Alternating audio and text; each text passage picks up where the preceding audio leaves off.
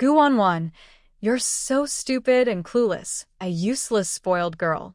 Today you're destined to die. Want to know how your parents, brother, and sister died? We tampered a little with the car, and it plunged off a cliff, crashing into pieces. It was truly tragic. Don't cry, because you'll soon be reunited with them. Only when you die can my father legitimately inherit your family's wealth, and I can naturally take over your fiancé, he win you on. The speaker was Gu Yeruo, Gu Wanwan's cousin. She was the daughter of second uncle Gu Huaid. In fact, Gu Huaid was not a biological member of the Gu family, but was adopted by the grandparents' friends. Ungrateful, Gu Huaid betrayed the family for money and plotted to kill. Gu Wanwan clenched her fists, feeling overwhelming grief and despair. Besides Gu Yeruo, there were 10 black-clad bodyguards behind her. She knew she couldn't fight any of them. Was she going to die here? If only she had learned some self-defense skills from her brother, she wouldn't be in this situation. Goodbye, Gu Wanwan. With that, Gu Yeruo fired several shots at her. Suddenly, a figure appeared in front of her, blocking all the bullets. Run. Don't look back. I'll hold them off. Live well. From now on. As Gu Wanwan looked at the man's delicate features, tears overwhelmed her. Fu Jingchun, I. Before she could say more, he pushed her away and ran desperately into the woods. Her immediate goal was to find help and save Fu Jingchun. However, after running a short distance, she was caught by the bodyguards hiding ahead. Gu Yeruo sneered at Gu Wanwan with contempt. You're such a troublemaker. You caused your parents and siblings to die, and even your enemy Fu Jingchun was thrown into the sea to feed sharks because of you. The Fu family man loved you deeply. He died for you. You should have sacrificed yourself for him, dying together on the same day and month, and become ghostly spouses on the underworld road. Buried her alive. I want Gu Wanwan to suffocate to death. Despite Gu Wanwan's desperate struggles, the bodyguards dragged her into the prepared pit. As she was buried under the soil, certain she wouldn't survive, Gu Yeruo left satisfied. She hurried back to find a lawyer to discuss inheriting the family estate, fearing the night might bring more trouble. Gu Wanwan, buried alive, did not die. Instead, she traveled across different worlds, cultivation worlds, apocalyptic worlds, until she opened her eyes again, returning to that moment when she was buried alive. Gu Yara left for half an hour, still instructing the bodyguards to stay in place to prevent any accidents. At this moment, a violent earthquake struck, and Gu Wanwan suddenly burst out of the ground. Is it a person or a ghost? How could you possibly be alive? The head bodyguard was so shocked that he lost his composure and hurriedly ordered the others to attack. Gu Wanwan's eyes seemed to burn with fierce flames. With just a light punch, she knocked the head bodyguard flying, causing him to crash heavily into a tree, his life hanging in the balance. Seeing the situation was dire, the bodyguards turned to run. Just moments ago, the delicate young lady had no ability to defend herself, but now she looked like a furious female demon. Where do you think you're running? Gu Wanwan used her wood-type powers, causing countless vines to entangle the 10 bodyguards. No matter how they struggled, it was useless. Spare us. Miss Yara ordered us to do this. Gu Wanwan coldly glanced at them, then waved her hand, sending 10 ice spikes toward their chests. She used her wood powers to summon a man-eating flower to clean up the bodies quickly and efficiently. Then she slipped into her space. The once peaceful paradise was now shrouded in thick fog. All the treasures she had collected from the cultivation world and other realms were gone. Looking around, only a villa and a warehouse remained. Unfortunately, this world lacked spiritual energy, so her cultivation had dropped. Luckily, she still had her powers. She immediately returned to the city and went straight to her company. She began selling the company and the villa. Gu Yara's family wanted to get the Gu family's assets. What a joke. They were probably dreaming of wealth right now. Her parents built their company from nothing. It sold for 100 million yuan and the villa for 30 million. Plus, an hour ago, she used her space powers to empty her villa and Yara's house, selling jewelry and bags. She now had assets worth 150 million yuan. During this time, Lawyer Chen came to her, saying that Fu Jingchen had already transferred all his assets to himself before the incident, worth at least 100 million yuan. Gu Wanwan felt a mix of emotions. Fu Jingchen was originally a young master from a wealthy family. He was disowned after his parents favored a fake heir. In just a few months, he went from having nothing to owning a promising small company. With his ability, he would surpass the Fu family in the future. Yet, he lost his life because of her. Don't worry, she would avenge him. Lawyer Chen implied that Fu Jingchen didn't leave a single cent for his unworthy parents. That night, Gu Wanwan had a strange dream. She saw her deceased family members and Fu Jingchen, and also dreamed of a girl with the same name and appearance as herself, being beaten by kidnappers' parents. The girl's clothes looked like they were from the 1970s. What was going on? Could this be a warning of a crossing? Was it happening in 10 days? It's too late now. I need to quickly stock up. The next morning, Gu Yuru's family felt like the world was collapsing. They had hoped to inherit the Gu family estate but were told that Gu Wanwan had sold the company and the villa. Gu Huayan fainted on the spot. The family caused chaos, but in the end, they were driven out and returned to their own humble home. All their scheming was ultimately useless. Seeing Gu Wanwan appear in her house, Gu Yuru almost doubted her own eyes. Impossible. I saw you being buried alive. How could you still be alive? Gu Huayan, his wife, and their son rushed angrily toward Gu Wanwan, but she kicked them into the wall. There were loud thuds, and the three of them fell to the ground, crying out in pain. Gu Wanwan, now that Fu Jingchen isn't protecting you, go die, Gu Yuru shouted, ignoring everything else, and fired a shot at Gu Wanwan. Gu Wanwan used her ice powers to block the bullet. Trying to kill me? You're not worthy. Gu Huayan's family was terrified and so scared they wet themselves. Gu Wanwan, dear niece, please let us go. Uncle promises he won't fight you for the inheritance anymore. Please forgive us this time. I don't believe in God. Forgiveness is none of its business, Gu Wanwan said with a crazy smile. What I want to do is send you to meet the so-called God and let you suffer and die painfully. It didn't stop there. She continued to use her powers to ruin Gu Yuru's appearance, broke the legs of Gu Huayan and his son, and planted a slow-acting, infertile seed inside them. By the way, your house is mine now. I sold it. No need to thank me. It's only right. Gu Yuru, covering her face with a hideous wound, screamed hysterically, Gu Wanwan, I will tell He Wen Yuan that you're a wicked, poisonous woman. I can't get him, and you won't marry him either. Do as you like.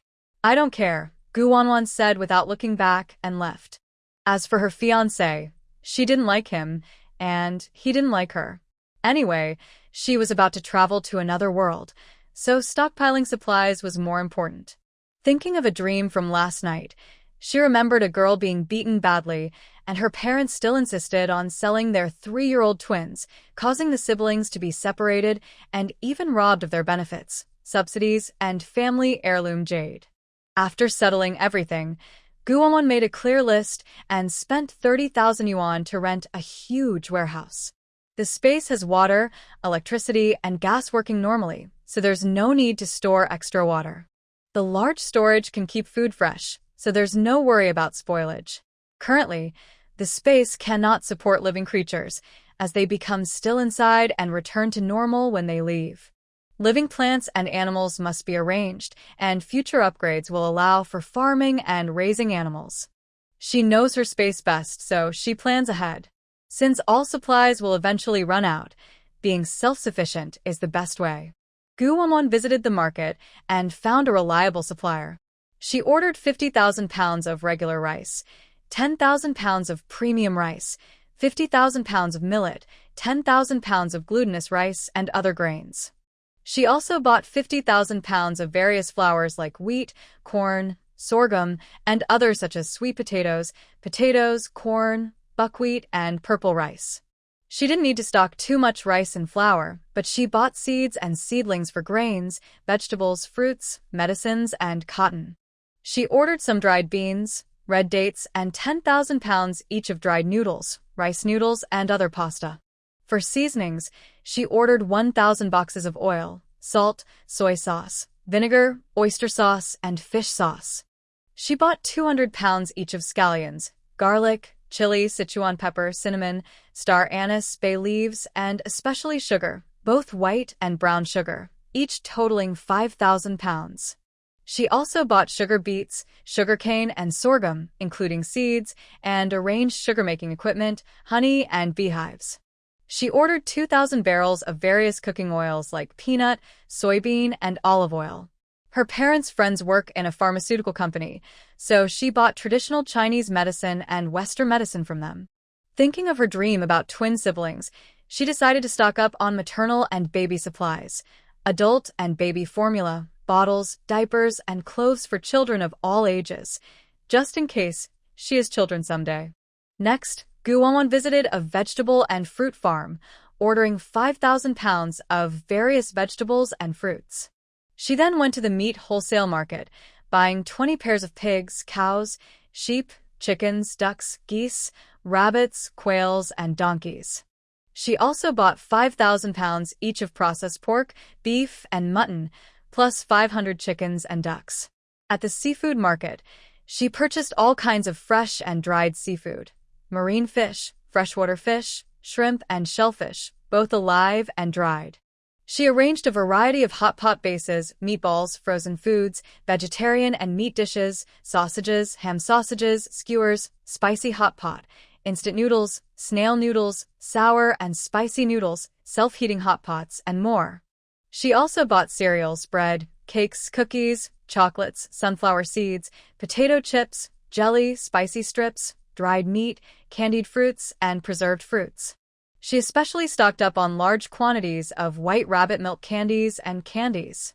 Additionally, she bought beverages like soda, Sprite, coffee, yogurt, mineral water, beer, and wine. While exploring Yiwu's small commodities market, I bought many accessories like hairpins, hairbands, and small trinkets. I spent about 1,000 yuan on watches, and I also bought a vintage sewing machine and around 100 bicycles. I purchased complete sets of bedding, daily necessities, family planning supplies, and outdoor gear. I visited several clothing factories and bought stylish clothes for all seasons, including some vintage-style outfits suitable for both adults and children, covering all genders. I also stocked up on durable, retro fabrics and shoes from factory clearance. I have my own sports cars, RVs, small cars, electric bikes, a newly bought truck, watercraft, furniture, appliances, smartphones, tablets, generators, and power boards stored in my space. I acquired many fuels like gasoline, oil, and coal through connections. I also hoarded agricultural machinery and fertilizers, including tractors, harvesters, seeders, and threshers. I spent 100,000 yuan hiring people to download various books, movies, and shows onto my computer. Additionally, I spent 10 days collecting food from a street market, about 1,000 meals per day, and ordered dishes from a restaurant for 10 days, with 2,000 different dishes daily, ensuring variety. I also ordered 5,000 buns and steamed bread from a bakery. Furthermore, I went overseas and used my space to collect many fish and shrimp from the sea. With some time left, I plan to buy weapons abroad at no cost, acquiring guns from military contacts and capturing aircraft and ships from a certain base in the United States. Unfortunately, time was short, so I couldn't loot containers. Back in my country, I continued shopping. Not knowing what else to buy, I exchanged my money for gold. After finishing the last batch of supplies, Gu Wanwan visited the Fu family. She secretly disarmed the fake young master, then went to the cemetery. Next to her parents' graves, she built a tomb for Fu Jingchen. That night, she spent time talking with her family, cherishing the remaining moments. She lost track of how long she stayed there. In 1975, at the Fu City Transportation Factory's staff compound, Gu Wanwan lay in a shabby storage room. Her body was in clear pain, and blood was flowing from her forehead, telling her she had traveled through time. She realized she had become an unlucky person in a dream. Suddenly, the original owner's memories flooded in. The original person, sharing her name, was injured and unconscious because her aunt and her adoptive parents betrayed her. Why adoptive parents? Because she was not their biological child. She was abandoned by her aunt Gu Qiulin 6 months ago and given to the adoptive couple. Her twin siblings had been secretly taken away by the adoptive parents 2 weeks earlier and have not been found since. The adoptive couple, Gao Zhengcheng and Feng Cuetao, had 2 sons and a daughter. Their eldest son, Gao Zhiqi, was 23, their daughter, Gao Kelly, was 20, and their youngest son, Gao Jixiang, was 6. The entire family was not good people. Gao Zhiqi was lazy and often engaged in petty theft. Several times, he tried to bully the original owner but was unlucky and failed. Gao Kalian was a pure-hearted girl who, every day, tarnished the original owner's reputation alongside Feng Cuetao. Everyone in the family compound knew that the original owner was a mischievous girl who didn't behave well. Kalian knew she was secretly wealthy and teamed up with the scoundrel Zhou Tianfu to scheme against her. He pretended to be her hero to gain her trust. The innocent original owner liked Zhou Tianfu, thinking he was a savior, and foolishly handed over her important funeral subsidy, aid money, and family heirloom jade pendant for safekeeping. Zhou Tianfu stole the funeral subsidy but only handed over the aid money and jade pendant to Gao Kalian. Gao Jixiang was also naturally bad, constantly bullying the twin brother and sister of the original owner, which was utterly disgraceful. After the original owner was hit on the head and lost her memory by Gu Qiulin, the Gao family publicly claimed she was a girl they raised in the countryside, named Gao Zhaodi. The twins were said to be children of relatives who were fostered in their home. With the twins gone, neighbors didn't find it strange. Although she lost her memory, the original owner still remembered that the twins were her real siblings and that the deposit book, aid money, and jade pendant were vital for her future. She forgot everything else, which is why she thought the kidnapper was her parents and worked tirelessly for the Gao family, yet she still faced abuse. She had once sought help from others in the family compound, but her reputation was too bad, and no one believed her. In fact, her family was very noble, but she had fallen so low. What a bitter story. Gu Wanwan activated her wood element healing power, and her pain eased slightly. Her injuries inside and out were temporarily repaired, though she kept some wounds as evidence. This world, like modern times, had thin spiritual energy, making cultivation difficult. But her space had spiritual energy, and she believed it would recover someday. Now her supernatural powers had been taken away, so she had to make do. It was better than nothing. By the way, she hadn't yet checked her space and supplies. Suddenly, a sneaky figure slipped into the storage room. It was Gao Zhiqi. "Oh, you're awake. Perfect, I've taken care of you. Now no one will bother us. I want to see who can save you," he sneered. Gu Wanwan wiped the blood from her forehead calmly and stood upright. "Are you ready?" Shake in fear, Gao Zhiqi. Gao Zhiqi didn't understand and sneered as he approached her. "Shout out loud. Dare to threaten me? Let's see who in the family compound will believe you. Your reputation is already ruined. The pigeon tail will protect me. My dad's cousin is the deputy director of the family compound. Are you afraid? You're about to go to the countryside, and you'll never return to the city in this life. Instead of benefiting the dirt farmers, you'd better benefit me. I tell you, you're mine now. All the money you hide is mine. Hand it over willingly, and I'll treat you well. Otherwise, I'll give you to my brothers to play with and sell you to the mountains as a wife for someone else. Don't doubt my skills. My parents have done this many times. I dare you to report to the police. I have powerful backing." Gao Jiqing looked sneaky and mean, slowly taking off his clothes and moving closer.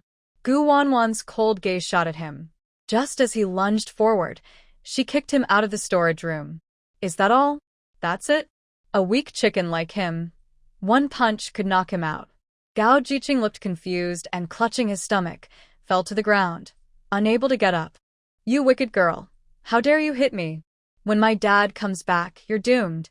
It's my honor to sleep with you." You. Hearing this, Gu Wanwan's anger grew. She grabbed a brick from the storage room, slowly walked over to Gao Jiqing, stepped on his head, and rubbed it into the ground. Call out. Scream as loud as you can. When the peach blossoms bloom, if I don't give you some color, you wouldn't know why the flowers are so red. Usually, only they bullied Gu Wanwan. When had Gao Jiqing ever suffered such humiliation? The girl in front of him was covered in torn patches, with fresh blood still on her forehead, caused by her parents earlier that morning. She was truly a genuine highborn daughter. Gao Zhaodi, whose real name was Gu Wanwan, came to the Gao family 6 months ago. Her parents specially gave her a new name. She was a servant in the Gao household. He had overheard his parents mention that her maternal family seemed to be wealthy capitalists. Gu Wanwan was hiding a treasure that could rival a kingdom. Over the past half-year, her parents had beaten her repeatedly but couldn't find out the treasure's location. They even used the twin babies as leverage, demanding Gu Wanwan reveal the treasure, but they still learned nothing. Gao Zhaodi, have you regained your memory? What do you think? Try calling me Gao Zhaodi again, Gu Wanwan said, hitting him several times with the brick. Finally, she smashed his third leg, rendering him useless. A worthless scoundrel, polluting the air with your existence. You're only good for making manure. Gao Jiqing was beaten helplessly, clutching his lower abdomen and rolling on the ground in pain. His tears, nose mucus, and even in feces came out, mainly because he was so scared. Gu Wanwan slapped the other person's face with a brick, and her next words were truly harsh and hurtful. But you do have some redeeming qualities. From now on, you can't harm women anymore. I should call you Gao Gonggong or Gao Dajia. If you can't be a man, don't be self-conscious. You can be sisters with women. What's that look in your eyes? Want to seek revenge? Feel free to come find me. I, Gu Wanwan, am always here. Back in the storage room, she looked around. The space was small and dark, with yellowed newspapers pasted on the walls. There was a simple bed made of bricks, piled with a torn quilt and old clothes. She thought for a moment and entered her space. There wasn't much change, just a few small items added. Oh, and her old partner, Tongzi, had woken up. It can change into any form depending on its mood, but it has a cool-down period for now. Hello, Master. Welcome back. Little Lucky is here. There are some space talismans in the villa's study.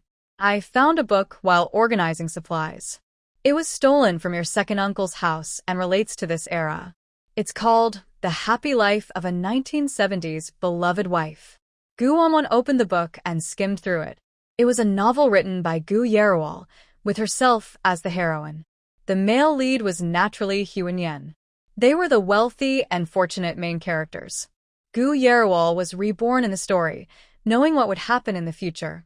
She knew Huan would become a high-ranking official and the richest man. She also knew Gu Wanwan had a jade pendant with a dragon and phoenix, which could unlock a treasure space. Gu Yerawal plotted to break Gu Wanwan and Huan's engagement, making the He family dislike Gu Wanwan, and she took the jade pendant for herself. One day, she was injured and accidentally dripped blood onto the pendant, opening the space. Later, Gu Yerawal used the space inside the jade pendant, her luck, and her connections to earn a lot of money, win the male lead's love, and become a winner in life. The story ended with Gu Yerawal and Huan living happily ever after. Meanwhile, the original owner's family became stepping stones for Gu Yerawal's rise. They were almost wiped out. Little details, like the twin children dying at age 5, one freezing to death as a beggar, the other sold into a mountain village to be a child bride, suffering for life with broken limbs. Only a wicked woman with twisted morals could write such a story. She gained everything through theft and deception, and her happiness was built on the sacrifice of the original owner's family. At this moment, she finished digesting the original owner's memories. The reason her family fell into such a state was because the Gu family and the Shen family were framed and exiled. In Jing City, there are 5 prominent families: the Gu family, the Fu family, the Shen family, the Cheng family, and the Sheng family. The 5 lower generations are the Zhao, Xie, Gao, Li, and Du families. The 5 upper families are all founding families. The Shen family is related to the original owner's maternal family. The grandmother's ancestors were red capitalists. Their official inheritance was donated to the state, but they still have treasures that rival nations' wealth. These treasures are believed to be accumulated by ancestors over generations and are scattered across many places, attracting many greedy people. To obtain these vast treasures, someone maliciously reported them. Why were the Gu family elders sent away? It's because Gu's grandmother was adopted from the Shin family, her brother's daughter, which caused her to be involved. Plus, enemies found foreign language books in Gu's study, making it impossible to deny their connection. Interestingly, Gu Yar's family in this world is just like modern times, such a strange coincidence. Second uncle Gu Huaid was also adopted by the grandparents. He loves to compare himself with the eldest uncle and the original owner's father. Strangely, the original owner's parents and 2 brothers and 1 sister have names similar to those in modern times, just younger. The father is Gu Huaiwen, and the mother is Shun Yunshu. They had 3 pairs of twins. The eldest brother Gu Sijin and Gu Huanhuan are 20, and the second brother Gu Peichuan and the original owner Gu Wanwan are 17. The only difference is a pair of younger twin siblings Gu Jinan and Gu Yuyu, who are 2.5 years old, almost 3. Since she can travel through time, she wonders if her parents can too. But it seems the Fu family doesn't have anyone named Fu Jingchen. Now, 2 of the 5 upper families have fallen, leaving only the Fu, Sheng, and Cheng families supporting them. Thanks to their protection, the other descendants of the Gu family are not involved. When the trouble started, the grandparents and maternal family cut ties immediately. Currently, the siblings are scattered across different places and don't know each other's whereabouts. Even the twin siblings have been separated by the Gao family. After reading Gu Yar's novel, she realized that the downfall in Gu and Shin families involved the reborn girl Gu Yaru and her second uncle's family. It was clearly internal spies and external enemies. Otherwise, who could so easily place foreign language books in the Gu family? Aunt Gu Qiulin and Gu Huaiyan are similar. The siblings severed ties before the family's trouble, showing great loyalty. Not only did they escape punishment, but they were also rewarded. The Gu family's house and assets were seized by the second branch and the aunt. Grandmother always loved Aunt Gu, but she was two-faced. Before the grandmother was sent away, she entrusted her 3rd siblings to Aunt Gu. Little did she know, this would lead to a tragic future for the 3 siblings.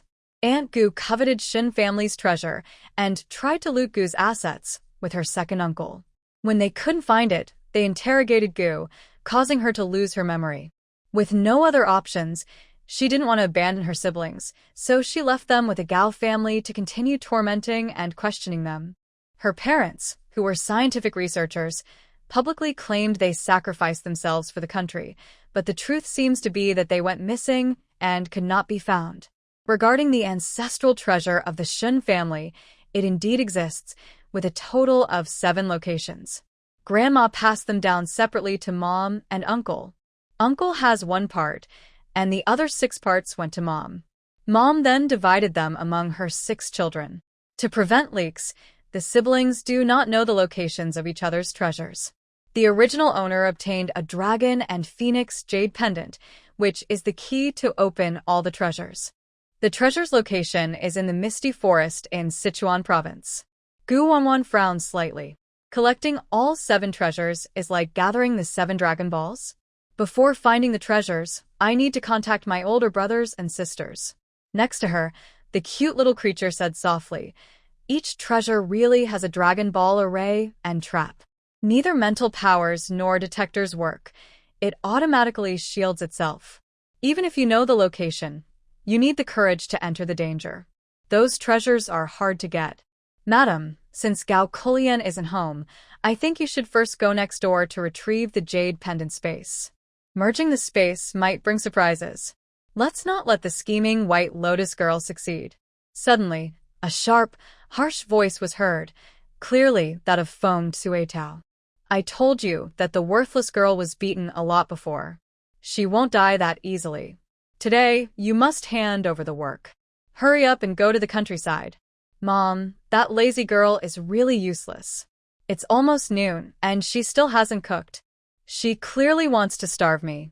I don't care. Mom, Just get rid of her, said Gao Jixiang, a chubby boy with pig-like ears. In this resource-scarce era, raising a son to be so fat shows how much wealth the Gao family has. Feng Suitao patted her son's head gently and softly coaxed, "Mommy's treasure. I will teach her a lesson. Letting her starve my son, I'll make her roll away and eat dirt." Gao Zhaodi itching again, huh? No cooking, no laundry. Where are you going? She rolled up her sleeves, about to go into the storage room when she suddenly smelled a foul, pungent odor. She looked around and saw her eldest son, Gao Zhiqi, curled up in the corner, crying out in pain. "Son, why are you so incontinent? Who beat you up like this? Tell Mom quickly, and I'll avenge you." Gu Wanwan smiled, a sinister smile, finally back to life. Gao Zhiqi wanted to speak, but his pupils suddenly widened as he watched Gu Wanwan standing ominously behind Feng Suitao. Terrified, he urinated again. "Mom, be careful. That worthless girl is behind you, trying to attack," Gao Jixiang quickly complained, looking very smug and proud. Feng Suitao didn't believe Gu Wanwan would dare to hit her. She was confident in this, because Gu Wanwan had already been subdued by her before. "Gao Zhadi, you're blind. You see your brother hurt and won't take him to the hospital? If I don't hit you every day, you think you can rebel, right? Oh, you dare to glare at me? If you have the guts, hit me. Revenge for the twin babies? Hit me here on the head just like I did this morning. Coward." Gao Zhiqi saw that Gu Wanwan made no move and thought she was afraid of her mother. He cried and complained to his mother, "Mom, Gao Zhadi beat my little brother so badly. What if I can't carry on the family line? Big sister Gao, without you and your precious brother, your mother loves him much more than you." Gu Wanwan sarcastically provoked the mother and son, then without hesitation kicked Feng Suitao. "As you wish, someone rushing to die. This is the first time I've seen such a thing." Feng Chui Mei felt dizzy, then Gu Wanwan grabbed her hair and slammed her head against the wall several times. Back and forth, over and over. Not feeling satisfied, Gu Wanwan took out a brick and smashed it onto Feng Suitao's head, causing blood to flow heavily. "Do you think I'm weak and fragile, deserving to be bullied? From today on, your good days in the Gao family are over. I, Gu Wanwan, will be your biggest nightmare in life." She would settle every injury caused by Gao Gizi's family one by one. Feng Suitao never expected Gu Wanwan to go so crazy. Usually, she was weak and easy to bully, but when she lost her mind, no one could stand against her. For the first time in her life, she truly felt what fear was. Even her own mother was no match. Gao Zhiqi was angry and hateful, secretly thinking he would let the money-losing girl be arrogant for a while longer. He had many brothers outside and didn't believe he couldn't handle that stubborn girl. Gao Jixiang didn't take Gu Wanwan seriously and couldn't see her current situation clearly. "You money loser. You eat and stay with us, and you dare to hit Mom and brother? I'll tell my dad and Uncle Gu, and they'll beat you up. They'll make you lick your brothers, and with your mouth. Your family is indeed the creator of messes, spouting nonsense all the time." Gu Wanwan wouldn't tolerate being bullied just because they were a 6-year-old kid. The twin babies had often been bullied by the fat pig. Thinking of this, she grabbed Gao Jixiang's neck and quickly lifted him up. Gao Jixiang immediately felt short of breath, flailing with his hands and legs, unable to make a sound to call for help. "Little brat, let go of my precious son." Feng Suitao was terrified and rushed forward to rescue her son, but Gu Wanwan slapped her down again. Gu Wanwan pulled Gao Jixiang toward Feng Suitao's and her husband's room. She lifted the curtain beside the bed and forcefully pushed Gao Jixiang's head into a chamber pot. Gao Jixiang choked on the filth, his face covered in dirt and foul smell. He cried loudly, "Mom, help me. I'm overwhelmed by your and Dad's smell. It's so disgusting. I want to take a bath." Uk, sobi, sobi. The room was filled with a terrible stench. Feng Suitao was overwhelmed and heartbroken for her son, but she also felt disgusted by how dirty he was. How would they sleep tonight? As she was at a loss, her younger son suddenly threw himself into her arms, wiping her face with her clothes. She couldn't help but everything she had eaten last night. Quickly clean the floor and get out of here to do laundry and cooking. Gu Wanwan kicked her and secretly used her wood element magic to treat Feng Shui Tao's superficial wounds. Then she sat on the sofa with her legs crossed. The mother and sons looked at Gu Wanwan as if they were seeing a crazy monster. Feng Shui Tao was helpless. She reluctantly did her chores, praying that her husband would come home soon. She hoped he was skilled in fighting and could handle the troublemakers, or at least had twin children to threaten her. She didn't believe her rebellious daughter wouldn't compromise, unless she never wanted to see the twins again. Most of the family's courtyard in the 1970s didn't have private bathrooms. The mother and sons had to bravely go to the public toilet to clean up, often encountering neighbors on the way. Neighbors saw the mother and sons covered in dirt and quickly covered their noses, walking away. "Hi family, why are you covered in? You smell terrible, so miserable." Feng Shui Tao planned to loudly accuse Gu Wanwan of her misdeeds. She pretended to check her forehead, wondering why her wound and blood were missing. The pain was still clear. She pressed her finger, grimacing in pain. Unexpectedly, her younger son tricked her. "Mom, it's all your fault. You're too stinky. You're trying to poison your son." Feng Shui Tao really wanted to hit her foolish son. She hesitated, raising her hand but then slowly lowering it. She couldn't bring herself to hit him. "You brat, stop talking nonsense. It's clearly that rebellious girl." Gao Jixiang didn't care about all that. He grumbled, "You're not supposed to talk about constipation. The chamber pot is full and not emptied. Because of your constipation, you caused trouble for me. Uncle Gui always says that even a tiger wouldn't eat its own cubs, but you want to poison your son?" Neighbors overheard and automatically imagined what was happening. In just one afternoon, everyone in the housing complex knew that the Gao mother and son had a terrible smell. Feng Shui Tao often suffered from constipation, and she wasn't as diligent as she appeared. She was actually quite lazy and hadn't gone to the bathroom for a whole week. Feng Shui Tao's usual image of a good wife was slowly falling apart. The mother and son waited anxiously until Gao Zhengcheng, the head of the family, finally returned home. During this waiting time, they endured their worst experience ever. They had finally cleaned themselves up, only to be supervised by Gu Wanwan doing hard labor. When Gao Zhengcheng arrived home, he immediately sensed something unusual. "Dad, help! Someone's hurt. Dad, she's crazy. Hurry and hit her. Old Gao, that little brat has bullied us terribly." Gao Zhengcheng had a fierce face, with a thick beard, frog-like eyes, and a lot of resentment around him, showing he had caused trouble before. Seeing Gao Zhengcheng, the mother and son seemed to find their main support. Especially Feng Shui Tao, who felt both proud and wronged, ran to complain to her husband. "Old Gao, if you come home a little later, you won't see us anymore. Gao Zhaodi is a wicked person. She ruined Jiqing's vital part, stuffed feces into the lucky charm, and made us the joke of the neighborhood. How can we face anyone in the future?" Gao Jixiang immediately started making faces at Gu Wanwan, saying, "Dad, this unfilial person curses our whole family to eat dirt. Cut her neck. She even tried to strangle me just now." Seeing the mother and son's miserable state, Gao Zhengcheng was furious. His forehead veins bulged with anger. "Gao Zhaodi, you dare to be so bold. How dare you hurt my wife and son? I won't let you get away with this. Your wife is just someone else's broken shoe." Gu Wanwan sneered coldly, standing up quickly. "I heard from Gao Dajia that you're good at fighting. I want to see for myself." Feng Shui Tao glanced nervously at her younger son. Her eyes flickered with fear. "You little brat, you're talking nonsense and spreading rumors. Gao, beat her up." Hearing this, Gao Zhengcheng was furious. He swung his fist at the girl in a fit of rage, but she quickly caught his hand. No matter how he struggled, he couldn't move. How could this girl be so strong? Gao Zhengcheng refused to give up. He swung his other fist.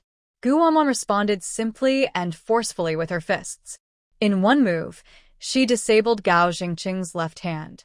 Without giving him a chance to breathe, she then launched a series of punches to his face. Ah! Gao Zhengcheng felt immense pain, his eyes spinning. He prided himself on being strong with his fists, but he was unexpectedly knocked down by a thin girl. Feng Suetao couldn't believe it. Are you crazy? She's your father. Gu Wanwan's eyes were full of mockery. You can only fool others with that. I have nothing to do with you. So, what if I'm crazy or losing my mind? Being wild is fun. Keep going crazy. Keep having fun. You smashed my head so hard I have a big hole. So, what's there to be afraid of? I might as well go all out. Gao Jingqing's heart sank when he saw Gu Wanwan's fierce gaze. When did this useless person become so fierce and scary? Did she just get a shock? Did she remember everything? Even if she remembered, she can't escape the Gao family. Since she dared to hurt them, she should be prepared for the storm. He couldn't hold back anymore and charged at Gu Wanwan like a mad bull, planning to settle everything in one move. Gu Wanwan didn't dodge. She easily kicked him with a spinning kick. Gao Zhengcheng was instantly knocked into the wall, knocking out 2 of his front teeth. Seeing her husband defeated, Feng Suetao looked at Gu Wanwan with fear and caution, but mostly resentment. She hoped the girl wouldn't fall into her hands. Once she told her cousin from the Pigeon Tail Club, she'd see how the girl would turn the world upside down. Gu Wanwan impatiently shouted, "Go do the cooking. Are you trying to starve me? You're asking for a beating." Feng Suetao instinctively retorted, but then remembered her nightmare just now. Her throat felt tight, as if it was being strangled, so she quickly got up and went to the kitchen. "Wait, you smell like dirt." "I don't want you," Gu Wanwan kicked Gao Zhengcheng. "You do it. Remember to wear gloves." Gao Zhengcheng was full of frustration but held it in. He went to the kitchen injured. The couple didn't want Gu Wanwan to eat well, so they just cooked a simple corn porridge mixed with spit and stir-fried some dark, unappetizing potato strips. "It's you who made Lao Gao cook. Lao Gao doesn't know how to cook. Stop nitpicking. Food supplies are tight now. It's good enough to have coarse grains. Next time, if you get a meat coupon, I'll buy you some meat," Feng Suemei muttered, secretly pleased and eager for Gu Wanwan to eat the messy food. Gu Wanwan glanced at the food on the table, then slapped a plate onto Gao Jingqing's face. She grabbed Feng Suetao's hair and forcefully poured the entire pot of corn porridge into her mouth. "Do you like the saliva of you too? Dishonest people deserve a beating. If you're not convinced, I'll keep hitting until you submit." So, the foolish couple was beaten again. After finishing her work, Gu Wanwan went into the kitchen. In front of the couple, she punched the cabinet so hard that it broke open. She took out all the food inside: a basket of eggs, a bag of white rice, a bag of flour, dried chicken, dried duck, and cured meats like sausage. There were several cans of fruit and meat, 5 jean of brown sugar, 2 bags of white rabbit candies, a box of high-quality cookies and chocolates. Gao Zhengcheng is the head of the transportation team. The Gao family has good living conditions, with a variety of ingredients. They never lack rice, flour, oil, or seasonings, and sometimes they enjoy special products from other provinces. Feng Suetao works at the Pigeon Tail restaurant. She is well-fed and often brings back tasty food, like a pot of braised pork today. Usually, Feng Suetao locks away good food in the cabinets, including fresh vegetables and coarse grains, worried that the original owner's siblings might steal some rice. Gu Wanwan doesn't care about the ingredients. She cooked a big pot of plain rice, reheated the braised pork, stir-fried vegetables with cured meat and tomatoes with eggs, and made a clear chicken broth with dried chicken. She served the fragrant dishes on the table, but didn't bother with the Gao family. She filled a large bowl with rice for herself and started eating. Gao Jixiang was so hungry that he drooled and reached out to grab some meat. With a sharp slap, Gu Wanwan slapped away his dirty hand. "If you want to eat, cook your own. These are all mine. You can only watch and serve. Don't forget, your Gao family used to treat us siblings like this." In the past, the 3 siblings were like servants. They not only had to stand and watch but also serve tea, pour water, and carry food and soup. Hearing this, Gao Zhengcheng and Feng Suetao got furious. Turns out, this 5-person meal was just for the rebellious girl alone? Unbelievable. Capitalists wouldn't dare eat like that. Having money isn't enough to compensate for such greed. Gu Wanwan ate alone, her mouth full of delicious food. She needed to eat more to regain energy. Soon, she finished all the dishes. Afterward, she opened a can of fruit and left a messy table for the Gao family to clean up. Gao Jixiang was so hungry he almost cried. "Mom, I want to eat meat. Let me eat the meat I made." "Okay, I'll make it for my good boy," Feng Suetao said with a loving smile, secretly cursing Gu Wanwan for being a greedy ghost, not leaving any food behind. "You're acting like a capitalist." Who saw that? "These things are yours. I'm helping you finish them so no one reports us." "You should be grateful," Gu Wanwan said slowly as she packed away rice, flour, and canned meats. "The grains are mine now as a small compensation for us siblings. I'll leave the coarse grains for you. I'm such a good person." The couple thought they were quite impressive, but they didn't realize Gu Wanwan was even more impressive. Leaving behind a chaotic family scene, Gu Wanwan returned to the storage room. Gao Kalian was unaware of the family drama as she was busy chatting with her unfaithful boyfriend, Zhou Tianfu. Although she was not at home, the door was tightly locked. Unfortunately, Gao Kalian couldn't prevent Gu Wanwan from passing through walls with her space ability. Compared to the cluttered storage room filled with junk, Gao Kalian's room was a true princess room, with a wardrobe full of beautiful fabrics, mostly brought from Beijing by the original owner. There were 3 pairs of small leather shoes, 2 pairs of cloth shoes, and a Rolex watch belonging to the original owner. Her desk was covered with high-end makeup products from department stores. Gao Kalian was quite cautious. Her desk drawers were locked. But Gu Wanwan was not easily stopped. She used her mental power to scan inside and took out the dragon and phoenix jade pendants and the parents' martyr certificates hidden in the compartments. She didn't disturb other items for now, planning to search thoroughly in a few days. According to the book by Gu Yeruo, the reborn girl would come back looking for the jade pendants. Since the jade pendants were now with Gao Kalian, she would take the blame. Gu Wanwan returned through the wall to the storage room. Relying on the original owner's memory, she pried out a brick from the corner of the wall and retrieved 2 passbooks and seals hidden inside. Both passbooks showed 15,000 yuan. One belonged to her grandmother, the other to her maternal grandmother.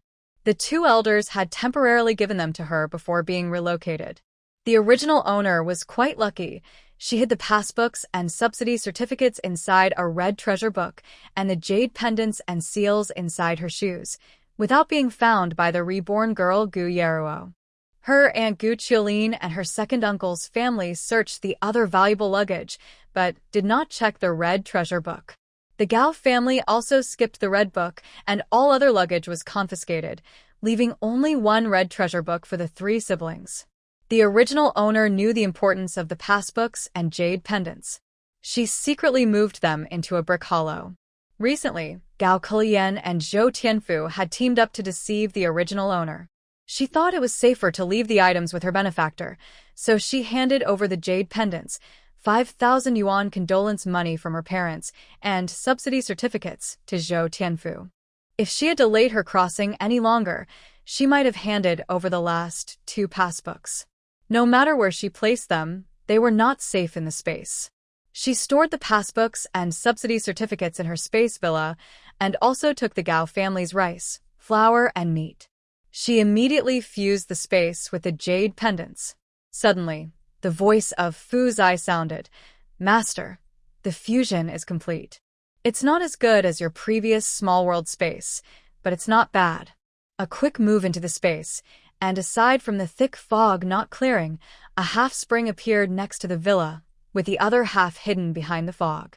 The spiritual spring is currently low level, mainly useful for beauty, health, and strengthening the body. As she walks toward the villa, she sees a commercial street as big as a city. It has areas for food, clothing, shopping malls, supermarkets, hospitals, car dealerships, and shops of all kinds. There are even vintage-style stores filled with items that evoke a sense of the past, like old appliances, traditional snacks, and classic shoes. Most importantly, the space has a gas station. Gu Wanwan is very happy. The space level is a bit low, but it's quite large. No wonder women who are reborn can thrive. Can it restock automatically? Fu Zai tells her, reborn women don't have many spaces. At most, there's a convenience store. They can't restock automatically. But you can, because your space is built from the merits you've accumulated elsewhere. The commercial street is a result of that. However, because your level is low, it can only restock once a month. Keep upgrading, and the space can also adjust the speed. It doesn't affect people, but helps your cultivation progress. In the future, it can even have a dimensional trading feature. When your cultivation in the immortal world is restored, crossing between worlds won't be a dream. With endless supplies of space resources, she is sure she can make a name for herself in this era. Anyway, she won't be stingy or overly cautious about her life. The space is her creation, and the resources are hers. She should use them freely and boldly. Guwama refuses to hold herself back. She drinks the spiritual spring, gets covered in black mud, then mentally returns to the villa's bathroom. After washing herself clean, she goes to the study and finds some new divination tools. She then visits the nearby pharmacy, glancing around and noticing a few common spiritual plants. With the appearance of the commercial street, the surrounding fog has thinned a bit. She can vaguely see beyond the fog, a quaint old house, vast beautiful mountains, rivers, lakes, and a large piece of fertile black land, seemingly planted with crops. Good. My living plants and treasures weren't wasted. The valuable spiritual plants I collected before must be on the other side of the fog. Fuzai, was that field you planted? Fuzai shakes his head. Not me, master. Fuzai doesn't know. Guwanwan doesn't think much of it. She'll find out once she fully unlocks the space. After all, the space belongs to her. No one can take it away without her permission. In this life, the reborn woman lost her space. Let's see how she will act arrogantly now. Meanwhile, far away in Beijing, Guyara suddenly felt a wave of panic, as if an important treasure had been taken from her. She went to Wanwan's old room and searched repeatedly, but couldn't find the jade pendant. Where exactly did Wanwan hide the pendant? She knew that the dragon and phoenix jade pendant was a special space. A voice in her dreams kept reminding her that the pendant was connected to her future and contained a mysterious treasure. This space belonged to her, and she was determined to get it. It seemed she needed to find Guwanwan again. She heard that her aunt had apparently sent the 3 siblings to Fusher, a place far from Beijing, mostly mountains and forests. It was unlikely that Guwanwan and her brother would return to the city. Unaware that Guyaru was preparing to come find her, Guwanwan was not afraid. Her main goal was to protect the dragon and phoenix jade pendant, which was on Gao Kalian. She had a clever idea. She found a cheap fake jade pendant, made Gao Kaiyan look like the real one, and combined it with a time-limited space talisman. Once Gao Kalian was sent to the northwest, she planned to make her unexpectedly sign a contract. The space would be 1 cubic meter, with a 2-year limit, not allowing entry of living things or valuables, and unable to preserve items. With Gu Yara's luck as a heroine, she would soon notice Gao Kalian's abnormality and turn her against herself. Of course, she wouldn't let Gao Kalian get away easily.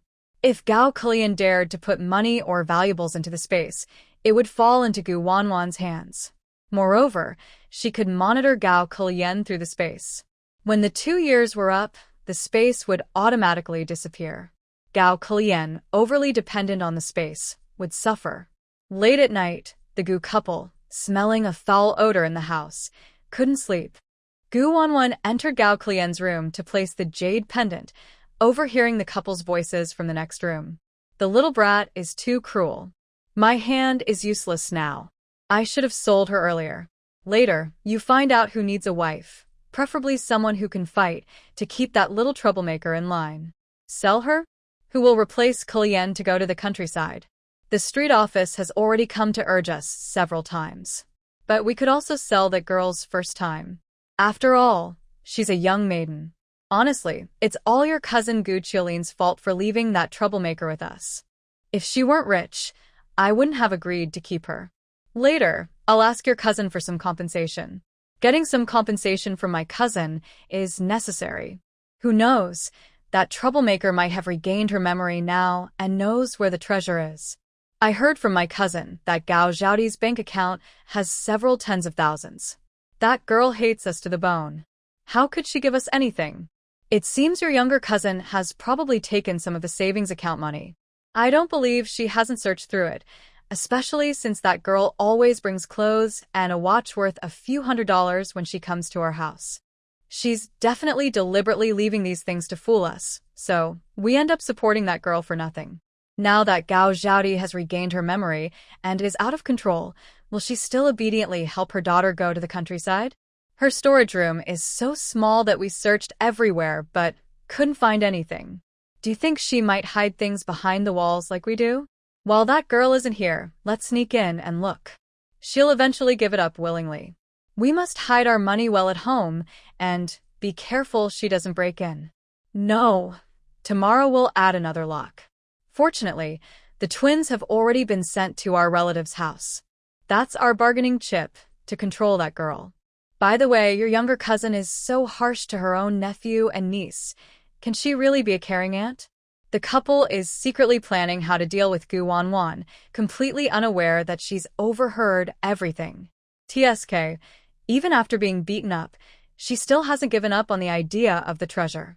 It seems she didn't go far enough. But I have a question. Why do the Gao couple call Aunt Gu Qiulin their cousin? As far as she knows, neither the Gu family nor Gu Qiulin's in-laws have relatives with the surname Gao. Also, Gu Qiulin is the youngest daughter of the grandparents, very spoiled by her parents. But she's a born troublemaker and a bad seed, always fighting with her eldest uncle and the main character's father. She often bullies her nephew and niece behind their backs. Since her parents consider her their own sister, they always spoil her, which only makes her worse. After she got married, she relied on the Gu family's power to benefit her in-laws and often returned home every few days to enjoy herself. Grandma loves her youngest daughter and always gives her extra support. Gu Qiulin pretends to be a sweet and obedient daughter in front of Grandma, convincing her to give her many good things. In the Gu family, Gu Qiulin has the best relationship with her foster brother, the second uncle, and she really likes the reborn girl, Gu Yaru. They are as close as mother and daughter. Gu Qiulin's daughter, Su Luoxiue, is also a loyal supporter of the reborn girl, often helping her bully the main character. The main character's amnesia was caused by her mother and daughter. Although Gu Qiulin is part of the Gu family, her appearance doesn't look like a family member. If she hadn't been disfigured, her face alone could reveal her past and present lives. Whether or not Gu Qiulin is a true aunt, I've remembered this grudge. If Grandma and Grandpa knew that the daughter they've loved for decades was secretly harming their grandson for the treasure, they would be so disappointed and heartbroken. She needs to find Grandma and Grandpa quickly and tell them the truth about that treacherous girl, so they won't be fooled again. Thinking back to when Grandma gave Gu Qiulin a lot of dowry, she decided to find a time to rush back to the capital and completely empty her belongings. Suddenly, Fu Zai reminded her, "Master, after the space merged, you gained some spiritual energy." The couple Gao Guzi mentioned earlier said the twins are at a relative's house. You can check their fortune. Gu Wanwan quickly entered the space villa study, took the twins' clothes as a clue, and lightly cast a fortune. Due to her limited cultivation, it only showed that the twins are not in danger and are located in the northeast, still separated. The northeast is large, and the Gao family has many relatives there, making it quite troublesome to find them. Her cultivation is too low to retrieve their souls, so she can't draw true speech charms for now, and the space doesn't have spiritual plants to make truth pills. She can only plan carefully over time. The next day, Gu Wanwan woke up early.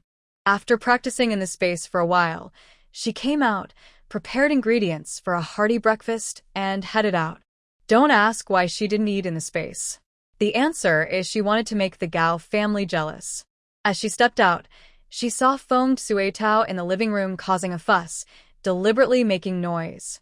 Some people, not wealthy daughters, just want to be lazy and spoiled, acting like capitalists needing servants. Aren't they afraid of being taken away by the Pigeon Tail Association? Gu Wanwan snorted and went straight to the kitchen. Is she forgetting her past wounds? Feng Suetao saw what Gu Wanwan was holding and noticed she was greedily scooping a large spoonful of lard. Her blood pressure shot up instantly.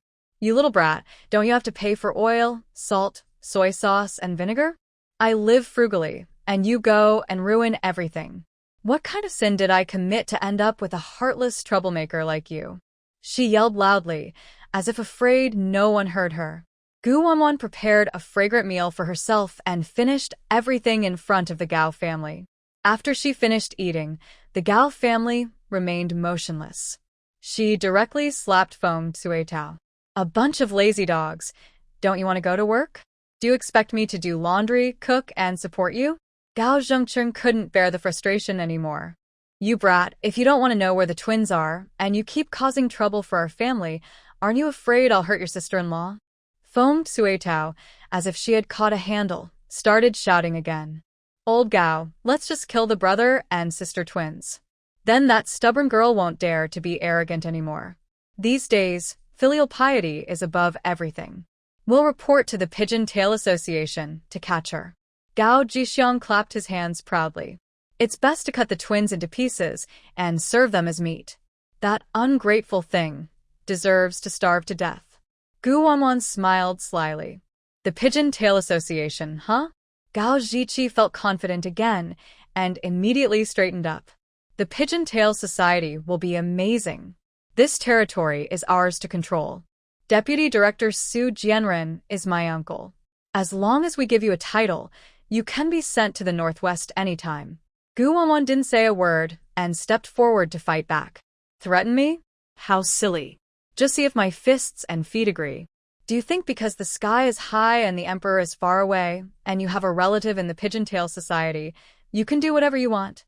Remember, I, Gu Wanwan, am your family's punishment.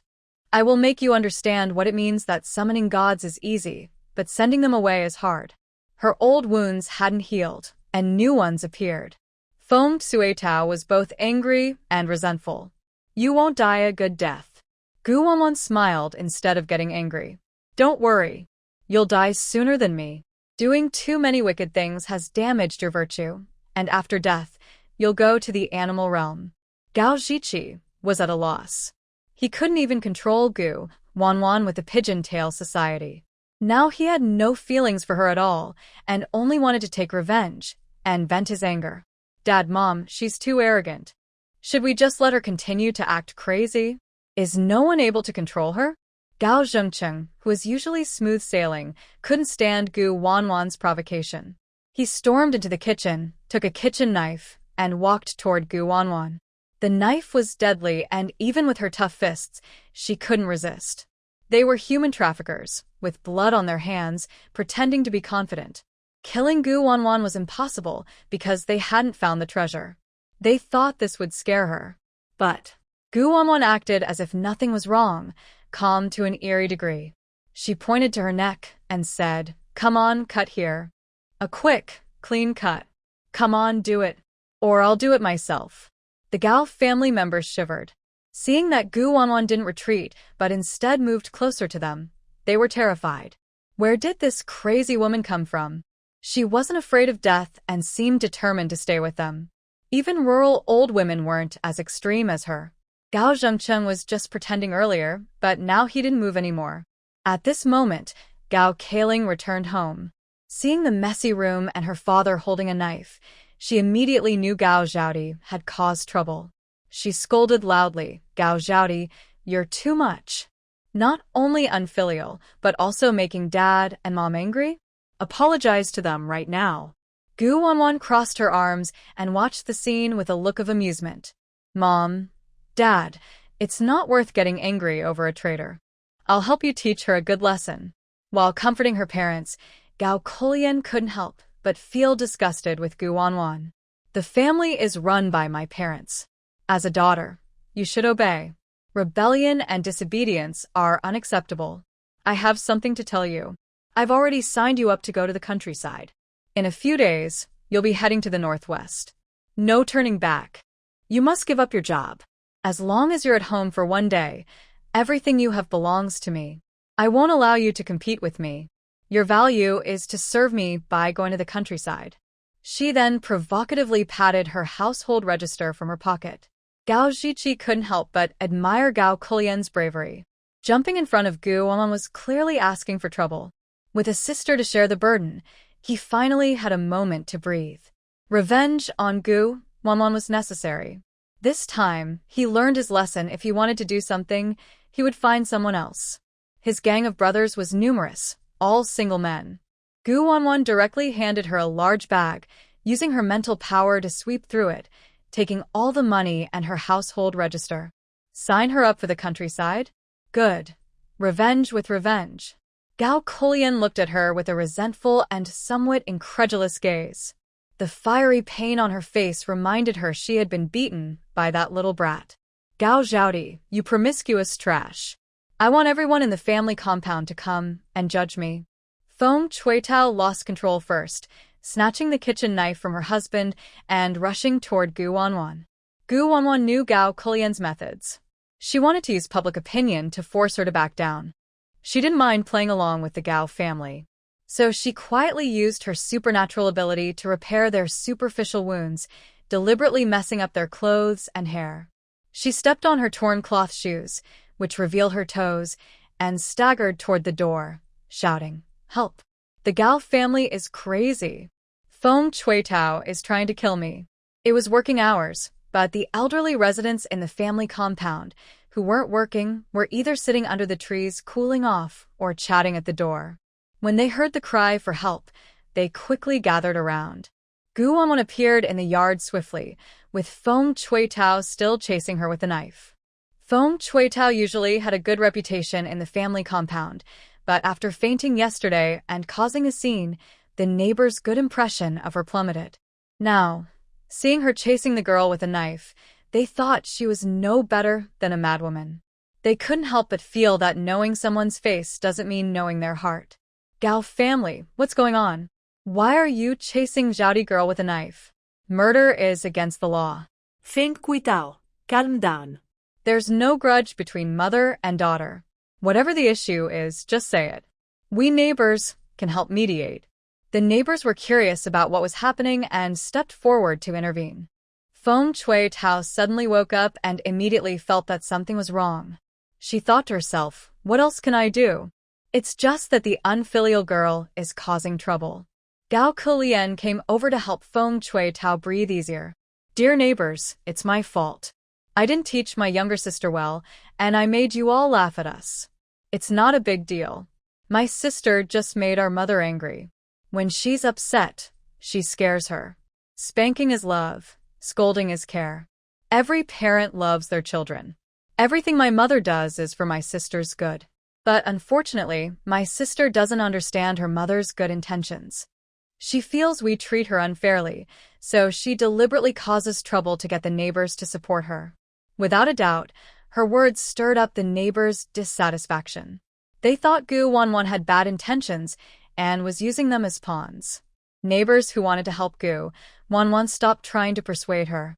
Those who were close to Feng Chuitao even spoke badly of Gu Wanwan, saying, we all forget what kind of person Gao Zhaodi is.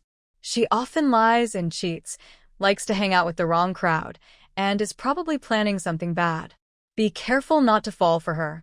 She's not someone we've known since childhood, so we don't trust her. Gao Kulian gave Feng Chuitao a meaningful look and tried to keep up her kind and gentle image. Everyone, don't say bad things about my sister. She's just jealous of me, so she did something wrong. She knows her mistake and can change. Please give her another chance. Zhaodi, since the neighbors are all here, just admit your mistake to our parents. You're still my good sister. She believed public opinion was her best weapon for retaliation.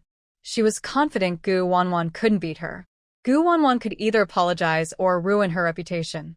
In everyone's eyes, Gao Kulian was a kind and understanding sister. But did Gu Wanwan care about her reputation? It seemed Gao Kulian was too young. Feng Chuitao stubbornly lay on the ground, patting her thigh and scolding Gu Wanwan. Unfilial girl, I carried you for 10 months and gave birth to you. Is this how you thank me? Even a dog knows to be grateful. Unlike you, who's ungrateful and even tries to hurt your own parents. My life is hard. Who raises children to hit their parents? It's my fault. I shouldn't have raised you in the countryside. I admit it. Why do your brothers and sisters also ignore me? Are you feeling unfair? Is our family lacking food and drink because of you? Think about it. Have I ever hit you or your father? Neighbors, it's not that I don't love Gao Zhaodi. The reason I'm strict with her is because she's not behaving properly. She likes to go out and hang around with the wrong crowd, even trying to flirt with men. Last time, someone caused trouble at our house. It's a family shame. I care about my reputation, so I didn't tell anyone outside. I'm afraid Gao Zhaodi won't be able to find a good partner in the future. Are you sure you didn't hit me? Asked Gu Wanwan loudly on purpose. Gao Kiliang was very pleased with her mother's performance and was sure that Gu Wanwan wouldn't dare show her wounds unless she wanted to ruin her reputation. Although our parents are strict, they always feel guilty about my sister. Even if she made many mistakes, they wouldn't hit her. The onlookers immediately started criticizing. Gao Zhaodi, you're wrong. Not apologizing and reporting to the authorities is a big crime in old times. This girl looks honest, but she's so sneaky. I thought about matchmaking her with my son, but luckily I didn't. Otherwise, my family would be in trouble. We don't want such a troublemaker. Gao Zhaodi probably learned bad things in the countryside. This ungrateful daughter should just be left alone. Everyone knew how good she was at acting. Gu Wanwan shouted loudly, "Are you trying to force me to die?" In the next second, a lot of blood flowed down her forehead. The neighbors watching were all frightened. Just now, Feng Suetao and Gao Kiliang said they didn't hit Gu Wanwan.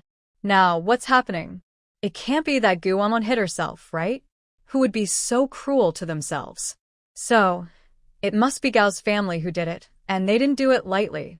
Gao Kiliang saw the girl bleeding heavily and nervously opened her mouth. "Sister, why didn't you tell me earlier that you hit your head? I could have taken you to the hospital. You would rather hurt yourself than drag our parents into this. It's so sad." Feng Suetao realized and continued to criticize. It was that stubborn girl who fell herself. "I have nothing to do with it. I gave birth to you. If you're upset with me, your mother, I admit I was busy working to support the family, but I've tried to make it up to you. What more do you want? I work hard to give you good food and drinks every day. Your brothers and sisters don't get this treatment. But you just laze around, not doing laundry or cooking. Which daughter is as lazy as you? Ungrateful girl, I give you everything, clothes, food, shelter. If I had known you would be so disobedient, I wouldn't have brought you back to the city." Gao Kiliang felt she couldn't let Gu Wanwan make a scene anymore. She quickly stepped forward and grabbed her. "Sister, let's go to the hospital first and talk later." The neighbors almost got distracted again, ready to criticize Gu Wanwan. Gu Wanwan continued her wild acting, looking like a pitiful girl under stress. "Don't come near me. Are you trying to lock me in the room and hit me again? Your Gao family has no good person. You are villains, harming me and my younger siblings. You try to incite neighbors against me, threaten me with family ties, thinking I will give in? Bah. Even if I die, I will never let your scheme succeed. If you cut off my way to live, I will risk everything. If we are to die, then let's all die together. I've been tortured so much I feel half dead. Believe me, I might run headfirst into the police station door, and the police will surely investigate thoroughly and expose your true nature." Feng Suetao and her daughter are confident they can control everything, but who knew Gu Wanwan would lose her mind and act out of control? Gao Kulian was shocked and scared. In her panic, she reached out to cover Gu Wanwan's mouth. "Everyone, please forgive us. My sister has mental issues. Our parents didn't. You think I haven't been hit? Do you believe that?" Gu Wanwan pushed aside her hair, revealing a bloody hole. "That was from yesterday, hit with a stick." Then she uncovered the back of her head, showing a shocking wound. "That was from the day before yesterday. They grabbed my hair and slammed me to the ground." Finally, she rolled up her sleeve, showing scars on her arm, some old, mostly new. "They want me to obey, do chores every day, and beat me if I don't.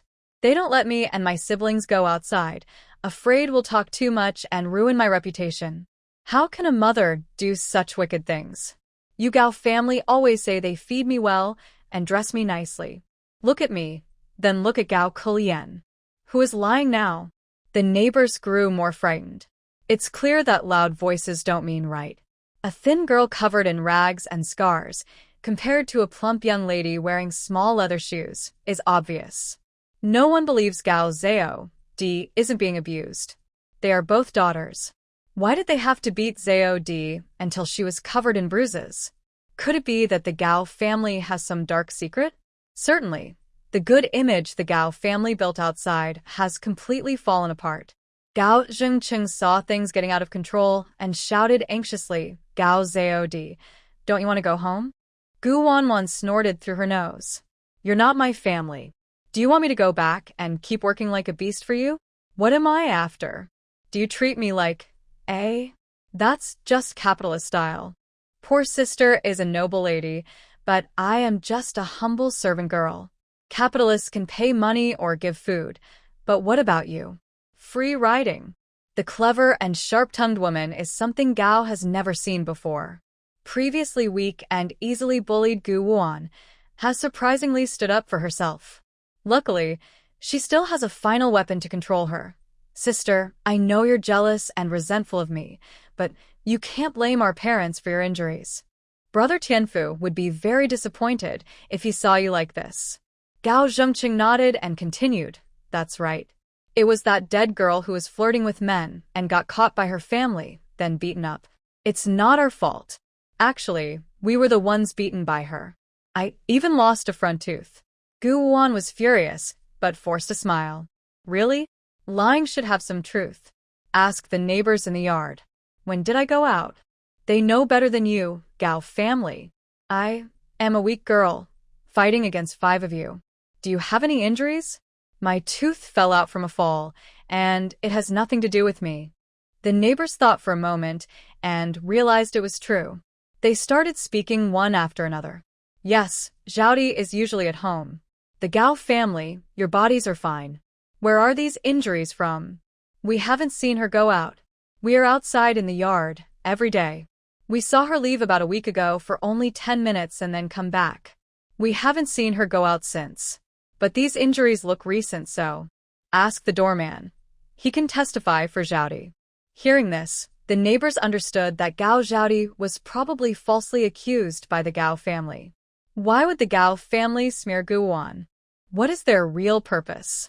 Gao Qilian sensed danger and felt she needed to turn the situation around. "Sister, please, I beg you not to say anything. Please forgive our parents this time. I am willing to agree to give Brother Tianfu."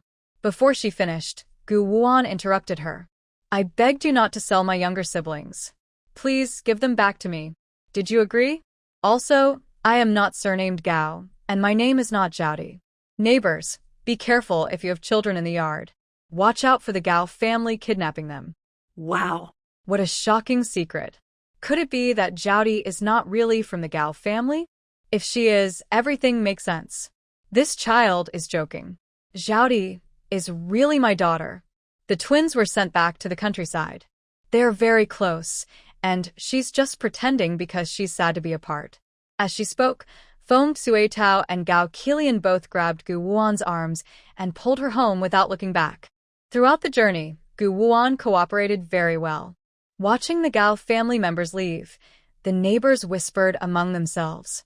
Most were doubtful, while some sensible neighbors decided to keep their distance from the Gao family, just in case something was lost or stolen. Gao Zhaodi had no proof that the Gao family was bad. Even if the neighbors turned against them, the Gao family had nothing to do with it, especially since they had a relative who was a deputy director of the Pigeon Association. Gao Qilian was furious when she got home. She scolded loudly, "Gao Zhaodi, are you trying to ruin your parents? Do you think they raised you with so much hardship just to see you ruin everything?" Gu Wanwan sat on the sofa, crossing her legs, and clapped sarcastically, "Gao Qilian, you really know how to twist the truth. My name is Gu Wanwan, not Gao Zhaodi from your Gao family. We haven't even settled the score about you kidnapping my sister-in-law. You've taken a lot of money from me lately, haven't you?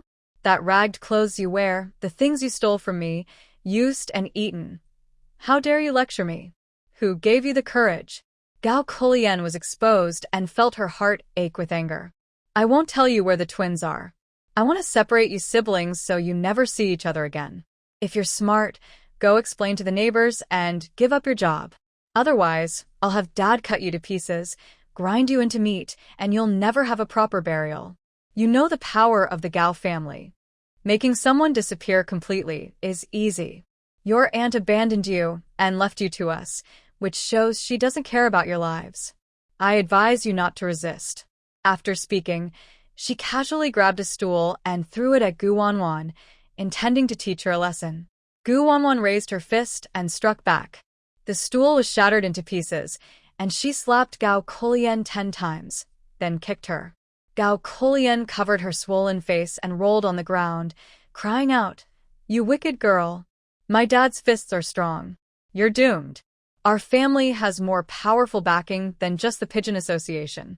Even if you call the police, it won't help unless you kill us. But killing is illegal, and they will investigate. We're different." Gao Zhengcheng and Feng Suitao saw Gu Wanwan acting so arrogantly and were furious. They wanted to help their daughter seek revenge, but even together, they couldn't match Gu Wanwan's strength. Gu Wanwan looked at the Gao family with a half-smile, mocking them. "How about it? Did you learn this tactic from the media? Am I really good? Why are you all silent now? If you can't praise me, I'll teach you. You really deserve it."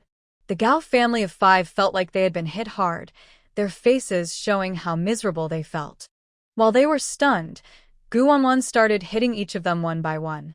Gao Zhiqi immediately said, "You did a good job. Even if your praise isn't good, I will still hit you." In the end, none of the 5 people escaped. All were beaten by Gu Wanwan. Before leaving, she casually planted a seed inside each of their bodies. The seed was like her eyes, used to monitor the family's actions. No matter where they went or where they hid the money, she knew everything. The Gao family's money and furniture were emptied before moving to the countryside. Now, she planned to register Gao Kulian and Gao Zhiqi for the move first, then handle the work arrangements. The original owner was a sales clerk at the city's largest department store. She hadn't started working yet, which was a decent job, but without strong connections, she couldn't get a spot. It was mostly luck that she got this job. A month ago, she accidentally saved the son of the department store manager.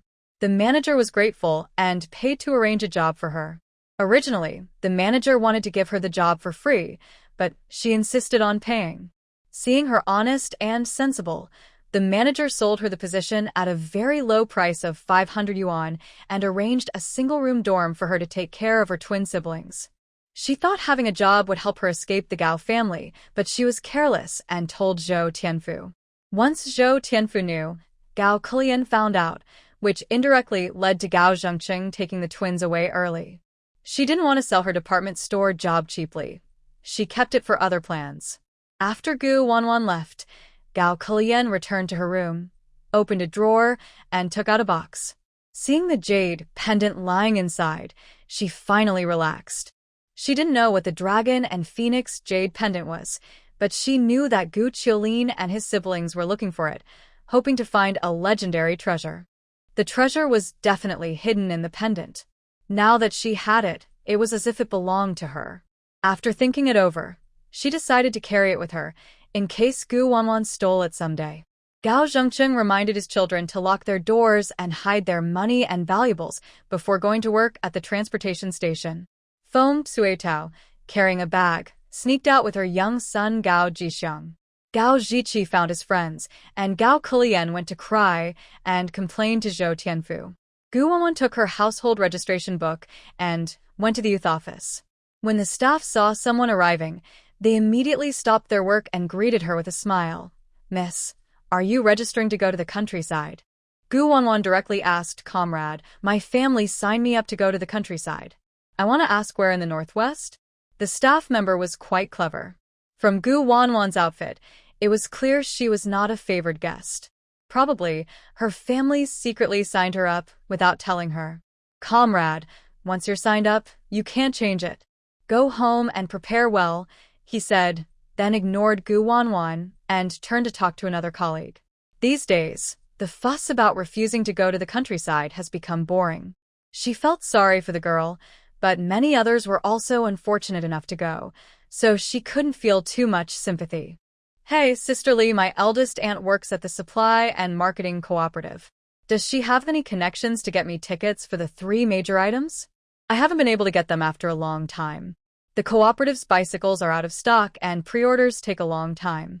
As for rice and meat, my brother is getting married in a few days, and the wedding is coming up fast. It's really stressful. The monthly grain supply has a fixed amount. This month, we don't have enough to eat. Our family has many workers, but unfortunately, even with money, we can't buy enough grain. My sister-in-law is weak and pregnant, so she needs good nourishment, or the baby. Gu Wanwan's lips curled into a smile. She leaned in and said, "You 2 sisters want rice and meat? I have channels. Let me introduce myself. I'm Gu Wanwan, a sales clerk at the department store." The 2 staff members looked at each other, their eyes filled with surprise, then quickly became enthusiastic. They pulled Gu Wanwan into the office to talk. "Girl, just call me Sister Lu. This is Sister Lee. Can you really get us rice and meat?" Thank you so much, they said. Gu Wanwan had plenty of supplies in her space. Aside from her own stockpiles, the items in the vintage shop on Commercial Street were enough to meet Sister Lu's needs. She readily agreed, "No problem. Just tell me how much rice and meat you want. I'll bring it to you later. Do you need the 3 turns and 1 sound, a type of rationing system? I also have other things. No tickets needed, but they are a bit expensive." Sister Lu and Sister Lee looked at her with new respect, especially Sister Lu, who excitedly praised her. "Girl, you're amazing. Working at a department store is such a good job. Just sell us the rice and meat at black market prices. I wouldn't want you to lose out. Wanwan, I need a sewing machine, a bicycle, a watch, 20 gene of white rice and flour, 100 gene of coarse grains, 20 gene of pork, and 5 chickens," Sister Lee said after thinking. She then listed her own needs. "I want milk powder and malted milk, 2 cans each, 10 gene of pork, 2 chickens, and 2 gene of brown sugar. My house is nearby. Girl, you can bring the stuff to my home later. It's safer there." Gu Wanwan remembered their requests and smiled warmly. "Sister Lu, can I change my countryside assignment?" Sister Lu and Sister Lee snapped out of their surprise and quickly rushed back to the workbench to check the relocation site for Gu Wanwan. As the saying goes, having supplies makes things easier. Since Wanwan brought them so many scarce goods, they should be very grateful, right? Sister Lu lowered her head to find the notice. "Wanwan, you're too weak. Your mother really isn't kind. How could she sign you up for the Northwest? She's deliberately making it hard for you. But it's okay, I'll help you change it. Let me see if there are any spots left." Sister Lee frowned more and more as she looked. Suddenly, her thoughts paused. It's strange. Why is Wanwan called Gao Zhaodi? Did the Gao family really give the household registration to sign her up? Gu Wanwan forced a helpless smile. "If I tell you I'm not from the Gao family, that I have no relatives there, do you believe me? I lost my memory. I only remember I come from Jing City, my name, and my twin siblings. I've forgotten everything else. The Gao family only hit and scolded me, and wanted me to give up my job and go to the countryside in place of their daughter." She briefly explained her experiences with the Gao family to the 2 women. Sister Lu angrily slammed the table, feeling indignant about Wanwan's suffering. "That's too much. They're definitely not her real family. No matter what, you wouldn't have been kidnapped by the Gao family, right? Or secretly swapped. Something like that happened in my relative's family. An adopted son turned out not to be their biological child. Don't worry. The Gao family is not eager to go to the countryside because they lack awareness. The youth work office won't just sit back and do nothing. Wanwan, let me remind you, there's clearly something wrong with the Gao family. Be careful, they might collude with the Pigeon Tail gang to frame you. My sister works at the police station. If you have an emergency, go directly to her. I'll also remind my sister to pay close attention to Gao Jingqing's transport team, see if they're involved in any illegal activities. After all, child trafficking through transport teams isn't impossible. Sister Lee, as the director of the youth work office, found changing the relocation site easy. Wanwan, the South has 4 seasons all year round, and the work is tiring. The Northeast is colder, but rich in resources. Most of the time, people stay indoors during the winter. The Hongqi commune, Yangyang Brigade still has spots available. This was exactly what Gu Wanwan hoped to hear. Go to the northeast. I overheard Gao Zhengcheng and his wife mention that my younger brother and sister might be there. A mother can't bear to see her children separated. Sister Liu and Sister Li wiped their tears and helped Wanwan reapply for the relocation. 2 sisters, please register the Gao siblings for the Northwest. Wanwan took out her household registration book and handed it over. Does she want to keep her job? Just signing her up for the countryside, and she can relax? Dream on. Let them all go drink Northwest wind. Sister Li didn't say anything and thought it was very reasonable since the youth office really needed to improve their performance. Sister Liu is a smart person. I couldn't help but give her a thumbs up. Then I reported the names of Gao Kelly and Gao Jiqi, the brother and sister. Girl, here's 200 yuan for your subsidy. Also, here's the proof for household registration. When you have time, go to the police station to ask my sister to transfer your household registration. I'll explain it to her, and she can also change your name. Hai Zhaodi sounds really bad. After everything was settled, Sister Li told Gu Wanwan the address of her home and gave her the key to the back door. Since their house was in the farthest corner of the alley and a standalone house, most people wouldn't notice the back door. Gu Wanwan left the youth office, not in a hurry to go to the black market. She first went to her space to prepare supplies, then headed to Sister Li's house. By chance, she found out that the scoundrel Zhou Tianfu's family lived next door in the residential area.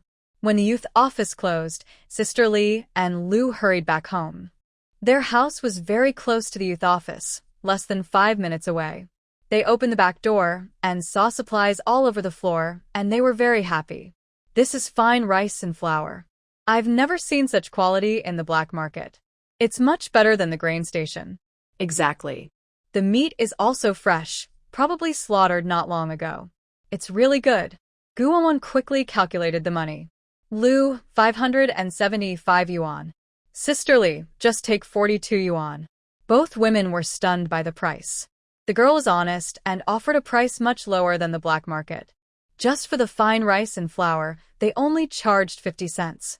Keep in mind, rice at the grain station costs over 2 mao per jean, and that's not even premium rice, which requires grain coupons. Black market prices are several times higher. Anything over 1 yuan per jean is hard to get. In short, they made a profit and treated Gu Wanwan very seriously and warmly. Gu Wanwan took the money from them and casually mentioned, Sister Li, Zhou Tianfu from the Zhou family is Gao Kelly's object. The Zhou family has several children who do nothing all day. Why isn't anyone sending them to the countryside? Sister Li understood immediately, thinking that Zhou Tianfu probably offended Wanwan.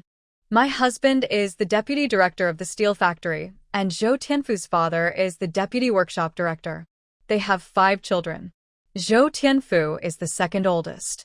Tomorrow, I'll urge them to go to the countryside. His father is about to get a promotion, but if something unexpected happens, the promotion might be delayed. Liu directly suggested, isn't he and Gao Kelly a couple? It's perfect for him to go with Gao Kelly to the northwest to help build the country. Before leaving, Gu Wanwan gave each of them a box of delicate chocolates, which once again surprised them. Imported chocolates can only be bought at the Friendship Store, which requires foreign exchange vouchers. The store only serves diplomats, government officials, and foreigners. Unexpectedly, Wanwan has access to this, indicating her family background must be quite impressive. There are many Gu families, but only one famous Gu family in Beijing. When asked why Liu Jie knows so much, it's because her grandfather once served under that hero. Sadly, the hero was demoted, and her grandfather was very sad when he heard the news. Wanwan is probably truly kidnapped. Liu Jie, Sister Li, I will go to the countryside in a few days. If you need anything, you can write me a letter, Gu Wanwan said happily after leaving Sister Li's house.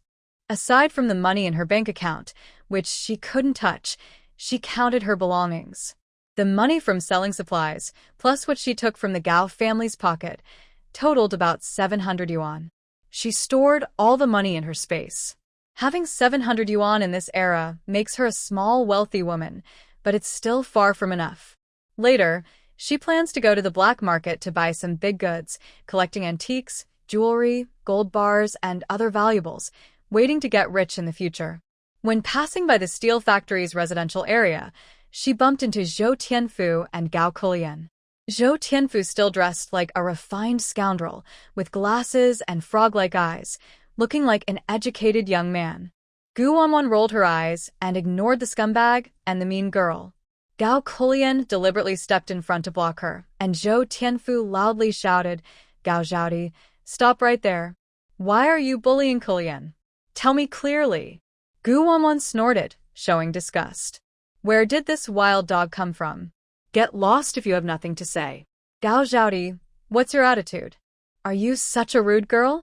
Zhou Tianfu continued questioning, as if Gu Wanwan had committed an unforgivable mistake. "You hit Kulian, mistreated uncle and auntie. Every single thing is wrong.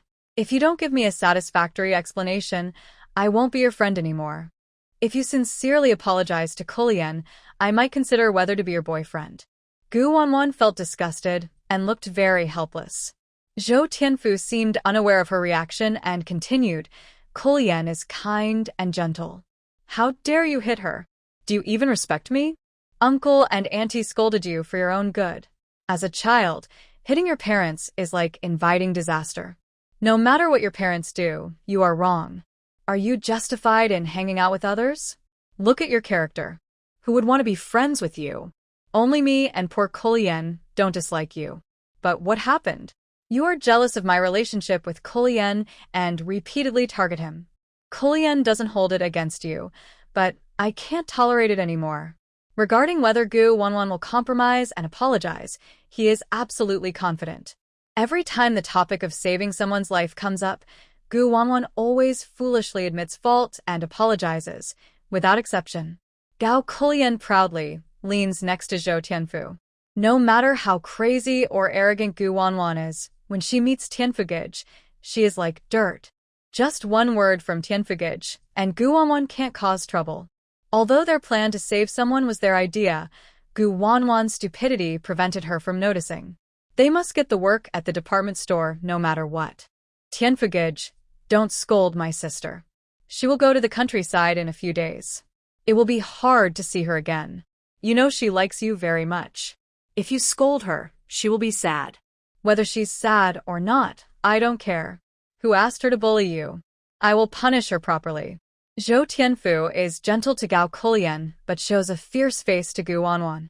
"Gao Zhaodi, don't say I didn't give you a chance. Since you're about to go to the countryside, transfer your work to Kulian. Otherwise, I will never forgive you in my life." Based on their understanding, Gu Wanwan should cry and beg to keep her job. But unexpectedly, Gu Wanwan spat and said, "Your mom tricked me out of so much money, hoping to take over my job. Why don't you go to heaven? I haven't asked you for trouble, but you come to offer yourself. My money is hard to get. Whatever I take, I have to give back." The 5,000 yuan condolence money was kept in a bank book. The original owner handed the bank book to Zhou Tianfu, but the scumbag secretly took it all, even hiding it from his own parents. He was the second child at home, caught in the middle and not favored. He had to find his own way. If he insisted on going to the countryside, he would be the one sacrificed by his parents. So when Gao Kulian conspired with him, he was tempted by greed and never thought that his greed would affect his father's promotion. After all, stealing the martyr's condolence money was enough for the scumbag to be caught. Zhou Tianfu looked guilty and angry. His proud charm failed to work on Gu Wanwan, but he still believed he was important to her. Gu Wanwan was angry because she cared too much about him and was jealous of Kulian. Seeing him and Kulian get along well made her lose her temper. This act greatly boosted his vanity. As for the money in the bank book, he kept it from Kulian. Once it was in his pocket, it was his. He didn't understand why Gu Wanwan had so much money and subsidies, nor did he know if Gu Wanwan was from the Gao family. All he knew was that her name was a common, ordinary name, Gao Zhaodi, and that everything about Gao Zhaodi he learned from Gao Kulian. People from the countryside are just countryside folks, full of foul language. Do you understand that talking about money can hurt feelings? I didn't trick you out of your money. My dad is the deputy director of a steel factory, and my mom is a temporary worker. My parents earn a good salary, so we aren't short of money. I'm not the kind of heartless man who tricks women for money. Besides, we're not even a couple, so you don't deserve me to deceive. Gao Kellyan thought Gu Wanwan was truly crazy and didn't listen to Zhou Tianfu anymore. Do you have proof? Without proof, don't slander brother Tianfu. He's your savior. Without him, you have been bullied by thugs long ago. You should remember to be grateful. Zhou Tianfu nodded as if it was obvious. Gao Zhaodi, a little kindness should be repaid with great kindness. I saved you, so you must repay me. I don't ask for much, just give your job to Kellyan. Gu Wanwan was so angry she laughed. How much are you planning to buy my job for? I'm not exaggerating. My job is worth 2,000. Zhou Tianfu angrily scolded, your sisters. Why do you have to argue over so much? Did your sister do anything wrong by helping you? Gu Wanwan asked back instead of answering, and what about you helping your brother go to the countryside? You're being unreasonable. How about this? I know you like me. Can you transfer your job to me? Zhou Tianfu's idea was perfect. Once he got the job, he would go to work so he wouldn't have to go to the countryside. His parents would look up to him, and then he could help Kellyan get a position in a department store, perfect harmony between husband and wife. Gao Kellyan thought it was feasible and hurriedly urged Gu Wanwan, sister, hit me. I won't hold it against you. Let's transfer the job now so you can rest assured, Tianfu. Since Tianfu loved her so much, once Gu Wanwan left, he would definitely transfer the job to himself. She didn't have Gu Wanwan's money, but she had Tianfu's heart, something Gu Wanwan could never get in her life. Gu Wanwan snorted, clenched her fists, and suddenly threw a punch, knocking Zhou Tianfu to the ground instantly. Ugly face, dreaming. Want a freeload without money? You're not a savior. Did I not know you guys hired those thugs? Acting in a show to deceive me? I'm disappointed I didn't fall for it. You're hitting me? Am I still your favorite? Zhou Tianfu was caught off guard by this sudden turn of events. I can't forgive your cruelty and vulgarity. Can't you be as understanding as Kellyan?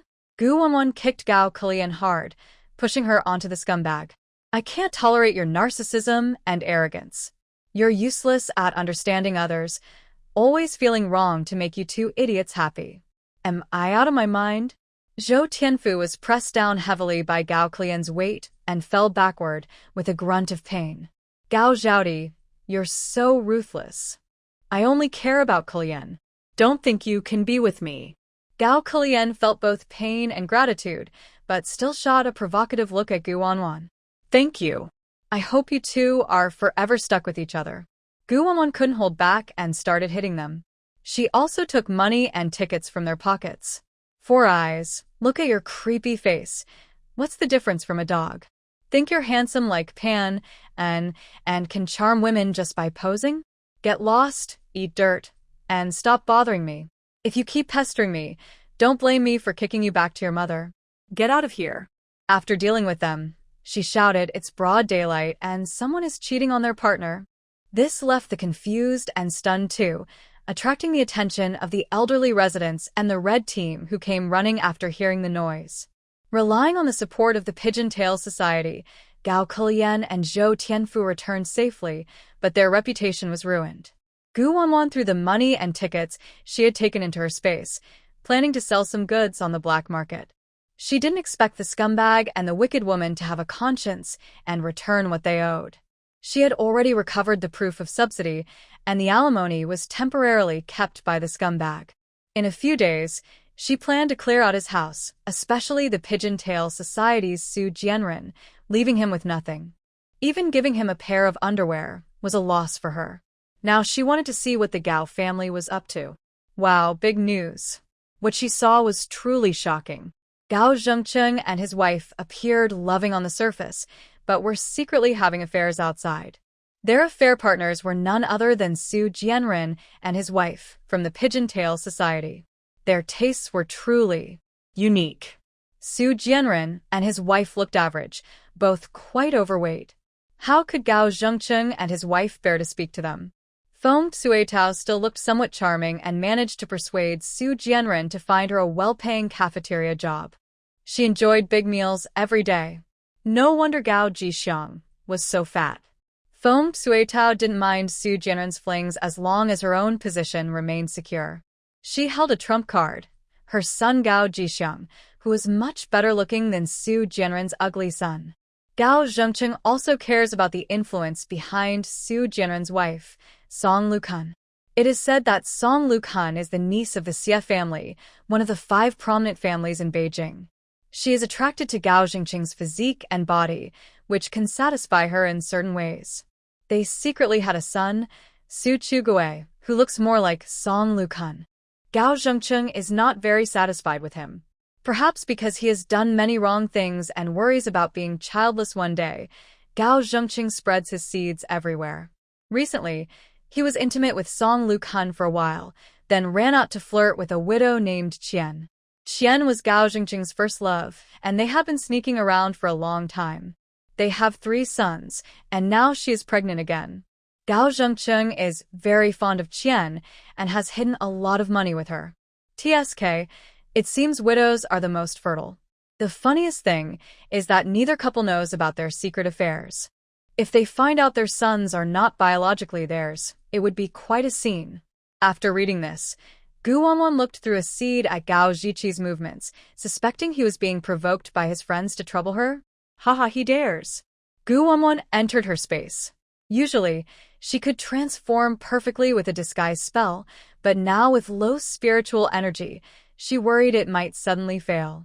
So she made a few disguise pills from ordinary spiritual plants, swallowed one, and instantly transformed into a rough man. She took some rice, flour, meat, red sugar, and placed them in a basket, then headed toward the black market spot mentioned by Sister Lu. She had a lot of money, but didn't plan to use her bank account funds. After all, she still had many siblings at home, and she couldn't relax for now. The black market was close to Sister Li's house, hidden in another deep alley. There were a few guards at the entrance to prevent Red Sleeve from attacking and to report quickly if needed. She took a step forward, but was stopped by a guard. Buying or selling? Selling, Gu Wanwan replied in a rough voice. Sell for 2 mao. The guard glanced at her large basket and then signaled to another guard nearby. Oh, big brother, your basket is full of good stuff. You can go in now. That guard understood and disappeared somewhere. Their eye contact was noticed by Gu Wanwan. She carried her large basket and walked 50 meters into the alley, finding an open space to set up her stall. This place was at a fork in the alley, a busy spot with many stalls selling all kinds of goods. Buyers carried baskets, browsing and stopping to ask prices if interested. Several black market guards moved through the crowd, maintaining order. She sat down not long after and was approached by a man in a Zhongshan suit, asking, "Do you have watches?" Gu Wanwan thought about the watches stored in the space. She decided to sell the older ones first, as the vintage shop stock was renewable and she wasn't worried about running out. She selected a watch and offered, yes, no receipt, 150 yuan. The man in a Zhongshan suit looked pleasantly surprised. He was just here to try his luck in the black market, not expecting to find real goods. He casually asked if there was stock available, took the watch, and saw that it was of good quality. He paid on the spot. Seeing that the man in the Zhongshan suit was not short of money, Gu Wanwan then asked, "Would you like to see other items? Today's meat is fresh. Do you want milk powder or brown sugar?" Before he could answer, an older woman's voice suddenly rang out. "How much for rice, flour, and pork per jean?" Gu Wanwan replied with prices. Rice and flour are 80 cents per jean. Pork is 1.50 yuan. That's too expensive, so many times the original price. Can you lower it? I'll buy more, the woman complained, bargaining. Rice at the grain station costs 23 cents per jean. Regular flour is just over 10 cents. Meat at the food station is 78 cents, and the most expensive is 90 cents. Just sell it to me at this price. You're not losing out. Gu Wanwan's main approach to selling supplies was casual. She didn't accept bargaining. Plus, her goods were much better than market prices. Selling cheap would cause losses and disrupt the black market prices. It wasn't that she lacked compassion. She just saw that the woman was simply trying to get a bargain. "Madam, you said yourself that these are market prices. I sell refined rice and flour, which require receipts from the grain and food stations. I don't need receipts. If you think it's too expensive, go buy from the grain station. The man in the Zhongshan suit frowned and chimed in, Madam, you should buy elsewhere. The stall selling rice for a yuan per jin is selling sand-mixed yellow rice. Don't occupy space here. I've never seen refined rice sold in the black market. No sand at all. The woman knew very well. Even if the black market sold rice, it was rare and expensive. It was hard to find such cheap prices, so she didn't want to miss the chance. She still tried to bargain. Everyone's not well off now. If you really want to buy from us, white rice and flour at 40 cents, double that, and you're still making a profit. You can't go lower. Gu Wanwan was too tired to bother with her. She turned to her main customers and announced, chickens are sold per piece, 5 yuan each. Brown sugar is 20 yuan per jin. Milk powder outside costs 3 yuan. I sell a bag for 6 yuan. Noodles are 80 cents per jin. The man in the Zhongshan suit's eyes lit up as he quickly listed his needs. 1 chicken, 5 jin of pork, 5 jin of brown sugar, 5 bags of milk powder, 5 jin of noodles. Good stalls in the black market were rare. When she finally found one, she had to buy in bulk. Who knew if she'd find such a chance again? Gu Wanwan carefully packed his items and roughly calculated the money. 40.5, just round to 40. The man in the Zhongshan suit quickly paid and left happily. Nearby buyers, seeing the rice and meat at the stall looked good, gathered around. Such fat chickens. Give me 1 and 10 jin of rice. I want white flour and pork. Today's really lucky. This stall sells good stuff at low prices. Don't push. That's mine.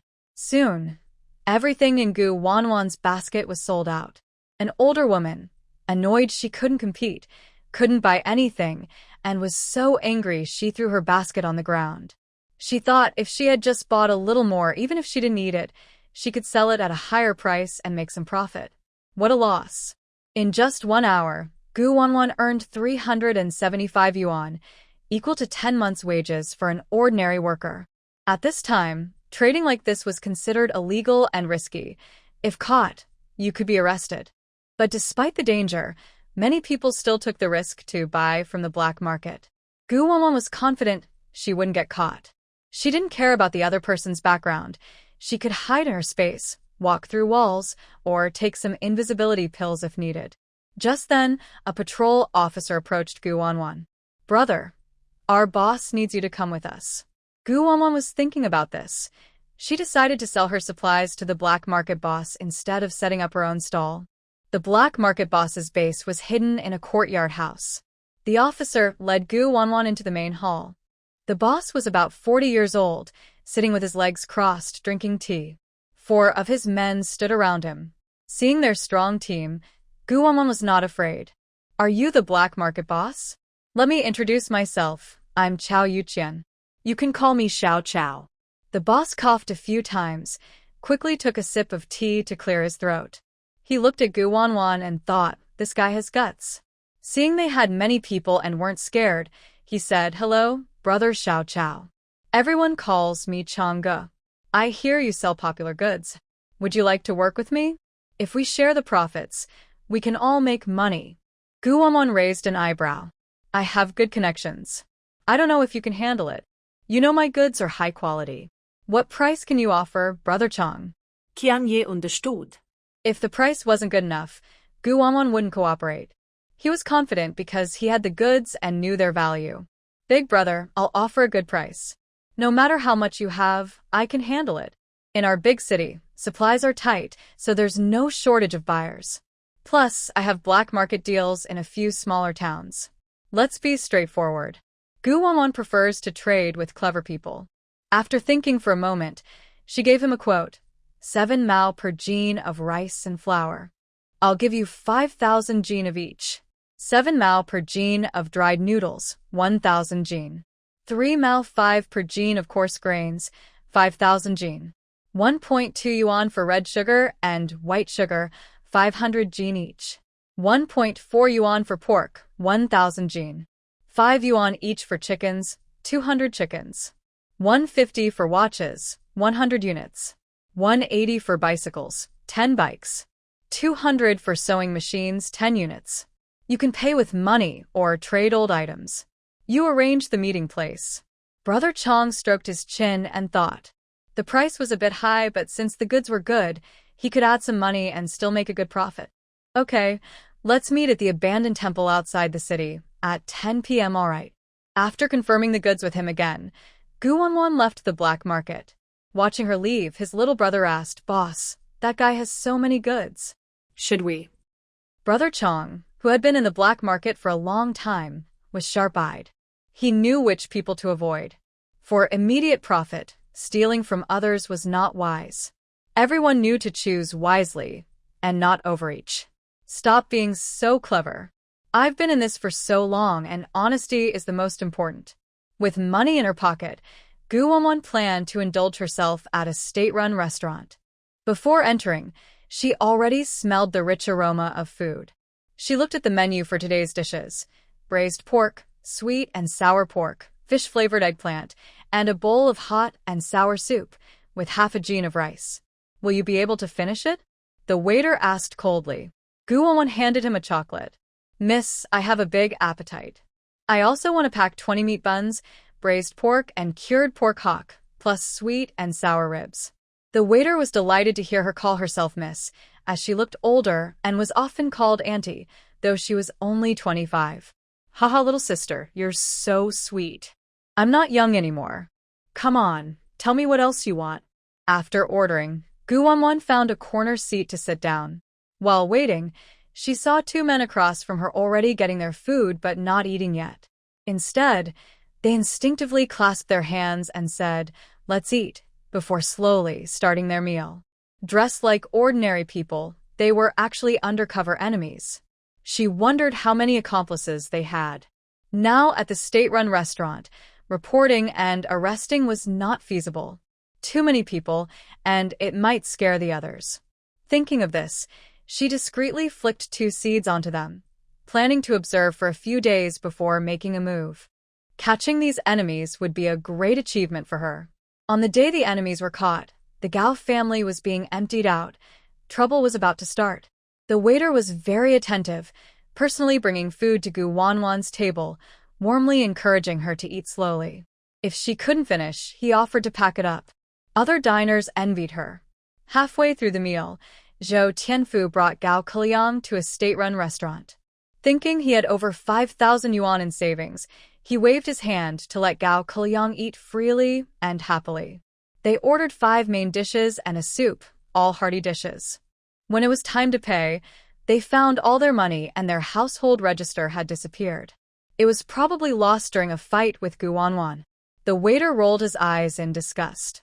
"If you have no money, don't come to a state-run restaurant. If you're going to eat so much, just go away." Next. "Why are you so rude? What's so special about waiters?"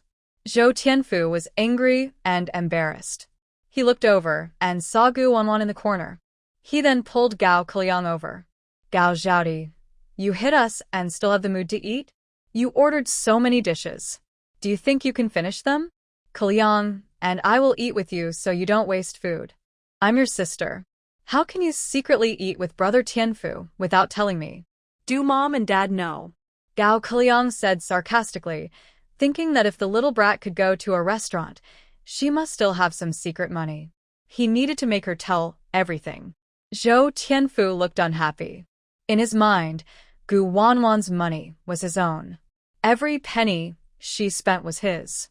The reason she ignored him was because she loved and hated him at the same time. He believed that if he just coaxed her a little, she would come back to him. "Gao Zhaodi, you're so selfish. Ask the waiter for 2 more sets of bowls and chopsticks. Kiliang, we're sitting here. She can't chase us away, right?" They shamelessly sat across from Gu Wanwan, constantly lecturing her, which made the enemies at the next table turn their heads and look on with amused, mocking expressions. Gu Wanwan was annoyed by them. She hurried to finish her meal, quickly eating up all the dishes on the table without leaving any soup or scraps. Zhou Tianfu was stunned. "All the food is gone. What are Kiliang and I supposed to eat? Hurry up and give me the money. Your sister and I are starving. If not, don't expect me to pay attention to you." Gao Kiliang was so angry his eyes turned red. Gao Zhaodi were sisters. Why argue over small things? It's natural for a sister to treat. Do you really want Tianfu to go hungry? The brat wanted to stir up trouble. Some curious diners wanted to speak up for her, but Gu Wanwan beat them to it. Are you beggars? Asking for money with your hands out? Are you not satisfied with the money I was tricked into giving you? Nonsense, sister. You don't deserve it. You are the daughter of a human trafficker. The waiter couldn't stand it anymore and helped scold the bad man and woman harshly. You want to eat for free without paying? Noshcham. Expecting others to pay for you, as if it's your right? I spit on that. Next time, don't come to state-run restaurants. I remember you. The two of them, feeling ashamed, left quickly in embarrassment. After finishing her meal at the state-run restaurant, Gu Wanwan walked into an alley, but was stopped from both sides. Gao Zhaodi, don't you recognize us? What are you walking for? Your brother wants you to properly entertain us. The people blocking her were Gao Zhiqi's friends, led by Lin Lizi, a notorious in the area. Through Gao Zhiqi's connections, they worked as temporary workers in the Red Team at Gawei Club, and no one dared to mess with them. Over the years, they abused their power to extort and oppress many honest citizens. Countless girls had been harmed by them. Whatever they wanted, they could get unless the other person had the courage to resist. It was a good opportunity to eliminate social and do some good. Gao Kailing and Zhou Tianfu, after being kicked out of the state-run restaurant, felt their spirits dampen. They were thinking about how to retaliate against Gu Wanwan. Suddenly, they saw her surrounded by the Red Team thugs. They almost cheered with joy. Tianfu Gij, isn't that my sister? Why is she walking so close to those thugs? Seeing the scene, Zhou Tianfu suddenly felt a rush of relief. A woman who flirts around, getting caught by the Red Team, is just bad luck for Gao Zhaodi. She deserves a lesson. She's so naive to embarrass us. Let's go. Gao Kailing kept imagining Gu Wanwan being beaten badly, trembling with excitement. This was a rare chance. She had to go back and tell everyone about Gu Wanwan's heroic deeds. Gu Wanwan clearly noticed the disdain and excitement of the bad man and woman. She could guess what the woman wanted to do. Just smear her reputation. Lin Lizi had previously harassed Gu Wanwan. Out of respect for Gao Zhiqi's reputation, he hadn't dared to attack her. Now that Gao Zhiqi no longer wanted her, they got a break. The girl was thin, but her beauty was undeniable. Even dressed in patched-up rags, her natural beauty and grace couldn't be hidden. Gao Zhaodi, if you dare to bully my big brother, our friends won't let you go easily. Of course, if you serve us well, I might show some mercy. Fear her. Struggle. Run away.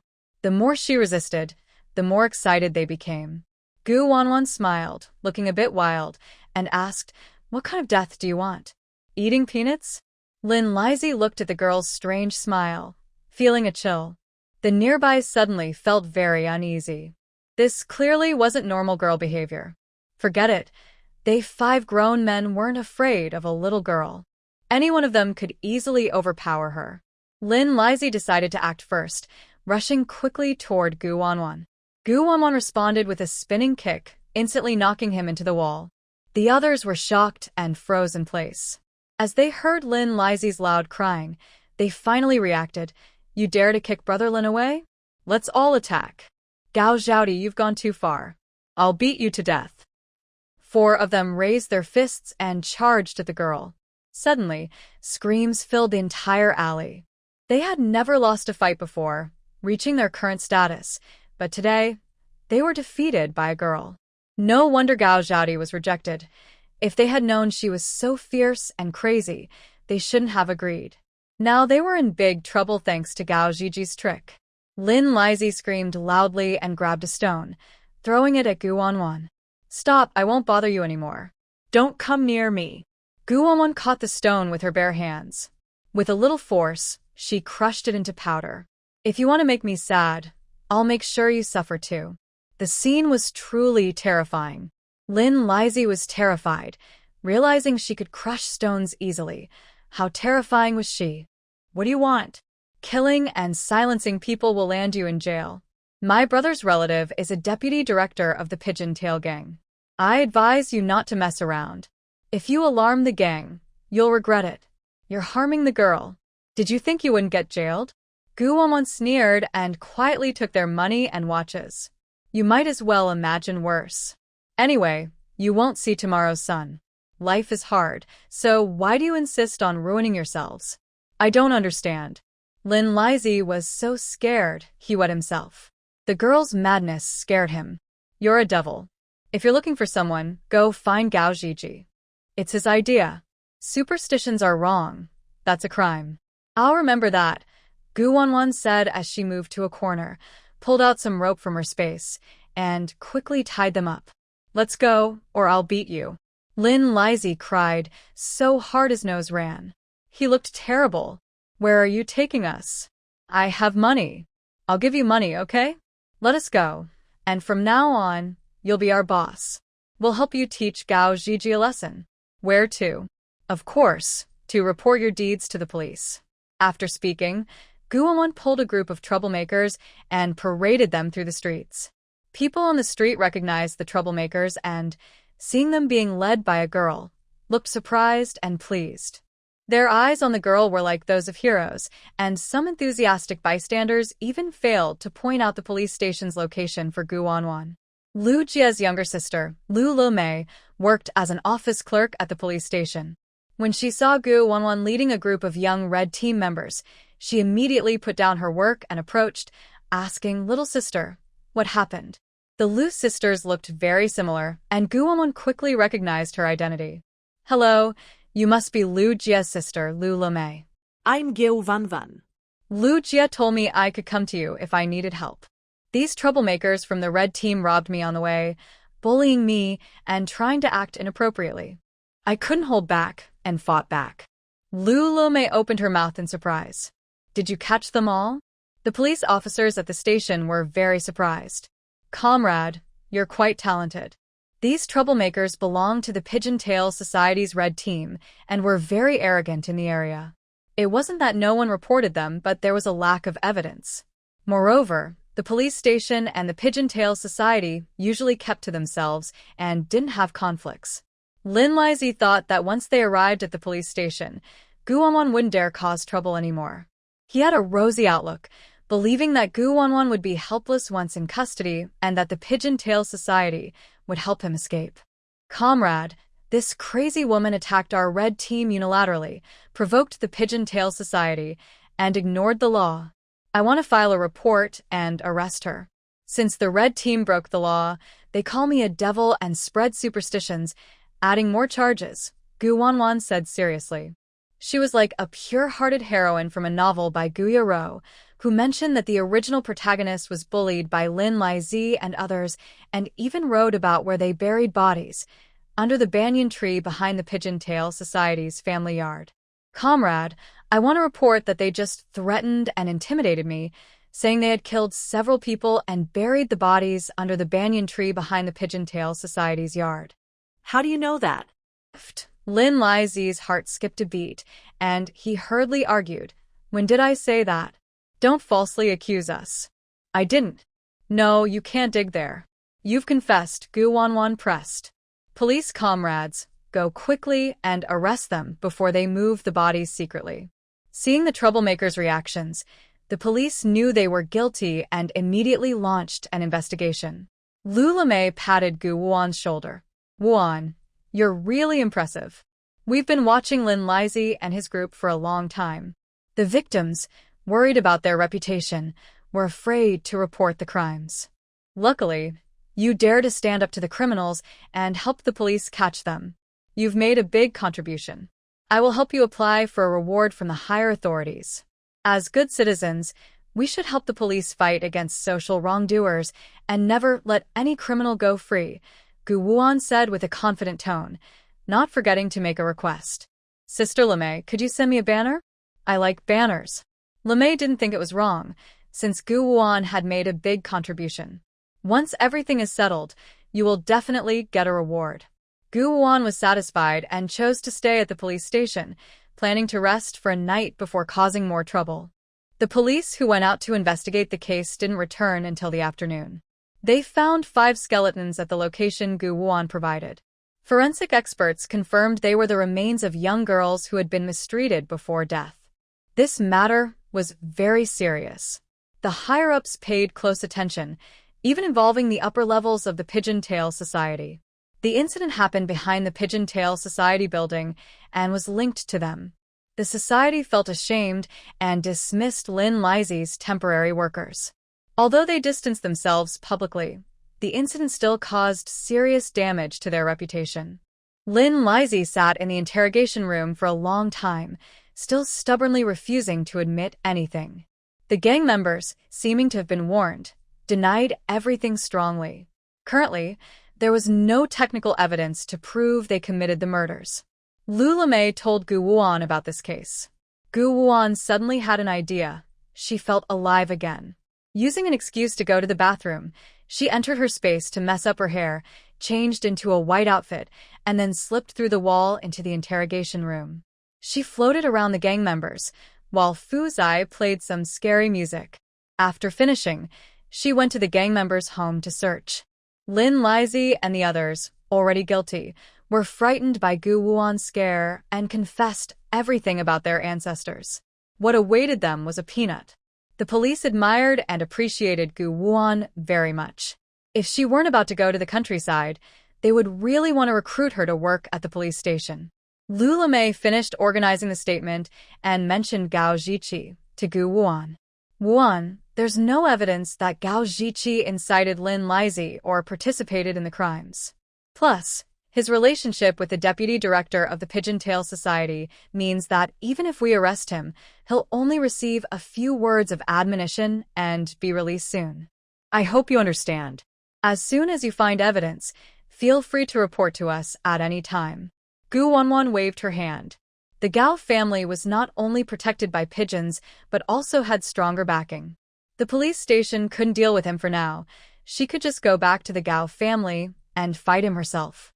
That night, Lu Lemay took Gu Wanwan to the restroom. Gu Wanwan locked the door securely, then instantly teleported out of the police station and quickly headed to the abandoned temple outside the city. There was half an hour before the scheduled time. She transformed into a rough-looking man again, took the goods needed by Brother Chong from her space, and also summoned a large truck, parking it beside the temple. She left many shoe prints on the ground, while Fu Zai turned into a strong man, pretending to sit in the driver's seat. When the time was right, Brother Chong and his men carried 3 large boxes to the front of the temple.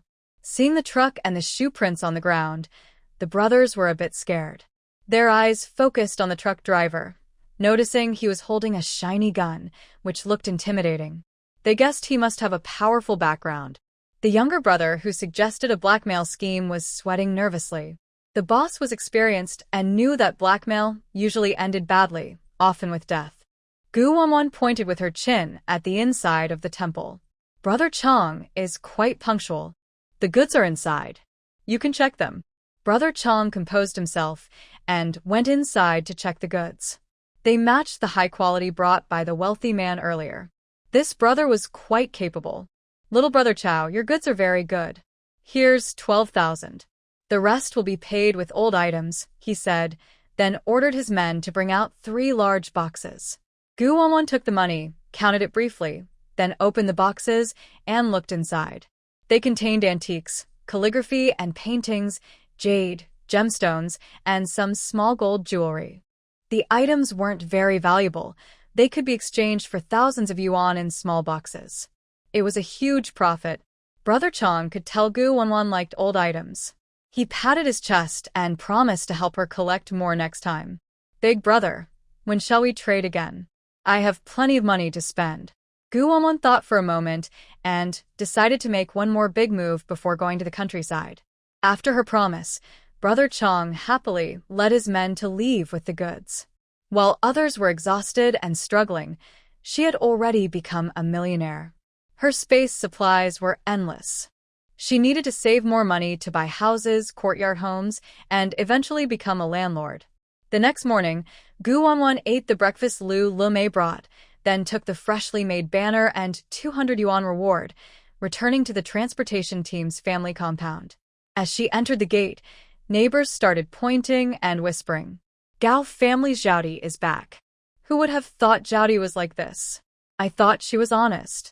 It seems Feng Suetao was right, Gao Zhaodi is a liar. We all got tricked by her. It's a shame. I felt sorry for her yesterday and misunderstood the Gao family. From Gu Wan's point of view, the neighbors in the residential area are just nosy people who love to gossip and watch drama. Few truly care about the original owner. Gao Kalian gave her a sneaky smile, pretending to be worried. He said, "Sister, where did you go all night? Mom and Dad were worried and didn't sleep. How could you make them worry? They're afraid you're still hanging out with troublemakers. Did anything happen last night?" "No way, I was fine.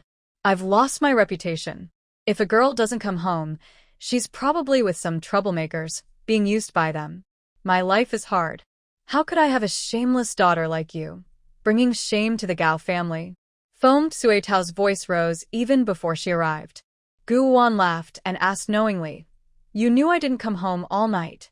Did you think to look for me?" Normally, if a family loses their daughter, they look for her or report it to the police. But you didn't ask or look for me.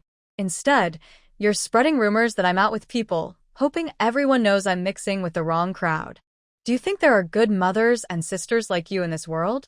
Hearing this, the neighbors thought she had a point. Isn't it normal to look for a missing daughter? Gao Zhaodi didn't come home all night. They only learned about it from Gao Kalian, who said he saw her with some troublemakers in an alley, involved in some inappropriate activities. The story was detailed, and some neighbors questioned, "Zhaodi, where did you go last night? Is it hard to tell us? We're just worried about you." "Stop wasting time with her," Feng Suetao snapped. "She's definitely involved with bad people. Today, I'll cut ties with her. The police will come to arrest her. She was just pretending to threaten her to scare Gu Wan and teach her a lesson." Gao Kalian pretended to be sympathetic and said, "Mom, forget it. I believe my sister is innocent. She didn't mean to get involved with those troublemakers." But when he said that, it made people think Gu Wan was involved in something shady. "Stop pretending. If you want to go, go now. I'm waiting for the police to come and arrest me," Gu Wan said, holding up a banner in front of everyone. "But before you go to find the police, take a look at this. I hope you can still smile after seeing it." This was a banner sent by the police station, so what did Zhaodi do yesterday? No matter what it was, it definitely wasn't something bad. Feng Suetao and her daughter are really quick to accuse others without knowing the facts. I even suspect Zhaodi might be her real daughter. Zhaodi never called Feng Suetao mom, and last time she said they had no relation. She is not surnamed Gao, nor does she call Zhaodi by that name. Look at the banner, it says Gu Wanwan. Could it really be? The public opinion instantly turned around, and the banner caught Feng Suetao and her daughter off guard. Hai Kliang's so-called rumor tactics were completely shattered. Gao Zhiqi's smug expression froze. Seeing Gu Wanwan's mischievous smile, it was clear his friends had failed. Surprised? Unexpected? Yesterday, someone deliberately gathered their friends to trouble me. "Oh, those troublemakers are the local street gang, the Little Red Team. They are really arrogant," Gu Wanwan said with a sly smile, glancing at the Gao family members. "As good citizens, how can we ignore social?" So, I couldn't help but fight back and tied them up to report to the police. I also reported that the Little Red Team was bullying others and causing trouble. By accident, I helped the police solve a big case and made a great contribution. The police were very grateful, invited me to dinner, and let me stay overnight. Now, the police have sent me a banner and a reward, and they want to commend me. The courtyard was in an uproar. It turned out Gu Wanwan quietly did a great deed. Everyone knew that the Little Red Team was very unruly, and many had suffered because of them. Gao Zhiqi's face turned pale, and he looked terrified. Feng Suetao felt nervous and shouted at her, "You little brat, what are you thinking? How dare you offend the Pigeon Tail Society? Aren't you afraid?" She completely looked down on the Pigeon Tail Society. Gu Wanwan nonchalantly said, "Feng Suetao, if you ruin my reputation, be prepared to handle my madness. I'm not afraid of dying. I wouldn't be afraid of anything. You work in the Pigeon Tail Society cafeteria, right? Haven't you heard? Behind the Pigeon Tail Society building, there's a place where bodies are buried. The Little Red Team is so arrogant because they have protection from the Pigeon Tail Society. Am I wrong to clean up the bad elements for the country? Is the Pigeon Tail Society even bigger than the country? The punishment for the Little Red Team has already been decided. Each person will be given a peanut. A big hat was placed on her, and Foamed Suetao was so frightened she quickly shut her mouth. From now on, if I hear anyone spreading rumors that I am involved in inappropriate relationships, I will report them to the police. Slander and defamation are serious crimes, not to mention murder and trafficking. Gu Wanwan deliberately left this message with a meaningful look. As she passed by Gao Jiqing, she shot him a "you're-finished" glance. I'll give you a chance. Keep recruiting more people. It's no fun if you eat the peanuts too early. Gao Jiqing fainted, without courage. Given Gu Wanwan's craziness, recruiting more people would just mean sending more to be taken down. Gu Wanwan then said, "Poor Gao, Foamed Sueta, how does it feel to fail? Next time, it will be your turn. Don't let me down." Gao Sueta realized that Gu Wanwan was losing control. She was becoming more and more wild, even daring to openly report the Pigeon Tail Association. They couldn't just sit and wait. They had to quickly get the work Gu Wanwan was holding. Nothing could go wrong with the trip to the countryside. Unbeknownst to them, the day before Gao Suetao went to the countryside, Sister Li and Sister Lu arrived unexpectedly. Foamed Suetao had a plan. She knew that letting Gu Wanwan do as she pleased would surely cause old Gao to be targeted by the authorities. She needed to quickly discuss with Su Jianren how to deal with Gu Wanwan. No surprise. Once the Gao family returned home, Gu Wanwan immediately beat them up again. Gu Wanwan was now dressed in clean, simple clothes, short shirt and black pants with black cloth shoes, replacing her torn outfit. Her terrifying scars remained unhealed, kept for now because they were useful. She beat the Gao family 3 times a day, feeling refreshed and satisfied. The Gao family, however, was miserable and wanted to use old tricks to claim Gu Wanwan was unfilial. But after telling lies so often, only neighbors who were friendly with the Gao family believed them. Everyone else dismissed it. She woke up, enjoyed a delicious breakfast in her space, and thought about work. Remembering what needed to be done, she headed to the family compound where Manager Xia lived, based on her memory. Not long after she left, Gao Zhengcheng and Foamed Suetao entered the storage room. They searched the entire room, including the roof and wall bricks, but found not a single penny. Foamed Suetao was very good at hiding things. Trying to take money from her? Dream on. They didn't want to give up on this big opportunity, but she was unwilling. Otherwise, they would have suffered for nothing these days. Before she went to the countryside, she had to see some resources as compensation. At the family compound, she took out a pound of brown sugar, 2 pounds of rice and flour, and a pound of pork from her space, then knocked on Manager Xia's door. "Uncle Xia." Aunt Xia greeted her with a warm smile, inviting her in. "Wanwan is here. Come in quickly. Do you need to see Uncle Xia?" Gu Wanwan handed her the rice and pork. She refused to take them, so she left the items in the kitchen. "Hey, you're still so formal," Aunt Xia said playfully. Seeing the girl come to see her, Manager Xia instinctively asked, "Wanwan, do you want to ask for leave? Is something wrong at home?" Gu Wanwan did not hide anything and briefly explained what happened. She said, "The Gao family asked me to replace Gao Kiliang to go to the countryside. Gao Kiliang secretly signed me up already. They also want me to transfer my job to Gao Kiliang. To force me to agree, they sent away my younger siblings." Aunt Xia listened with tears in her eyes. "They are too cruel. Wanwan, please don't give up your job. Uncle Xia, you have connections. Can you help Wanwan? She is our son's savior." Manager Xia knew going to the countryside was certain, but felt uncomfortable. This is in response to the national call. Going to the countryside can't be changed. "Wanwan, how do you want to handle your work?" "Uncle Xia, I have to go to the countryside. I want to find my younger siblings," Wanwan decided. "Can you keep my job? I want to transfer from sales to the purchasing department. The pay doesn't matter. Even just a title is fine. Please help me get a work permit. I have plans." Manager Xia was confused. Wanwan, why do you want a job in the purchasing department? It's a tough job, and you'll often need to travel. How will you manage if you go to the countryside? Our place is in the south. The Northeast is vast and resource-rich. I can help us sign orders and deliver goods once a month, Wanwan explained. She really needed a role that allowed her to travel, giving her reason to explore across the country to find her siblings and secretly collect the family treasure. Manager Xia thought for a moment. There were no such precedents in the department store. Aunt Xia thought it was a good idea. Since there was no precedent, she made an exception. Wanwan going to the countryside would help her live better. Uncle Xia, why are you hesitating? I trust Wanwan's ability. Even if she doesn't buy much, you have to take care of her. Just tell me, is that okay? Manager Xia was a typical wife-dominated man. To take care of Wanwan, he naturally wanted to help her. My wife, am I the kind of person who forgets kindness? How could I let Wanwan suffer? Actually, Wanwan just wants a purchasing role. Uncle Xia can help you get a work permit. You'd be a special purchasing and sales staff hired by the department store. The benefit is you don't have to work regularly, and you're free from the store's management.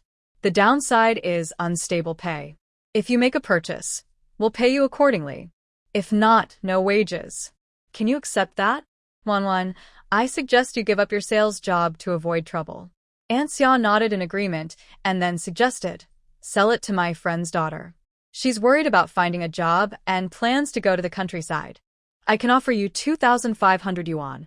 Her family isn't short of money, so if you want more, just ask. Gu Wanwan's eyes lit up. That's very kind of you, uncle and auntie. Thank you for worrying about me.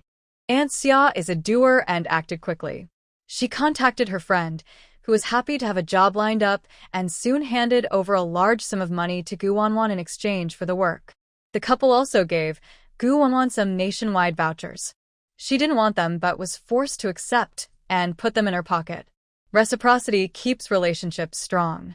Annie can't just take your rice and meat for nothing. Today, the couple was off work and prepared a hearty meal to host Gu Wanwan.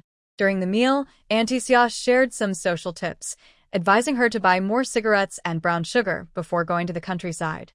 She told her to be polite when asking for favors, so others would help sincerely. She also warned her not to marry casually in the countryside, stay away from troublemakers, and not go alone to wash clothes by the river. Falling into the water and being rescued could lead to inappropriate situations, and not marrying was considered improper behavior. They talked until 3 a.m. Then, Manager Xia went to the shopping mall to get Gu Wanwan's work permit processed. Gu Wanwan left Aunt Xia's house, stored her documents in her space, and turned a corner to reach the scrap yard often mentioned in the novel. It's one of her usual spots. As described in the story, there's an old man guarding the entrance. Since she was there, she decided to check in and see if she could find anything lucky. But she knew the staff at the scrap yard weren't fools. Items left behind had already been screened and were mostly broken and worthless. Of course, a few rare items might slip through, but very few.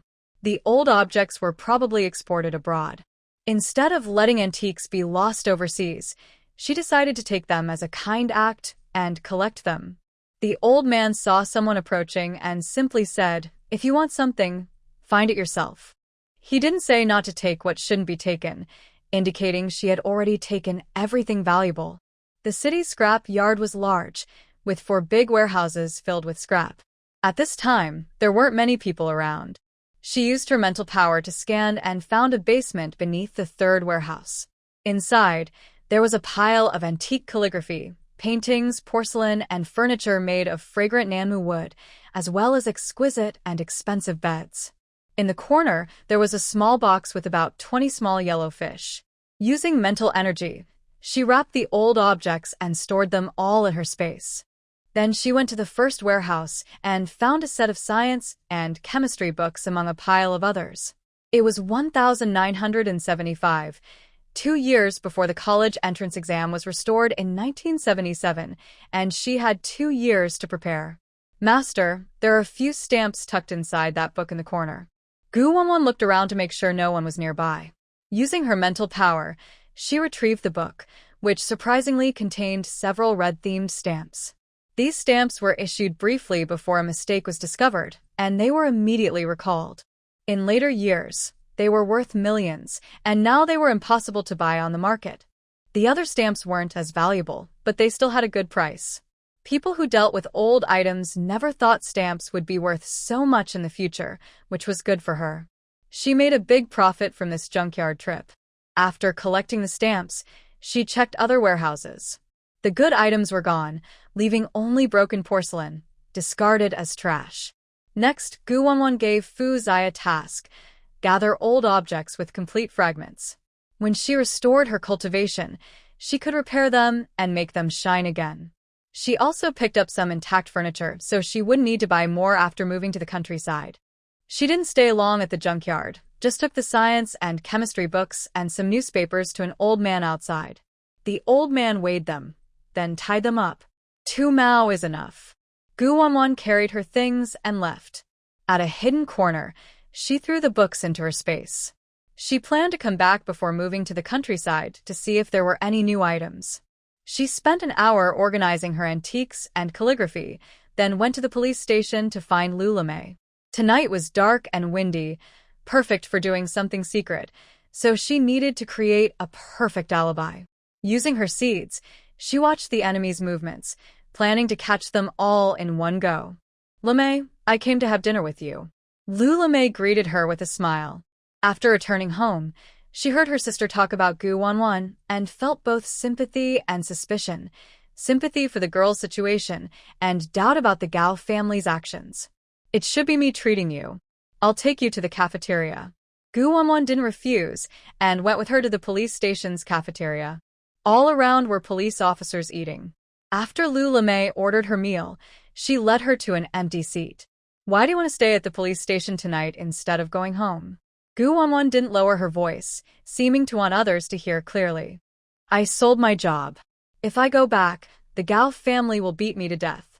It's a miracle I'm not dead already." Next to them, Xiao Qin looked confused. "Girl, last time you took care of the troublemaker red team, and you're still afraid of getting beaten? Tomorrow, I will go back with you to properly educate the Gao family. How could they abuse children? You don't understand. Gao Zhengcheng is a tough guy who fights hard. I only get beaten. If you don't believe it, look for yourself." Gu Wanwan pushed aside her bangs, uncovered the wound at the back of her head, then rolled up her sleeve to reveal a shocking scar. Everyone was surprised and asked with concern, "Aren't you from the Gao family?" Gu Wanwan shook her head helplessly. "I have amnesia. I don't remember the past, only the names and my younger siblings. I got lucky with my job, saved the son of a shopping mall manager. To thank me, he arranged a job for me. The Gao family signed me up to go to the countryside, and even tried to take my job away. If they couldn't, they threatened to send my younger sibling away. I don't know where to go now. The Gao family has a deputy leader of the Pigeon Association protecting me. What can I do?" Lu Lamei and others grew more worried, feeling like the Gao family might be human traffickers. Gu Wanwan vented her frustration, then turned her sadness into strength and started eating furiously. "Eat slowly, girl. Be more refined. Don't choke," Lu Lamei said as she brought her a bowl of soup. "By the way, last time I ate at a state-run restaurant, I met 2 strange men who were even more polite than women," Gu Wanwan mimicked, copying the dining etiquette from Sakura country. "I'm starting now. Thanks for the meal." Director Yi, who was eating, paused and stared intently at Gu Wanwan, his face suddenly becoming alert. Being in this position, he was experienced and knowledgeable. The actions Gu Wanwan was copying were clearly the dining etiquette from Sakura country. Is this an enemy agent invasion? Whether the intelligence is true or not, they must take action and not overlook any danger. "Comrade, do you know where they are from?" Gu Wanwan touched her chin and pretended to think. "It seems they are technical workers from a machinery factory. They said they wanted to gather with other brothers tonight. If Director Yu wants to find them, I can help. I remember what they look like." The subtext: there's more than one enemy agent and they have accomplices. That's great. "We're leaving right now." Director Yi didn't expect Gu Wanwan to be so capable. Just by mimicking a dining etiquette, she helped them find the enemy agents. He had heard reports about her from his subordinates. She's brave, clever, and observant. She's a promising talent. 2 days ago, she helped the police solve a murder case and eliminate villains for the country. Meeting her, enemy agents are in big trouble. Lu Lemay didn't know how to praise Gu Wanwan, so she simply gave her a thumbs up. The girl is not only a troublemaker's nightmare but now also a nightmare for enemy agents. The police station responded quickly, gathering their team and preparing to leave with Gu Wanwan. Gu Wanwan used seeds to observe the enemy agents' movements, secretly guiding the police toward their hideout. Those are the two people. She pointed at two middle-aged men leaving the mechanical factory's residential area. They were carefully watching their surroundings and heading toward a courtyard nearby. Director Yi, you can send someone to control their family members. Director Yi immediately dispatched another team into the residential area, while others followed Gu Wanwan. Gu Wanwan climbed onto the wall top through the trees to check inside the house. She was unaware of the danger, but was startled when she saw something. There was a basement under the water tank in the courtyard kitchen, holding 5 large boxes of guns and ammunition. Director Yi, if I take out the entire nest, can I get a bigger reward? Director Yi smirked. The girl was quite bold. She was fearless in front of enemy agents. Don't worry, the country won't forget your efforts. Gu Wanwan moved smoothly along the wall top, then jumped into the yard and headed toward the main hall. It wasn't that she lacked a sense of danger, but she had a special talent. However, Director Yi and the others didn't know this and couldn't stop her in time. They could only watch as Gu Wanwan confidently ran toward the enemy hideout. Come back, girl. Be careful, they might have guns. Director Yi, if the girl rushes in bravely for a reward, could it ruin our plan? If we can't catch the enemy agents, all our efforts will be wasted. You underestimate Gu Wanwan. Last time, she outsmarted the pigeon tail, and I have a feeling the enemy agents will be caught. No matter what, we need to be ready to support her. The enemy agents in the main hall heard the noise and came out to check. There were 7 in total, including the 2 middle-aged men from the mechanical factory. Perhaps because they saw Gu Wanwan alone, looking fragile and harmless, they didn't see her as a threat. Whose child are you? Why are you here? The middle-aged man from the factory quickly realized it. Gu Wanwan's bold manner at that moment left a deep impression. She's the starving girl from the state-run restaurant. One of the enemy agents in his 20s was tempted by her appearance. She's a bit rough, but she's really pretty, much more beautiful than any Chinese woman I've seen. Since she's fallen into the wolf's den, don't expect her to escape. Put away your dirty thoughts. This is a society governed by law. Gu Wanwan crossed her arms confidently and said, If you dare to think about my beauty, I will beat you to death. Who do you think you are? Director Ye's eyes twitched. Does Gu girl have to be so straightforward and rough? If you're caught not running away, but instead provoking the enemy, aren't you afraid they'll get angry and shoot? The more the girl resisted, the more it fueled their desire to conquer. To them, Gu Wanwan was just a simple-minded girl who wasn't worth their effort. We are cherry blossom people, say Sato and I, and see if you can catch the next sunrise after tonight. They laughed loudly, eager to see the shocked look on Gu Wanwan's face. The police hiding nearby clenched their teeth in frustration, wishing the director would give the order to take down the enemies immediately. But Gu Wanwan suddenly kicked the young enemy agents' backside, secretly taking their guns, watches, and money from their pockets. You won't see the cherry blossoms of your hometown. Caught off guard, the young enemy agent leaned forward and fell over several others. In the next second, Gu Wanwan started punching and kicking fiercely. Seeing the young girl attacking the enemy agents alone, Director Yi and others looked on in disbelief. They gave her full marks for this bold move. They thought there would be a firefight, but it was all resolved easily. This was probably the earliest battle to end without losing a single person, saving real guns and bullets. After knocking down the enemies, Gu Wanwan ran to open the door and chuckled. They couldn't resist my charm. My hot temper got the better of me, and I might have gone a little too hard. Director Yi looked very speechless, wanting to scold her but hesitated. He only reminded her to be less impulsive in the future to avoid trouble. The police then put silver bracelets on each enemy agent. Thanks to Gu Wanwan's reminder, they finally found the guns and ammunition in the basement. Meanwhile, the arrest of the enemy agents' families caused a stir in the entire residential area. The police led the enemies past the neighborhood, seeing their wives and children being taken away. Their mood collapsed. "You little brat, it's you who brought the police here. I've been undercover in Huagua for a long time. Not just us. My organization won't let you go." Gu Wanwan snorted coldly, speaking firmly, "I am a nemesis to enemy agents. Clearing them out is everyone's duty in Huagua." At this point, everyone in the neighborhood knew about Gu Wanwan's brave deeds. It was this little girl who discovered the enemy agents and reported them to the police. Truly admirable. Our country's flower. I recognize her. My relative lives in the transportation team's staff housing. I've heard about her and the Gao family. Last time, she reported the red team and helped the police solve a case, making a big contribution. Now she's capturing enemy spies again. Tomorrow, I need to go to my in-laws' place to promote her achievements. Lula May was on duty at the police station. When she heard that Gu Wuan had made another contribution, she was genuinely happy for her. Wuan, you're amazing. It's mainly because I'm very observant and excellent." Gu Wuan was very modest. Wuan is a persona created by Fu Bao.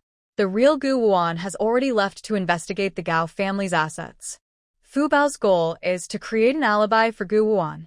The police and the factory workers' families are her witnesses.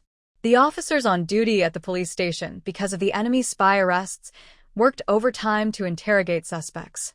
When the enemy refused to confess, Fu Bao advised Director Yi to follow the clues and catch all the hidden spies in the city. Fu Bao is very talkative and a bit of a boast. Director Yi listened to her animated stories of bravery and almost couldn't hold back a laugh. Who brags like this? Gu Wuan's face is thick-skinned and shameless. She stayed overnight at the police station, demanding that the police put on a show tomorrow and publicly praise her at the staff housing. Of course, they agreed. Without Gu Wuan, they wouldn't have easily caught the enemy spies. During the praise, they also planned to give the Gao family a warning. Gu Wuan immediately teleported into the Gao family's home. The couple hadn't gone to bed yet and were discussing how to deal with her tomorrow. "Mom, that little brat didn't come home again tonight. Let's keep tarnishing her reputation. Will the neighbors believe us? I have a bad feeling. She probably went to do something bad. I hope she doesn't come back with a banner or something. Let her be arrogant for a few more days. After a few days, she'll go to the countryside and settle down.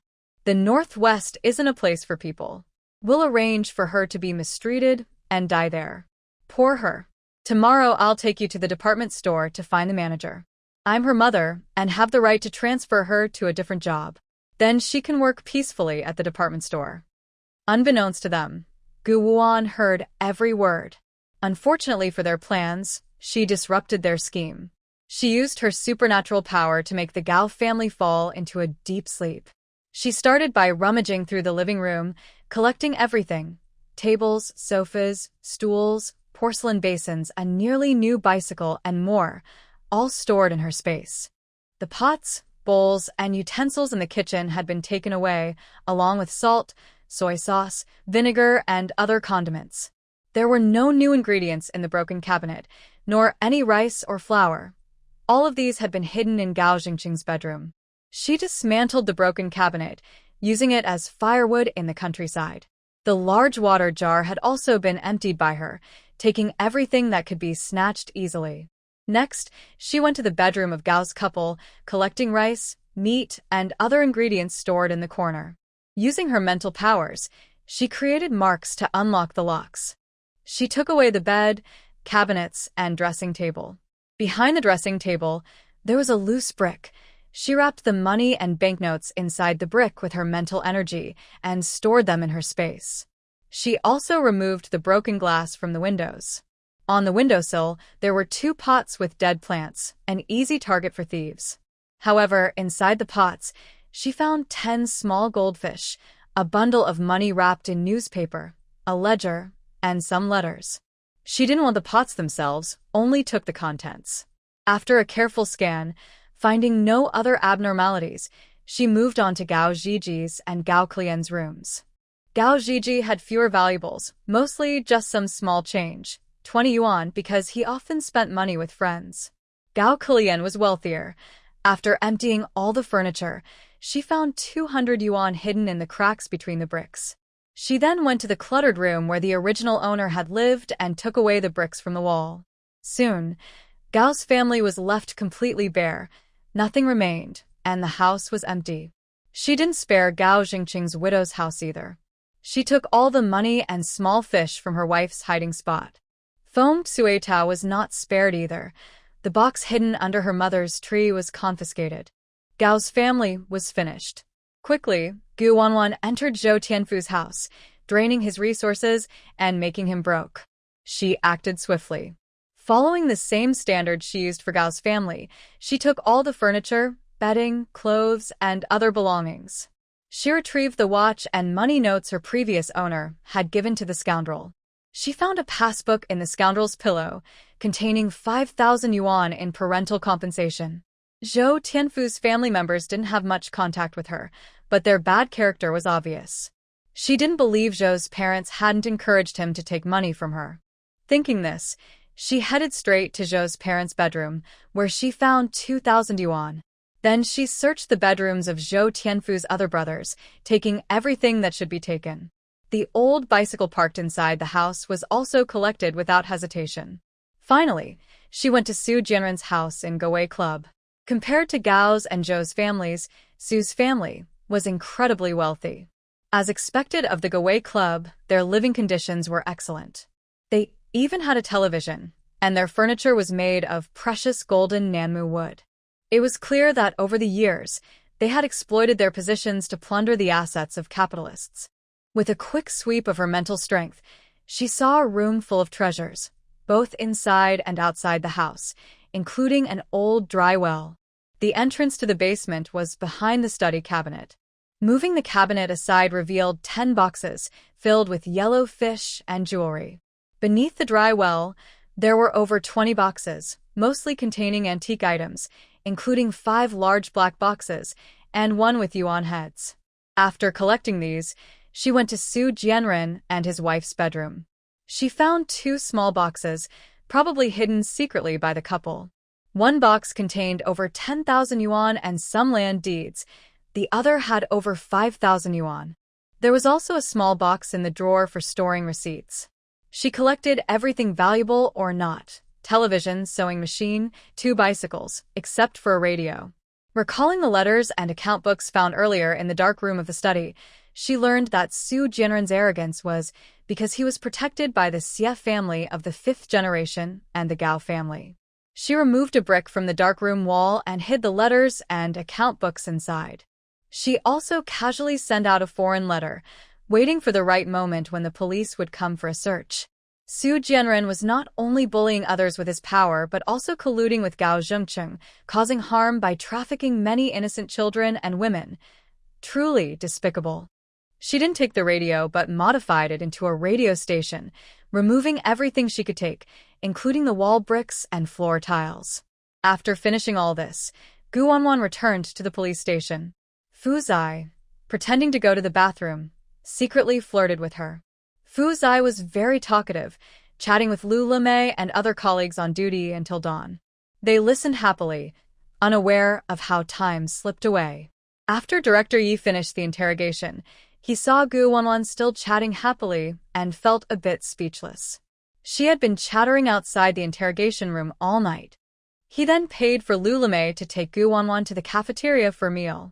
Early the next morning, loud screams came from the family compound. Neighbors rushed over and learned that the Gao family had been robbed completely. The same scene was happening at Zhou Tianfu's and Su Jianren's homes. Oh my God, a burglary! Who is so shameless to empty out their furniture? The lock was broken. It was probably an experienced thief, but how did they manage to move everything silently, without us hearing a thing? Could it be that the Gao family offended someone? I heard Zhou's family at the steel factory's residence was also robbed.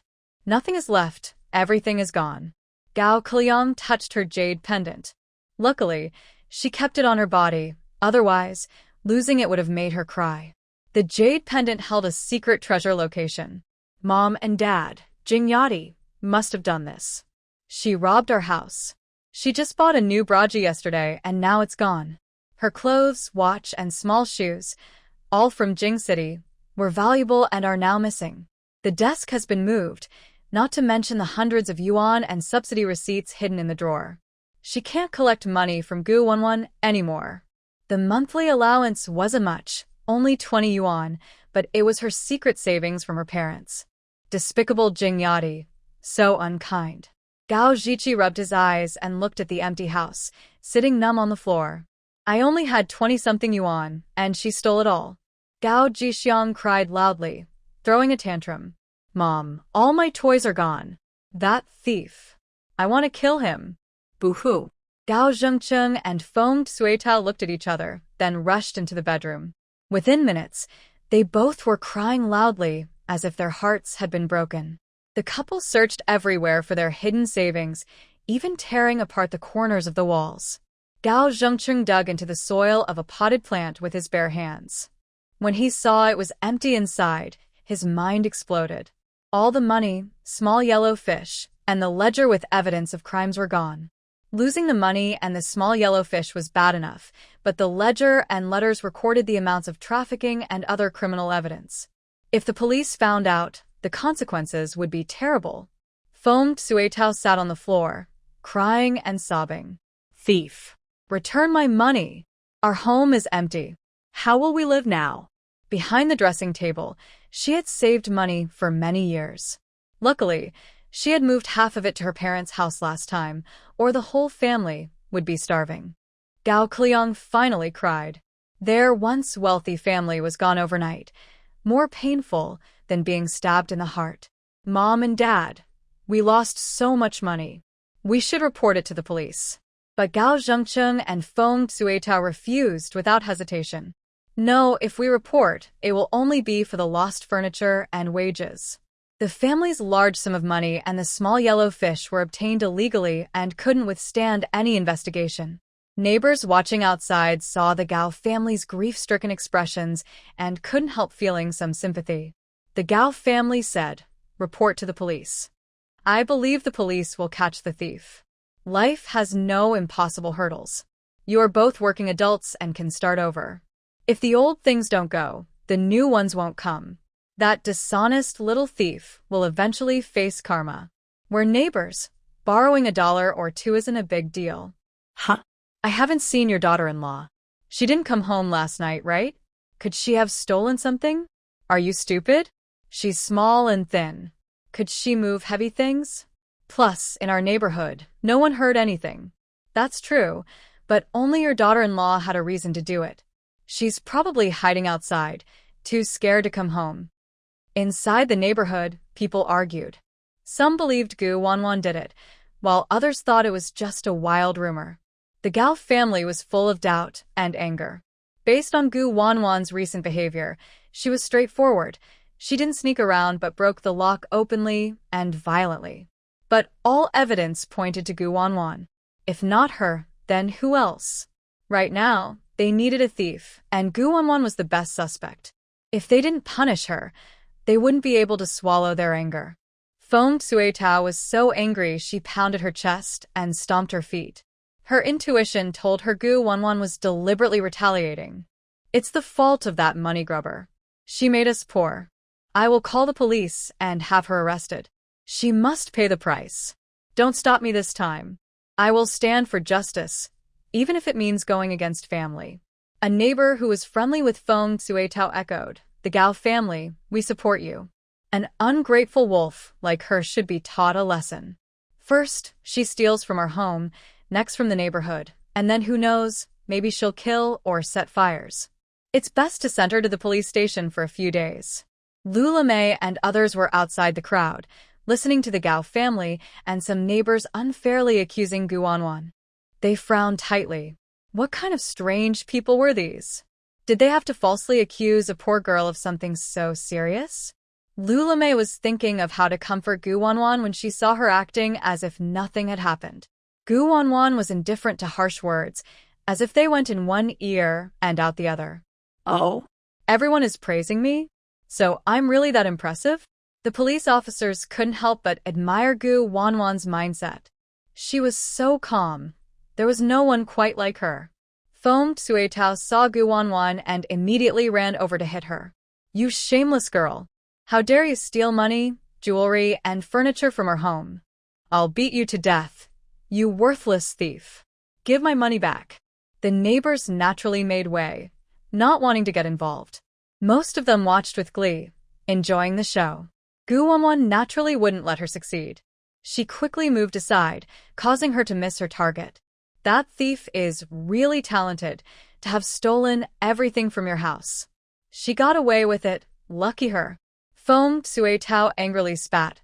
You're the thief. You didn't come home all night. Don't deny it. Everyone present focused on the Gao family and Gu Wanwan, paying no attention to the police among the crowd. Gu Wanwan refused to pretend to be weak for sympathy. She did whatever made her feel comfortable. Really? Because I didn't come home, you accuse me of theft? Everything should be based on evidence. Where is your proof? I helped the police solve a case. If you slander me, I will sue you. Gao Zhengcheng was furious and asked loudly, you didn't do anything wrong, so why didn't you come home? A girl staying out all night, embarrassing the Gao family. Just admit it and return the stolen items. I won't pursue this if you do. A neighbor asked, Zhaodi, don't you check if anything's missing from your room? The Gao family suddenly realized and tried to stop her, but Gu Wanwan had already opened the storage room. There's nothing valuable in my room. Why would anyone steal from here? Anyone with eyes could see that the storage room where Gu Wanwan lived was a mess. There was no proper bed, only a few torn clothes on the ground. Thieves wouldn't bother with such things. The Gao family was really shameless. They claimed to treat everyone equally, but this is what they did? It's clear who the real victim is, Gu Wanwan or the Gao family's abuse. The truth is obvious. The incident Gu Wanwan mentioned that day quickly spread among the crowd. Maybe she really isn't a Gao family girl. Zhaodi, where did you go last night? Asked Grandma Wang, a neighbor. This question hit home for Gu Wanwan. She took the opportunity to expose the Gao family's true nature. If I go back, I'll be beaten to death by the Gao family. They forced me to go to the countryside and demanded I give up my job so Gao Kellen could take it. I refused, so they signed me up for the countryside. I had no choice but to sell my job. I have a job, but I was forced to go to the countryside for her. Not going would be considered disobedient and unfilial. I'm just her servant, working like a beast for them. Gu Wanwan shrugged helplessly. What can I do? The Gao family took my countryside subsidy and definitely didn't give me money for my luggage. If I don't sell my job, how can I live in the countryside? The Gao family is deliberately making it impossible for me. The onlookers looked at each other, full of curiosity and disbelief. Apparently, there are such hidden truths. Gu Wanwan feels very sad. She clearly has a job but doesn't want to go to the countryside, yet the Gao family has tricked her. Such biased parents are better not to have. If it were them, they would sell their jobs without hesitation, and poor Gao would suffer. When Gao Kalian heard this bad news, she almost went crazy. All her careful plans had failed. Without a job, she would have to go to the countryside. As a delicate young lady, how could she work in such a tough rural place? Zhaodi, how can you sell your job? If you sell it, what will I do? Foamed Suetao felt guilty under the watchful eyes, but was even angrier inside. I'm her mother. If I want her to go to the countryside, she has to go. Even if I want her job, she must give it to me. What's my fault? If I had known she would be so rebellious, I should have stopped her at birth. Gao Zhengcheng saw the situation was not good and changed the subject. Zhaodi, be honest and cooperate. Dad doesn't want the family to make a scene. Gao Kalian forced herself to hold back her anger, pretending to be heartbroken. Sister, you misunderstood our parents. They want you to go to the countryside because I am not feeling well. It's my fault. I apologize to you. Gu Wanwan saw through her tricks. You say you're not feeling well, but I am also weak and injured with scars all over my body and 2 fresh, hot blood holes on my head. Did I say anything?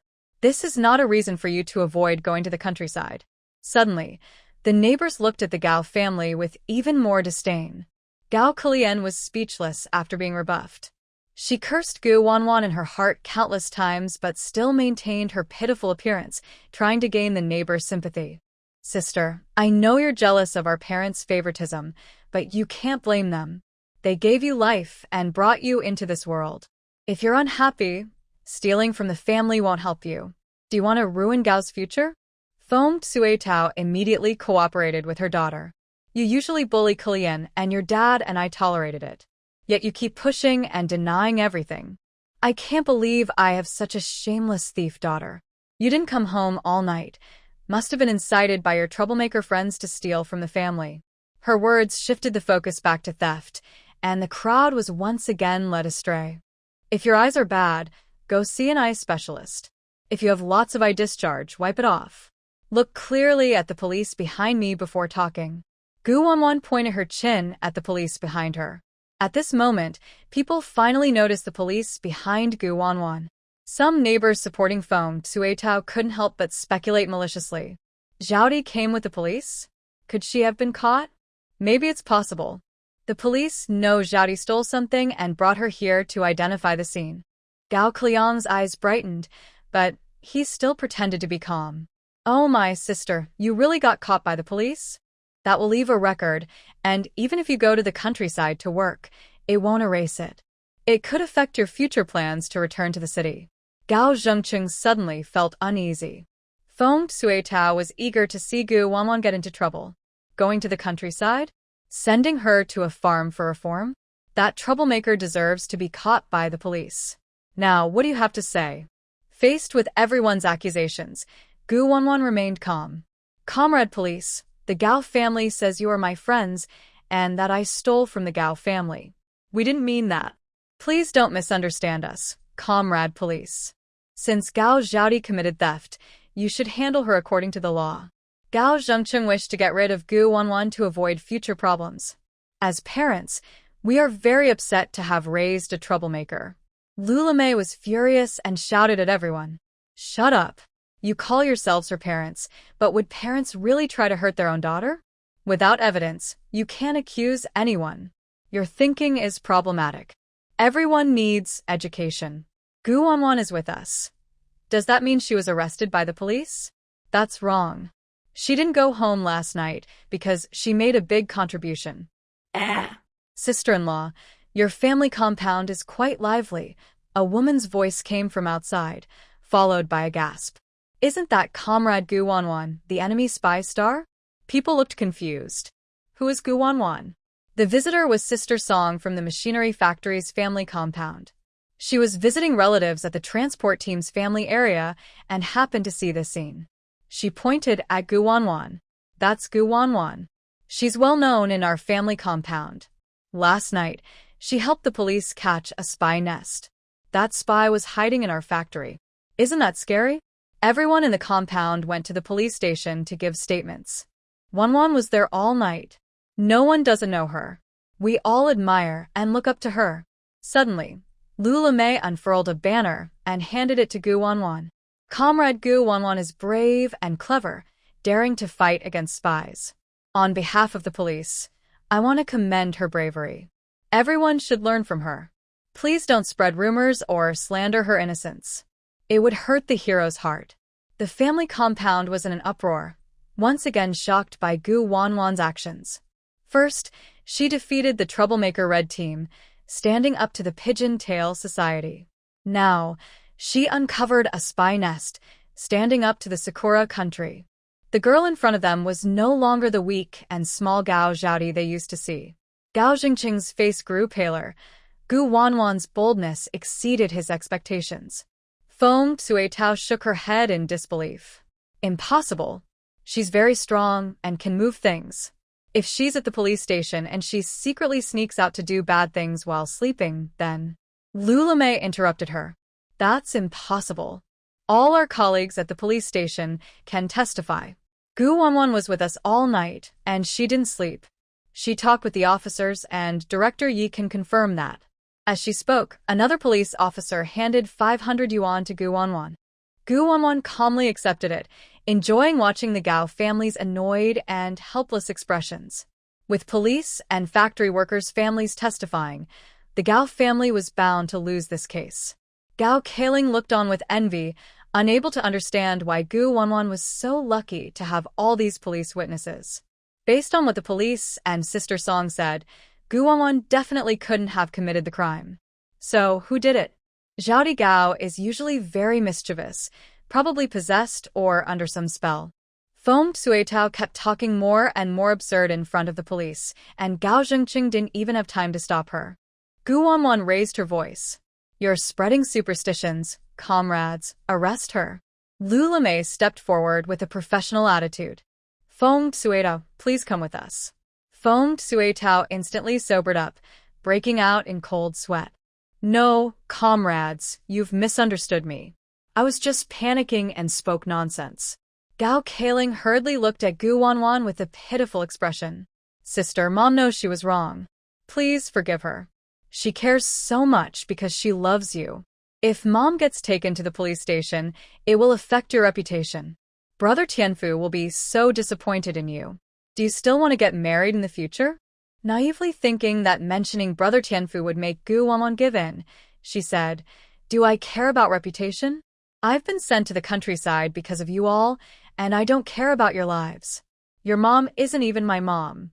I am Gu Wanwan, not Gao Zhaodi. Get lost. Don't come near me." Lu Lemay and her colleagues burst into laughter, almost laughing out loud. They had seen many women crushed by filial piety and exploited by their parents, unfortunate women who couldn't stand up for themselves or resist. But not Gu Wanwan. She did things her own way, refusing to follow the usual rules. Gao was both angry and surprised.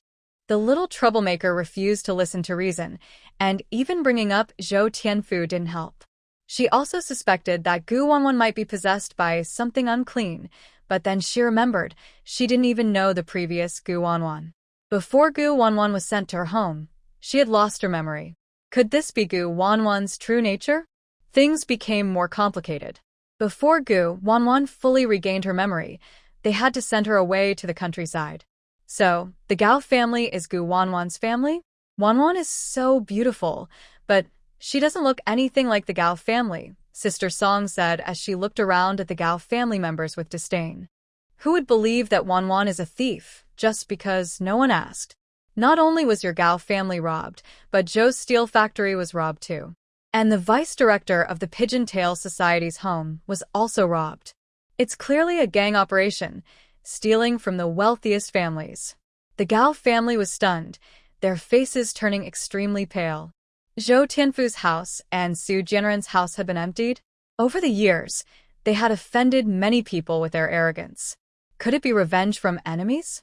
Heroic talent, Gu Wanwan muttered to herself. Gao Kulian was so angry she almost burst.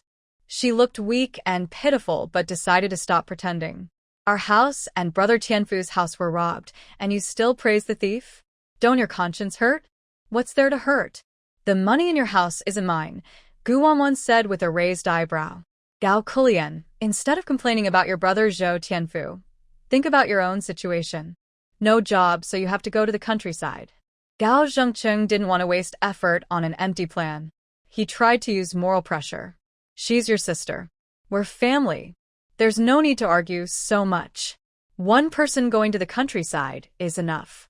Now that the house is robbed clean, just give your sister some money to buy a new job. Your parents would be grateful. It's like begging you." Gu Wanwan sneered coldly. Her patience was wearing thin. "Your money was stolen, and I couldn't care less. I earn my money through my own strength. Why should I give you money? If you want money or a job, earn it yourself with your hands. If you want to pressure me with morality or public opinion, I won't give in. I have no morals, don't try to control me. Others can go to the countryside, why can't Gao Kulian? Gao Kulian isn't enlightened enough. She needs to go and be influenced. Going to the countryside is so honorable." Lu Lemay secretly gave a thumbs up. "Society you go, Wanwan. When dealing with difficult people, you have to be shameless. We've learned a new trick." The Gao family was overwhelmed, their morale shattered. They lost their composure and became uncontrollable. Now, with 2 banners supporting them, they finally gave up. In the end, Feng Chuitao was taken away and educated by Lulame. The farce finally came to an end. For a while, the Gao family was seen as outcasts in the neighborhood, like rats crossing the street. Meanwhile, Gu Wanwan's reputation soared. Neighbors who previously avoided her now sent blessings, some even thinking about matchmaking. Gu Wanwan is now very popular. She has earned at least 500 yuan from her work, plus 700 yuan from the police reward, making her a modestly wealthy woman. She is favored by the police station and has a bright future. The most proud achievement is the 2 banners hanging at her home, which boost her family's reputation. If her son marries Gu Wanwan, all these honors would belong to her family. Gu Wanwan is unaware that neighbors are scheming against her. Even if she knew, she wouldn't bother to care. In the face of real strength, schemes are insignificant. Zhou Tianfu's family is in chaos, with an atmosphere as if their parents had just died. Zhou's mother is crying on the ground, cursing the thief for being shameless. The Zhou family is not well liked in the neighborhood, and neighbors often laugh at them. Gao Kalian visits Zhou Tianfu and sees his devastated expression, which makes her feel very sad. Tianfu, my house was robbed. Did Gao Zhaodi do it? Did she hurt you? Zhou Tianfu is almost crying. His secretly saved 5,000 yuan is gone. Earlier that morning, Director Li from the youth office came personally to demand that his family send someone to the countryside. He is less favored at home compared to his older and younger siblings. Without a job, going to the countryside is his only option. He must find a job quickly, but jobs are hard to find. It seems he has to let Gao Zhaodi pass her work to him first. Poor thing, the youth office is pushing for me to go to the countryside. I want to take over Gao Zhaodi's job first, then marry you. What do you think? Gao Kalian nods and then shakes her head, her voice full of helplessness. She's so arrogant now. She has police backing her up with evidence. Last night, she went to catch enemies. The police awarded her a banner and a bonus. To get revenge on me, she sold her job at the department store. What should we do? Zhou Tianfu is stunned, as if struck by lightning. He feels defeated. Gao Zhaodi sold her job without my permission. Does she still care about me? Zhou's mother knows that Gu Wanwan listens to her son, so she says, "Second son, I don't care what method you use. You must get the money from Gao Zhaodi. Otherwise, you have to go to the countryside." Zhou Tianfu feels hopeless. His only goal is to get the money to buy a job. Going to the countryside is out of the question. They act quickly. Gao Kalian takes Zhou Tianfu back to Gao's house. The Gao family has already been dealt with by Gu Wanwan. Gao Zhengcheng has made some connections, and Feng Chuitao was released in the afternoon. Feng Chuitao returned home as if she had forgotten her pain, staring at Gu Wanwan with wide eyes. "You little brat, the police caught me, but I was still released easily. I have someone backing me. Let's see what happens next." After saying that, she reached out to ask Gu Wanwan for money. "Give me the money. I want to buy groceries." Gu Wanwan didn't hesitate and slapped her. "My money? Do you deserve to enjoy it? Go do housework. Our home is no different from a dog's den. Are you allowed to sleep now?" When Zhou Tianfu arrived at the Gao family's house, he saw this scene and was so angry he pointed at Gu Wanwan and scolded her loudly. "Gu Wanwan, hitting your parents is wrong. You'd better apologize to Auntie right now. If you don't apologize and don't respect your elders, you'll never be able to enter my house. Auntie's asking her daughter for money is just right. When the family is in trouble, children should help. Whoever has money should support the family. There's no need to divide." Zhou Tianfu spoke confidently, acting morally high and criticizing Gu Wanwan. Everyone knew Gu Wanwan liked Zhou Tianfu. As long as Zhou Tianfu showed a stern face, Gu Wanwan would admit her mistake. Feng Chuitao couldn't help but fantasize about the scene where the spoiled girl gets her comeuppance. But fantasies are just fantasies. In reality, Gu Wanwan would beat up her scumbag boyfriend at the slightest provocation. Pathetic, Wiedmann. "You talk so grandly, but you just want to take the money I have. Do you want me to give you the money I earned from my job? You want to buy a job, so I won't have to go to the countryside? Do you think I'm that stupid and naive? You and Gao Kalian are scheming against me, lying about saving a life. I didn't report you to the police, so you should be happy. But no, you're still thinking about my money. Isn't the 5,000 yuan I took from you enough? Oh, I forgot, you stole 5,000 from me last time. If you don't return it, I'll call the police. Gao Kulian looked confused. What 5,000? Zhou Tianfu felt very awkward and guilty. You're talking nonsense. When did I take your money? Gu Wanwan sneered. I have 5,000 and proof of subsidies to give to your brother. Didn't you know? It seems that in Zhou Tianfu's mind, money is more important than me. I thought you all loved each other. Turns out I overestimated you. Gao Kulian knew about the subsidy proof, but didn't know Gu Wanwan had given Zhou Tianfu 5,000. She felt uncomfortable but still stood by Zhou Tianfu because she didn't want her parents to find out about the subsidy. We never took your money. Don't lie. It's just jealousy that I get along well with Tianfu. Zhou Tianfu firmly refused to admit anything and argued against Gao Kulian's words, saying, exactly, you love me but can't have me. Don't try to manipulate our relationship. Don't think that slandering us will make me date you. I am the man you'll never get. No matter what you do, I won't like you. Gu Wanwan disdainfully clapped her hands and said, lazy man, hypocrite. I hope you stay locked up forever and stop hurting others. If you're ugly, look in the mirror. Don't come out to scare people. It's disgusting. Despite this, Zhou Tianfu still believed Gu Wanwan's feelings turned into hatred. Gao Zhengcheng and Feng Cuetao saw their guilty expressions and realized what was happening. They couldn't find money from Gu Wanwan, so they used their secret savings. One went to the widow's house, and the other returned to her family. Unsurprisingly, they discovered all their hidden money, vouchers, and valuables had been stolen. The couple nearly broke down and went straight to Su Jianren's house. Their every move was noticed by Gu Wanwan. Through the seeds on the couple, she saw Su Jianren, who looked like a fat pig with big ears. At this moment, Su Jianren was furious, sending people to investigate, without success. He dared not report to the police and could only swallow his anger. Their home was completely robbed, leaving only a radio. He thought maybe the thief left it as a provocation. He didn't bother to check it. The house was empty, so who would be interested in listening? He saw the radio as a deliberate insult from the thief, so he was annoyed and threw it into the storage room. Gao Zhengcheng and Feng Cuetao explained their purpose and started blaming Gu Wanwan. Honestly, Su Jianren didn't believe Gu Wanwan had the ability to do this. The theft seemed too bizarre and was clearly carried out by a professional gang. But he was angry and had no outlet, so Gu Wanwan became the target. How do you want me to teach her a lesson? He asked. Gao Zhengcheng suggested sinisterly, cousin, you like her face, right?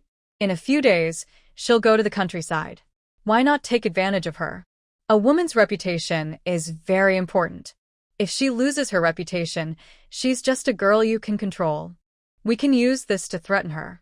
Besides, you're the deputy director of the Pigeon Tail Association. Who dares accuse you? She'll be branded as someone who lost her reputation unless she doesn't want to marry or keep her good name. Su Jianren had long desired Gu Wanwan's beauty, but hesitated because of Gu Qiulin. Now, under the pretext of teaching her a lesson, he decided to give her an unforgettable nightmare. Feng Cuetao was reluctant, but couldn't resist the desire for revenge. She volunteered to buy and administer the medicine. 3 people conspired together and decided to act tomorrow night. Gu Wanwan smirked mockingly. Using drugs to ruin someone's reputation is an old trick. The weather is getting colder. The Gao family and Su Jianren should step back now. Cutting off this connection, I wonder if the other families in Jing City will become desperate. I also wonder what her ungrateful aunt and second uncle will think. In the near future, I will clear my grandparents' name and help them return to Jing City. Late at night, she entered the space and clearly felt the spiritual energy increase, and the surrounding fog had thinned a bit. It seems doing good deeds is one way to level up the space. She did a simple fortune-telling and found that her grandparents' location is not far from her twin younger brothers. So her grandparents are probably in the northeast, and her other grandparents are with Gu Huanhuan. As for her other 2 brothers, she only knows that her eldest brother, Gu Sijin, is in the border province, but his exact location is unknown. Second brother Gu Peichuan seems to be on a mission. One day, the whole family will reunite. Since they planned against Gu Wanwan, the Gao family has rarely caused trouble. They haven't dared to make a fuss. Feng Suetao even changed from being sharp-tongued to caring and asking about Gu Wanwan. Gu Wanwan knows her husband and wife are hiding bad intentions, so she decided to play along. Early in the morning, Feng Suetao went out to buy some rich ingredients, specially packed a large portion of braised pork from Gui restaurant, and bought a few bottles of soda from a supply store.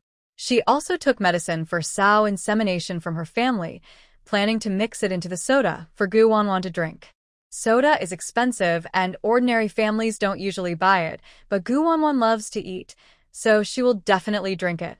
When Gu Wanwan needed to go out to buy things, Feng Suetao couldn't stop her, only forcing a fake smile and saying, "Come back early for dinner.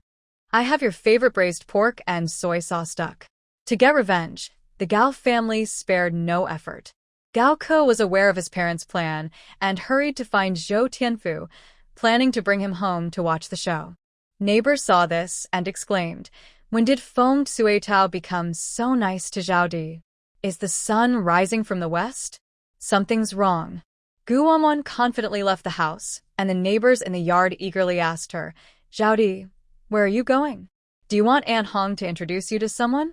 My son is hardworking.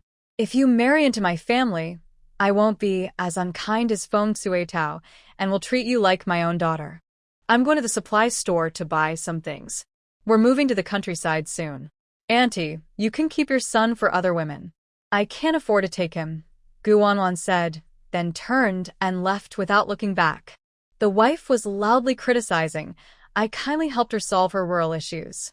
My son is talented and hard to find, but she doesn't appreciate it. No wonder she can't get married." A neighbor lady couldn't stay silent and said, "Come on, everyone knows your son is lazy and has no job. He just wants to take money and honor from others. Don't pretend to be so kind." Everything was ready, just waiting for Su Jianren to arrive at the Gao family on time. At mealtime, Gu Wanwan still hadn't returned home. The couple was a bit worried. Everything was prepared, but without Gu Wanwan, the show couldn't go on. They had to make Gu Wanwan look bad, or else the rebellious girl might use her two banners to threaten their power. If she caused trouble in Beijing someday, it could threaten the family's position. "Wait at home and take care of my cousin. I'm going out to find her," Gao Zhengqing said, eager to leave. The neighbors inside the yard couldn't help but tease Gao family, leaving work so early today. "Are you celebrating the rural trip with a good meal?"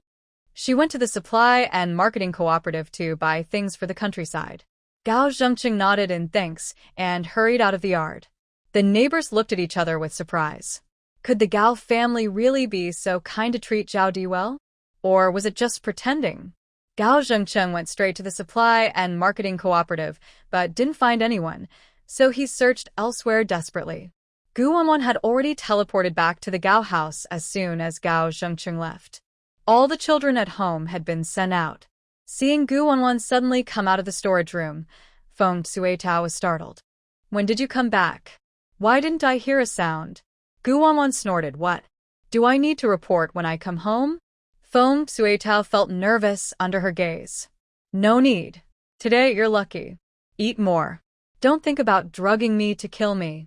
I'm immune to all poisons." Gu Wanwan looked at the abundant dishes on the table, the unopened soda, and finally her gaze settled on the cups with some sauce on them. Interesting. People are quite clever, not directly putting poison in the soda." Feng Suetao thought Gu Wanwan was joking. These days, who is truly immune to all poisons? The rebellious girl really thinks she's a fairy descended from heaven. If she were a fairy, why didn't she foresee losing her innocence today? Just then, Su Jianren arrived as scheduled. Feng Suetao opened the door, exchanged a glance with him, and said, "Cousin, please come in." Su Jianren understood immediately and looked away from Gu Wanwan, saying, "Hello, Mississippi. I am your uncle." Gu Wanwan ignored him, not even glancing at the overweight pig, and continued eating her meal. "It's just Director Su from the Pigeon Tail Society. I caught a few pests from your society, so you came to settle the score? Not mentioning it was better, but once mentioned, Su Jianren was clearly angered. Thinking about the upcoming plan, he forced a kind smile and said, "The troublemakers got what they deserved. I'm here to apologize to you." Showing off without reason is usually a sign of bad intentions. Gu Wanwan suddenly held out her hand. "Unless you can prove your sincerity." Su Jianren used to admire Gu Wanwan's beauty, thinking she was delicate and easy to deceive. Now, seeing her acting like a rebellious troublemaker, he lost some interest. A girl who speaks harshly and is unforgiving. Why does she have to be so difficult? He reached into his pocket and took out a large note, handing it to her. "I don't have much on me now. I'll give you more another day." Gu Wanwan disdainfully put the money into her pocket, still trying to poke at him. The deputy director of the Pigeon Tail Society is so stingy. They've been squeezing capitalists all these years. Maybe they've done too many bad things and are afraid of retaliation, so they're emptying their own homes? Do you think because your wife is the niece of the Xie family from Jing City, they can protect you and make you worry-free? Su Jianren nearly knocked over the dinner table. Could that girl really be talking like that? Wait, how does she know about the Xie family in Jing City? Has she regained her memory? Somehow, he had a bad premonition. Things were about to go very wrong. Foamed Suetao's heart pounded with fear. Whether or not Gu Wanwan remembered anything, their plan had to go ahead. To prevent her from suspecting, the three of them secretly laced all the cups with medicine. "Come on, drink some soda." Gao Zhengqing didn't wait for her to return, pouring soda into each cup. Seeing Gu Wanwan hesitate to drink, he swapped his cup with hers. "There's no poison." "Look, Uncle drank it, didn't he?" Su Jianren knew where the poison was hidden and avoided that spot. "Drink too," Gu Wanwan said, picking up her cup and taking a sip. "It tastes really strange." Foamed Suetao saw her drink it and finally relaxed. The girl was naturally suspicious, but luckily they had prepared in advance. She then picked up her own cup and drank the soda. Unbeknownst to them, at the moment they drank, Gu Wanwan used her mental power to secretly put poison into their cups. 5 minutes later, Gu Wanwan collapsed onto the table. Foamed Suetao and Su Jianren saw the situation and trembled with excitement. Suddenly, they became so heated that they pounced on each other like prey, rolling around and sweating profusely. Gu Wanwan found this embarrassing, cleaned up her traces, and placed Gao Jingqing's account books and letters in the bedroom. She then used teleportation to leave the Gao family house through the gate of the family compound. Neighbors relaxing in the yard gathered to gossip and waved at Gu Wanwan. "Zhaodi, what did you buy? Your dad just went out looking for you." Gu Wanwan smiled slightly, as if proof of her innocence was secured. "Luckily, I used all my rewards or I really wouldn't have money to buy things. The Gao family even took away the subsidies, so they don't care about me. I bought some supplies and sent them from the post office so they wouldn't be stolen if I brought them home." The neighbors nodded in agreement. "Yes, the Gao family isn't kind. If I were your daughter, I'd support you. But wait, the Gao family is so stingy with Zhaodi. Why would they cook and celebrate her? That's strange. That's not Foamed Suetao's style. Maybe they're up to something. Be careful, Zhaodi, they might be after your money." Gu Wanwan pretended to be confused. "It's really strange. Their whole family has suddenly become very nice to me." After searching for a long time, she couldn't find anyone. Gao Zhengqing, panting, returned to the family compound and saw Gu Wanwan chatting happily with the elderly women. Ignoring their strange looks, he hurried over to pull her. "Come on, let's go home." Gu Wanwan, eager to stir trouble, asked, "Are you going to hit me again?" Gao Zhengqing was anxious and made up a poor excuse. "Dad didn't hit you. He just told you to come home early for dinner. The food is almost cold." Gu Wanwan raised her voice to question him.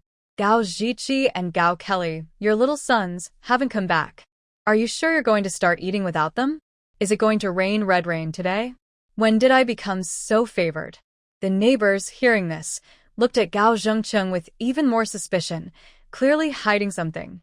Seeing that the moment was right, Gu Wanwan decided to leave with Gao Zhengqing. The neighbors, feeling uneasy, secretly followed behind. Gao Zhengcheng, focused on scheming against Gu Wanwan, didn't notice the tail behind him. Gu Wanwan opened the door first and suddenly screamed, "Oh my god, Feng Suitao and Deputy Director Gu are having an affair." Big gossip. When the neighbors heard Gu Wanwan scream, they all rushed over.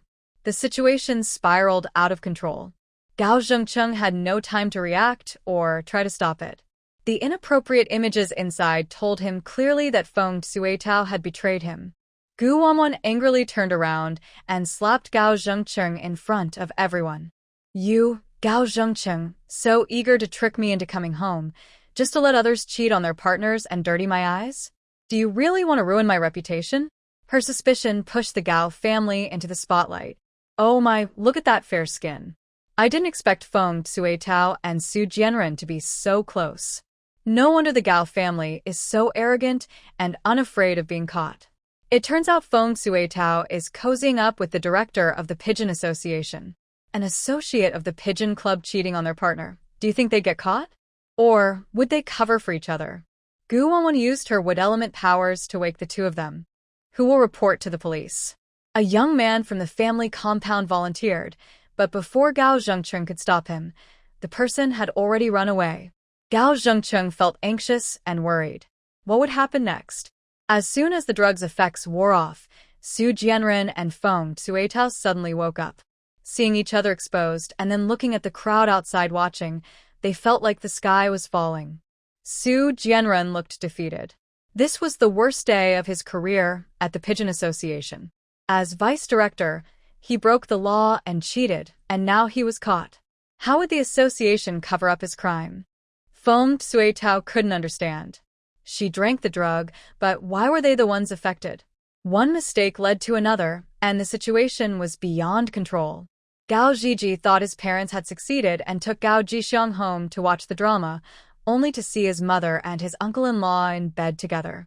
It felt like the world was collapsing. Seeing Gu Wanwan safe and sound, stirring trouble nearby, made it clear she had already seen through their plans.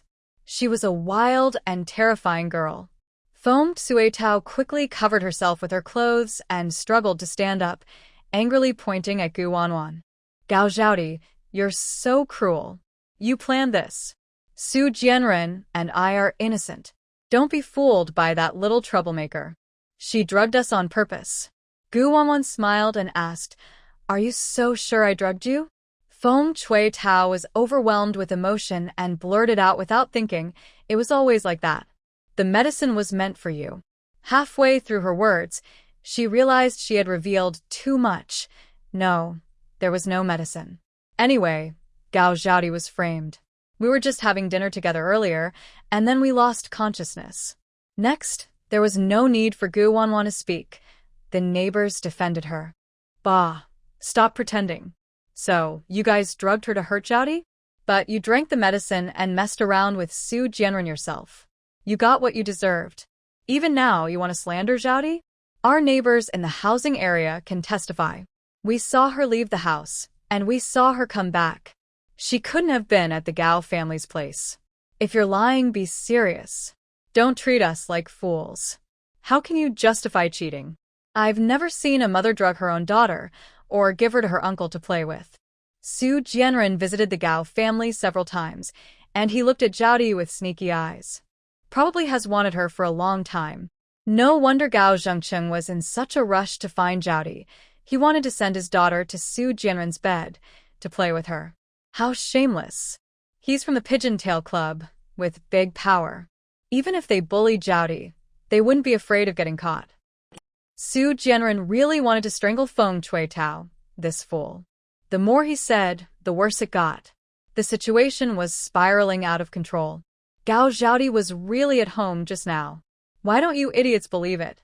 Gu Wanwan was furious, trying to make everyone angry and frustrated. When did I do that? Everything needs proof. Don't insult our intelligence. Su Jianren was so angry, he felt dizzy. Seeing his beloved stepfather being bullied, Gao Jixiang immediately stepped forward, clenched his fists, and raised his foot. "You money-grubbing brat, don't bully my stepfather. You're a troublemaker. Go to." Gu Wanwan kicked him back. "Your father is Gao Zhengcheng. He's right here. If you want to be filial, go find him. Don't think just because you look like Su Jianren, that makes him your father. His wife, Song Lukun, didn't say anything, so who are you to defend him? As soon as she finished speaking, everyone heard a pin drop. The neighbors suddenly realized the resemblance between Su Jianren and Gao Jixiang. Wow.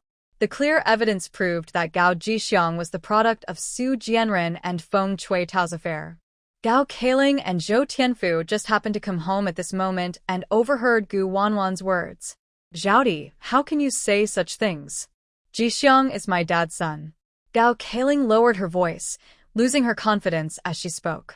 Gu Wanwan, with her high and auspicious face, turned to the onlookers and said, if you speak to this face, don't blame Feng Suitao for taking Gao Jixiang to the pigeon tail meeting every time. Maybe he just wants the father and son to reunite. Gao Jixiang clearly prefers his biological father over his adoptive father. Gao Zhengcheng has such a big heart, raising someone else's child for free, even lending his daughter-in-law to others to warm their beds. It's truly impressive. Since the scandal has happened, I believe you wouldn't mind. After all, Su Jianren is your cousin. It's a close family, but I wonder if Gao Ziqi and Gao Kelly. Gao Zhengcheng's eyes widened with anger, glaring at the three siblings with suspicion. Su Jianren was furious, clenched his fists, and wanted to hit Gu Wanwan. Shut up. Gu Wanwan was delighted and continued to spill the beans excitedly. It's just that your son is ugly. Your son, born to Song Lukun, looks a bit like Gao Zhengcheng. Why get so angry? You and Gao Zhengcheng are equally guilty, both at fault. Su Jianren's mood collapsed. His wife had cheated on him, and he had raised Gao Zhengcheng's ugly son for nothing. The more they fell apart, the happier Gu Wanwan felt. Gao Zhengcheng, even though you raised someone else's son and lost the Gao siblings, you and the widow Qian and your 3 sons won't have to worry about being alone after death. The neighbor sighed, amazed. This was the biggest show in the transport team's family compound this year. Even writers couldn't imagine such drama from the Gao and Su families. Gao Zhengcheng, Su Jianren, and Feng Suitao all became furious and embarrassed, and soon they started fighting. Gao Zhengcheng, I am your wife. Do you deserve me? You're still involved with widow Qian and have 3 illegitimate children. Su Jianren, you're my cousin. You sleep with my wife, and I help you raise your children. Do you have no shame? I don't want to play with your wife. It's because you're incapable and can't satisfy her. That's why she borrowed my seed. Gao Zhengcheng, if I hadn't protected you, your affair with widow Qian would have been exposed long ago. Now you're messing around with my wife and producing a ugly brat. Seeing that things were getting out of control, Zhou Tianfu quickly jumped out and said, Gao Zhaodi, they're your parents. How can you be so heartless and harm your uncle and aunt? Gao Ziqi still saw Gu Wanwan as the foolish girl from the past. No matter what she said, Gu Wanwan would always obey him. Gu Wanwan rolled her eyes. The Qing dynasty is gone. You think you're emperor, casually demand people kneel, and you're promoting feudal ideas. Gao Kolian felt terrible. She couldn't understand how something that seemed foolproof could backfire, especially involving her parents and her uncle. Now that her plans were exposed and the big secrets of the Gao and Su families were revealed, how would it end?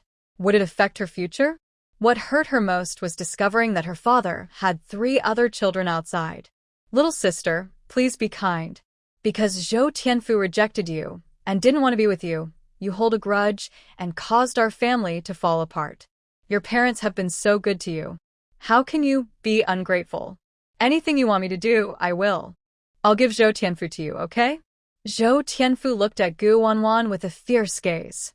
It's sad, but feelings can't be forced. I don't like Gao Zhaodi. She's the one who's been pestering me. The bad boy and the troublemaker seemed to be working together, making it look like Gu Wanwan hated Gao Kolian and her family out of love. Sure enough, some people on the fence sided with them, ready to criticize Gu Wanwan. But most neighbors remained rational, looking at him with eyes full of disdain. He's really sick. The person involved admits it, and he's still trying to clear Gao's family's name. Maybe he's an accomplice. His name is Zhou Tianfu. He's stringing along Zhaodi while dating Gao Kulian. Why would Zhaodi like someone like him? Before, he said he was Zhaodi's savior. She listened to him a lot. Gu Wanwan calmly exposed the true nature of the bad boy and troublemaker. I'm not that blind. I would never fall for Zhou Tianfu, this kind of man who depends on others for support. Gao Kulian knows I have money and a job, and she teamed up with Zhou Tianfu to pretend to be heroes saving the beauty, making me think Zhou Tianfu was a savior. They planned to scam my money. The dependent man forced me to give up my job to avoid being sent to the countryside. Everyone looked at her with a new understanding, their eyes growing more disdainful. When Gao Zhiqi heard that Gao Zhengcheng had 3 other children, his eyes lost all light. In the Gao family, you're not as favored as Gao Zhixiang. Compared to the son of the widow, Gao Zhengcheng cares more about them. The widow was his first love. You can't have children, so to Gao Zhengcheng, you're like a discarded child, only to be sacrificed. Besides, you're the son of a woman of questionable reputation. If you don't explain yourself, you'll be left with nothing but a peanut. As Gu Wanwan passed by him, she lightly dropped these words and then said no more. Gao Zhiji suddenly felt that he was completely justified. His parents' love wasn't for him. They gave all their benefits to their favorite son. Over the years, he wasn't jealous of Gao Zhixiang. Now, not only are his parents having an affair, but the incident with the con artist will surely come out, and it will definitely involve him. He could report everything and cut ties completely. Gu Wanwan was right. Perhaps he really wasn't Gao Zhengqing's son. He wanted to find his real father. His intuition told him that Gu Wanwan was holding a big move, and it was a sure hit. This time, his parents and Su Jianren wouldn't be able to turn things around. I have something to say. Brother, shut up. Don't you think things are already bad enough? Gao Kaling quickly covered Gao Zhiji's mouth. He couldn't afford to have one more teammate in trouble. My parents and my uncle are innocent. Sister, are you trying to force your own parents to death? As long as they deny everything and shift the blame onto Gu Wanwan, no one can do anything to them. Gao Zhengcheng, Su Jianren, and Feng Suetao were suddenly awakened by Gao Kaling's words. Even though they had the shame of being cuckolded, they had to suppress it and unite to deal with Gu Wanwan. Feng Suetao hated Gu Wanwan so much, she wanted to skin her alive. But since she needed Gu Wanwan's help, she could only endure and stay silent. Zhaodi, you're our parents' child. Can you bear to watch them die? We're all family. There's no need for total destruction.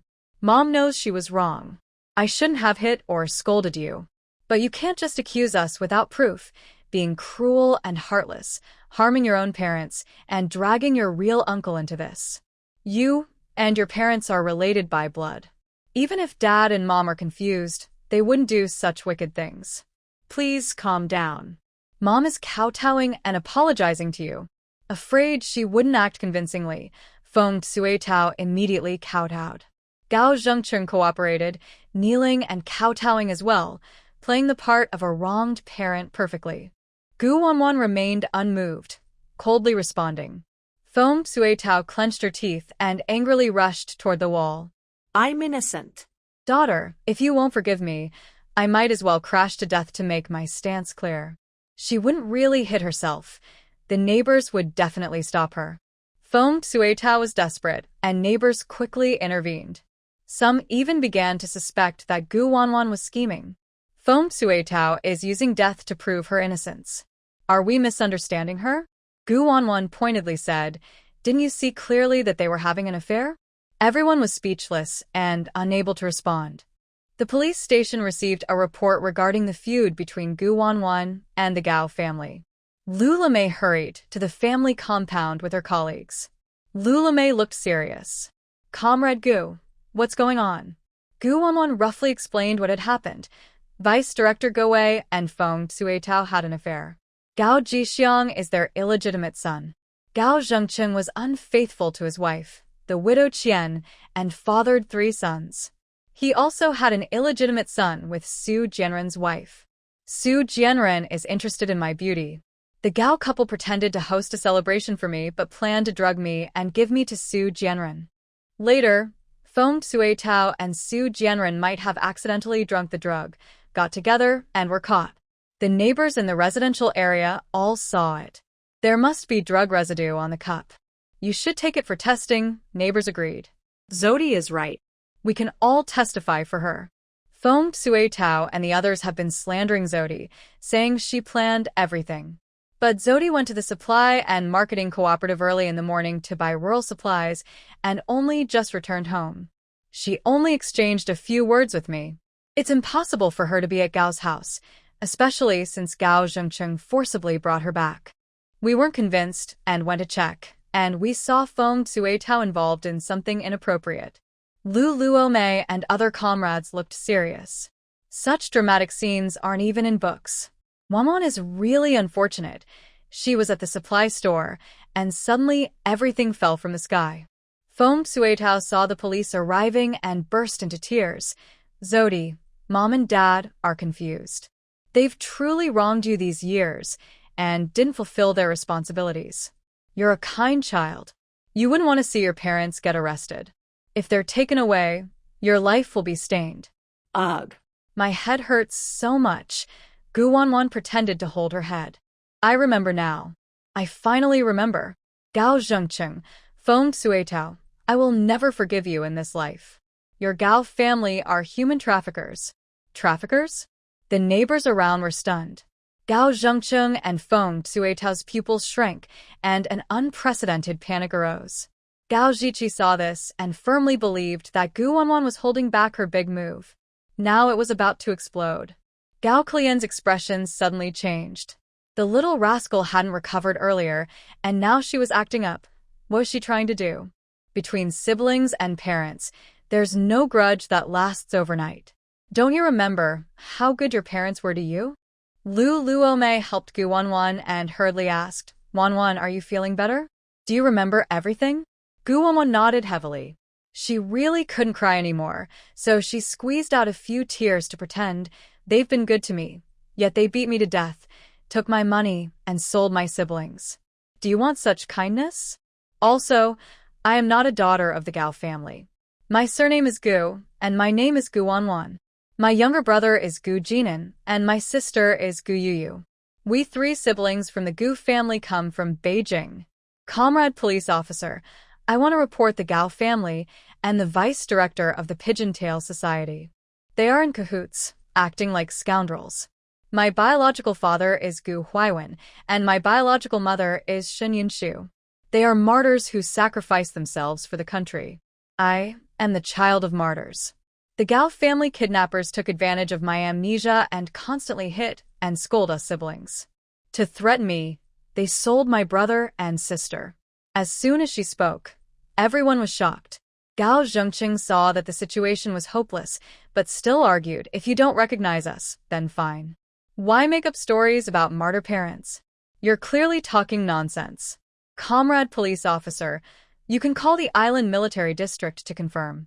My great-uncle Gu Huaiwu is the commander of the island troops. My great-aunt is the director of the military hospital. My eldest cousin is the director of the island police bureau. With each sentence she said, the crowd was more surprised. People shouldn't judge by appearances. The Gao family looks honest, but they actually do terrible things like kidnapping children and women. No wonder they targeted Zhaodi. Gu Wanwan and her siblings are so terrible. It turns out they are not even related by blood. Oh my god, Gu Wanwan's background is so impressive.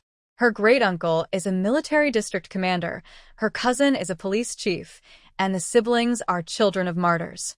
How dare the Gao family do this? With such a background, why were they kidnapped by the Gao family?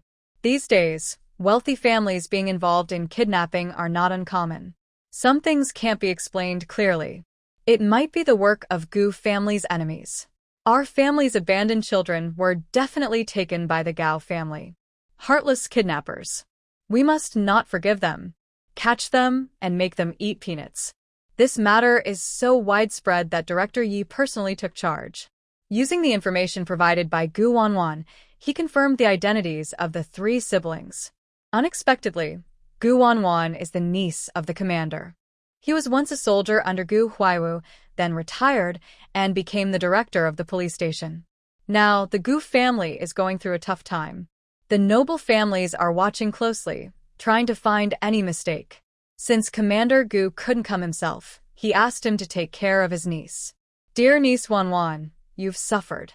Your great-uncle's family is safe. Uncle Yi will help you punish the bad people. When Zhou Tianfu heard about Gu Wanwan's background, he was so frightened he wet himself. He wondered if accepting the martyr's subsidy could land him in jail. Gao Kailing felt a cold shiver run through her body. She knew Gu Wanwan was from Beijing, but didn't realize her background was so powerful. Su Jianren's mind went blank. Knowing that Gu Wanwan's identity was special, he shouldn't have easily provoked her. It's all because Gao Zhengcheng and Feng Suitao didn't warn him. Now, the commander's uncle is holding onto him tightly, and the deputy director of the Pigeon Tail Association is at his wit's end. Honestly, Gao Zhengcheng and Feng Suitao were also tricked by Gu Qilin. Their superiors ordered them to watch over Gu Wanwan and her siblings. The couple only knew that Gu Wanwan's family was wealthy and thought they might be capitalists. Otherwise, how could they have an ancestral treasure? They didn't really know each other's true identities. Gao Zhengcheng was just a distant relative of the Gao family in Beijing. The main branch didn't care about them. Their confidence came from Gu Qiulin and Song Lukun. Song Lukun is the niece of the Xie family in Beijing. No matter what bad things they did, someone was always protecting them. Lu Lemay was stunned when she learned Gu Wanwan's identity. Wanwan was actually the granddaughter of that hero. She could guess why Gu Wanwan ended up with the Gao family, probably due to schemes from a lower noble family. Fortunately, the Gu family had support from other families like the Fu, Sheng, and Chung families. Plus, the grandparents of Gu Wanwan cut ties in time. With her parents being martyrs, they were less affected. The lower noble family didn't dare to touch her for now. You want to find someone? Go look for the Gao family. Gu Wanwan was not kidnapped by me, Su Jianren said, shifting the blame onto the Gao couple. Feng Suitao raised her chin and retorted, you and your wife were involved too. Gao Zhengcheng, on the verge of death, still struggled.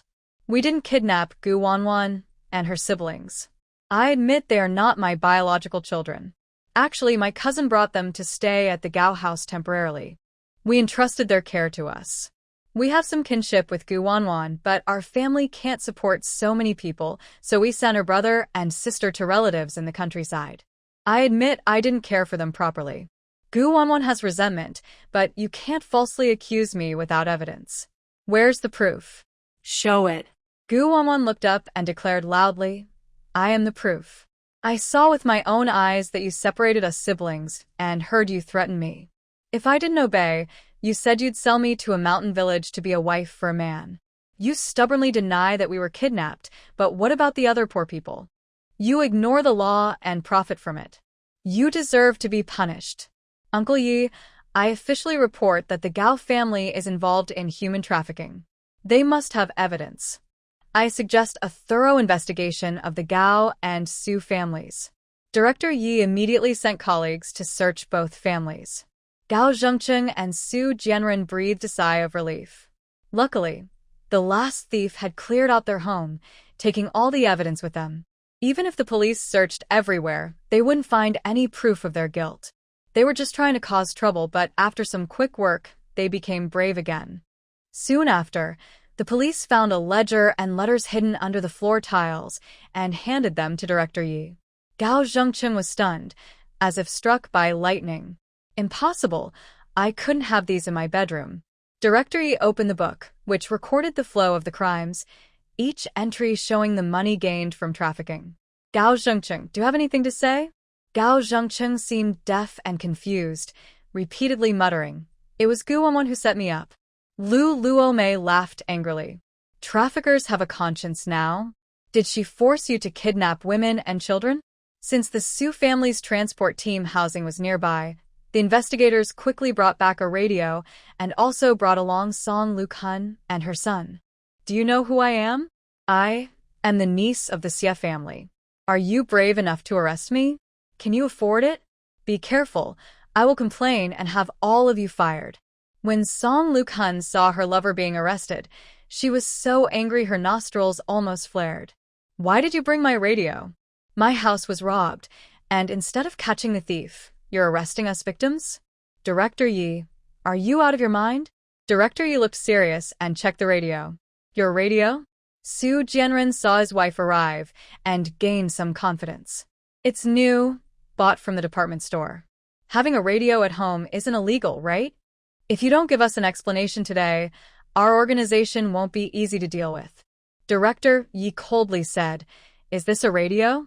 No, it's clearly a transmitter. Song Luchuan's eyes flickered, and Gu Wanwan caught her expression. It confirmed that the Xie family in Beijing was indeed suspicious. Su Jianren choked and frantically shook his head. I'm not a spy. I bought this radio at the department store. You can check if you don't believe me. I'm innocent. The thief is deliberately framing me. He wondered why the thief hadn't stolen the radio, thinking maybe the thief was waiting for him here. Once accused of being a spy, there would be no way out. The investigators handed more letters and ledgers to Director Yi. Director, the radio was found in the storeroom, hidden at the bottom. These letters were found behind the wall bricks in the Su family's secret room.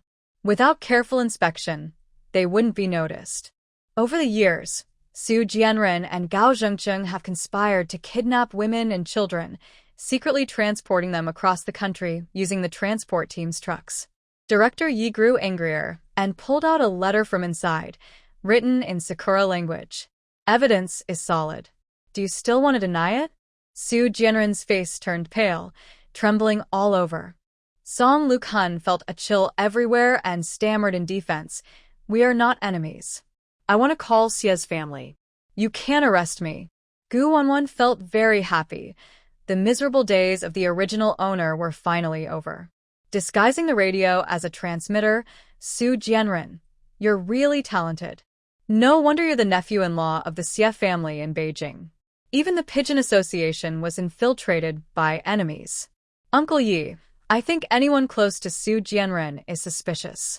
Better to mistake someone else than let an enemy go, like the Gao family. Also, I want to report Zhou Tianfu for maliciously tricking my parents out of 5,000 yuan of relief funds and national subsidies. I demand they return the money immediately. Zhou Tianfu was struck like thunder, losing all hope and overwhelmed with fear. He couldn't be caught or have a stain on his record. He knelt in front of Gu Wanwan and begged bitterly, Qiaodi. No, Wanwan, forgive me. I didn't know you weren't a biological member of the Gao family. If I knew you were a martyr's relative, I wouldn't have asked for your money. You voluntarily handed the money to me for safekeeping. If you want it, ask the thief. He stole your 5,000 yuan. If you don't return the money, you'll go to jail, Gu Wanwan said firmly. Gao Kilian, give me back my subsidy. Gao Kilian saw that everything was settled and there was no hope of reversing the situation.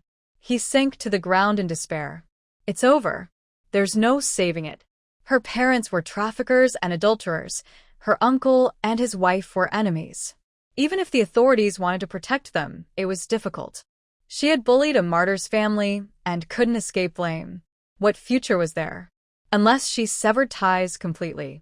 Gao Zhiqi stepped forward, without hesitation. Comrade police, I am willing to betray my family for justice. I will report my parents for their affair. They conspired with Su Jianren to ruin my reputation. They also often threatened Gu Wanwan with the whereabouts of the twins. Feng Suitao never expected such a disaster. Her own son betrayed her. You ungrateful scoundrel, I loved you so much. Gao Zhiqi felt the irony and wanted to cut ties with the Gao family. Loved me? You only favored Gao Jixiang, that wicked son. I am ashamed of you. And you, Gao Zhengcheng, you're not my father. You have 3 sons. What do you think of me, Gao Zhiqi? Everyone here is a witness. I am cutting ties with the Gao family. If a person doesn't act for themselves, they will be punished by heaven and earth. He's not a fool. The mistakes made by his parents are enough to be punished. Since there's no way out, he doesn't want to be involved anymore. Song Lukhan was proud a moment ago, but the next moment she looked like a wilted eggplant, defeated. A family of 3 was taken away by the police. Before Feng Tsuetao was taken, she did a good deed. She took all the blame and completely cut ties with her son and daughter. Gu Wanwan didn't expect to take down the entire Gao family, especially since Gao was clever enough to stay and help cover her own mistakes. When the reborn heroine notices something unusual, she will come looking for trouble. Gao Kalian and his sister escaped legal punishment but couldn't avoid being sent to the countryside in the northwest. However, before going, they had to pay back Gu Wanwan's money. Otherwise, they would be sent directly to a farm. Gao Kalian and Zhou Tianfu couldn't come up with the money, so they each signed IOUs and went back to raise funds.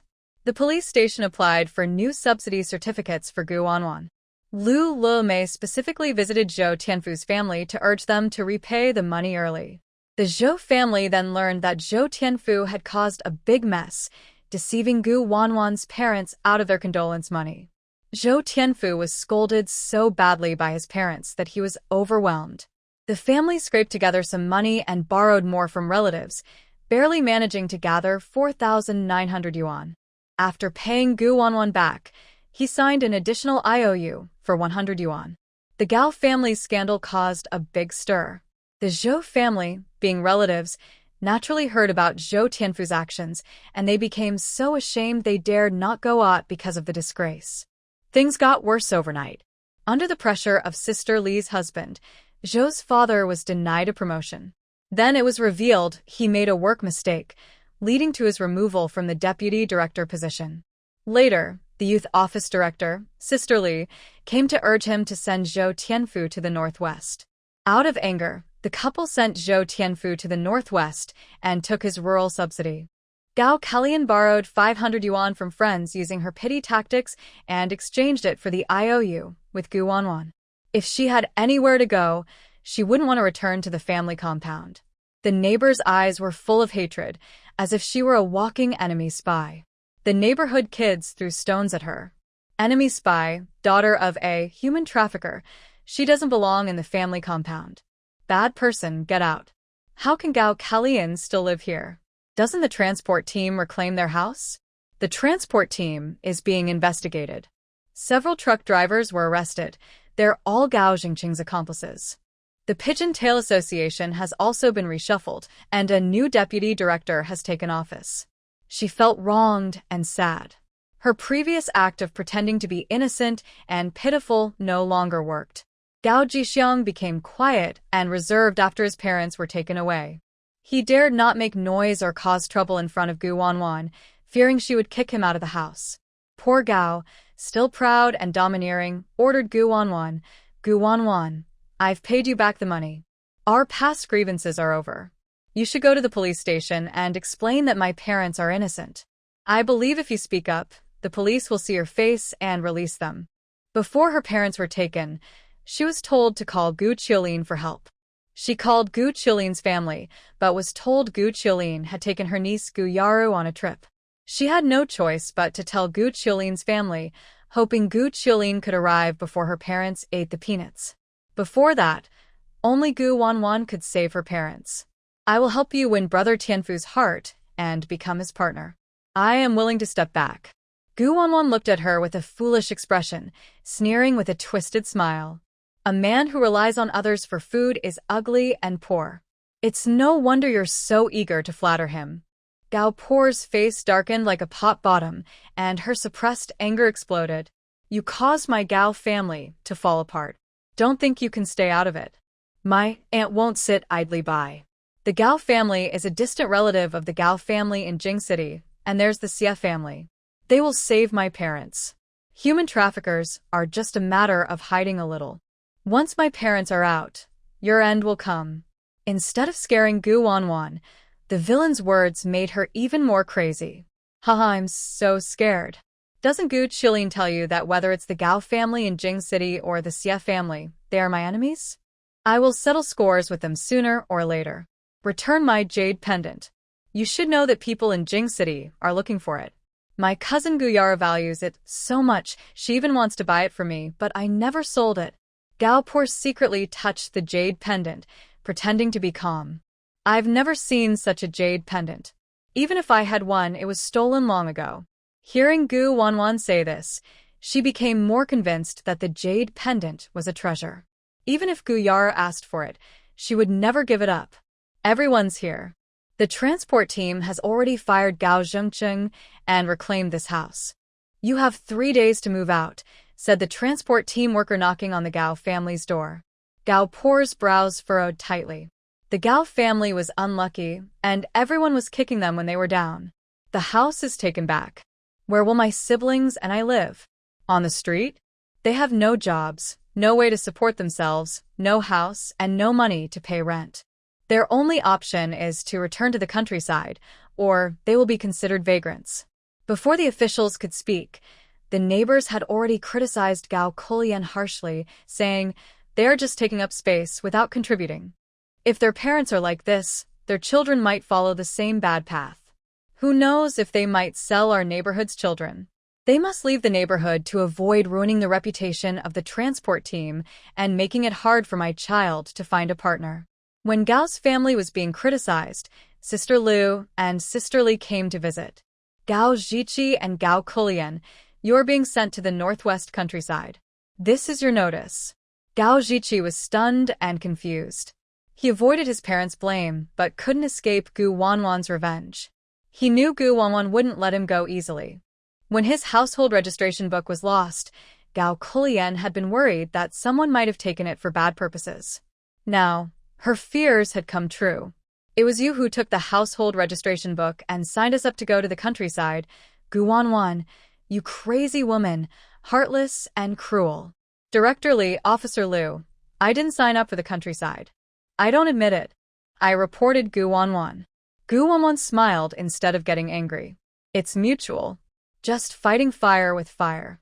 Are you the only one allowed to sign up? Can't Wanwan sign us up? There's no such good thing in the world. You brought this on yourself." Sister Liu, who knew Gu Wanwan's situation, felt even more sympathetic toward her. Director Li from the youth cadre office looked disgusted. "Sending you to the northwest countryside is a favor. People like you should be sent to a farm for reform." Gao Zhiqi gave up struggling. Suddenly, he realized that Gu Wanwan hadn't killed him, which was the greatest kindness. Going to the northwest was just that, nothing worse than. It was better than staying in Fusher, where everyone looked down on him. Gao Kulian's face twisted with rage. She couldn't bear the pain of being sent away. The northwest was a dry place with very little resources. Would she even survive the trip back? What she couldn't accept more was that Gu Wanwan and the youth cadre office had become close friends, and the office probably changed her destination. With her awkward status, she couldn't even report it. "You signed us up for the countryside, but what about the subsidies? We should get at least 400. Gu Wanwan sneered. "Didn't you get your subsidy?" Gao Kulian broke down and ran out of the Gao family house crying. She wanted to find Zhou Tianfu for help but learned that Zhou Tianfu was also going to the northwest, and her parents had taken her subsidy. The scumbag man and the wicked woman had paid off a huge debt, another day of blood profit. She was leaving for the countryside in 2 days. Gu Wanwan planned to indulge herself with a fancy meal and take a walk at the supply and marketing cooperative. "I first visited a state-run restaurant, enjoyed a delicious lunch, and then packed several portions of food. She has supplies in her space. The vintage shops on the commercial street refresh their items over time. However, she has many local tickets she scavenged which she needs to use at the supply and marketing cooperative. If she can't use them, she sells them to others like grain tickets and meat tickets. There is so much rice and meat in her space that she can't eat it all. She needs to go to the supply and marketing cooperative to buy some things just for show. Since she plans to go to the countryside to work, she buys 2 sets of simple, durable clothes, 3 pairs of work gloves, 2 pairs of liberation shoes, and takes pretty clothes from her space, much nicer than those in department stores. When going to the countryside, she will need to cook alone, so she uses up her industrial products and buys new pots and stoves. She leaves valuable furniture from the scrapes at the Gao and Su families, but sells the rest, watches, bicycles, pots, and dishes, on the black market, as she finds them disgusting to use. Next, she buys some fruit candies, white rabbit candies, peach cookies, egg cakes, and various canned fruits to see how they compare to those in vintage shops. She gets a can of malt extract and a can of milk powder and buys many daily necessities, but skips menstrual products. She also buys a few packs of cigarettes and local specialties from Fusher. Carrying her big and small bags, she leaves the supply and marketing cooperative, then secretly puts her items into her space. She has used up most of her tickets, but has too many, so she sells them on the black market along with 2 sets of furniture, earning over 1,000 yuan. Late at night, Gu Wanwan suddenly teleports into the detention center. Since taking down the Gao and Su families, her space's spiritual energy has surged again. In the 1970s, killing someone was troublesome. Otherwise, when she first crossed over, she would have already eliminated the Gao and Su families. It's easy to deal with them, but the problem is that their big fish are still out there. Now that Su Jianren is a spy, the Xie family in Beijing won't look favorably on her. She might not die, but will suffer severe consequences. Honestly, the existence of Gao Zhengcheng and Su Jianren is just to contribute medals and merits to her. Gao Zhengcheng and others are detained separately. Feng Suitao is held opposite Gao Zhengcheng. After multiple interrogations by the police, the couple is exhausted and hopeless. Is that you? How did you get in? Gao Zhengcheng wakes from a nightmare, and the moment he opens his eyes, he sees Gu Wanwan appearing inside the detention center. The door is locked. How did she manage to do it silently, without alerting the guards? Feng Suitao also wakes up, her eyes burning with hatred. Gu Wanwan, don't be proud. Even if I come back as a ghost, I won't let you go. Gu Wanwan speaks clearly. Where are the twins? Gao Zhengcheng's face was covered in dirt, looking very disheveled, with a fierce and malicious look in his eyes. I will never tell you that you caused my wife and children to fall apart. You and your siblings will never reunite.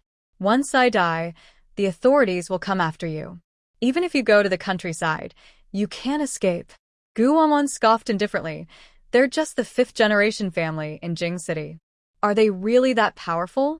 She spoke casually, but there was a barely noticeable killing intent behind her words. Gao Zhengcheng gritted his teeth and threatened, there are always people better than others, and there are higher powers beyond the sky. The 5th-generation family is more formidable than you think. They recruit many special talents, much stronger than ninjas from the cherry blossom country.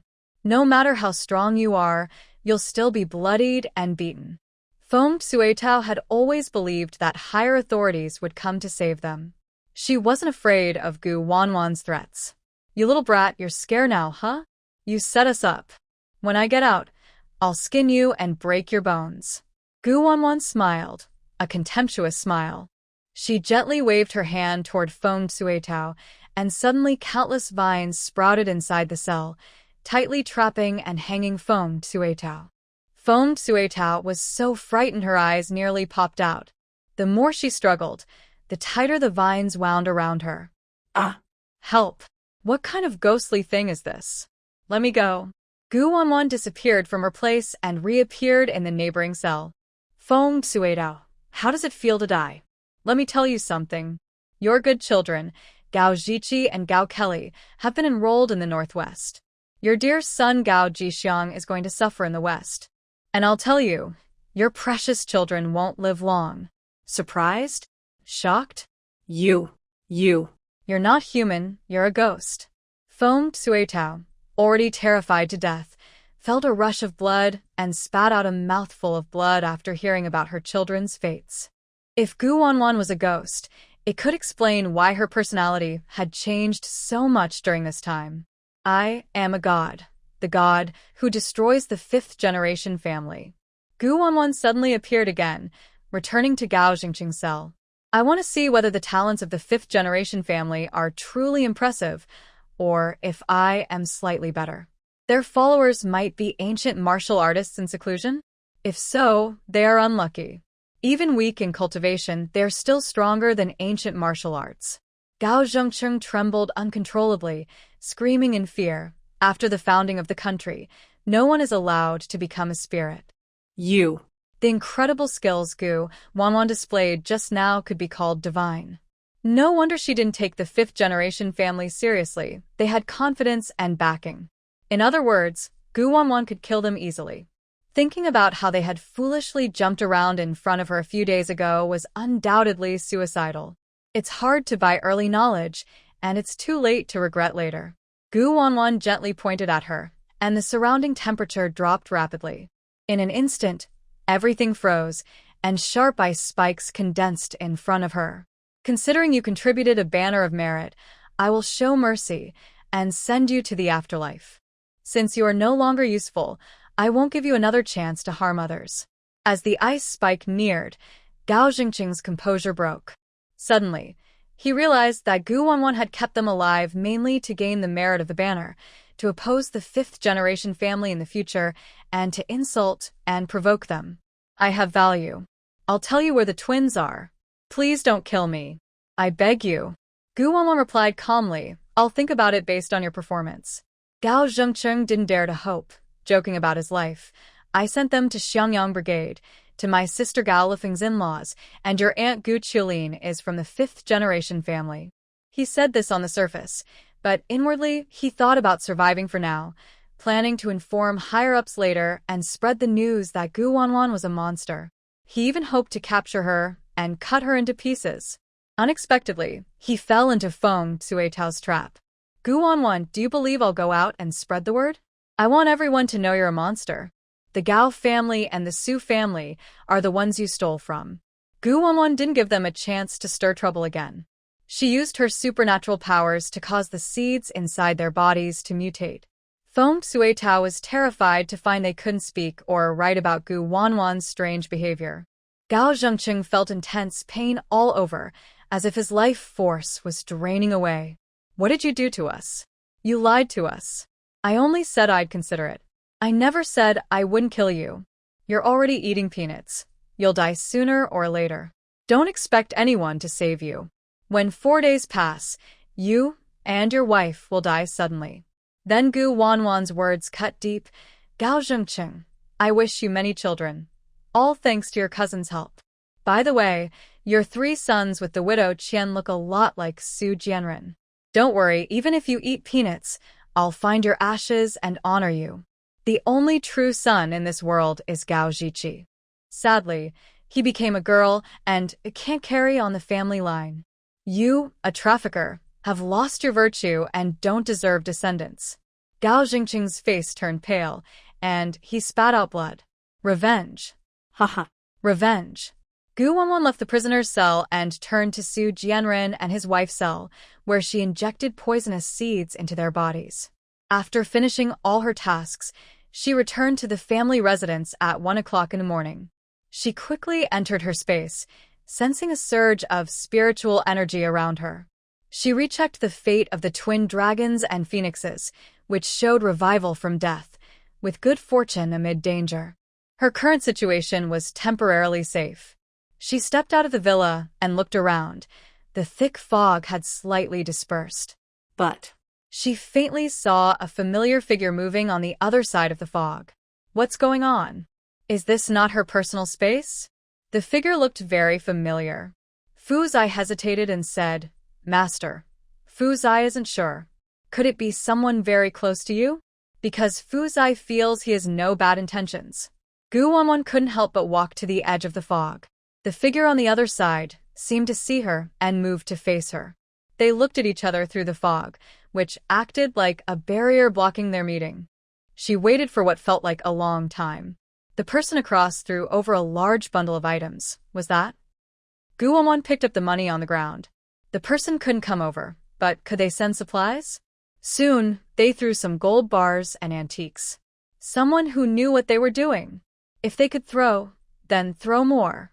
Before long, the other side sent over a small mountain of rice. Spiritual rice rich in spiritual energy, good for health when eaten. Gu Wanwan used her mind to transfer the items into the villa, and also pulled out some cooked food, snacks, medicines, and daily necessities, tossing them over. Until the figure on the other side left a note and disappeared. Gu Wanwan picked up the note, which had 2 words. Wait for me. The handwriting of this person. Could it be? Suddenly, she felt very surprised and excited. What was going on? Since she was planning to go to the countryside tomorrow, Gu Wanwan called her eldest uncle, Gu Huaiwu. The call was quickly answered, and Gu Huaiwu's voice came through. Wanwan, what exactly happened? Aren't you at Annie's place? A few days ago, my wife called your aunt. She said you and your brother are doing well. Why are you in Fusher? Did your big aunt send you money and a package? Have you received everything? Gu Wanwan wouldn't hide the truth from her untrustworthy aunt. She directly exposed her true nature. Uncle, you've been fooled by Auntie. On the other end of the phone, Gu Huaiwu's face was serious. He had always been at odds with his younger sister, Gu Qiulin, because he knew she was selfish and unreliable.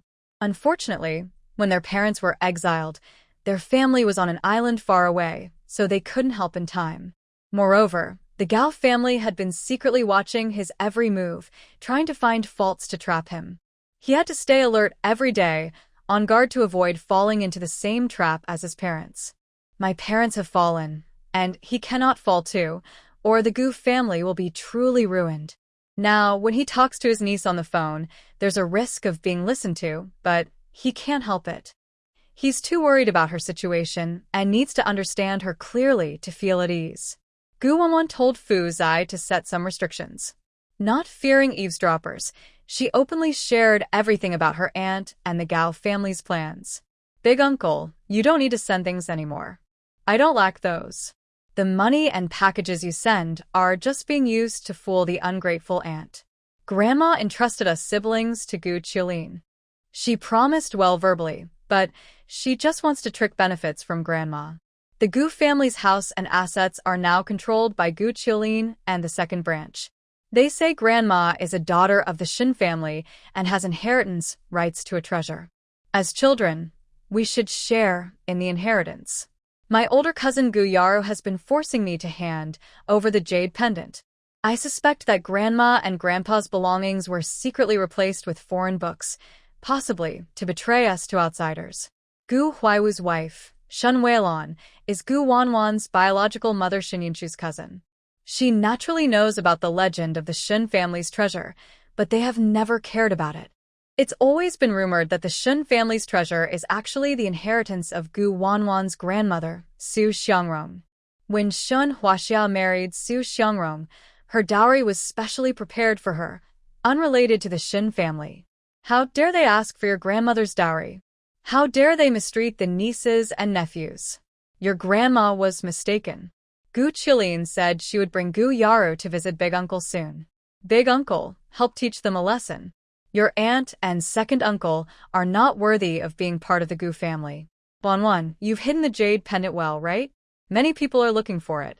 Recalling the story from Gu Yara's novel, Gu Wanwan warned him, Big Uncle, be careful of Gu Qiulin and Gu Yaro. Watch out for their tricks to frame you again. I've divined that someone will try to sow discord between you and Big Aunt. Be alert to your cousin and pay attention to those around you. Beware of romantic troubles. If the family falls apart, the internal structure of the Gu family will collapse on its own. Remember this, remember this. Gu Huaiwu didn't doubt Wanwan's warning because his younger brother Gu Huaiwen's family had some supernatural traits. Although after the founding of the country, supernatural beings weren't allowed, some things science couldn't explain. For example, besides Wanwan and the twin dragons, everyone in Gu Huaiwen's family experienced major personality changes, and their abilities gradually grew stronger. Let's talk about my second nephew, Gu Peichuan. He joined the army at a young age, caught thieves at 5, arrested spies at 8, and defused bombs at 10. He has handled countless enemies and has over 10 years of military experience. By the age of 17, he was already a company commander. If not for his young age, he could have been promoted even faster. There is actually an even more extraordinary soldier, a superior and close friend of Gu Peichuan, whose surname is Fu. His promotions are even more rapid. From what I know, the Fu family secretly recruited many hidden experts, similar to ninjas from Sakura country, and they are quite capable fighters. Now, even my niece Gu Wanwan has changed. Gu Huaiwu isn't surprised. Girls need to stand up for themselves and not be bullied. Fortunately, you've changed just like your parents and siblings. Otherwise, your aunt would bully you. My eldest uncle knows you're talented. Our whole family believes in metaphysics, but you should be careful with your fortune-telling skills to avoid being reported for superstitions. Gu Wanwan sensed the meaning behind his words and felt happy. Could it be that our whole family has been reborn?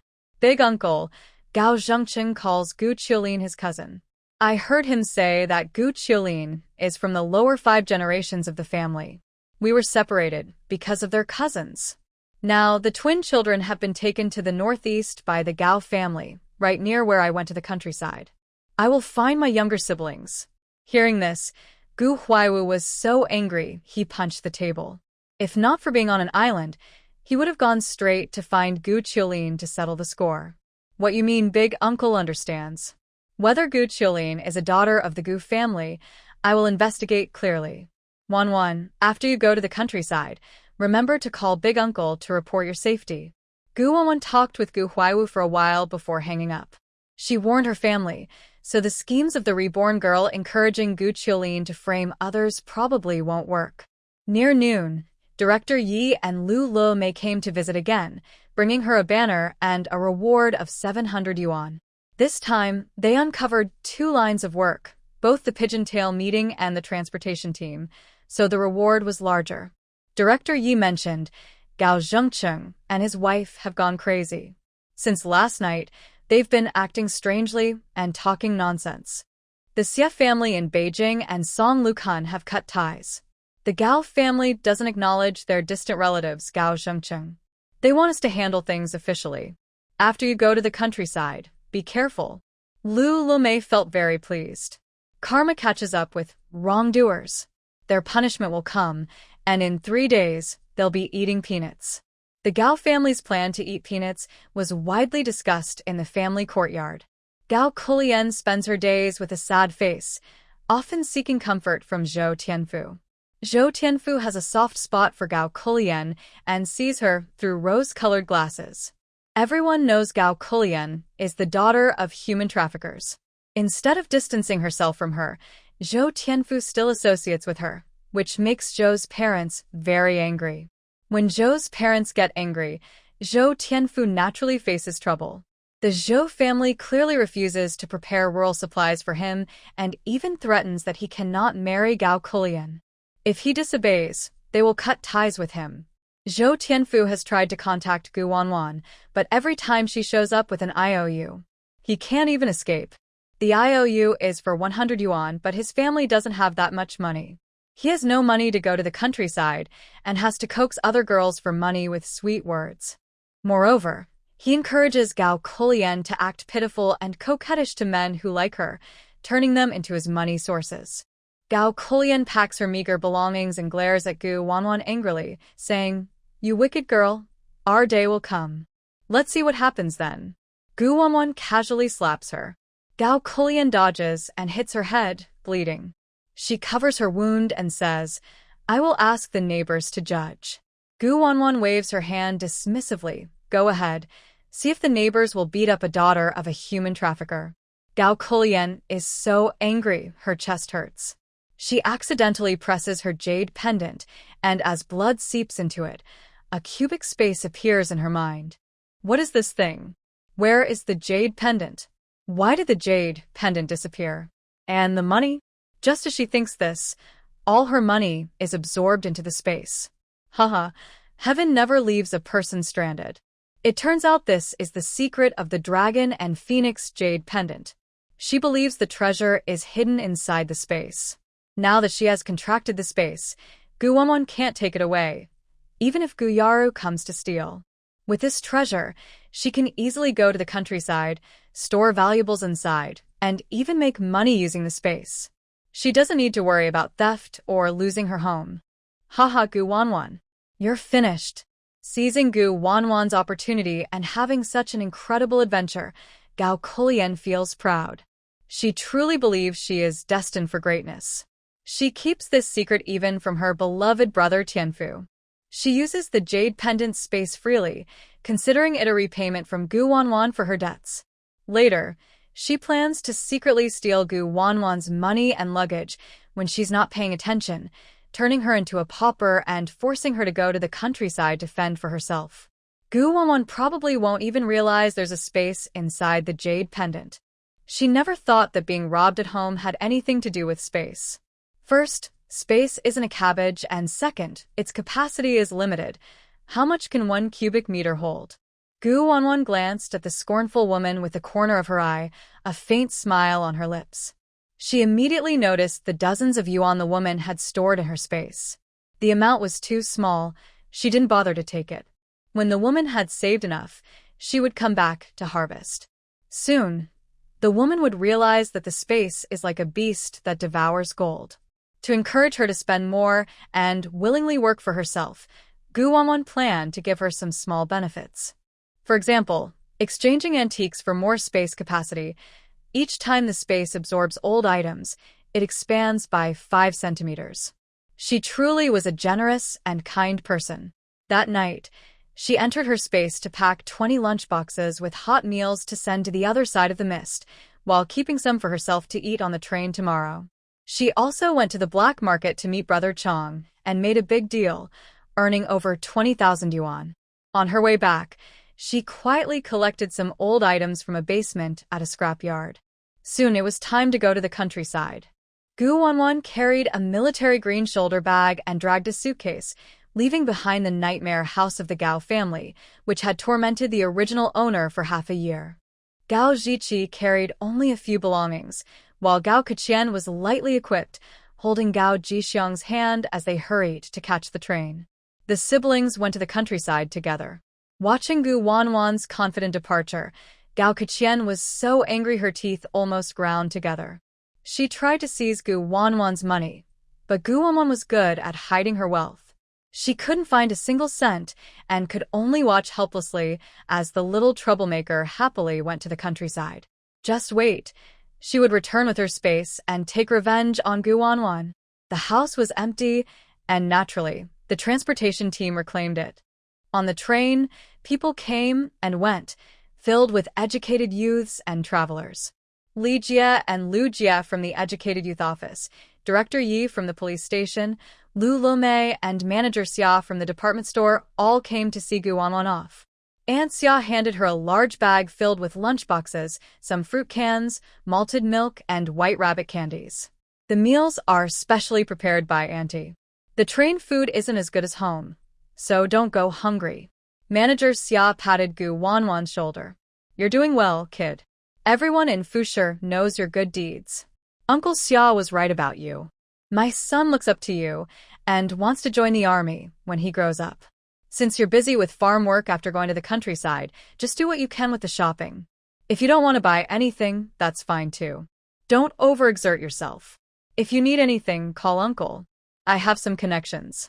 Gu Wanwan accepted their kindness without fuss. Thank you, Uncle Xia and Auntie Xia. Lulamei gave Gu Wanwan 2 sets of clothes. Sister Li and Lu also brought local specialties and snacks for Gu Wanwan. After going to the countryside, report back to us to stay safe. These are our nationwide coupons. Keep them. They'll be useful. Buy whatever you need. Gu Wanwan smiled and said, Okay, I'll send you some specialties from the Northeast. Director Yi stepped forward, first handing her a lunchbox, then secretly giving her an extra 100 yuan. I know you have money, but this is my small gift. Your eldest uncle asked me to look after you. We must keep our promises. Inside the lunchbox are dumplings my wife made. Try them. Manager Xia said you still handle purchasing at the department store? Gu Wanwan cheerfully took the lunchbox, pushed the money back, and said, If you want to buy something, I can give you a special price. Director Yi pretended to frown. Aren't you worried about others reporting you for shady deals? The young girl was quite bold, openly talking about business in front of the police. Was she not afraid? If someone reported her, the consequences could be serious. Gu Wanwan took out her ID badge from her bag and waved it in front of him. I have my work permit. Director Yi silently nodded in approval. You're clever, Gu Wanwan. You're meticulous and careful. You need to procure supplies to get paid. Keep this money for now. Old Yi, I think you've forgotten how much I've earned recently, Gu Wanwan said firmly, then smiled mysteriously. I've found a new way to make money. I can continue catching enemies and criminals, and I'll earn your police department's money. Director Yi was speechless. Colleagues privately called Gu Wanan the enemy spotter's nemesis. It seemed true. Any enemy she encountered was doomed to fail. Take care, especially of the Xie family in the lower city. The Xie family's niece got involved with you, and the enemy's affairs have affected the Xie family. Song Luchuan's family hates you deeply. Gu Wanan looked serious and determined. Don't worry. I'll work hard to earn merit and clear the names of the Gu and Shin families. Come what may, she was not afraid. Those who wanted revenge should think carefully about their strength. Sister Li checked her watch. When the time was up, she took the attendance sheet to call the roll. Director Yi saw Gu Wanan's bag was full and couldn't help but be curious. What's in your bag? Why is it so heavy? Gu Wanan casually replied, just a few bricks. Director Yi grimaced. Who brings a bag of bricks to the countryside? Bricks are heavy. Can they be eaten? Sometimes, he really can't understand Gu Girl's way of thinking. When they were taking notes for the Gao and Su families, they often joked that Gu Girl was a bit crazy. Now, it seems she really is a little abnormal. However, Gu Wuan spoke logically, saying, this is my eating tool, taken from the Gao family. What if I encounter human traffickers or spies on the train? I can just hit them with a brick, it works pretty well. Director Yi and others were convinced by Gu Wuan, saying, carrying a stick is easier than carrying a brick. There's a stick in my suitcase. If not for limited space, I would even bring a hammer, Gu Wuan added. Director Yi and the others looked speechless. Lu Lemay didn't know what to say to her. Phew. Bad luck. There aren't that many traffickers or spies on the train. What she didn't dare to say was that nowadays, children and women often got lost on trains. Criminal groups specifically targeted trains, and Gu Wuan, being pretty, was a favorite target for traffickers because she could sell for a high price. But since there are police officers on the train, it shouldn't be too dangerous. Still, if spies were involved, it would be much scarier. With so many people on the train, what if spies wanted to die together? At this moment, the train arrived at the station. The crowd started to get on the train. Gu Wuan decisively picked up her luggage and rushed forward like a gust of wind. I'm leaving now. Thanks for taking care of me recently. See you in the martial world, she said. Gu Wuan carried her suitcase into the crowd. The people were packed tightly, like a swarm. Thinking about it carefully, this scene was no different from zombies coming out of a cage. In this era, not everyone had a ticket, so standing all the way was common. Some people took advantage of the crowd to try to get a free seat without buying a ticket. All kinds of strange behaviors existed. Fu Zai, do you know the most common scene in novels about taking trains? Fu Zai replied happily. Fu Zai knows all the tricks. The usual scenes are seat snatching, green tea girls causing trouble, naughty kids grabbing food, and encountering traffickers. A sharp summary. Sure enough, she encountered a cliché scene from a novel. A heavily pregnant woman with her son occupied her seat. The woman looked to be in her 30s, pretending to be pregnant, but actually looked like a middle-aged aunt. Gu Wuan used her mental power to see through her fake belly, which was tied with a round basin, and she also carried a red ink package nearby. Clearly prepared. Ma'am, this is my seat. Please leave, Gu Wuan said. The fake pregnant woman was furious when she heard ma'am. Money grubber, do you know how to speak? I'm only in my 20s. Can't you see I'm pregnant? Are you trying to scare me into a miscarriage? Do you know who I am? My husband is a company commander in the army, a high-ranking officer. The passengers around couldn't help but advise, young lady, he is at least pregnant, and she looks a bit old. Please give way. If something happens to her baby, you'll be responsible. Apologize to the pregnant woman quickly. Her husband is a company commander, an officer not to be messed with. The fake pregnant woman looked smug, as if she was proud of her status. She seemed to think that as long as I was pregnant, no one would dare to bother me. She seemed to think, just try to make me leave my seat. I won't hesitate to cause trouble if you do. Next to her, a mischievous child shouted loudly, Mom, I smell something tasty in her bag. Let me have some to eat. Gu Wuan was too lazy to bother with her. She took a step forward and moved the mother and child toward the aisle. With two loud thuds, the mother and child fell to the ground in shock. The passengers nearby looked at Gu Wanwan's bold move with surprise. Was it because the young girl was inexperienced? Or was she too bold? Were they afraid she might cause trouble and throw them out too? Some of the passengers didn't even have seats. The fake pregnant woman was about to scream, but Gu Wanwan leaned in and whispered, "Did you and your son buy tickets?" The pregnant woman glared at her angrily, but she swallowed her words and pulled her son to find another seat. Gu Wanwan didn't look at her again. She was sensible enough to stay out of trouble. If she kept pushing her, she wouldn't hesitate to fight back. After removing the mother and child, she packed her belongings and stored her valuables in her space. She waved goodbye to Director Yi and others through the window. Then she wrote a note, threw it into the thick fog, and told the other side her destination. Although they didn't reveal their identity, Gu Wanwan had a feeling that he was the person she was looking for. Her destination was in the northeast, about 5 days away. At each stop, new young people got on the train. The first day passed smoothly without any problems, and time quietly slipped by. On the second day, more young people from other places boarded, breaking the calm. A girl wearing a traditional cloth wrap greeted Gu Wanwan politely and sat next to her. Gu Wanwan was surprised. The girl in the wrap looked just like her modern best friend. Across from Gu Wanwan, there was a scruffy young woman with patched clothes. She was dark-skinned and thin, with a sharp, bitter look, as if someone owed her a lot of money. Her luggage was just a burlap sack with her name, Hu Pandai, taped on it. Suddenly, a weak voice said, "Comrade, I feel sick and want to. Could you please give up the window seat? I'm afraid I might and disturb the environment in the carriage. The people at the next table are all young workers, and I don't want to sit with them." Gu Wanwan immediately saw that the person was a pretentious girl. "Your discomfort is none of my business. If you feel sick, just go to the bathroom. Everyone is jealous of my seat. That's a problem that needs fixing." The girl sitting next to her, wearing a traditional dress, crossed her arms and scolded, "Ganchi, can you stop acting so delicate? It makes people feel sick. Why should you get the window seat?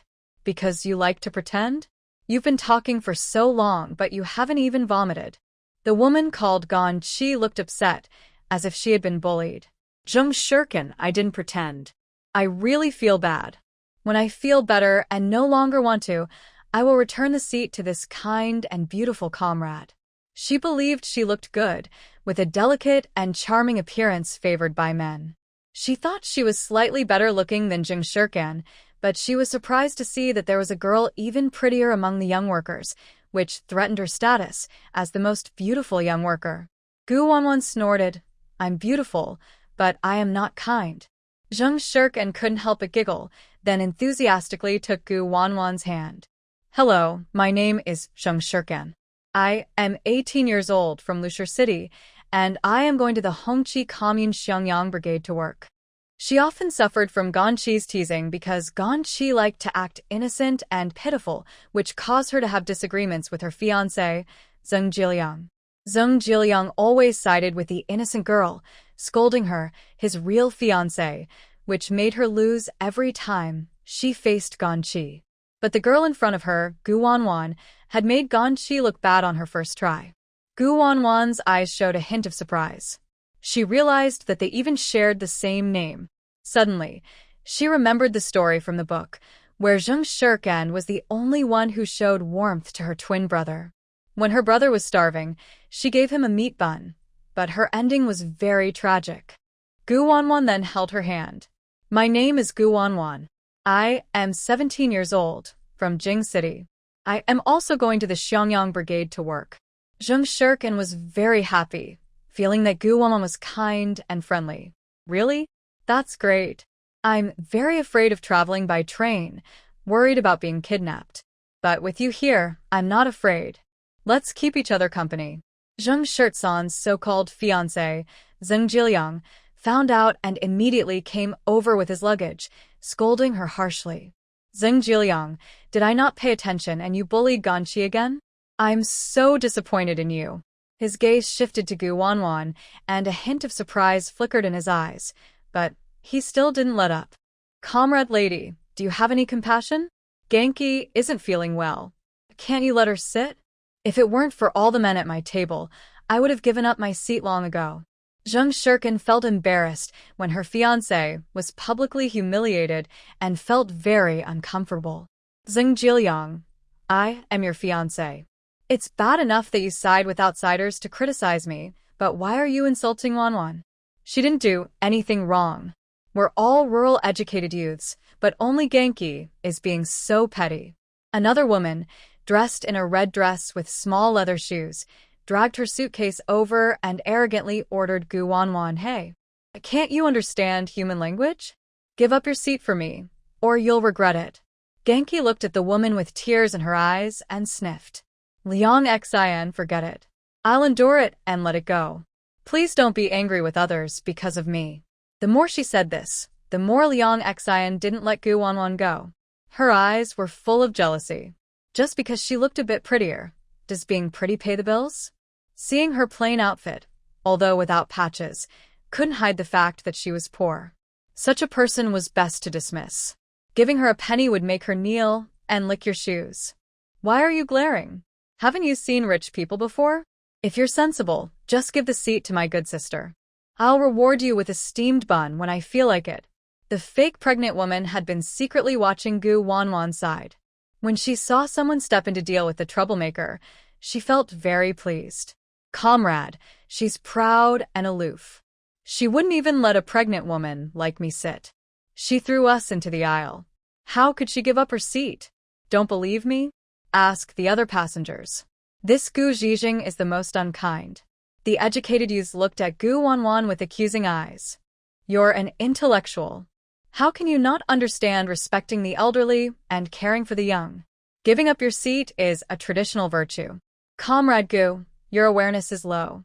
That's very immoral. Don't worry, ma'am. The people's eyes are sharp. We will all stand with you. Liang Xian seemed to have found a handle and arrogantly said to Gu Wanwan, you're called Gu Wanwan, right? Everyone's watching you. Are you going to give up the seat or not? Still glaring? Have you never seen an Omega watch? It costs over 300 yuan. After speaking, she deliberately flaunted her watch on her wrist. In her opinion, Gu Wanwan was just a pitiful person who was not favored at home and was sent to the countryside by her parents to fend for herself. She was born into a noble family, while her whole family were workers. This time, her parents gave her 1,500 yuan when she went to the countryside. Plus her own pocket money, she had a total of 2,000 yuan. Her parents also bought her a new watch, new clothes, and many supplies for the countryside. Unlike Gu Wanwan, who was poor and only had a simple piece of luggage. The more she thought about it, the more her vanity and sense of superiority grew. She had seen many poor people like her, who liked to dress up and pretend to be rich young ladies, hoping to attract a rich partner. Most of the boys going to the countryside were well off, so her poor self was probably aiming for one of those boys. She decided she needed to remind the boys to be careful not to fall for Gu Wanwan's tricks. After going to the countryside, she firmly refused to live with the poor people, worried they might take advantage of her. The fake pregnant woman had wanted to get rid of Gu Wanwan for a long time. Seeing her in a weak position, she immediately stirred up trouble. Comrade Liang Xian, you and Ganqi are kind and beautiful, unlike some troublemakers who dare to hit and scold pregnant women. Ganqi loved hearing compliments and feeling a bit better. She said, even if I don't sit by the window, Gu Wanwan can't sit peacefully either. Comrade Gu, good people are rewarded. I believe you won't refuse a poor pregnant woman's request? Gu Wanwan smiled faintly. As long as she didn't do anything immoral, she wouldn't be guilt-tripped by these hypocrites. If she was unhappy, no one would feel good. Your face isn't symmetrical. Turns out, you peeled the skin from your right cheek and stuck it on the left. You're thick-skinned on the left and shameless on the right, she said. Zheng Shirtsan's expression twisted in amusement. As expected of Gu Wanwan, her words were sharp and effective. She needed to learn from her. Shameless and shameful. Ganqi's face stiffened, looking like she was about to cry, as if she'd suffered a great injustice. Zheng Jiliang couldn't stand to see someone he liked cry. He quickly stepped in to defend her. You have no sense of morality. Ganqi and her mother didn't do this on purpose. Apologize to Ganqi and her mother. Especially Ganqi, who has been weak since childhood. If you make her sick from anger, won't your conscience hurt? Zheng Shirkan was unhappy and started to speak like Gu Wanwan. It's clear that Ganqi and Liang Xian are causing trouble. Before going to the countryside, she was lively and energetic. Now she's acting pretentiously and making herself sick. Who would spoil her? The boy from the neighboring seat, Hu Jiming, nodded in agreement. Shirkan is right. Zheng Jiliang wants to be a good person and help others. Why not give up your seat for her? I'm sure she wouldn't mind. Why bother being so generous? Gu Wanwan raised an eyebrow. It seemed that some of the young people in the countryside still knew how to reason. But Hu Ziming's name sounded familiar, like it was from a story about a pure-hearted girl. She decided to check later. Zheng Jiliang was surprised for a moment. He was asked to give up his seat? What a joke. They still have 3 or 4 days to reach their destination. He couldn't stand and sit all the way. A pretend pregnant woman looked at Zheng Jiliang and Ganqi with hope, as if waiting for them to give up their seats. Liang Xian had never experienced such humiliation before. Even though Zheng Shirkan was the daughter of the Pigeon-Tail Society leader, as long as her fiancé Zheng Jiliang was there, she and Ganqi would dominate. If you don't give up, it's just because you think the money is too little. I'll give you another yuan. I advise you to stop. Being greedy will bring bad luck. Gu Wanwan didn't speak and just sneered sarcastically. Seeing that she wasn't moved, Liang Xian gritted her teeth and continued to increase the offer. 5 yuan, that should be enough, right? But the girl still didn't respond. 10 yuan? For you, a poor person, your monthly living expenses are probably covered. Don't be ungrateful. Your family probably didn't give you money. The rural subsidies are probably all eaten up by your parents. No money to go to the countryside, so you deserve to go hungry.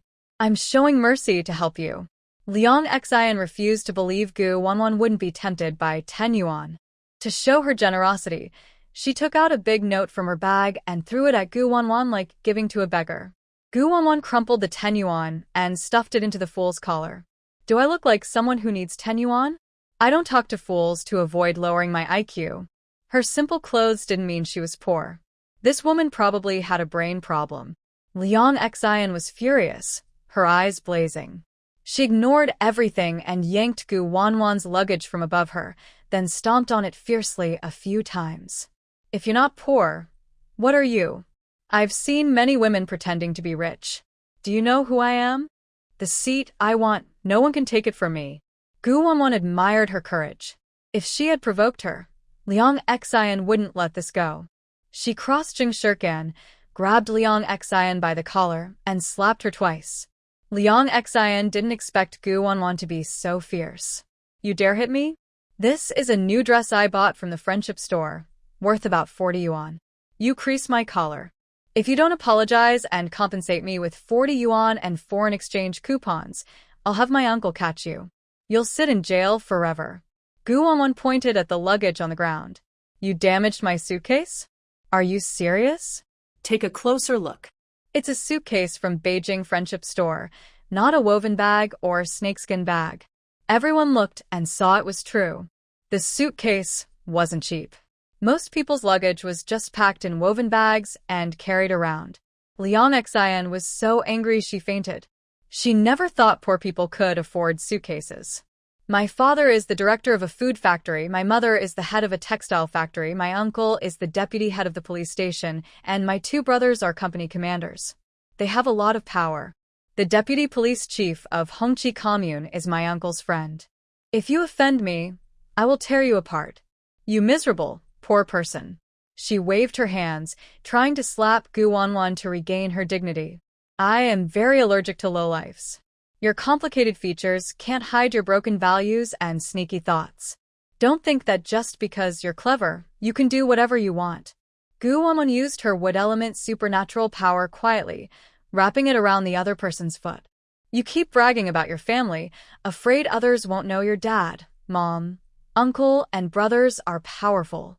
Be more modest, understand? Openly throwing money to buy seats is clearly shady business.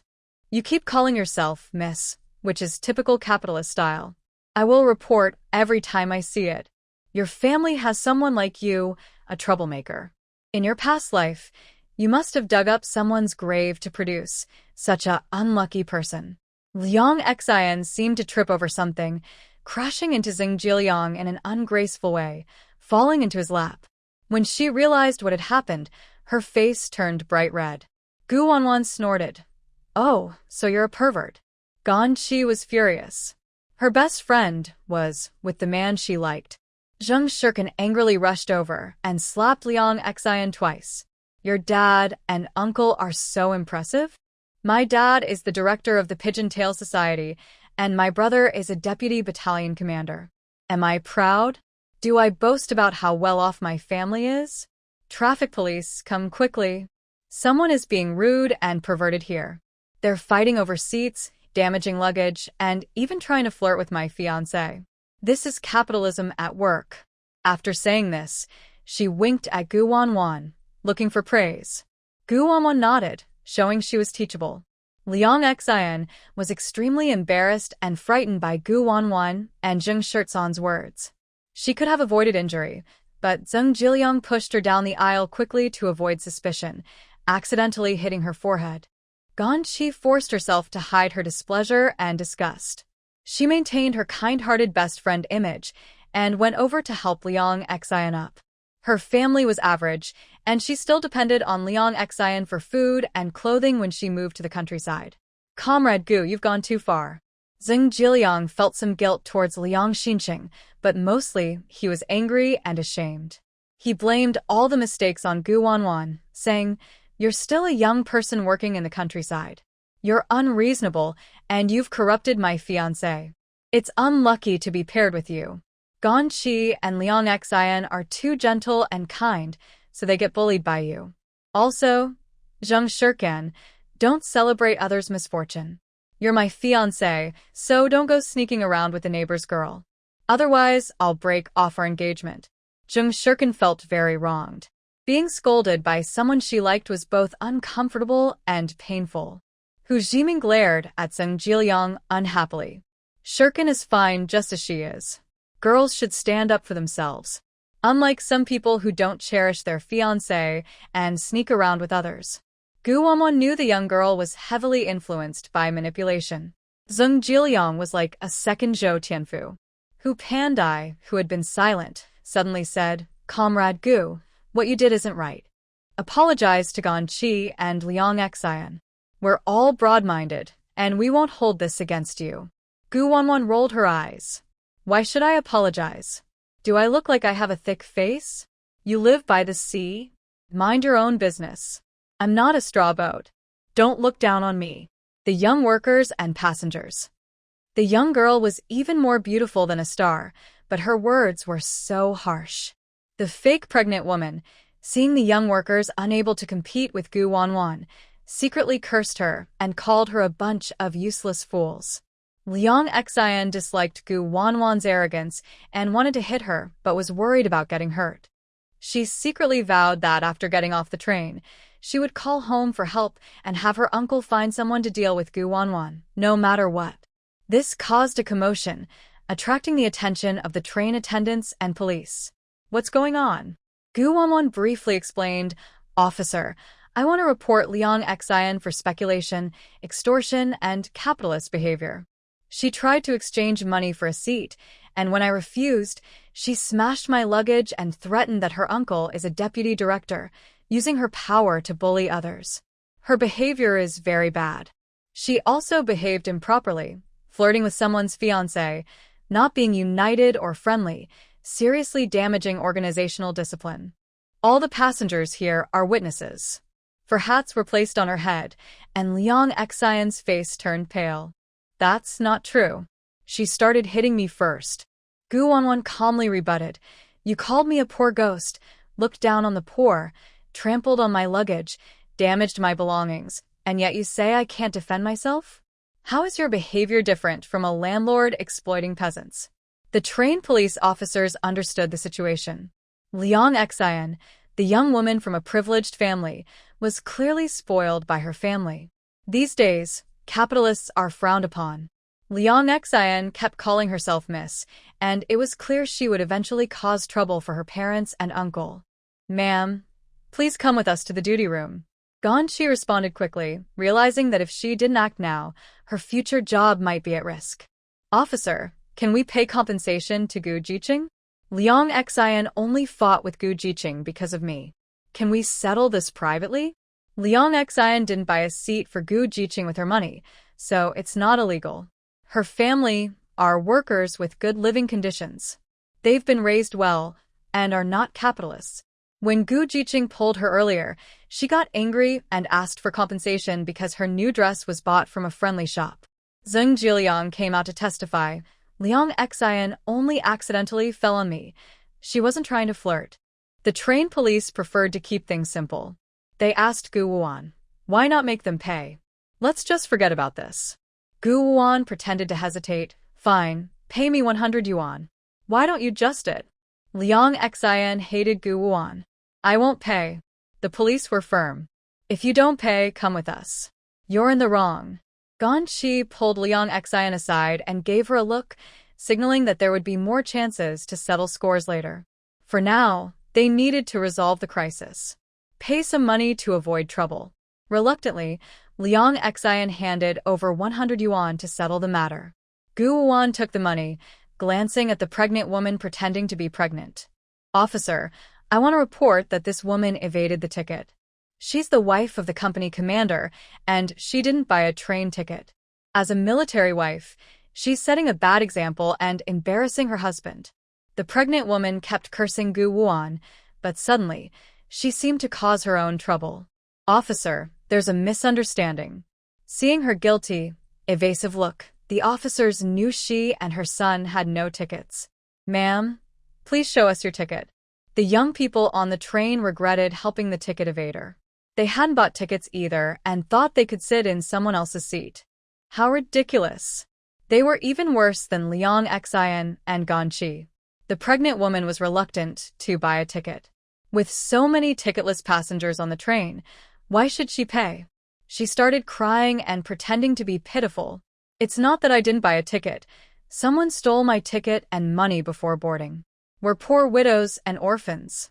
Gu Wuan sneered and said, your husband isn't dead yet. The pregnant woman nearly fainted from anger. I want to argue back, but I hear Gu Wanwan say, you just said Gan Shi and Liang Xian are kind and have high moral awareness. They must love and respect the elderly and children. Why not ask them to help you buy tickets and also take care of your meals for a few days? The pretend pregnant woman's eyes brighten, and she follows Gu Wanwan's words to flatter the scheming girl. Liang Xian is a wealthy young lady, naive and rich, easy to manipulate. Beautiful young ladies, you are generous and kind-hearted. You definitely wouldn't want to see our mother and son suffer and be poor. Gan Shi frowns, feeling frustrated and unable to speak out. Agreeing would ruin her image of kindness. Refusing might seem unkind. Liang Xian is a fool, flattered by the fake pregnant woman's words and feeling proud. She immediately waves her hand and buys tickets for the mother and son. Just a little money, I can afford it. I'm not the unkind type. You can sit in the seat behind us. Gu Wanwan quietly uses her mental power to take back 1,800 yuan Liang Xian had hidden in her luxury bag. The fool just revealed her family is wealthy, attracting thieves' attention. Better to let the thief take her money. Liang Xian's foolishness is her punishment for provoking her. The fool probably doesn't realize she's messed with a top-tier ancestor. The fake pregnant woman clings to Liang Xian, preventing her from causing a big fuss. It's not going to end well, but she hopes the fool can still smile later. Unknowingly, it's lunchtime. Liang Xian feels her moment to shine has arrived, finally a chance to show off her wealth and put the poor girl in her place. Oh my food smells so good. Gu Wanwan, you're grown up now, but I bet you've never tasted such good white rice and braised pork, right? Gu Wanwan glances down at the bag of lunchboxes at her feet, just taken out from her space. The fool probably has some misunderstanding about poverty. The young workers are preparing to eat lunch. Most brought their own food, while those who didn't go to the restaurant to buy meals. On the train, there's no special place to heat food. You can use hot water, but supplies are limited, or go to the dining car and pay to have someone reheat it. Liang Xian smugly opens her lunchbox, full of braised pork, and another with white rice, topped with eggs and vegetables. It looks very delicious. Anyone who sees it would be jealous. Food is precious these days. Many people can't eat meat all year. She can imagine how envious Liang Xian's attitude makes Gu Wanwan. No matter how well-dressed Gu Wanwan is, she can't hide her poverty. Unlike her, whose family takes care of her, she eats meat every few days. Gan Chi brought a box of dumplings and a few baked buns. Other young workers quickly took out their meals, most with at least one meat dish. Even Hu Pandai brought out 2 high-gluten bread rolls. Zheng Jiliang didn't bring any food because he believed Zheng Shirkan would prepare some for him, as he always did. He naturally enjoyed all Zheng Shirtsan's efforts, and Zheng Shirkan, worried he might go hungry, would rather skip eating himself than let him go without. He probably wouldn't even complain if he was sold out. Gu Wanwan was thinking about which dish to eat first when she noticed Liang Xian showing off her wealth intentionally or unintentionally. Zheng Jiliang usually looked down on others. Even if someone was very beautiful, he wouldn't be kind to them if he didn't like them. Poor folks probably haven't been to state-run restaurants. His friends, He Yanwei and Qin Jili, teased him. She just asked Liang Xian for 100 yuan. She must have money for dining out. Haha. You overestimate the poor.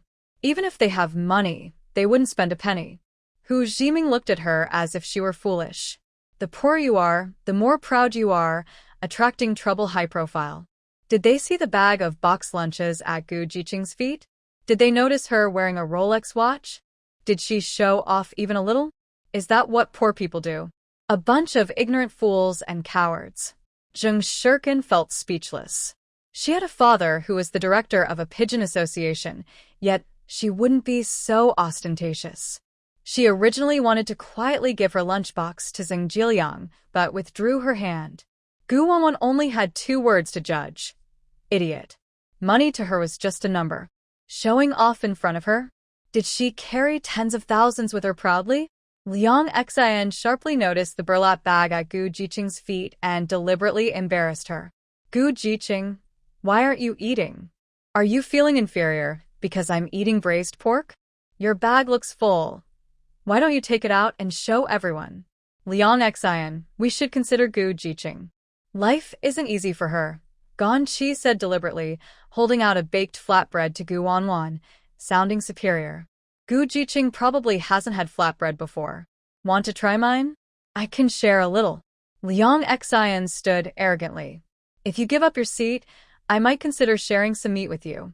Whether you want to eat meat depends on your choice. Gu Wanwan remained silent, but Hu Pandai stared longingly at the braised pork. Just braised pork. Wanwan isn't interested. Zheng Shirkan took out 3 lunchboxes and placed them between her and Gu Wanwan. Wanwan, let's eat together. Don't be polite. We're good friends. Gu Wanwan patted her on the shoulder, then picked up her burlap bag and left the seat, pretending to go heat her lunch. 10 minutes later, Liang Xian saw Gu Wanwan come back, carrying a burlap bag.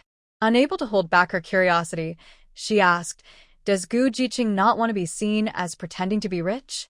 Gan Chi and others looked on with expressions of anticipation. Gu Wanwan pulled out 6 lunchboxes from inside. 4 contained meat dishes, braised pork, sweet and sour ribs, fish-flavored shredded pork, and soy sauce duck. 2 boxes had plain white rice. All dishes looked hearty and delicious. The aroma was very tempting. Zheng Shirkan looked at her food and compared it with his own sour and spicy potato strips, chive scrambled eggs, and braised ribs. He praised, "Wow, your family is really kind to you preparing so much delicious food." Gu Wanwan shook her head with a smile. Not family, but friends. These 2 portions were prepared by the director of the youth office, and the other 2 by Director Ye's wife. I have a big appetite, and they're worried I might go hungry, so they made extra. Liang Xian looked uncomfortable, with a hint of anger and disbelief. How could it be like this? Without comparison or harm, everything she had done just now became a joke. Her actions silenced the teasing youth, and Gu Wuan's quiet strength made a strong impression. Gan Qi felt her face burning. She pretended to be generous and invited Gu Wuan to share her cake, secretly belittling her. No wonder Gu Wuan didn't like braised pork and baked cake. Her meals were much more abundant. Even capitalists wouldn't dare to be so extravagant. Shirkan, let's eat together. These dishes won't last long if they sit out too long. It would be a shame, Gu Wuan politely suggested, ignoring others. Zheng Shirkan was very happy but then became modest. Your friends prepared this especially for you. It's a bit embarrassing. Across from them, Hu Pandi's craving was obvious. For large boxes full of meat. How much meat is that? Even during festivals, they only get a small piece, often secretly eaten behind their family's back. Wuan, your senior friends are really kind to you. Unlike me, I haven't eaten meat in half a year. I've almost forgotten what it tastes like. Do you think you can finish all this meat? It would be a waste if you don't. Her words implied she was willing to help eat the leftovers if Wuan couldn't. Other youth stared at Gu Wuan's meal, feeling even hungrier. Normally, shouldn't Gu Wuan share some of her food? Maybe give each person a piece of braised pork? Earlier, Gan Qi had shared her baked cake with her. Isn't that the proper way to be polite? Gu Wuan corrected Hu Pandi's way of addressing her.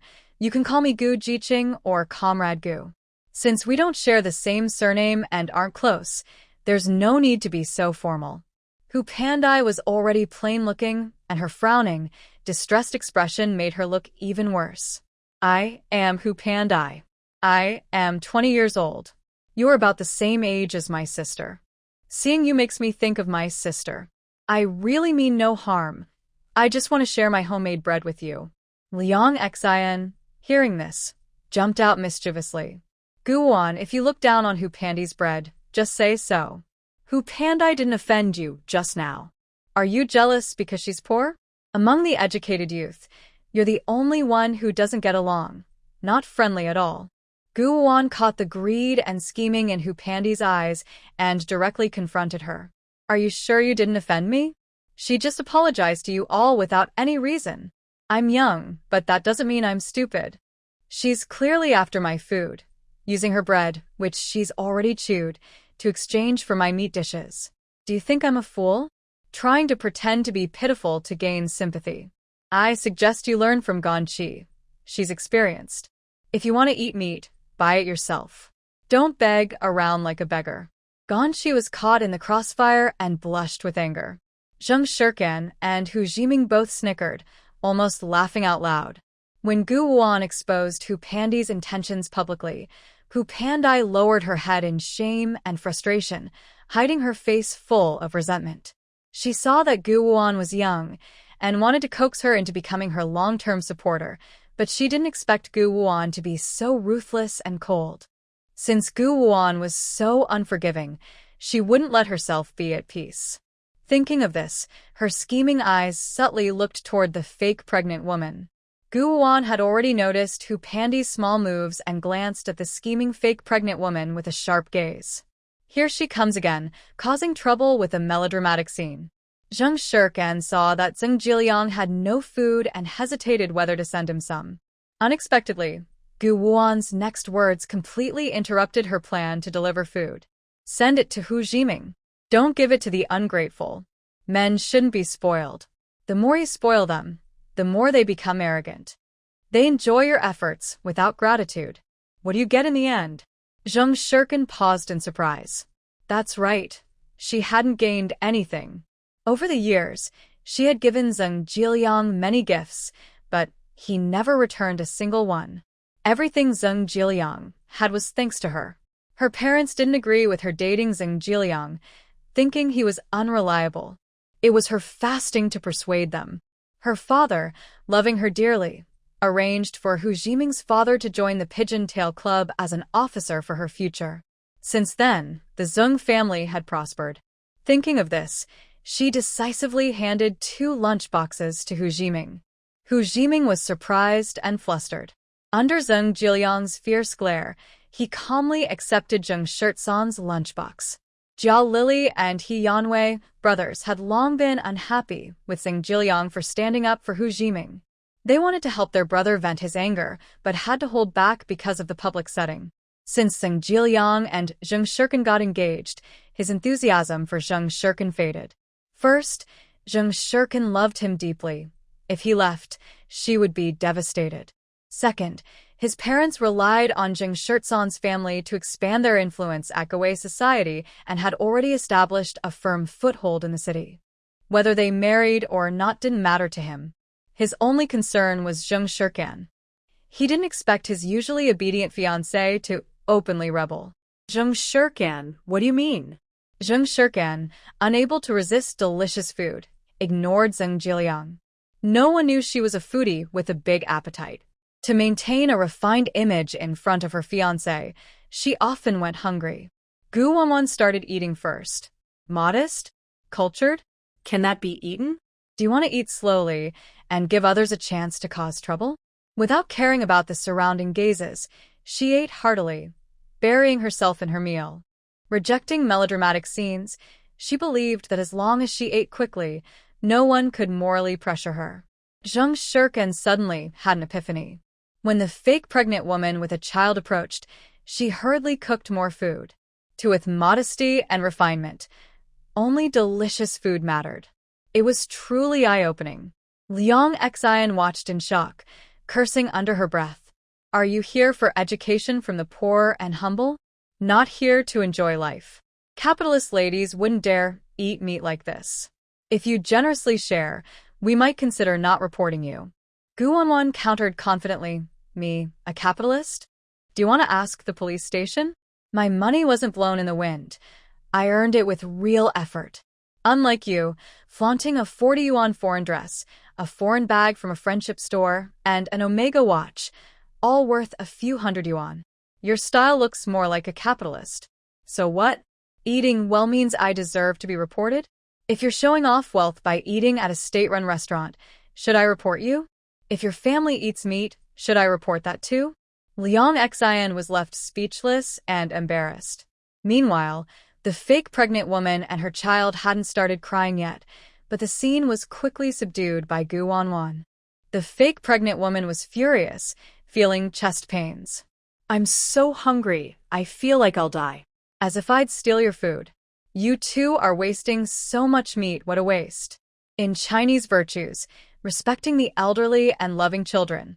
Don't you know? You shouldn't even give your elders a bite. I'm pregnant, so I need to nourish myself. I really don't understand how your parents raised you. This is promoting superstitious beliefs, and I should report it to the authorities. Gu Wanwan wiped her mouth slowly and said, Liang Xian is responsible for your meals these days. She's a rich young lady, and if you want to eat braised pork, just ask her. The pretend pregnant woman's mischievous son quickly reached into Liang Xian's lunchbox and grabbed the braised pork, stuffing it into his mouth. Good for nothing, not fit to eat meat. Liang Xian angrily slapped away the child's hand. That's disgusting.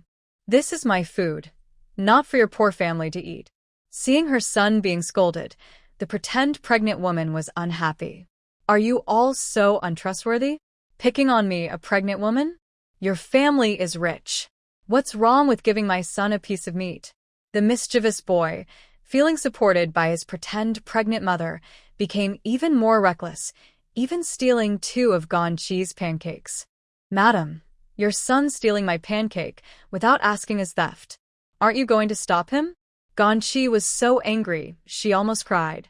She wished she could kick the terrible woman away, but it was too late. The pretend pregnant woman didn't see herself as wrong and instead praised her son's cleverness. You and Liang Xian aren't good friends. Eating her food is the same as eating yours. After all, you're kind and beautiful young women. Liang Xian was furious and slapped the mischievous boy.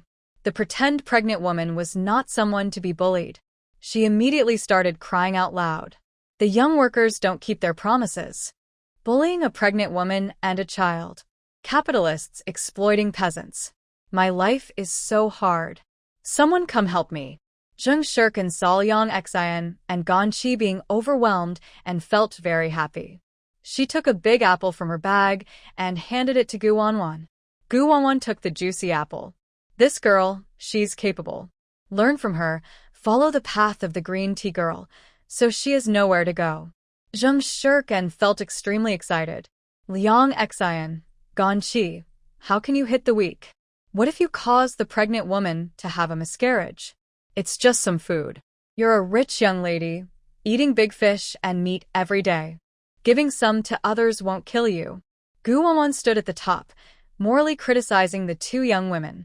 You promised to take responsibility for the pregnant woman and her child's meals.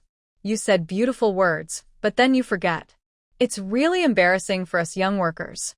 People say the richer someone is, the more stingy they are. Turns out it's true. I've seen it now. Zheng Jiliang sneered and said, You're the last person who should criticize. Why didn't you give her anything just now? Gu Wanwan confidently replied, Because I have no morals. A group of young workers fell silent again. Their behavior was so strangely unique that no one could match it. Liang Xian and Gan Qi, caught in a difficult situation, could only swallow their frustration and buy 2 more boxes of food. That was the end of it. Gu Wanwan was eating an apple while staring intently at the fake pregnant woman and her child eating. The first trick to deal with difficult people is to use magic to defeat magic. How dare capitalists do such things?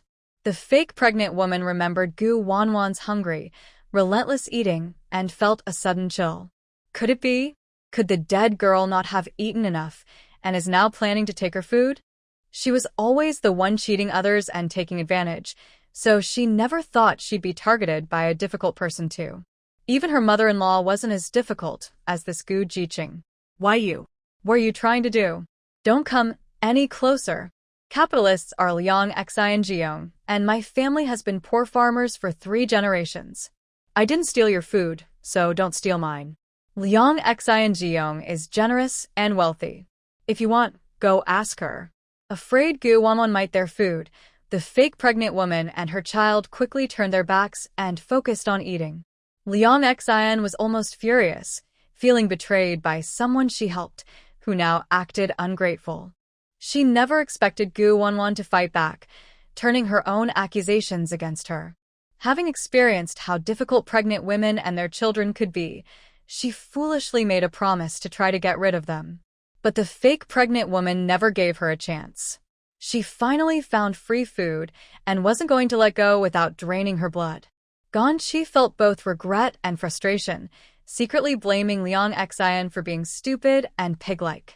She only wanted to show she was kind and generous, but Gu Wanwan and the pregnant woman's family wouldn't let her go. She was naive to help them and still had to count her money afterward. Hu Jiming was someone who knew how to stir trouble. After making Zheng Shirtsan's lunch in front of Zheng Jiliang, he really angered Zheng. After finishing and cleaning the lunchbox, he returned it to Zheng Shirkan and took out 2 big white rabbit candies and 2 canned meats, giving them to Gu Wanwan and Zheng Shirkan. Reciprocation builds lasting relationships. Sorry, I forgot to introduce myself. I'm Hu Jiming, Zheng Shirtsan's childhood friend and neighbor. Gu Wanwan exchanged a glance with him.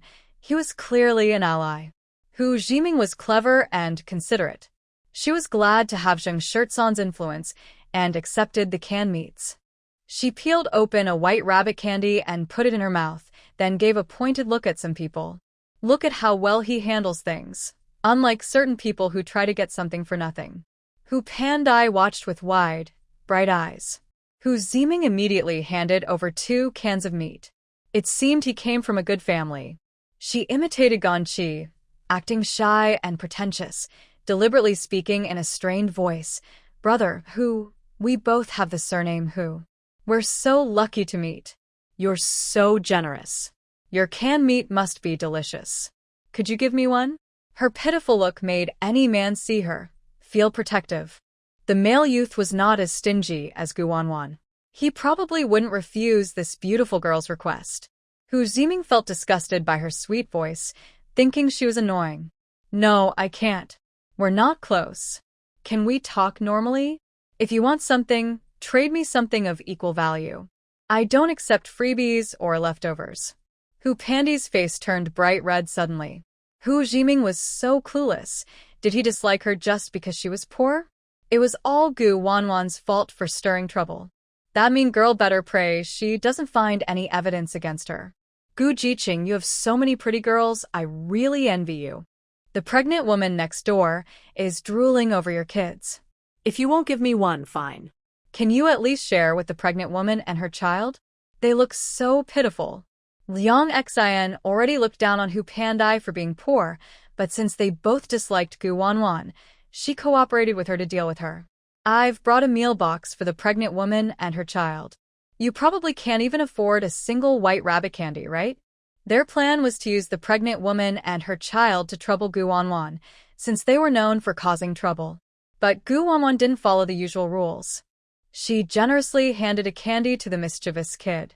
All right, since I'm kind and beautiful. The kid was eager and reached out to grab it. Pretending to be pregnant, the woman quickly slapped her son's forehead. She didn't dare take Gu Wanwan's candy. What if she clung to her? Did I starve you? If you want to eat, ask Liang Xian and Ganqi. Don't you see they're carrying lots of good stuff? The kid turned and reached for the candy from the two women. If they didn't give it, he threw a tantrum to show everyone. The passengers began criticizing Liang Xian and Ganqi, and finally, they had to give in. What annoyed Liang Xian most was the pregnant woman praising her son without regard for others. Such double standards.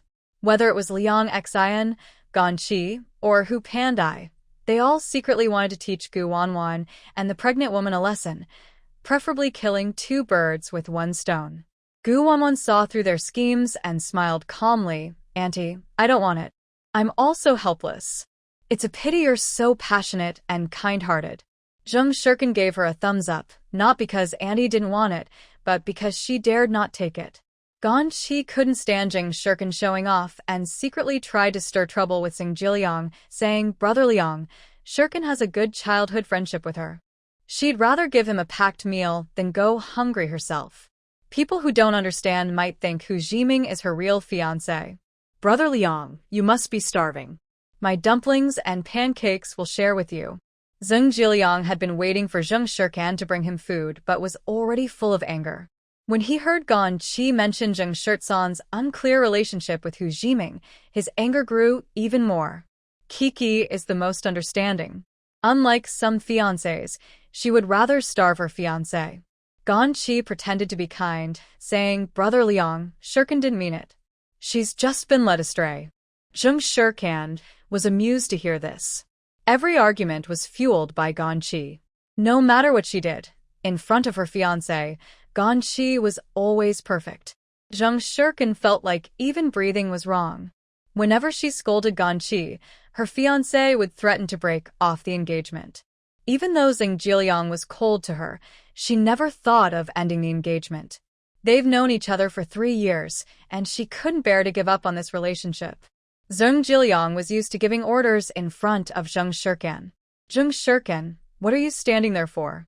Go to the restaurant and bring me 2 meals, one for me and one for Kiki. Ganqi shot a provocative look at Zheng Shirkan. She couldn't control Gu Wanwan and easily manipulated Zheng Shirkan. Gu Wanwan had caused trouble with the pregnant woman and her child, so she planned to settle the score with Zheng Shirkan. She also wanted to take the money Zheng Shirkan was saving for going to the countryside. With a word from Xing Jiliang, Zheng Shirkan would obediently give it up. From now on, she and Liang Xian would enjoy a good life. Liang Xian looked malicious, clearly helping Zheng Shirkan because Gu Wanwan had just become her good friend. Hu Jiming frowned tightly. Xing Jiliang, I advise you to behave. Xing Jiliang looked shameless and stubborn. My fiancé is willing to support me. Do you have any say? She hasn't refused anything. Why are you meddling? Zheng Shirtsan's eyes reddened. Having been brainwashed by Xing Jiliang for a long time, she always remembered her identity as a fiancé. She should stay away from Hu Jiming and treat her fiancé as her priority. Taking care of her fiancé's daily needs was her duty. Flirting around was strictly forbidden. The proper term is fiancé, but some might call her a nanny. Xing Jiliang constantly humiliated his fiancé's self-respect. Although she didn't like Ganqi, she still got up to buy a meal. But then, Gu Wanwan held Zheng Shirtsan's hand. Does Shirkan buy meals? Did he pay for it? Zheng Shirkan instinctively answered. He never paid once. Zheng Jiliang didn't see anything wrong with not paying. Mind your own business. We are engaged, so do we need to be so strict? I'm happy to eat what she buys. It's her honor. If my fiancé dares to disobey me, I'll think carefully about whether Zheng Shirkan is suitable to marry into my family. Gu Wanwan cut him off with a sharp remark. Who deserves that kind of honor? Putting the husband first is old-fashioned. Even great people say women can hold up half the sky. It seems you don't believe in those words. Siblings should settle accounts honestly. And we're not even married yet. The engagement can be broken. If you want to eat, buy it yourself. Using your fiancé's money to buy food while insulting her and helping other women criticize her? Trying to share her benefits with other women? That's just a scoundrel who eats soft rice. Zheng Jiliang couldn't argue with Gu Wanwan and continued to order Zheng Shirkan. Zheng Shirkan, are you going or not? I warn you, stay away from crazy women in the future, or you'll catch their madness. Now, go buy the meal. Do you want to starve me? Hu Jiming, annoyed, refused on her behalf. If you want to go, go yourself. Zheng Shirkan isn't a servant. Do you think you're some rich young master? Zheng Jiliang didn't back down, but got even more aggressive. Who's a rich young master? My dad works for the Pigeon Tail Club. Who are you? Just an ordinary worker from a family with no connections. Can you compare to my family background? You're just jealous because I'm engaged to Zheng Shirkan. You love her, but can't have her. Gu Wanwan suddenly spoke. Shirkan, you're completely wrong. Zheng Jiliang was surprised. Could it be that Gu Wanwan was afraid of his background? After all, who would dare to offend the Pigeon Tail Club these days? Zheng Shirkan did make mistakes. It's good that you realize that.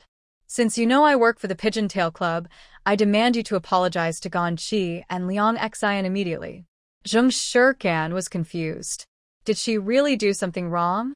But then Gu Wanwan's next words nearly made the scoundrel explode with anger. Your mistake is that you spoiled him too much. Men with money tend to become bad, and men who are pampered tend to turn into scoundrels. You can indulge occasionally, but never let love consume your mind. Obsessing over love harms both yourself and others, causing sadness, lung, and liver issues. There is no place at the end of the world, so why cling to a single lowly? It's not that I want to criticize you. Your taste is too reckless. Your fiancé isn't a perfect beauty, and he's not handsome. He's stingy, petty, and flirtatious, always yelling at you. What do you see in him? There are so many better men in the world. No need to be so attached to one. Open your eyes wider. Maybe love is just around the corner, and true love might be right beside you. These words touched Hu Ziming's heart. He almost wanted to shout, well done. With Gu Wanwan's help, he felt hopeful about his happiness. Zheng Jiliang considers himself a caring person, which is why he pays attention to Gan Qi and Liang Xian. Gu Wanwan rolled her eyes. That's not caring. That's being fickle. He wouldn't give up the whole forest for Shirkan just for one tree. Zheng Jiliang immediately got angry and embarrassed, wishing he could shut Gu Wanwan's mouth. You're talking nonsense. Chi and I are just good friends. As a guy, it's normal to take care of a female friend. Zheng Shirkan, you better not listen to her. She's just fooling you. He knew Zheng Shirkan well and was sure she wouldn't be swayed by Gu Wanwan's words. No matter how much Gu Wanwan tried to persuade her, it wouldn't work. Gu Wanwan sneered. So you're only allowed to manipulate, but I can't brainwash?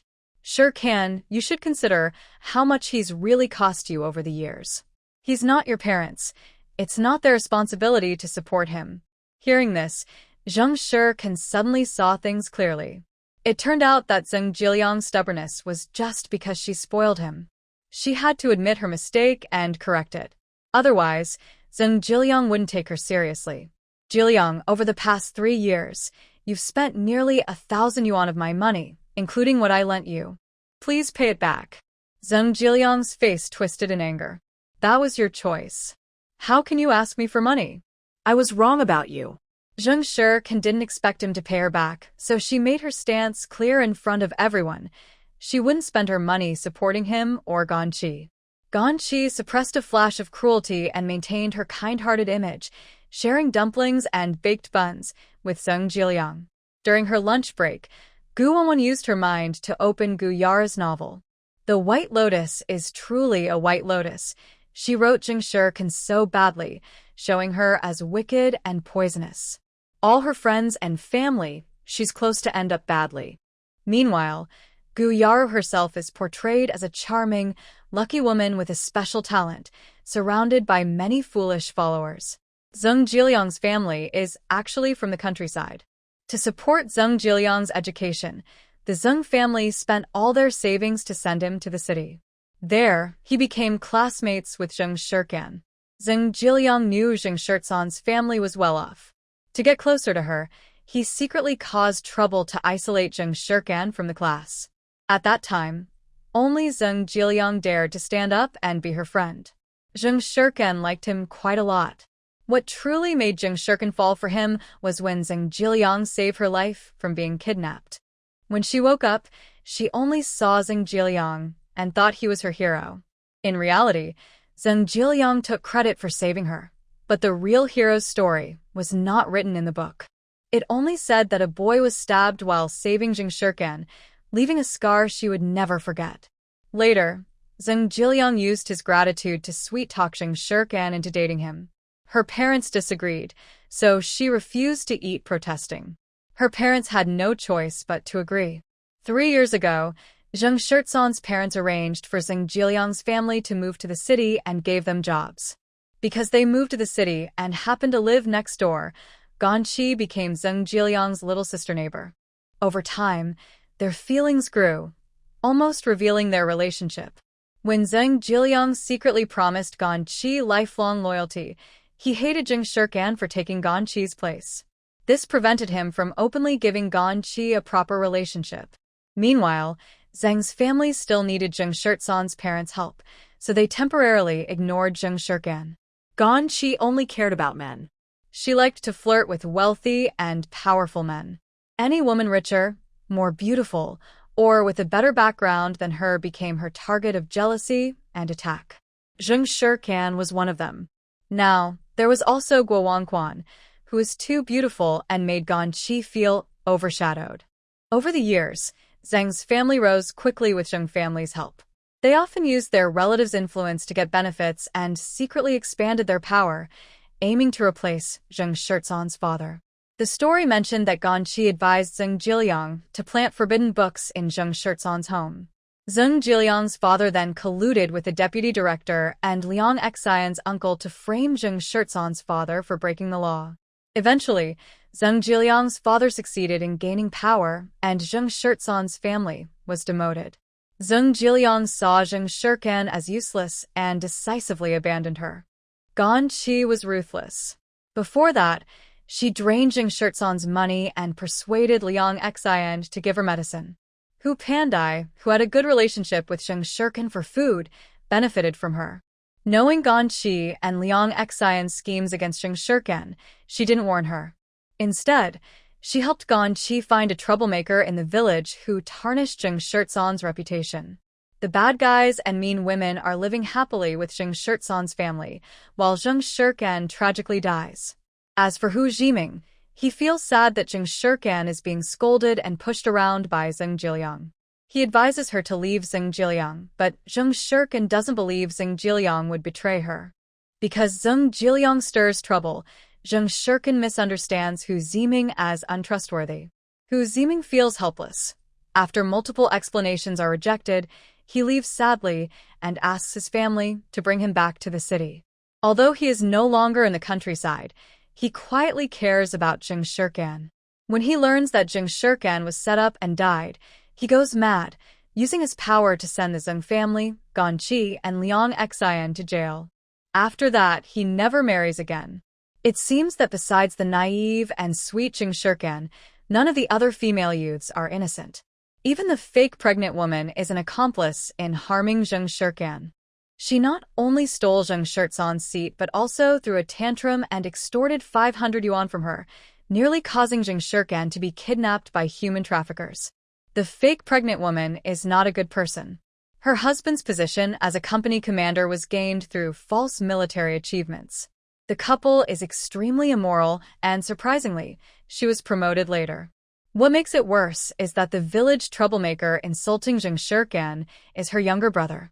What a cursed fate. Now, because of her time traveling, the plot has fallen apart. The originally targeted attack on Zheng Shirkan has shifted to her, indirectly sharing the blame for Zheng Shirkan. She doesn't mind. These villains' tricks are too low-level to hurt her.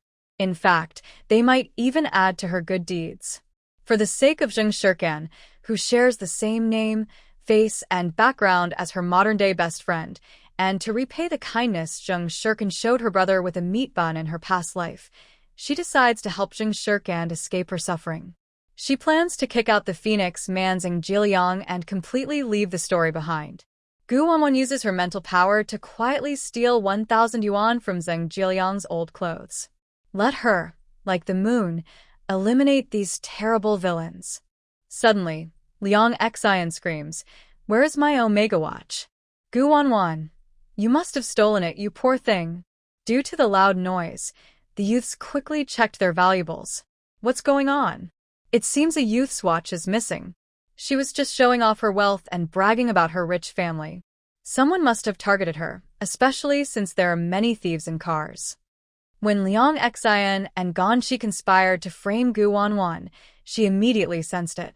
While she was meditating, Liang Xian paid 50 cents to Hu Pandai to secretly put something in her bag. I believed I did everything perfectly, but she saw right through me. Wanna play? Then I'll play along with them. Liang Xian's watch is a basic Omega model, and Ganshi's perfume is an old Chanel, with only half a bottle left. These items are available in her vintage shop with new boxes. Zheng Shirkan was fed up. Ganshi and Liang Xian clearly wanted to revenge on Wanwan. Back in school, they used this trick on her before. Luckily, the teacher knew her family background and didn't let Ganshi succeed. You're talking nonsense. Wanwan didn't even touch you, so how could she steal from you? Besides, she has money, so she doesn't need to steal. Liang Xian, already thinking of tarnishing Gu Wanwan's reputation, was fully prepared. She saw Hu Pandai put the watch into her bag herself, making sure it was foolproof. Gu Wanwan would never suspect she would fall into her trap. She's poor, thinking that a few fancy lunchboxes make her rich. If she had money, why would she go to the countryside? Clearly, she's the one neglected and abandoned by her family because she has too many kids. I've seen many like her, and Hu Pandai is just one of them. Everyone here knows she hit me. She probably took the chance to steal my watch when I was distracted. Then she saw Ganshi and me get along well, and out of jealousy, she stole Ganshi's perfume. Hu Pandai lowered her head, grinding her teeth. Why is it always her fault? Why does everyone attack her with accusations of poverty? Zheng Jiliang pretended to check his old clothes pocket where he kept his money, confident his money was safe. Everyone check if you've lost anything. Hu Jiming was annoyed with the rude girl. You're the most obvious. You're afraid people won't know you're from a rich family. If she's not stealing from you, who else? You have a grudge against Gu Jiqing, but that's no reason to accuse others. I didn't lose anything. Zheng Shirkan quickly agreed, me neither. Hu Pandai timidly raised her hand. I lost 5 yuan. Seeing this, the fake pregnant woman also raised her hand hesitantly. I lost 500 yuan. The girl from the countryside stole from us. The curious passengers around, eager to get a bargain, started to speak up. Oh my, I also lost money. 20 yuan in my pocket is gone. I lost 50 yuan. I lost 800 yuan. Please give it back to me. Could that girl from the countryside be a habitual thief? Return our money. It's our lifeline. Zheng Shirkan pointed at the fake pregnant woman's nose. Your money was lost earlier. Where did you get 500 yuan from? Fake pregnant woman arguing forcefully. I just had a conflict with Gu Jiqing. She took it. Ganshi saw Gu Wanwan provoke public anger, and her suppressed anger instantly eased. Gu Wanwan dared to side with Zheng Shirkan and offend them, so she should be prepared for a tarnished record. Gu Jiqing, did you really do it? Do you have a reason? If you're in trouble, just tell us. We will help you. How could you? Faced with malicious passengers, Gu Wanwan did not get angry but smiled. She watched everyone join in the fun and mock her, thinking she was easy to bully. If she didn't fight back, wouldn't she be encouraging these fools? Hopefully, they will still be happy about it later. These fools probably don't know the real thief is among them. Even the middle-aged couple shouting about losing 800 yuan are sitting opposite the pregnant woman, looking for a chance to target Liang Xian. As a caring leader, Fu Zai searched all the disruptive passengers. They threatened to search for every penny lost. Except for the middle-aged couple, they searched everyone else, paying the price for their rude words. Finally, they put the remaining half bottle of perfume into the middle-aged couple's luggage. Zheng Jiliang sarcastically said, "We've all checked ourselves, except for Gu Wanwan." Liang Xian couldn't hide her excitement and joy, holding an imposing posture. "Gu Wanwan, dare you let me check?" Gu Wanwan looked at her calmly. "Are you a police officer? Why should I let you check?" Everyone's eyes focused on Gu Wanwan. The more she refused, the more suspicious she seemed. "You have something to hide. It must be you who stole it, so you're afraid we'll find evidence." Liang Xian still thought the matter wasn't serious and tried to pressure her with public opinion. "If you don't let us search, you owe the passengers an explanation. They worked hard to save that money and you stole it. How many families will go hungry because of you? Are you responsible? You're even a youth sent to the countryside to build the country. With like you, how will the people see us youth?" Her words sounded noble, and the watching passengers scolded her. "Checking won't kill anyone. Why is Gu Jiqing so guilty? Didn't she just bully the pregnant woman and her child earlier? I'm sure she stole the stuff. Someone call the police. They have the authority to search, right?" Gu Wanwan looked serious and very calm. "Fine, go find the police." Hu Jiming knew very well Ganqi Liang Xian's sneaky tricks. Zheng Shirkan had suffered many losses because of them. Now, seeing Gu Wanwan's confident and strategic look, he realized that the two fake tea drinkers were no match for Gu Wanwan.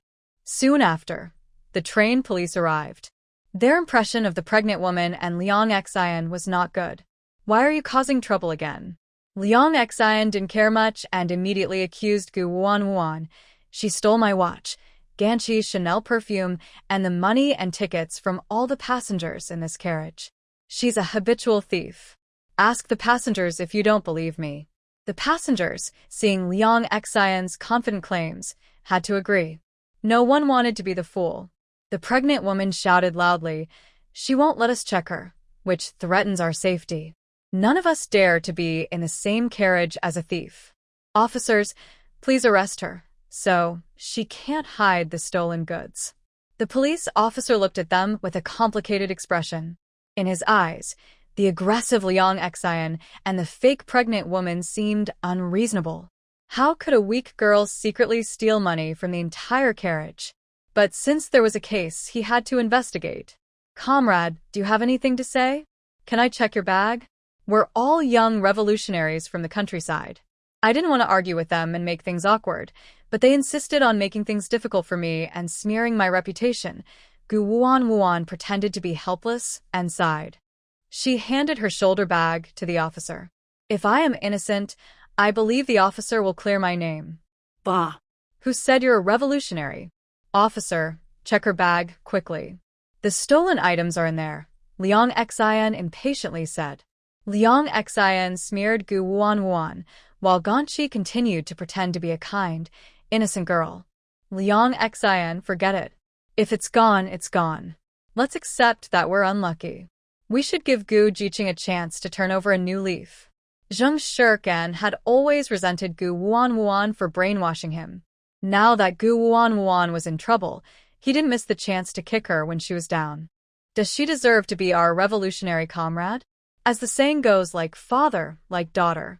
If she can raise such a thief, her parents must have poor character. Zheng Shirkan, you'd better stay away from thieves. If your parents find out you're hanging out with shady people, they'll scold you to death, he said, but secretly, he planned to call Zheng's parents once they arrived at the commune.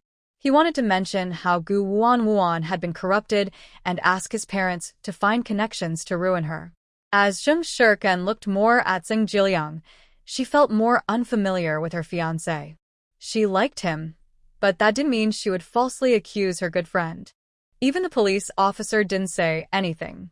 Why do you insist that Wanwan confess? Why don't you go become police officers yourselves? Gu Wanwan remained calm and unhurried, digging her own hole. Liang Xian, Ganqi, what are the features of your watches and perfumes? Where did you buy them? Liang Xian proudly lifted her chin. Of course, I bought them in Luzhou City. My watch is a basic Omega. I spent over 300 on it when I bought it. I've only worn it for half a month, and there's a scratch on the strap. I accidentally hit the table yesterday, and it got scratched. Ganqi continued, I have a Chanel perfume from the friendship store, a gift from a friend 3 years ago. Because it was expensive, I didn't want to use it much. I've only used half the bottle. If the police find the perfume in Gu Jiqing's bag, please don't blame her. I know Gu Jiqing has a hard time. Gu Wanwan sneered. She said not to blame her on the surface, but she pushed her into the spotlight again. I do have watches and perfume in my bag, but they aren't yours. What a pity that you all sing the same tune. Liang Xian trembled with excitement. Everyone heard it. She admitted it. Sure enough, the police officer found 2 delicate boxes, a work ID, a stack of money, various receipts and tickets, and 2 bricks. Who puts bricks in their bag? What are they trying to do? And these receipts, besides the reward certificate stamped by the police station, there are 3 luxury item invoices from the friendship store in Beijing, each with a special stamp. Wow. Gu Jiqing is a tough character. What kind of contribution did she make to earn 3 separate rewards from the police station? The amounts match perfectly, and the money is very legitimate. Moreover, Gu Jiqing is also a specially appointed purchasing and sales clerk for a department store.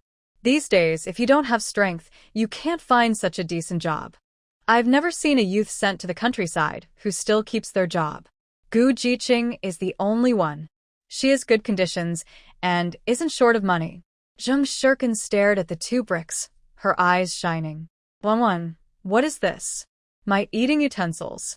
Gu Wanwan answered simply. When Hu Jiming saw the 2 boxes, he knew Gu Wanwan had this game under control.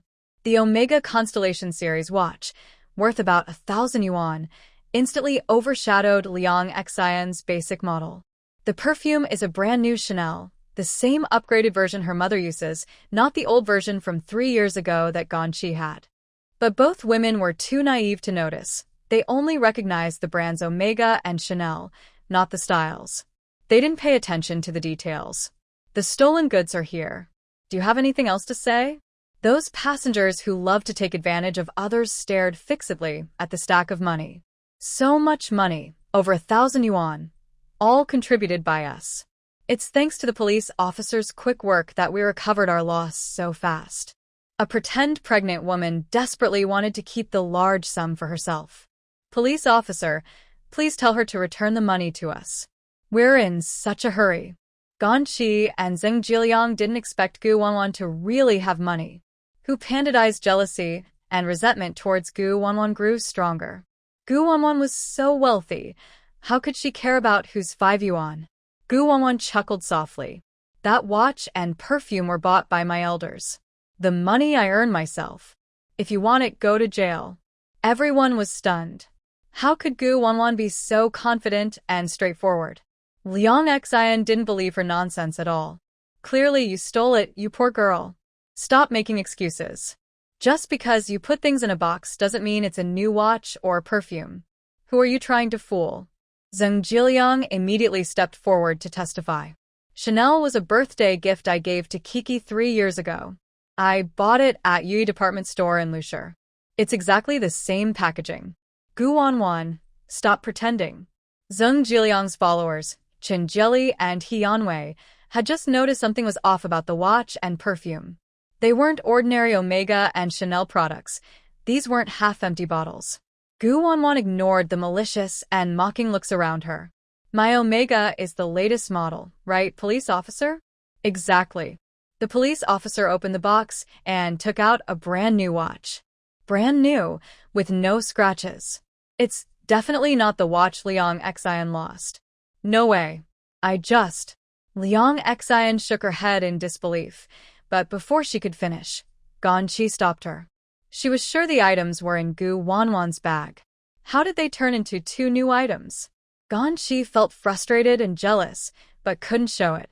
The perfect plan was falling apart. Where had she gone wrong? She had even lost half a Chanel perfume. Gu Wanwan pointedly said, "Anyone with eyes can see that my Omega Constellation Series watch and upgraded perfume are real." As she finished, Liang Xian's embarrassed expression froze completely. She still didn't believe Gu Wanwan had the money to buy luxury goods. She stole it. She's the unloved daughter of the family. How could she afford such luxury? If she really had money, she wouldn't hide 2 bricks in her bag to pretend to be rich. She's just acting. I wonder what I did to you? They insist on catching me to slander me.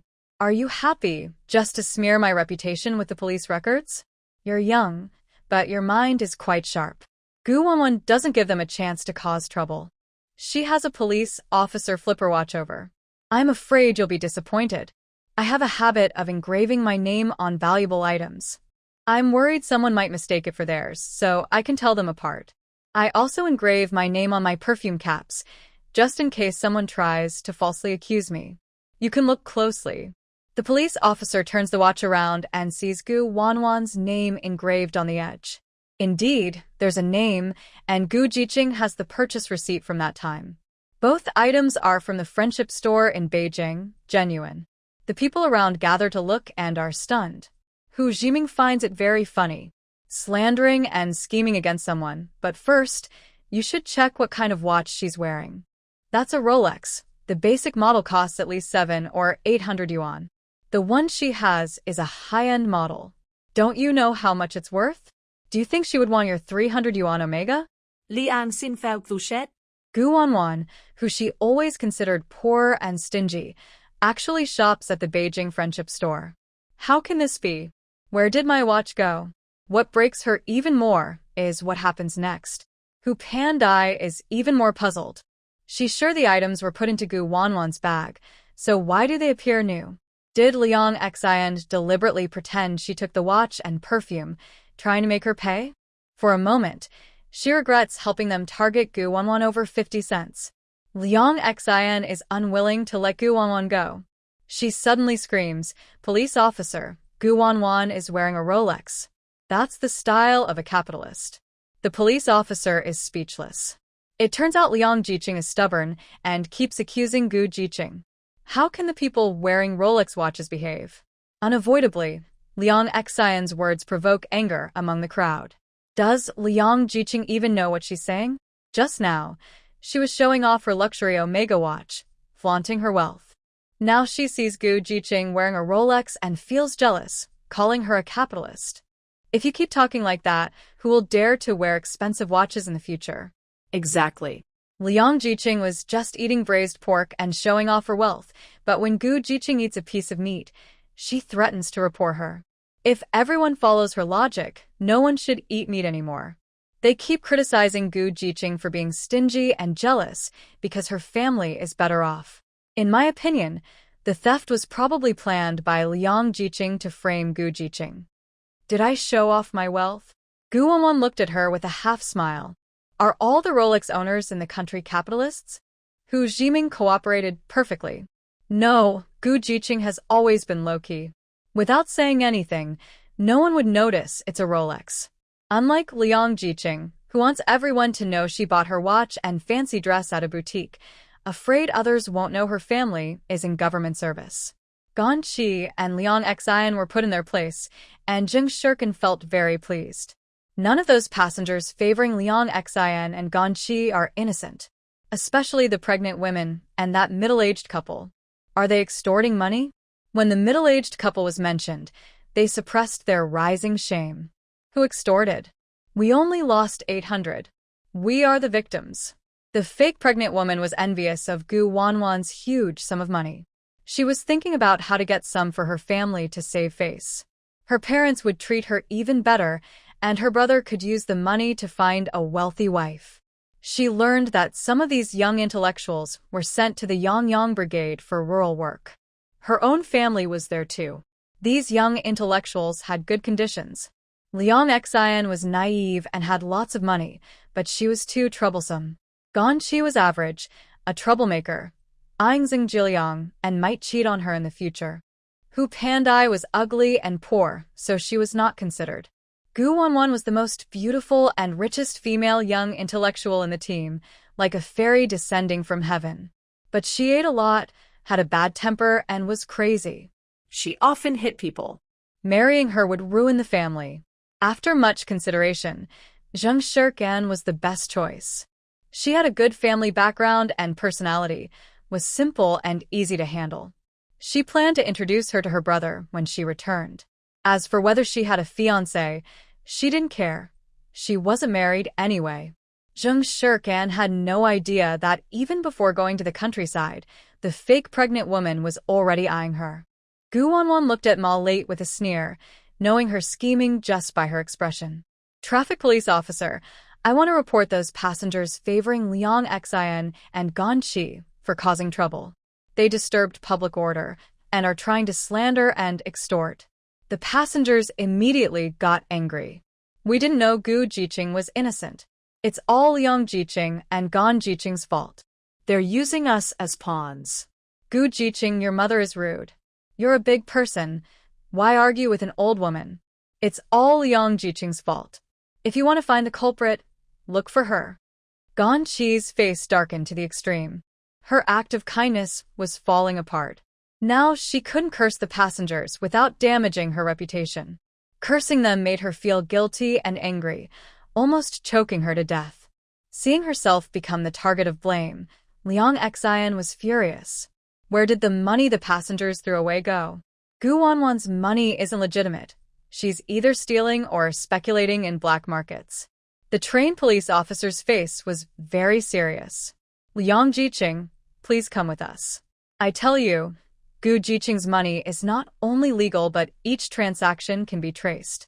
This money was awarded to her by the Fusher police station, with official stamps proving it. Her earnings are completely legitimate. Upon hearing this, everyone was shocked. Why would the police station give Gu Wanwan money? Zheng Shirkan looked proud. My sister is amazing. She must have done something really good to be rewarded by the police. Hu Ziming looked at Gu Wanwan with new respect. He thought she might have helped the police catch thieves or enemies, which is why she was rewarded so generously. The passengers who originally wanted to extort money gave up their plans. That money was a reward from the police station. They could take what they wanted, but not spend it freely. What if the police called them in for questioning? Gu Wanwan's money was now clear and legitimate, not something others dared to covet. Enough talking. It's my turn now. You've damaged my reputation and seriously affected my mental health. If you don't want to go to jail, compensate me for emotional damages. Rumors and defamation cost money. Everyone should be responsible for their actions. Liang Xian Ganqi falsely accused me. Pay me 100 yuan. Pregnant women and middle-aged couples pay 50 yuan each, and everyone else pays 1 yuan. I'm not extorting you. You just talk nonsense. Even though Liang Xian was well off, she was distressed by this loss and refused to pay more. You already took 100 yuan from me before. Why should I pay you again? Ganqi's fierce glare flashed briefly. She sniffled and said, Gu Jiqing, I don't have that much money. Can you forgive us this time? Zheng Jiliang, who hated seeing his loved ones bullied, immediately stepped forward as a protector. We're all from the same rural youth team. We'll be together for many years. Gu Jiqing, I advise you not to push things too far. Gu Wanwan shot him a side glance. If you care about her, then help her pay back the money. Zheng Jiliang snorted coldly, without hesitation. Fine, I'll pay. It's just 100 yuan. Zheng Shirkan felt cold inside. His fiancée treated Ganqi and her so differently, like heaven and earth. The passengers cried loudly. 1 yuan can buy a lot. We gave it to you. We're starving now. 5 yuan. Gu Wanwan said impatiently. You tried to extort me earlier because you thought I was kind and easy to bully. The worst part is you, making trouble and trying to take advantage. Her clever tricks confused the passengers, making them wonder how the fare suddenly increased. Do the traffic police have any authority over this? Gu Jiqing probably misunderstood kindness. To prevent Gu Wuan from raising the fare again, those rude passengers could only reluctantly pay. Only then did they realize that some money was really missing from their pockets. The more they accused Gu Wuan, the more money seemed to disappear. Could even heaven be punishing them for their greed? My money is gone. There must be a thief on the bus. Traffic police, please help us recover our money. The middle-aged couple became more frightened. They hadn't stolen anything from this carriage, so how could money be missing? Could there be accomplices inside? My money. I can't find it. Liang Xin desperately sorted her bag. Besides some small change, all 1,800 yuan she had was gone. Gan Shi saw things were getting worse. She looked into her shoulder bag and found over 300 yuan still there, so she felt relieved. Luckily, she had hidden her money well and wasn't robbed. Liang Xian's money was stolen, which was unfortunate, but Liang Xian could call home and ask for more. During this period, she couldn't rely on Liang Xian. Fortunately, Zheng Jiliang still had over 1,000 yuan from the Zheng family, enough to live comfortably even in the countryside. Zheng Shirkan and Hu Jiming checked their belongings and both said, "I didn't lose any money." Hu Pandai searched everywhere and almost cried, "I really lost 5 yuan." Her family took her rural subsidy and only allowed her to bring a worn blanket and a few old padded jackets. She had about 100 yuan stolen from her parents. They were not wealthy, and now losing 5 more yuan hurt even more than a knife stabbing her heart. Meanwhile, Chen Jili and He Yanwei both said they hadn't lost anything. Zheng Jiliang thought he had hidden his money well, but when he looked through old clothes, he found all his 1,000+ yuan gone. "I lost 1,000 yuan. Who stole my money?" He panicked. 1,000 yuan was a large sum, his and Ganqi's savings for settling in the countryside. Now that the money was gone, their good days were over. Even if their parents sent more money, it would only last 10 or 20 months at most. They couldn't expect hundreds or thousands to arrive regularly. His future life would be very tight financially. Hu Ziming saw his distressed look and felt very satisfied. "You should have returned 1,000 yuan to Kinkin earlier. Then it wouldn't have been stolen. Not paying back debts has consequences." Gan Shi was struck like lightning. All her hope was gone. She couldn't accept that such a large amount of money had been stolen. "Brother Jiliang, I still have some money. We'll save it and trust that Shirkan won't ignore you." Upon hearing her mention it, he suddenly remembered his fiancée, Zheng Shirkan. From now on, he and Gan Shi could continue to enjoy life freely. Isn't Zheng Shirkan just his money bag? Zheng Shirkan suddenly felt like prey being watched. Instinctively, she held onto the money in her bag. Was Gan Shi trying to persuade Zheng Jiliang to hit her small money? Was she trying to make her pay for them? Recalling Gu Wanwan's earlier advice, she thought clearly. Close relatives should settle accounts honestly. She and Zheng Jiliang weren't married, so she wasn't obligated to support him. Plus, she still owed him 1,000 yuan. What if Zheng Jiliang asked her for money? Should she give it or not? She felt so conflicted and troubled. Liang Xian's mind was in chaos. Her face was pale and her expression slightly fierce as she glared at Gu Wanwan. "Who stole it?" "I'll tell my uncle to have her jailed." Gu Wanwan shot her a sarcastic look. "All my money has marks on it. Don't tell me you're trying to slander me again? Did I dig up your family's ancestors' graves, or do something else? If you love showing off your wealth, who's to blame? You see, you don't have money to pay me now. Do you want to go have tea with a traffic police officer? Or write me an IOU?" Liang Xian couldn't hold back her anger anymore. "Why didn't you steal from yourself?" Gu Wanwan's words made her so angry she felt like she'd explode, but she also felt a bit better because she was teaching a troublemaker. Maybe it's because I have good character, am modest and kind. The people in the carriage. They couldn't believe it. Her nerve was unmatched. Malate finally realized things were serious. She had been saving up secretly, using her limited resources, to send money to her parents back home. Now, all her plans were ruined. "My 500 yuan. Thief, you're trying to kill me." Liang Jiqing, it's all your fault. If it weren't for you, I wouldn't have lost 500. You have to compensate me for my loss.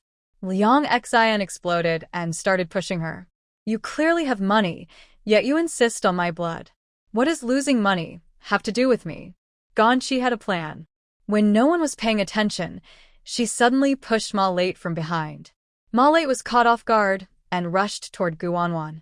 The little hypocrite thought she was hiding her true intentions well, but Gu Wanwan saw through her immediately.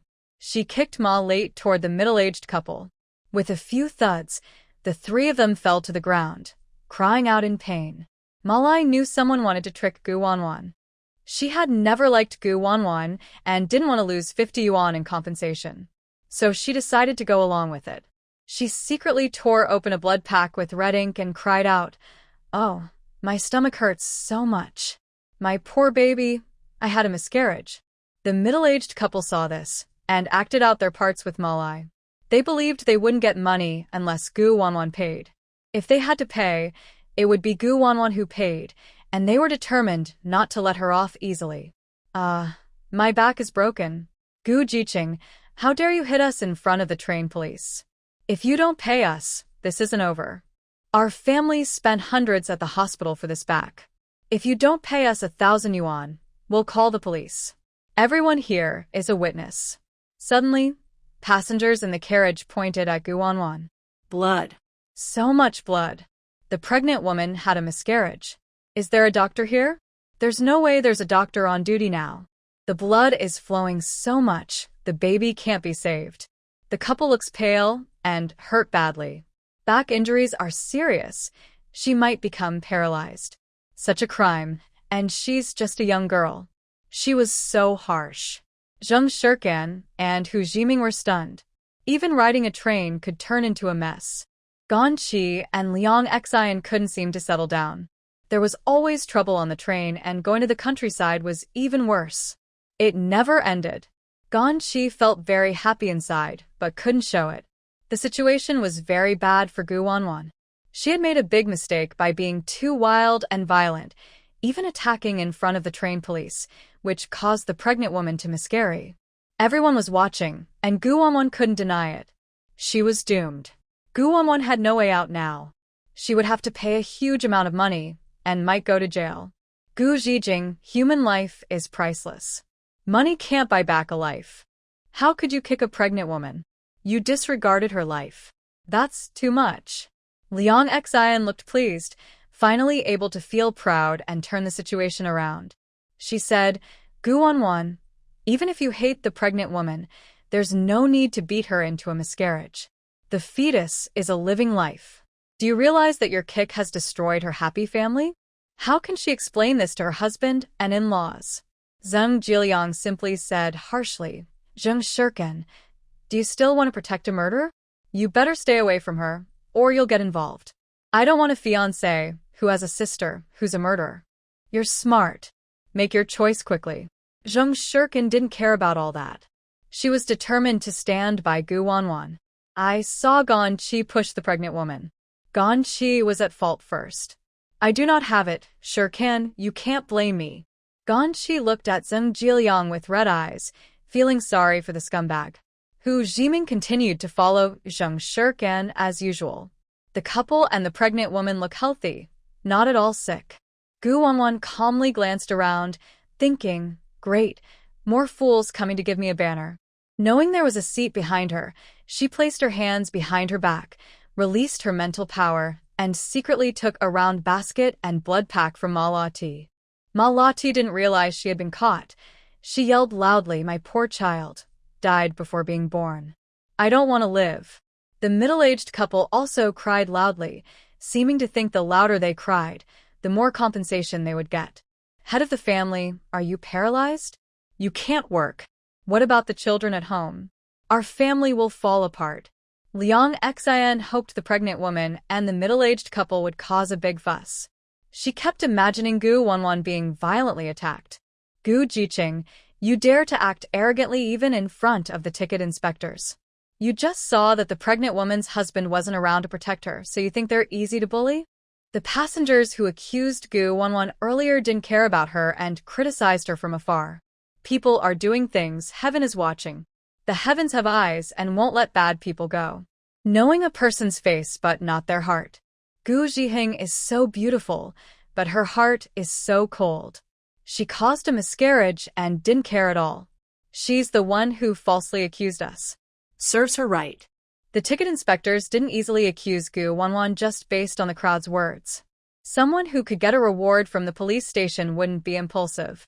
Zheng Shirkan wanted to tear apart Gan Chi's ugly, smug face.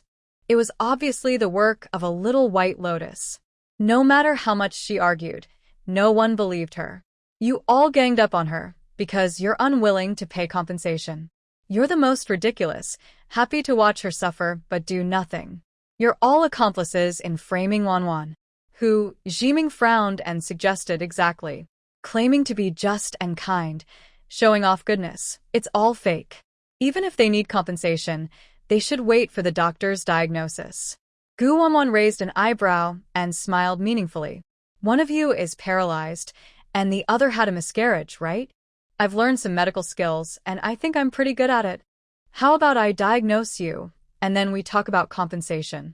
It's my responsibility, and I won't avoid it. The middle-aged couple and Malay looked panicked and refused to let Gu Jiding get close. Is this play still going on? Won't they get caught? To avoid more trouble, the middle-aged woman suggested, since you're a rural youth, we won't pursue this. Just compensate us for the medical expenses, 1,000 yuan for me and 1,000 yuan for the pregnant woman. Do we have an agreement? Her generous attitude made Gu Jiding feel it was unfair if he didn't accept. Malay just wanted to get money quickly. Whatever the middle-aged couple said, he agreed. Give me 1,000 yuan, and we'll settle this privately. If you don't, I'll tell my husband's squad leader. It won't be just about money then. Gan Chi frowned slightly. These shallow fools should at least be sent to jail. With such crazy women around Zheng Shirkan, how can he and Jia Liang control him in the future? Liang Xian was very unhappy with the outcome. She thought Malay and the couple were too lenient and that Gu Jiding paid money to settle. You're useless. Such villains should be punished. Police officer, arrest Gu Jiding now. Malay rolled her eyes at Liang Xian. She just wanted to scam money and run away, not cause trouble. Mind your own business. Can't I be kind and beautiful? The middle-aged couple felt something. Did these fools want to help them? No, they were just using them as pawns. They were guilty and worried the police might find out about their theft, which would mean losing everything. Liang Xian almost lost her temper. How could she ignore such a serious miscarriage? If the pregnant woman didn't pursue it, how could Gu Jiding go to jail? I'm helping you. You've had a miscarriage. What if it was a boy? Your son was lost. Do I need your reminder? I guess I and my son are not destined to be together. Malay's eyes flickered as she instinctively touched her belly. But then, where was her round basin? Where did it go? Hu Ziming noticed her strange behavior. Why is your belly gone? Zheng Shirkan cooperated. Everyone look at the fake belly. Malay quickly covered her stomach, pretending she wouldn't admit anything. At that moment, Gu Jiding took out a round basin and a blood bag from behind and waved them in front of everyone. Malay, are you looking for your food container? TSK, you're good at pretending. You've used fake pregnancies to scam money before, haven't you? Everyone was stunned. Life was like a play, everything depended on acting. Turns out, all this fuss was just a fake pregnancy scam. Malay's fake pregnancy, and what about the middle-aged couple? Malay looked at her whole body trembling uncontrollably, feeling guilty as if she had been caught. She was just an ordinary village woman and had never seen such a scene. Without thinking, she blurted out, "How could my dustpan be in your hands? I clearly tied it up." "How do you know?" "Because you're both stupid and greedy," Gu Wanwan sneered. "Since you stole my seat, I knew you were pretending to be pregnant." The middle-aged woman saw that Malay's lie was exposed and broke out in cold sweat. Continuing to argue might reveal more, so they both regretted provoking a troublemaker. "Forget it. We won't pursue this. It's just bad luck for us. Let's let it go. Is it that you don't want to pursue it, or are you afraid to?" Gu Wanwan smiled faintly and turned to the trained police officer. Officer, I want to report that this couple are habitual thieves. I suggest a thorough search of their luggage. Her words hit like a bomb, shocking everyone again. The situation turned around. The middle-aged couple, who should have been the victims, were suddenly under suspicion, caught off guard. The middle-aged man seemed to be controlled by an invisible force. He jumped up from the ground and hurriedly approached the police officer. Officer, we are good citizens. Gu Jiqing is falsely accusing us. Gu Wanwan clicked her tongue. Aren't you paralyzed now? The middle-aged couple realized they had been caught in a lie. It's not me, I really am sick. Gu Wanwan interrupted his excuse. If you're sick, you need treatment. I will see a doctor. Everyone saw what was happening and understood clearly. The supporters who had been defending them shut their mouths. Quick and agile, acting skillful. Sure enough, they're pretending again. One pretends to be pregnant even with a blood pack, and the other pretends to be paralyzed, both acting well. They're targeting Gu Jiqing, accusing someone of theft, but the thief is right next to the pregnant woman. Could they be accomplices? Or spies infiltrating the people to cause division? Otherwise, how could they stir up trouble between us and the educated youth, making us suspicious of them? Ma Lai's face turned pale as paper. She stammered to defend herself. I don't know them at all. I am a military family member, not a thief's accomplice, nor a spy. Don't believe me? Call my husband. He's a company commander. Once accused, she would likely drag her husband into trouble. If her husband and in-laws found out, they would surely divorce her. Gu Wanwan had no intention of letting them go. Her principle was, the punishment for bad people is me. You're not even familiar with the situation, but you all start singing together. Are you planning to slander and extort me? Luckily, I am clever and know how to resist. What if it were another innocent girl? This time, Ma Lai Tai caused such a big mess that her days at her in-laws' house will be difficult. She wants to see how her husband, Lieutenant Ma, will rise in rank and how he might harm Jing Shirkan in the future. Gu Wanwan's words are harsh and unforgiving, making Ma Lai Tai speechless. It's shameful that you're a military family member and would do such things as faking tickets and extorting. Don't tarnish the reputation of military families. Despite the middle-aged couple's refusal to admit guilt and their attempt to block the search, the police still found a large pile of fake tickets in their luggage, about 40 or 50 scattered bills, and around 10 watches, including brands like Shanghai, Omega, and Rolex. Among all the money and tickets, Gan Chi's Chanel perfume stood out. Is that the perfume bottle that Gan Jiqing lost? The truth is clear now. It turns out they are accusing others falsely. Liang Jiqing and Gan Jiqing are not honest people. Without proof, how can they accuse someone of theft? Gu Jiqing is caught in a mess of right and wrong. She's really unlucky. Luckily, Gu Jiqing has a good attitude and knows how to prove her innocence. Gan Chi had planned everything carefully, but never expected that Ma Lai Tai's pregnancy was fake. She also didn't anticipate that her efforts to maintain a kind image would collapse because she supported the thief. In the end, her Chanel perfume ended up in the thief's bag, turning into a joke. If they continued to pressure Gu Wanwan, others might think they lacked moral awareness. Liang Xian's expression looked as if she had eaten something bad. They had been tricked by a fake pregnant woman again. To her, Gu Wanwan was like a resilient little bug, getting stronger after each setback. Zheng Jiliang felt very embarrassed. His pride prevented him from apologizing. After all, Gu Wanwan was just an ordinary, rough woman from the countryside.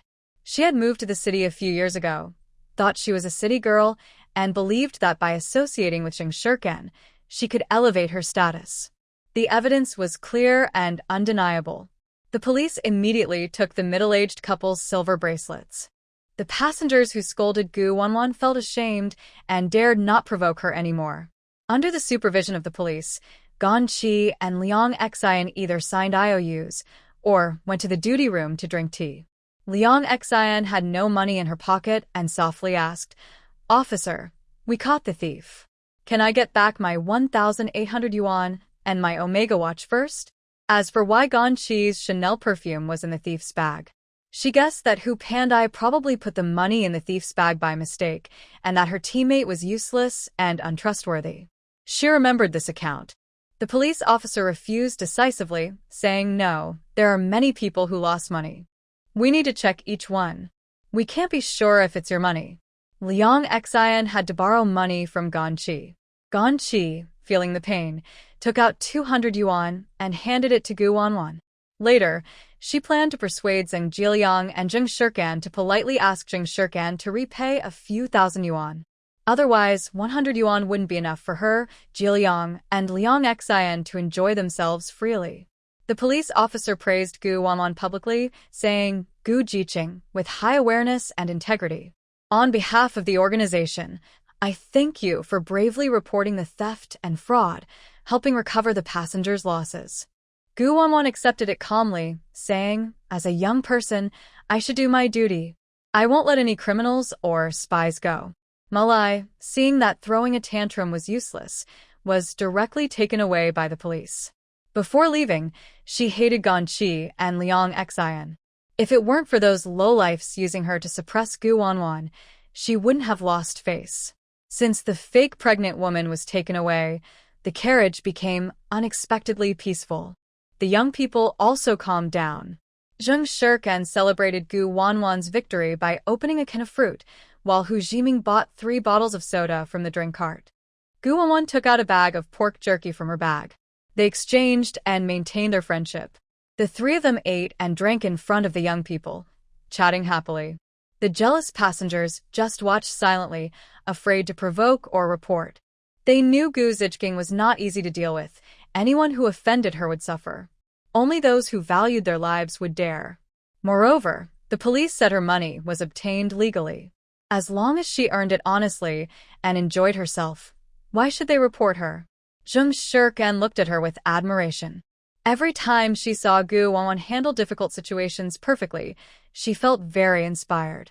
She wanted to learn from her. Wanwan, you're kind and good-hearted. Those young people just don't see your worth. Gu Wanwan laughed and asked, why do you think that? We just met recently, and you're opening up to me so honestly? Zheng Shirkan looked at her steadily, feeling a strange sense of familiarity. Maybe we were good friends in our past lives. Suddenly, she quietly took 2,000 yuan from her bag and handed it to Gu Wanwan. Please keep this for me. Gu Wanwan was stunned. They're not even sisters. Do they have to be so naive? We just met, and she's giving me all her savings to keep? Isn't that a bit too innocent? Zheng Shirkan scratched her head and smiled foolishly. I can't save money. I'm afraid it might get stolen someday. I also don't know how to refuse others. Jiliang has no money now, so he'll probably ask me to borrow. As long as I have no money, I can just refuse. Gu Wanwan couldn't help but laugh, thinking Zheng Shirkan was silly. She knew she couldn't let Zheng Jiliang take advantage of her.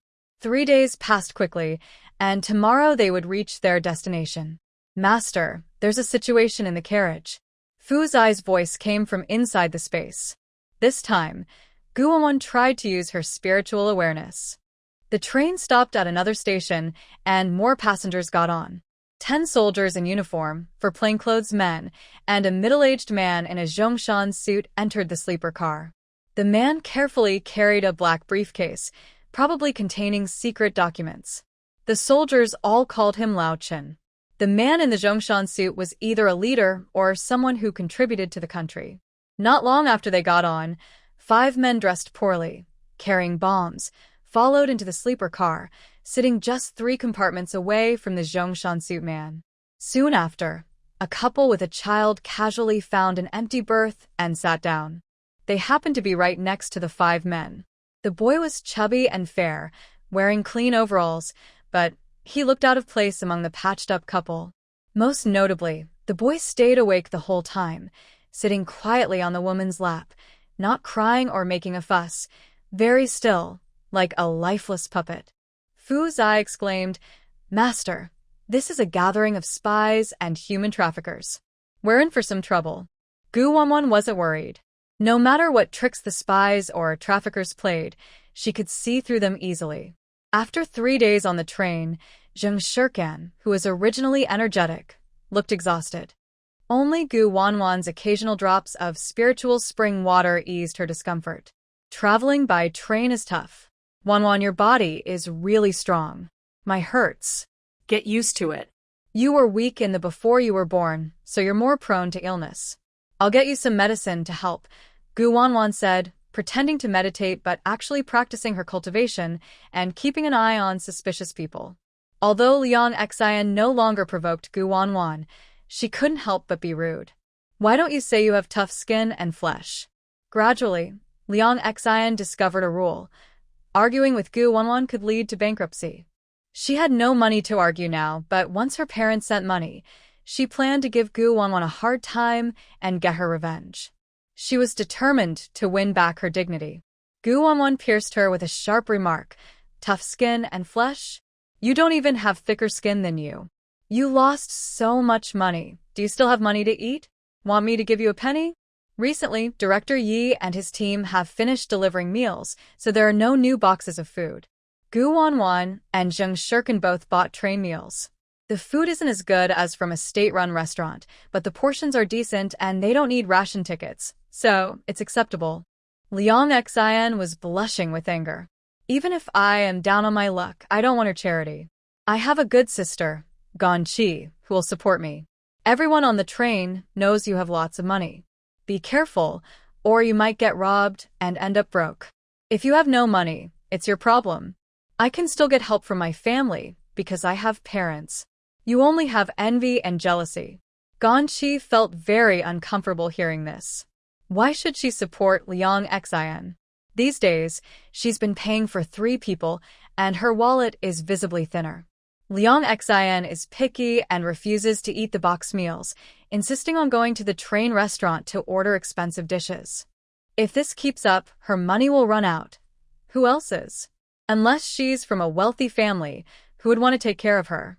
Gu Wanwan looked around the carriage. Who dares steal from me? Unless they're reckless. With her alone, she made all the passengers fall silent. They didn't dare offend Gu Wanwan, afraid she'd demand money or report them for fare evasion. The previous case of a fake pregnant woman and a thief couple was a warning. They had just been taken to the local police station, leaving a stain on their records. Zheng Shirkan crossed her arms, feeling more confident with Gu Wanwan nearby. You can have sisters, but what about me? Wanwan, I'll support you forever. Our friendship lasts. You're wasteful and only care about yourself. Be careful not to spend Gan Qi's money all up. Your family isn't just you. If your parents stop sending money, you'll be in trouble. Gan Qi was so angry it hurt her chest. She forced herself to hide her displeasure and subtly provoked. Shirkan, you can look down on me, but you can't ignore brother Jiliang. He's the one who's closest to you. If you're going to spend your life together, sisters aren't forever. Besides, you just met Gu Jiqing a few days ago. Do you even know her? Since Zheng Shirkan chose to side with Gu Wanwan, Jiliang had been cold toward her for days. Usually, he'd have a cold war for a day, but Zheng Shirkan would give in with apologies. But now? Zheng Shirkan still refused to back down and was brainwashed even more by Gu Wanwan. People can't see inside a person's heart. You've only known Gu Wanwan for a few days, and you've confided in her. What do you think of my fiancée? You barely know her, so why should you support her? Perhaps Gu Wanwan came for your family's wealth. Since you carry so much money, it's unsafe. Let me hold on to it for you. You're just a fiancé. Why should I support you? If I give you the money, you'll just spend it on Gan Qi. Am I a fool? I have to say, I have no money. With Gu Wanwan's support, Zheng Shirkan looked confident. You're just a fiancé. You haven't learned to be more mature.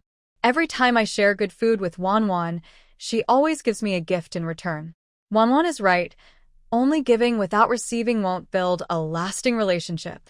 I think I spoiled you too much, which is why Gan Qi and Liang Xian feel they can bully me. I'll protect you from now on. Gu Wanwan nodded happily, pleased with her advice. Zheng Shirkan's love-struck mind still has hope. Zheng Shirkan was very happy. Really? Hu Ziming sneered at Zheng Jiliang, feeling angry about Zheng Shirkan's sincere efforts. You only enjoy her giving, but you never treat her well. In 3 years of engagement, you've never given her a birthday gift. Now you turn around and give Ganqi Chanel. People who don't understand might think Ganqi is your real fiancé. Seeing the curious looks from the passengers, Zheng Jiliang had to pause the topic. He planned to ask Zheng Shirkin for money on the train later and also make her realize what it means to take the husband as the sky. If she can't do it, he would have to break off the engagement. There were 2 hours until the train arrived. Gu Wanwan decided to make her move. In this life, the fake pregnant woman plot was exposed early, so Zheng Shirkin wouldn't be targeted by the scheming kidnapper. Wanwan, where are you going? I'll go with you. Gu Wanwan held her back, but said to Hu Jiming, you watch her. Okay, I'll keep an eye on the luggage. Hu Jiming sincerely appreciated Gu Wanwan. Her advice brought him closer to Kandan and helped her see the true nature of the bad guy. For him and Kandan, Gu Wanwan was like a guardian angel. Gu Wanwan headed to the sleeper carriage. She released her spiritual awareness again. The secret agents had planted timed bombs in each carriage, and they couldn't hide from her. Fuzai's voice came from the space. Master, these cherry blossom enemies have malicious plans to up the entire train. Now, how should she inform the soldiers in the sleeper carriage without causing a panic? I have a plan. There were 6 bombs marked by her, even in the trash cans of the toilets. The sleeper agents occasionally watched the movements outside their compartments. Whenever a passenger passed by, they would be closely monitored, especially by the police and soldiers, to prevent any sudden incidents. Just as Gu Wanwan approached, she was immediately noticed by them. Gu Wanwan took bold steps into their line of sight, causing them to stop in front of their compartment. The agents looked at each other suspiciously. What are you looking at? Comrade, I feel sick and want to. Can you let me have the lower berth? Gu Wanwan couldn't speak in the refined tone Genki used, so she simply said what she felt naturally. The agents paused, then quickly realized she was a troublemaker trying to take a seat. Once they saw she posed no threat, they showed contempt. This is our berth. We need to rest. Please don't disturb us. Gu Wanwan spat and said, dressed so nicely, but with such bad manners. Don't you understand respecting elders and caring for others? The agent replied irritably, are you an elder? Gu Wanwan confidently responded, I'm a child. The agent looked disgusted and pushed Gu Wanwan out of the compartment. If you want to sleep in the lower berth, ask someone else. Only fools give up their seats. I don't believe they won't let me. Gu Wanwan stomped her foot and moved to another carriage. To others, she looked like a spoiled, arrogant young girl who had been pampered since childhood.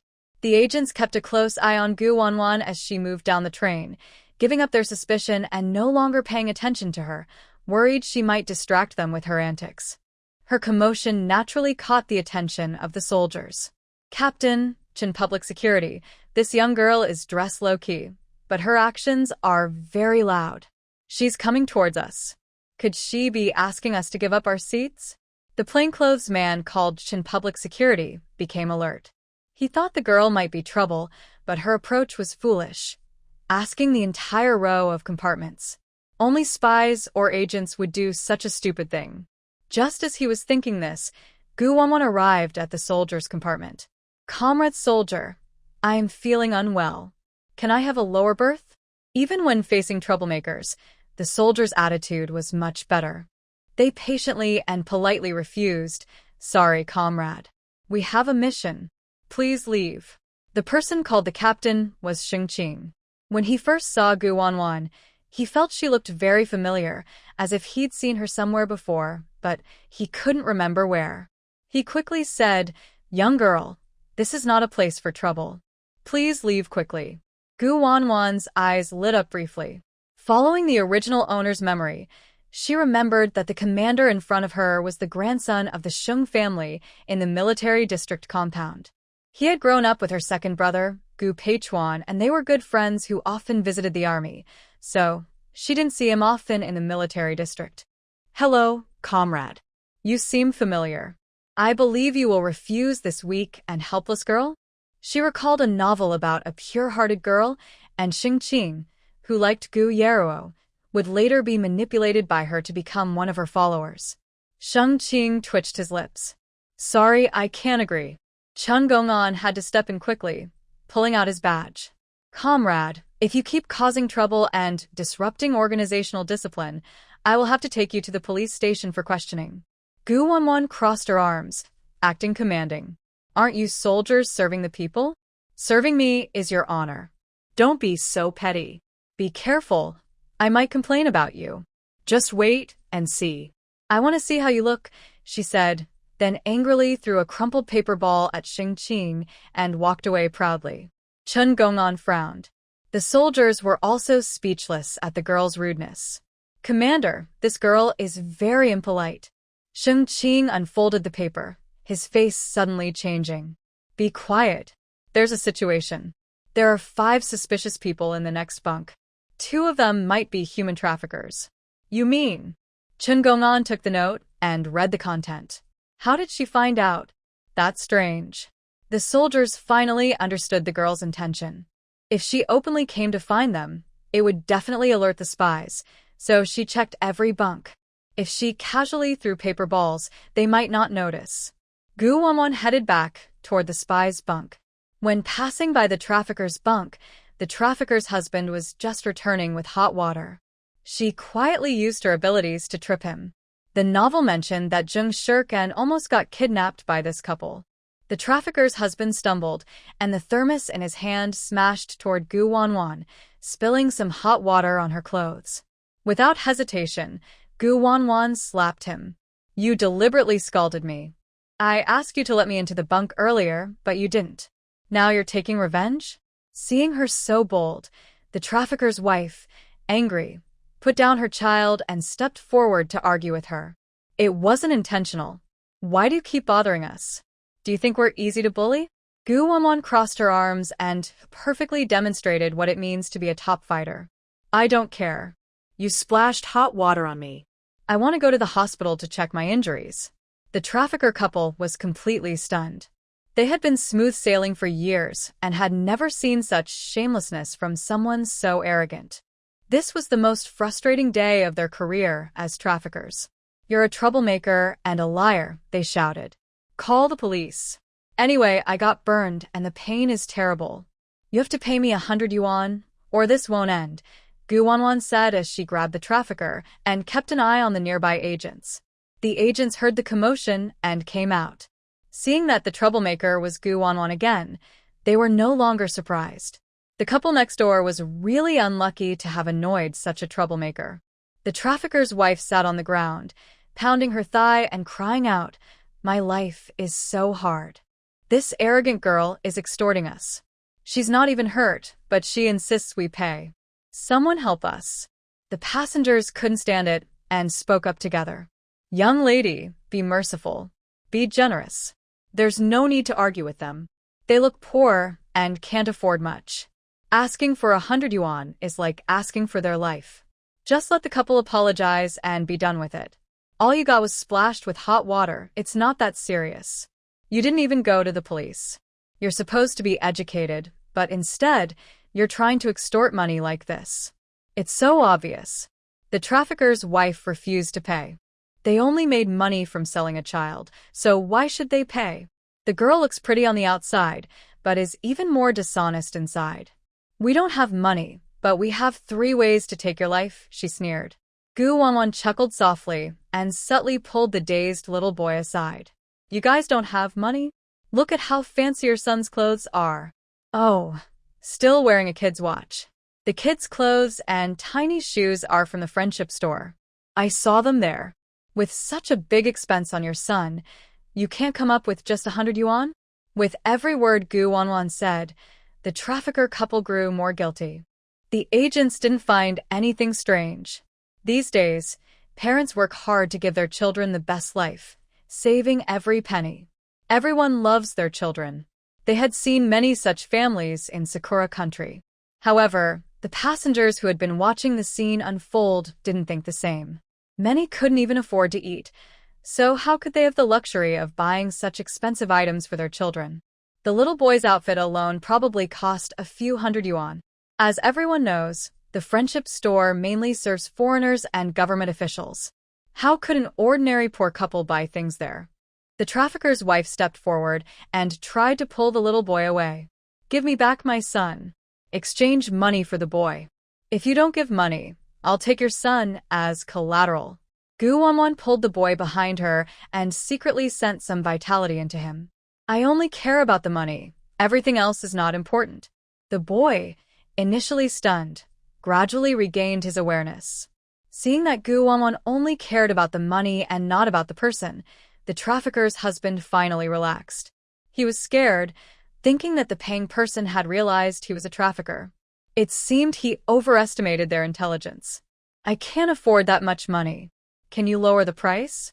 Do you believe if this gets reported to the police, not only will you not benefit, but you'll also have a criminal record? It will be hard for you to get married or find a job in the future. I overheard some passengers mention that there was a pregnant woman and a young girl being extorted in the other carriage, and the police took them away. The pregnant woman's husband is a lieutenant, and he also went in. You wouldn't want to go there too, right?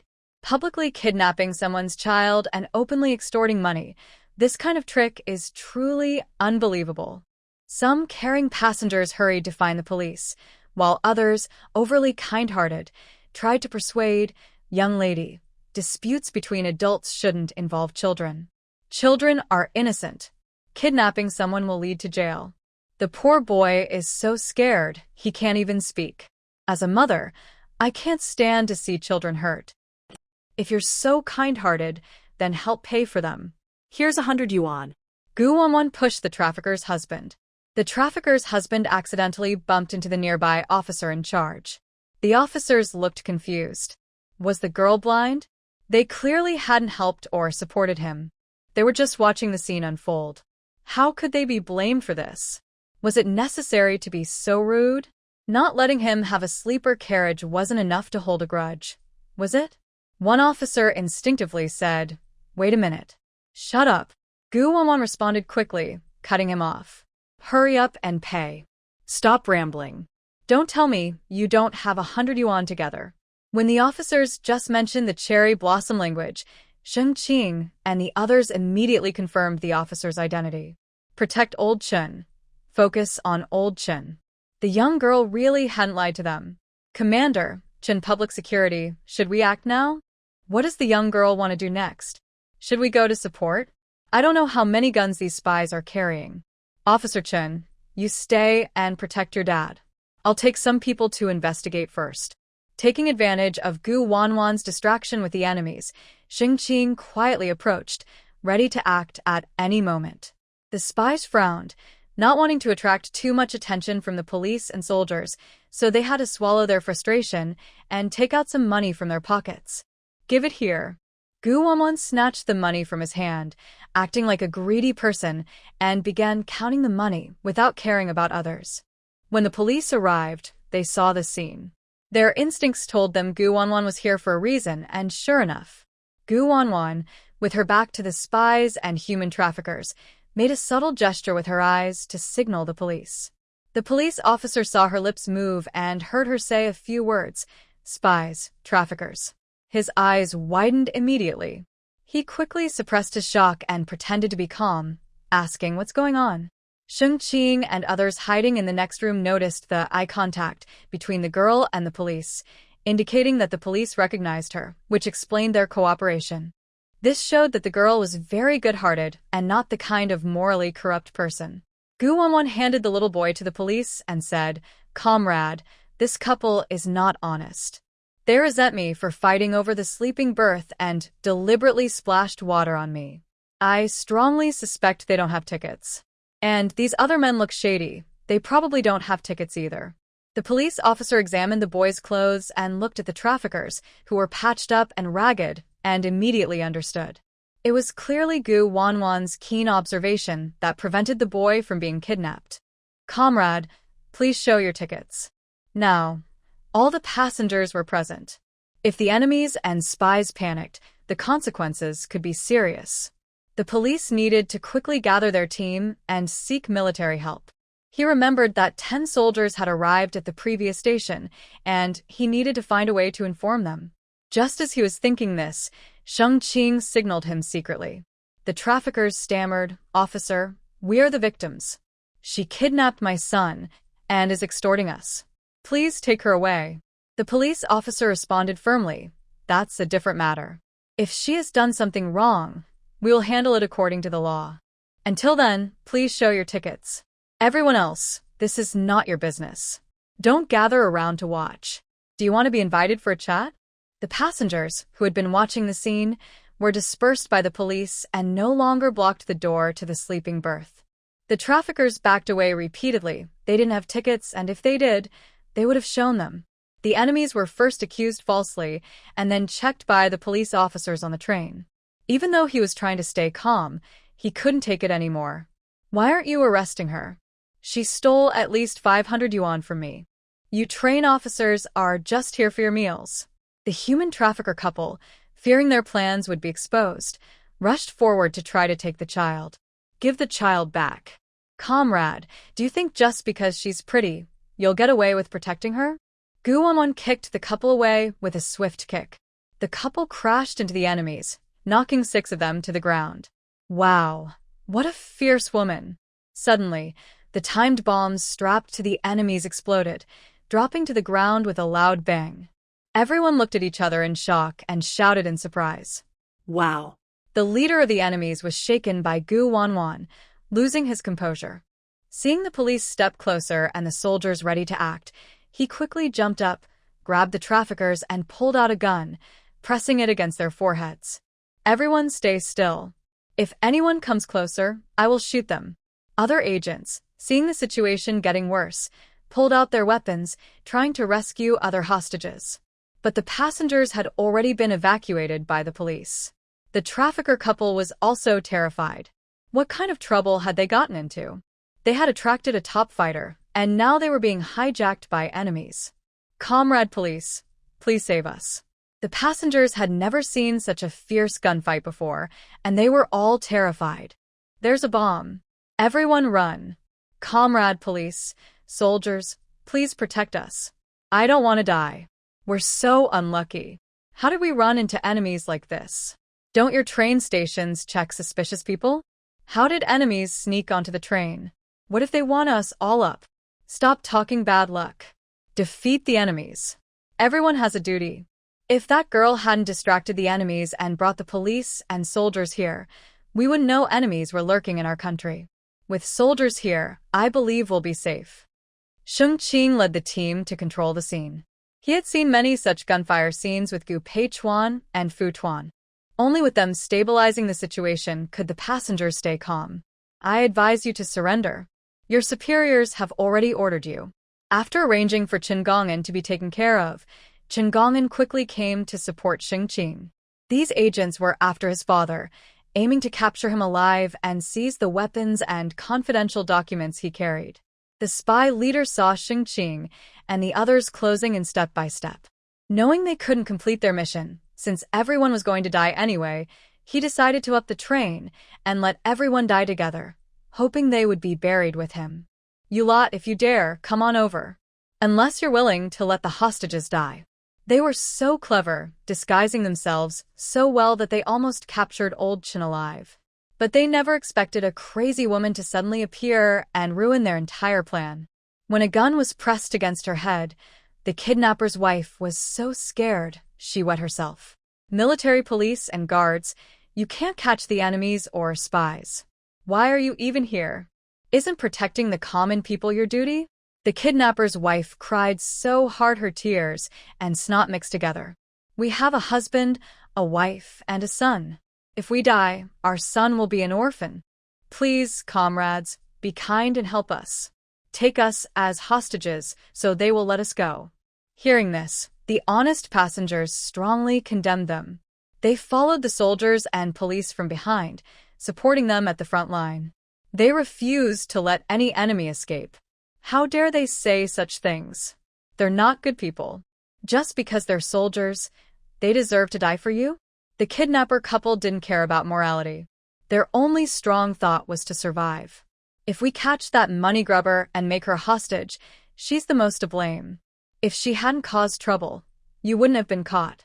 Gu Wanwan shrugged casually, looking excited as if she was eager to become a hostage. Fine, I don't mind. The money is coming from all directions. The police officer was speechless. Gu Jiqing probably had a problem. picking a fight with the spies. These spies were ruthless killers, not like the fake pregnant woman. Would normal people shout at a spy, "Little Qian Qian"? No way. Suddenly, he remembered the reward the police station had given Gu Wanwan. Could it be? Could it be what he was imagining? Sheng Qing and Officer Chen also twitched their mouths. From her behavior so far, it was clear she wasn't normal. The kidnapper couple was overjoyed, crying tears of happiness. They didn't expect the money grubber to have a conscience. Cherry Blossom people, did you hear that? The girl agreed to swap. Girl, we respect you as a brave woman. After you die, we'll buy you a coffin and give you a proper burial. The spy leader looked at Gu Wanwan with a complicated expression. Your idea is good, but we refuse. That crazy girl has disarmed our bombs and ruined our plan. She's too unpredictable to control. You're better at handling her than that crazy woman. Other spies deeply understand that the crazy woman is unpredictable and tends to bring trouble upon them. Gu Wanwan smirked slyly. Sorry, I can't help you anymore. Enemy agents, if you want to kill, just do it quickly. Consider it a good deed for the people of China. Huh. The spies wondered if they heard her wrong. They were once again grateful they didn't catch the crazy woman, as her thoughts are hard for ordinary people to guess. The husband and wife traffickers, hearing this, cursed loudly, "You little brat. Just because we didn't let you sleep on the lower bunk or give you 100 yuan, you keep seeking revenge. People like you don't deserve to live." Some compassionate bystanders couldn't stand it and stepped forward, disapproving of Gu Wanwan's actions. We're all Chinese citizens. There's no need for us to fight each other. When facing enemies, we should unite. The young girl is too cold-hearted. No one would call the police to take hostages. That's unheard of. People should act with a clear conscience. Young girl, don't hold grudges so easily. Sheng Qing and others didn't make a move. The police officers remained indifferent. The head of the spies was a bit confused, pretending to draw his gun. Looks like you really don't want to care about the hostages. Gu Wanwan said meaningfully, anyway, if we save them, they still have to eat peanuts. The trafficker husband was furious. What do you mean? We're not worthy of saving? Gu Wanwan replied seriously, of course. You abduct children. Why keep them alive if not to execute them? As soon as she finished, there was a commotion around. The spies realized belatedly they had caught an ineffective hostage. Baka. Are you saying this couple are traffickers? Congratulations, you got it right. Too bad there's no reward. Gu Wanwan smiled softly, her eyes shining with a glint. Ineffective hostage. You can kill or spare them as you wish. The traffickers, both angry and guilty, launched a furious attack at Gu Wanwan, shouting, You. Who's the trafficker? You're the trafficker. Your whole family is traffickers. Comrades in the military and police, don't be fooled by her. She just wants to watch us die. The spy leader wasn't too stupid. Based on Gu Wanwan's behavior, he quickly connected the dots. You did it on purpose. You knew we were spies from the start. To dispel our suspicion, you acted tough and capricious, trying to get close to each carriage to pass messages to the soldiers and police. You deliberately caused trouble between us and the traffickers, aiming to catch us all. You're a clever girl from China. No wonder the police protected you immediately. No matter how the traffickers complain, they won't arrest you. Gu Wanwan remained calm and composed. So what? Do you know the nickname the Fusher police station gave me? The spy boss frowned. What nickname? Aren't you afraid of dying? Enemy spy nemesis. Gu Wanwan said clearly, then continued to intimidate the spy. I've taken down the entire enemy spy nest in Fusher. Do you think I'd be afraid of a few small thugs like you? You're too weak. The police officer stared in shock. Turns out, the reward from the police station was like this. Gu Jiqing is so brave. Sheng Qing and Chen Gong'an were just as surprised. People really are not what they seem. The passengers who criticized Gu Wanwan felt ashamed and lowered their heads. They thought they had helped a poor couple, but it turned out they were human traffickers. They accused Gu Wanwan of being cold-blooded and vengeful, not knowing she was actually a hero who took down the enemy spies. Her troublemaking was just a disguise. In truth, she was a very clever girl. You've harmed our comrades. I'll crush you. The spy boss aimed his gun at Gu Wanwan. The soldiers prepared to act. Captain, he's going to shoot. Protect the passengers. Sheng Qing ordered, holding his weapon and confronting them. Little girl, leave this to us. You go ahead. Gu Wanwan stood still, calm and steady. She decisively took out a brick from her bag and challenged the spy. Try hitting me and see what happens? Seeing the brick, the police officer realized again. Are bricks really effective against spies? Wait, can we not be so reckless? That's a real gun, much faster than a brick. The spies felt like their intelligence was being crushed by Gu Wanwan. Why was she waving a brick? They were so angry they even cursed in cherry blossom language. While they were insulting her, Gu Wanwan quietly activated her powers, entangling their legs and arms, limiting their movement. Then 2 bricks flew through the air, smashing the spy boss's face and his gun in an instant. Catch the thief by catching the king first. Villains usually die from talking too much. The spy boss was blinded by the bricks, and the other spies panicked. By the time they recovered, Gu Wanwan was like an arrow, rushing straight at them. The scene was amazing, like a divine fight. Everyone heard a few loud bangs and men's screams. Within 5 minutes, the spies were beaten and lying on the ground with bruised faces. All done, just waiting for the reward. This brave girl, she solved it so easily. Brother Bing and the trained police officers felt useless for the first time. The trafficker couple, like they had been reborn, quickly fled the scene without looking back. Passengers blocking the carriage entrance caught them. Where are the traffickers running to? The trafficker couple refused to admit their guilt and made up a story. We're not traffickers. The young girl is deliberately lying to deceive the enemy agents. You can ask my son. If we were traffickers, we would have drugged and taken the child long ago. But my son is always alert. We're not his parents, he protested early on. The passengers listened to the trafficker's explanation and found it somewhat convincing.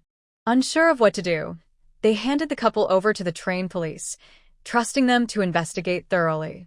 Do you think capturing us will make you safe? We've installed a new type of timed bomb on the train. When the time runs out, everyone will die. Haha. The spy leader looked crazed. Enemy spies? I want to see if you're still so lucky this time.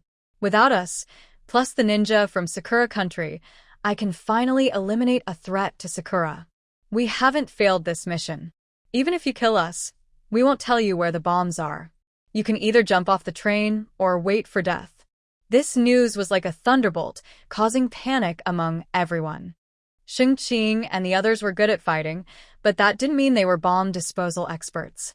The bombs were scattered all over, and by the time they found them, they might have already exploded. After the crisis was temporarily resolved, Old Chen learned the news outside. He came out of the sleeper car and, upon seeing Gu Wanwan, a trace of surprise crossed his eyes. Gu Wanwan noticed Old Chen's gaze. It seemed the leader recognized her. Military-trained police, I know where the bombs are. I'll take you to find them. Chun Gongan was suspicious. How do you know again? I overheard them just now, Gu Wanwan said, trying to shift the blame. She couldn't say she used her psychic abilities to sense it. Such things weren't allowed these days. The enemy spy leader desperately wanted to kill Gu Wanwan, furious that their reputation might fall into the hands of a young girl. If you can find them, you might not be able to disarm them. You'll still die. Following the specific location Gu Wanwan provided, Sheng Qing and the others found 6 timed bombs. The timers showed only 10 minutes left. Captain, what do we do without a bomb disposal expert? Old Chen carefully examined the bombs, confirming they were new Sakura country models. If that couple were here, they should be able to disarm them. He was speaking to Sheng Qing and the others, but his gaze was on Gu Wanwan. The girl is the daughter of that couple, so. For a moment, the passengers looked worried and restless. Finding a bomb was one thing, but no one could disarm it, which was the most dangerous part. Sheng Qing felt he couldn't keep going. Life or death depended on a gamble. I'll try. I've seen Fu Tuan and Pei Chuan disarm bombs before, so I think I can do it. Gu Wanwan pushed him away quickly and cut the wire, stopping the timer on the bomb instantly. Disarming a bomb is easy. You guys can't do it? Everyone stared at her in disbelief, watching her every move closely. She was risking her life to disarm the bomb. Gu Wanwan disarmed the bomb as if she was playing. The secret agents were completely shocked and gave up trying to interfere. The bomb was disarmed. What else could they do? The police officer nodded at Gu Wanwan and said, "Gu Jiqing, well done." "You're Jiqing? Your surname is Gu?" Sheng Qing watched as Gu Wanwan picked up 2 bricks and put them into her bag. "Are you taking bricks to the countryside?" Gu Wanwan looked proud. "Revolutionary comrades are like bricks. I'm adding to the country. This brick reminds me that I am that brick. Wherever I am needed, I go. I am proud and honorable. Is there a problem with that?" Sheng Qing coughed lightly and said, "No problem. Your spirit is very good." The soldiers almost couldn't hold back their laughter. The girl was quite funny. Chin Public Security still thought there were many doubts. He walked up to Gu Wanwan and said, "Comrade Gu, you're quite skilled. Who did you learn from? And your bomb disarming skills. Don't worry. I'm just asking as part of routine investigation." As an experienced police officer, he couldn't ignore a potential threat. "I also think I'm pretty good at this. Even ninjas wouldn't be my match," Gu Wanwan said confidently, without any humility. "My name is Gu Wanwan. If you want to know more, contact the island troops. My uncle, Gu Huaiwu, is a commander." Chin Public Security nodded wisely. "This girl isn't simple. She's the granddaughter of Gu Lao. And the weapons you carry, your parents once researched and made them. Truly a tiger's cub, not a dog's." Sadly, that couple sacrificed themselves for the country. Chun Public Security suddenly understood. So it's the Gu family. No wonder you can disarm bombs. Sheng Qing's eyes widened as he stared at Gu Wanwan. "Gu Wanwan? Pei Chuan's younger sister? Isn't she my older brother's wife? So, you're the sister-in-law? Hello, sister-in-law. I didn't expect to meet you like this. Your name is famous. She is a single woman. When did she become someone's wife? Which guy is it? Step forward and face your fate. Yes, I've heard the boss mention you before. I even saw your photo. No wonder you looked familiar just now. The boss said you are smart and brave, unbeatable in the world. Seeing you today, you truly stand out. Your brother also praised you as clever and capable, a real heroine among women." Sheng Qing kept looking at Gu Wanwan and felt more and more that she matched his boss perfectly. "You and my boss are a perfect match. I didn't expect your wife to be as impressive as the boss. The boss has great taste. No wonder he doesn't care for the women soldiers in the art troupe." Chen and was very curious. Who is she? Sheng Qing looked proud. "She's my superior, famous as a soldier king."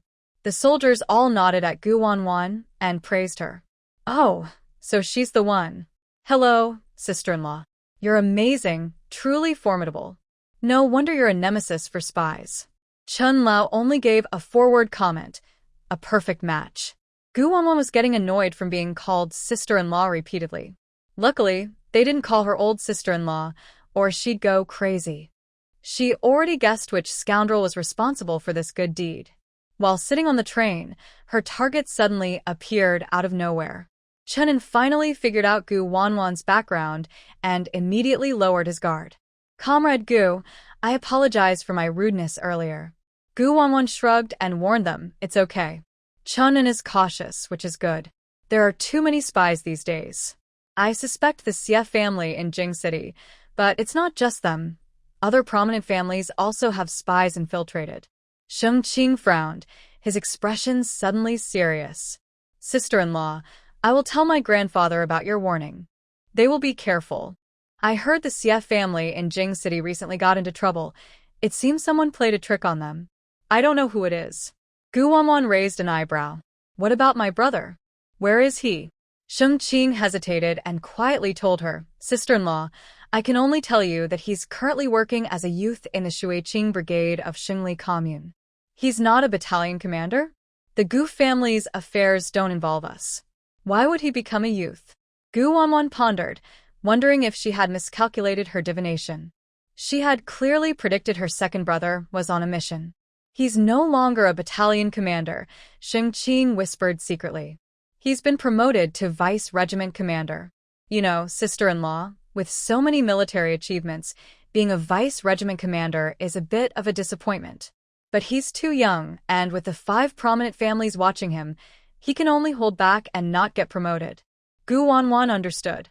She had said her divination wouldn't fail. Now she finally knew her second brother's whereabouts.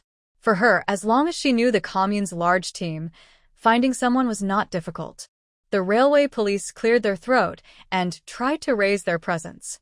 Gu Jiqing, you're good at medicine, right? Please take a look at this child. Why is he just standing there like that? It doesn't look like he's on drugs. Drugs usually make people faint. Gu Wanwan straightforwardly replied, like a shell without a soul.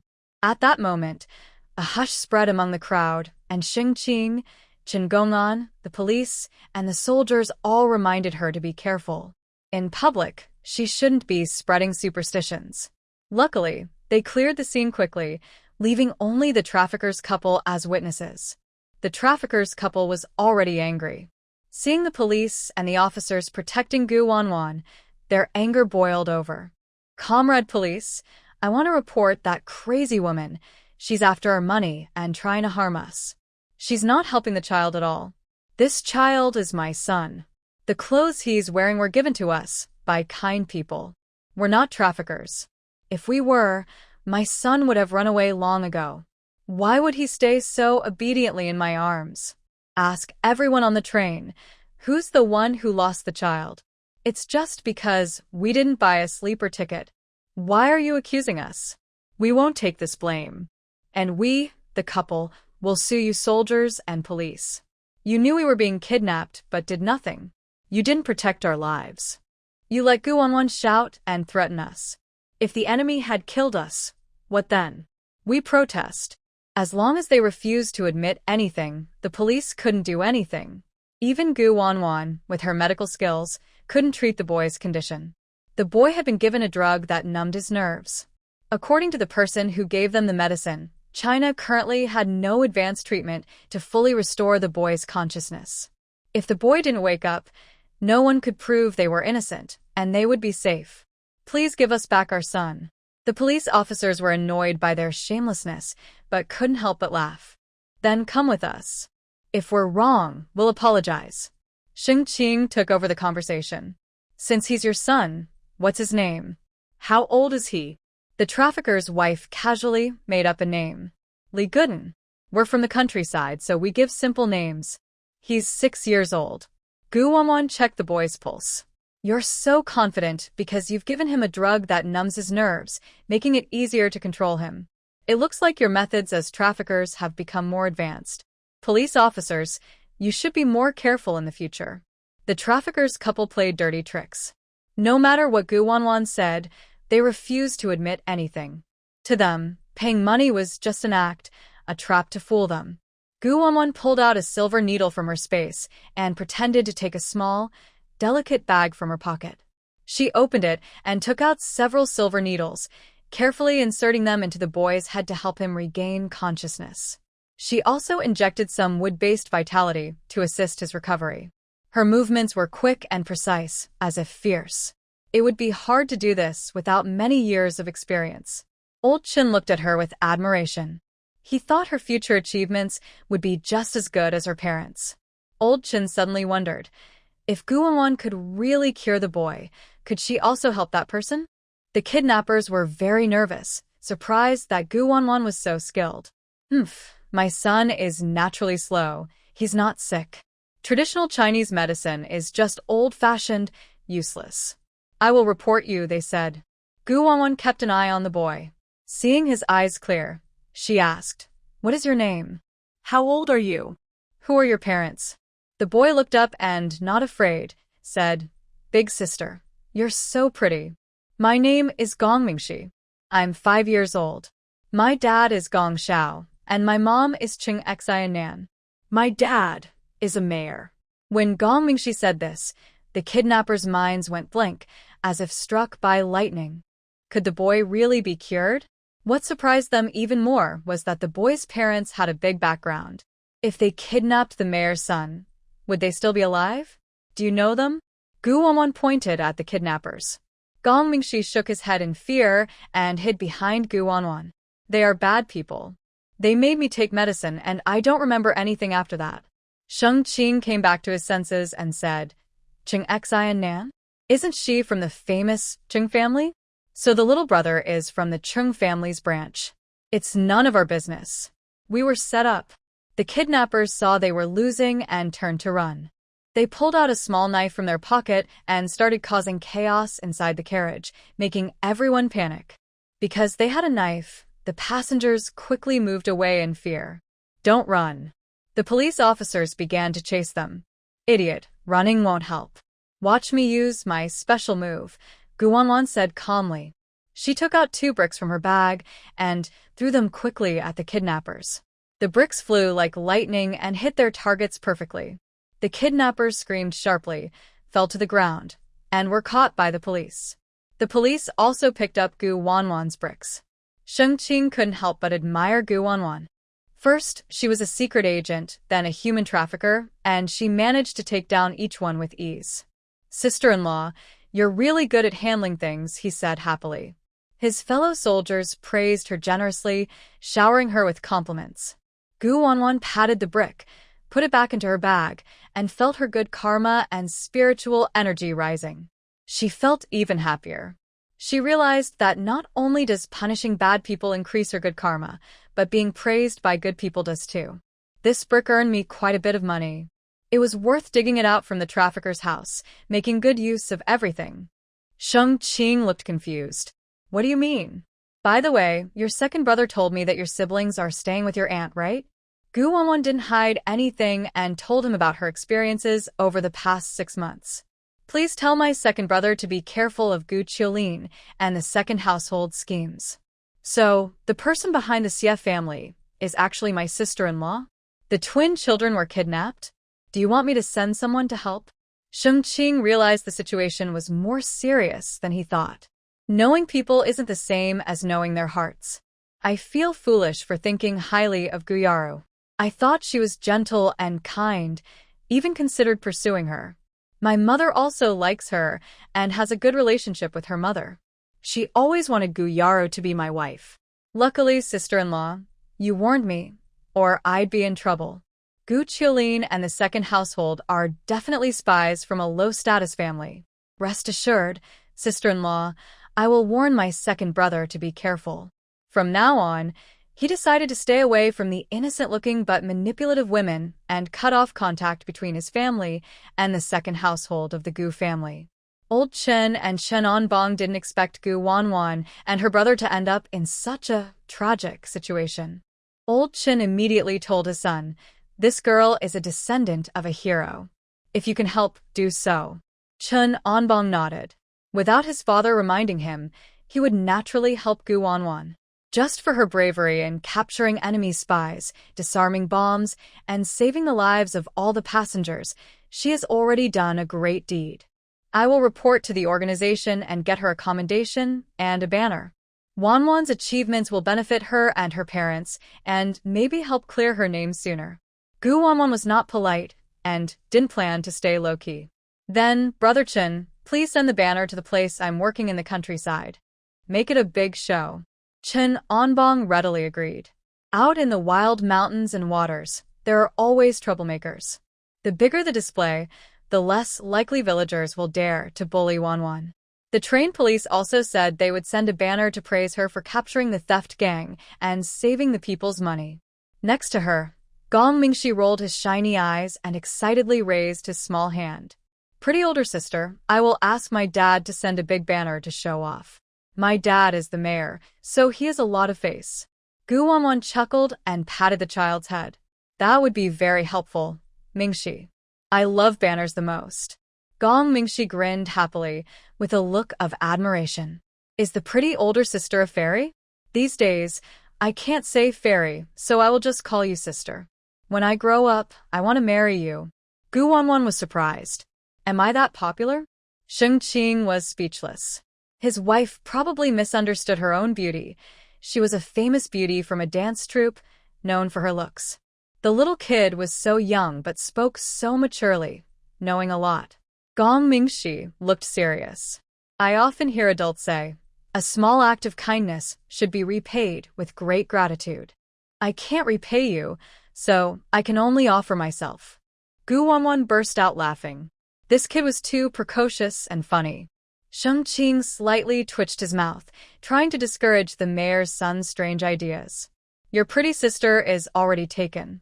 You don't need to offer yourself just because you're a little kid with no hair yet.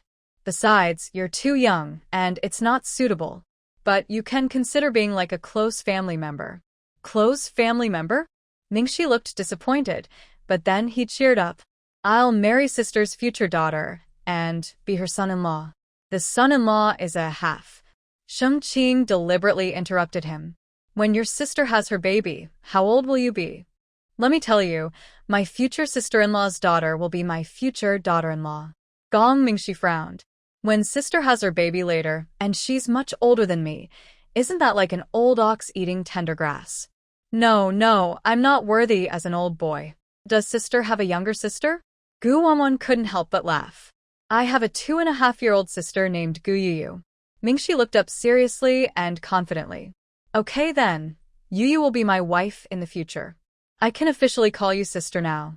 Kid, we don't do arranged marriages. Sheng Qing really wanted to open the boy's head and see if being around the mayor so long made him so knowledgeable. Otherwise, how could a 5-year-old kid understand so much? Gong Mingxi confidently said with a baby voice, no arranged marriage. You and Yuyu grew up together. When I hear Yuyu's name, I know she's very cute. Adults call this fate. Gu Wanwan shook her head and laughed.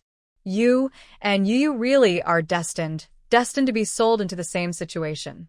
Seeing the beautiful sister without speaking, Gong Mingxi continued to state his conditions. I am your sister's brother-in-law, or I could become a live-in son-in-law. Gu Wanwan patted the boy's shoulder. I'm glad you have this intention. Whether you become a live-in son-in-law or not, we can decide when you grow up. Gong Mingxi quieted down and no longer mentioned becoming Gu Wanwan's brother-in-law. Instead, he obediently stayed by her side, showing his admiration openly. Oh, sister-in-law, do you know that your former fiancé is very close to Guyaru? He seems to be planning to go to the countryside?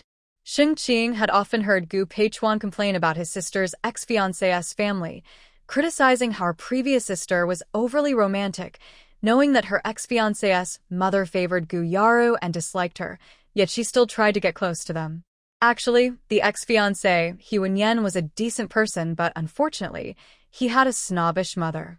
Since the Gu family's elders stepped down, He Wenyan's mother immediately distanced herself, forgetting that the marriage was originally arranged by He Wenyan's grandfather as a favor to save his life. If you happened to meet He Wenyan, would you rekindle old feelings? Gu Wanwan was straightforward. Whether he goes to the countryside or not, I don't care. If I meet him, I will only tell him one thing. Don't love me. It's pointless. Sheng Qing nodded in praise. Sister-in-law truly has a heroic spirit. He had gone to great lengths for the eldest brother's lifelong happiness and finally secured the position of the main wife. If Gu Wanwan hadn't already been taken, he might have fallen for her himself. Brothers' wives shouldn't be bullied. He still had some integrity. After a brief hesitation, he nervously said to Gu Wanwan, Sister-in-law, I have an unkind request. There's something I want to tell you to avoid misunderstandings in the future. Please don't be angry, it's just that. Regarding a man's dignity, it was quite difficult to discuss. Seeing him hesitating and stammering, Gu Wanwan casually said, Don't tell me. Your eldest can't have children. Fuzai's voice came from the space. The hero in the novel must either be disabled, sterile, or poisoned. Sister-in-law was sharp. She guessed everything. Sheng Qing then confidently said, Sister-in-law, with your medical skills, you can definitely cure the eldest's illness. Having 4 children in one go isn't a dream. Although he can have children, the eldest is very healthy and strong, so it won't affect your future happiness. Gu Wanwan's mouth twitched. Was this normal soldier talk? Having 4 children in one go? What kind of crazy idea was that? Fuzai, Master, you have the ability to have 4 treasures in one pregnancy. Forget 4. Even 6 treasures in one pregnancy is possible. Following the typical story pattern, Gu Wanwan thought for a moment and asked, was he poisoned and seriously injured? Are his family members treating him badly? This time, Sheng Qing directly gave Gu Wanwan a thumbs up. Sister-in-law, you're amazing. Nothing can hide from you. The older brother's parents are okay with him, but he's too obedient and filial. As for the grandparents and brothers-in-law at home, they are very mean to the older brother. They spend his wages openly and secretly dislike and exclude him. They force him to hand over all his savings and treat him like a workhorse of the Fu family. These ungrateful people just want to exploit him and drain his strength. Sister-in-law, without you, just look at how badly the older brother is doing. Compared to the Gao family, he's worse. Do you know? The older brother's home is in Xiangyang Brigade, where you went to the countryside. You two are very destined to meet. He painted the older brother as miserable as possible, like a wronged little wife. But in reality, he's not that unlucky. Since the older brother changed his personality, his abilities doubled. He's no longer blindly loyal and filial. Instead, he's a bit wild. Whoever makes him unhappy, he makes them unhappy in return. The daughter of the division commander likes him, and the commander tries to match them. After the older brother firmly refuses, the daughter still pesters him. The older brother decisively reports the division commander for futile ideas and arranged marriage, clashing with him without fear of being expelled from the army. The funniest part is, the older brother holds grudges. He gives laxatives to the division commander's family, making them unable to leave home for a week, nearly causing them to faint from exhaustion. While others rush to take them to the hospital, the older brother is outside their door celebrating with fireworks. When the division commander questions him, the older brother openly admits it, claiming that not blowing up their cesspit during the commander's bathroom break was his greatest mercy. Of course, he dares not tell his sister-in-law these things, fearing that the older brother might be too wicked and scare her away. Gu Wanwan looked disappointed, thinking, such a grown man being bullied like a dog by his family, can't he fight back? One punch should be enough. What's this about a bad reputation for being unfilial? Who cares? In modern times, he doesn't care about his reputation, even if he disowns his family. Speaking of which, that man is quite miserable. He's estranged from his family. In modern times, he was abandoned by his relatives, and after crossing over, he's still disliked by his family. Truly a cursed fate. In the cultivation world, someone like him, with shallow family ties, is best suited to cultivate the path of indifference. Since he dares to bully the person she protects, it's reasonable for her, as his nominal partner, to go to his partner's family and cause trouble, right? There are half an hour left before the train departs, and Gu Wanwan is preparing to return to her seat. Originally, Chen Gong'an wanted to take Gong Mingxi home, but Gong Mingxi was clingy to Gu Wuan, following her everywhere and seeming not to have any intention of returning home. His reason was quite funny. As a son-in-law, he felt responsible and obligated to take care of his future sister-in-law and to help her find the twin children. After all, his father is the mayor, with connections and power. Little kid, do you have money? Sheng Qing asked a practical question. You can't expect your sister to support you for nothing. When she goes to the countryside to do farm work, what can you do with your delicate skin and tender flesh? Many villagers are illiterate and don't understand the law. If they see you healthy and chubby, they might try to kidnap you to be their son. When that happens, it will be too late to cry. Don't underestimate me. I can feed pigs, Gong Mingxi said, touching himself and finally taking off his wristwatch. I'll exchange the watch for money and give it to my sister. I'm not a greedy wolf who eats and drinks for free. Later, I'll ask my parents to send money to my sister. Even children understand social manners and principles, but bad people just don't get it. Gu Wuan was okay with taking Gong Mingxi along, but she hadn't settled him in the countryside yet. She was unsure about the villagers' characters and also needed to find the twin children.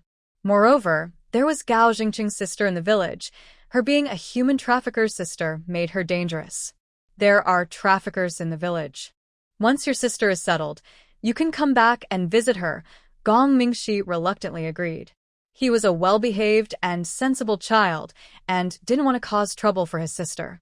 However, he still went back to the train car where Gu Wuan was staying with her youth team, and they had about half an hour to spend together.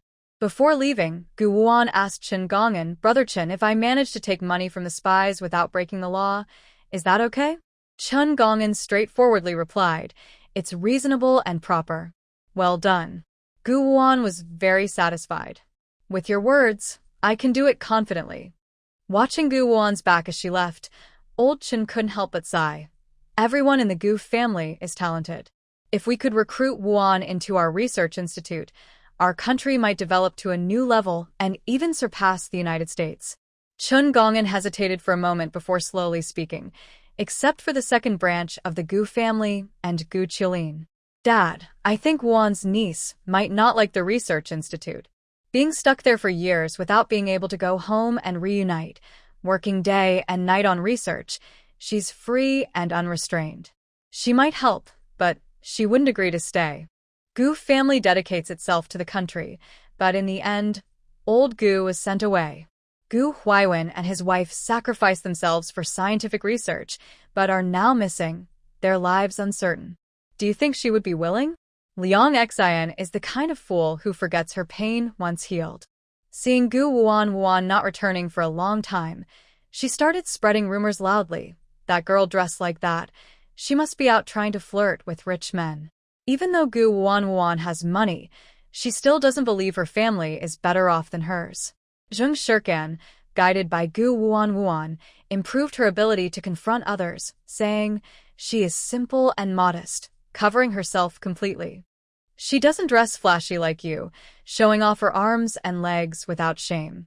Gan Qi, as usual, maintained her image but secretly slandered Gu Wuan, making people think she behaved improperly. Liang Xian stopped talking. Maybe Gu Jiqing is held up by something. The carriage is full of all kinds of people. I'm worried she might encounter trouble. She's just a girl. I fear she might get hurt or lose her reputation. I suggest we go look for her. We're all young people from the countryside, so we should help each other. Hu Ziming sarcastically retorted, "You might get into trouble, but Gu Jiqing won't. She's smart and capable, even praised by the police." Zheng Jiliang scoffed, "She's just a rural girl.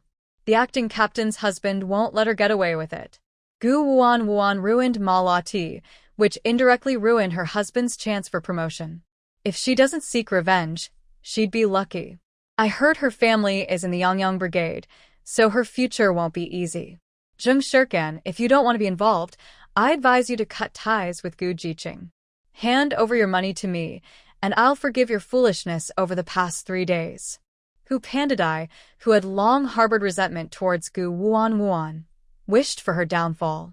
Gu Jiqing is so reckless, always out causing trouble. We young people have to worry about her safety. Seeing a soldier in uniform behind Gu Wuan, Gan Qi and Liang Xian instinctively thought she had been taken for investigation due to the fake pregnancy incident. Everyone knew that the husband of the fake pregnant woman was the company commander.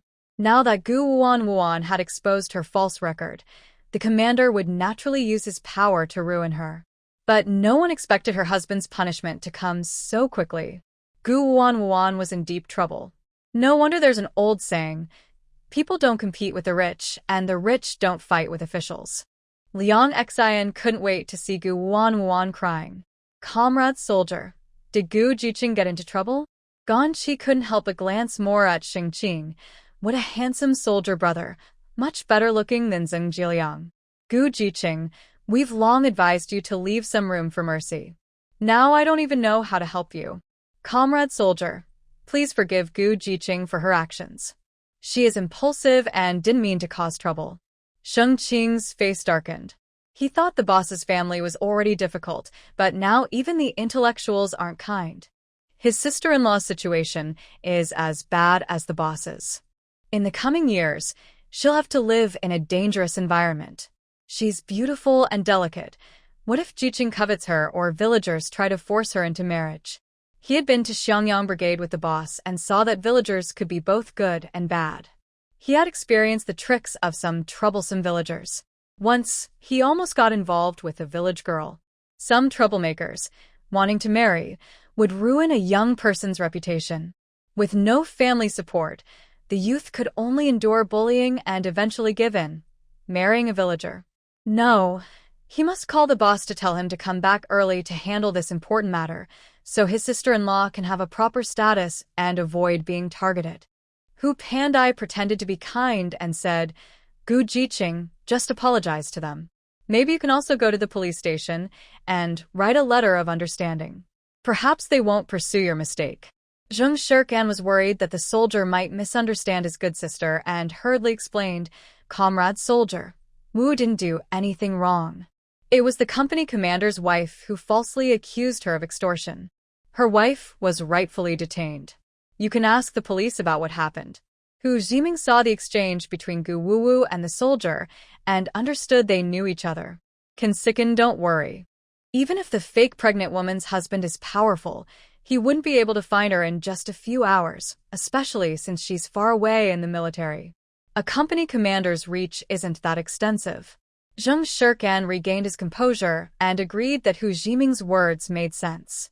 Keep acting, it's quite entertaining. Gu Wu watched their performance calmly. She casually took a handful of sunflower seeds from her pocket and shared some with Gong Mingxi, Zheng Shirkan, and Hu Jiming. The four of them ate seeds, without caring about others. Zheng Jiliang, annoyed by his fiancée and Hu Jiming exchanging glances, deliberately contradicted him. Comrade soldier, you're probably a subordinate of the company commander's husband, right? Since Gu Jiqing made a mistake, we young people won't cover for her. Sheng Qing coldly interrupted him. I'm the battalion commander, not familiar with Ma La Tue or her husband. I came to. Zheng Jiliang and the others felt awkward. After all this fuss, it turned out he wasn't here for revenge at all. Seeing Brother Bing's gaze fall on her, Gan Chi's ears slightly reddened, and her heart pounded like a drum. Could it be that he fell in love with her at first sight? She already has Zheng Jiliang. If he confesses to her, what should she do? The company commander is such a high-ranking officer. Marrying him would allow her to follow the army and avoid doing hard labor in the countryside. She felt so conflicted. How should she choose? Although Zheng Jiliang's father was only a minor official, before going to the countryside, Zheng Jiliang secretly told her that in 1 or 2 months, his father would replace Zheng Shirtzan's father as the new director of the Minor Officials Association.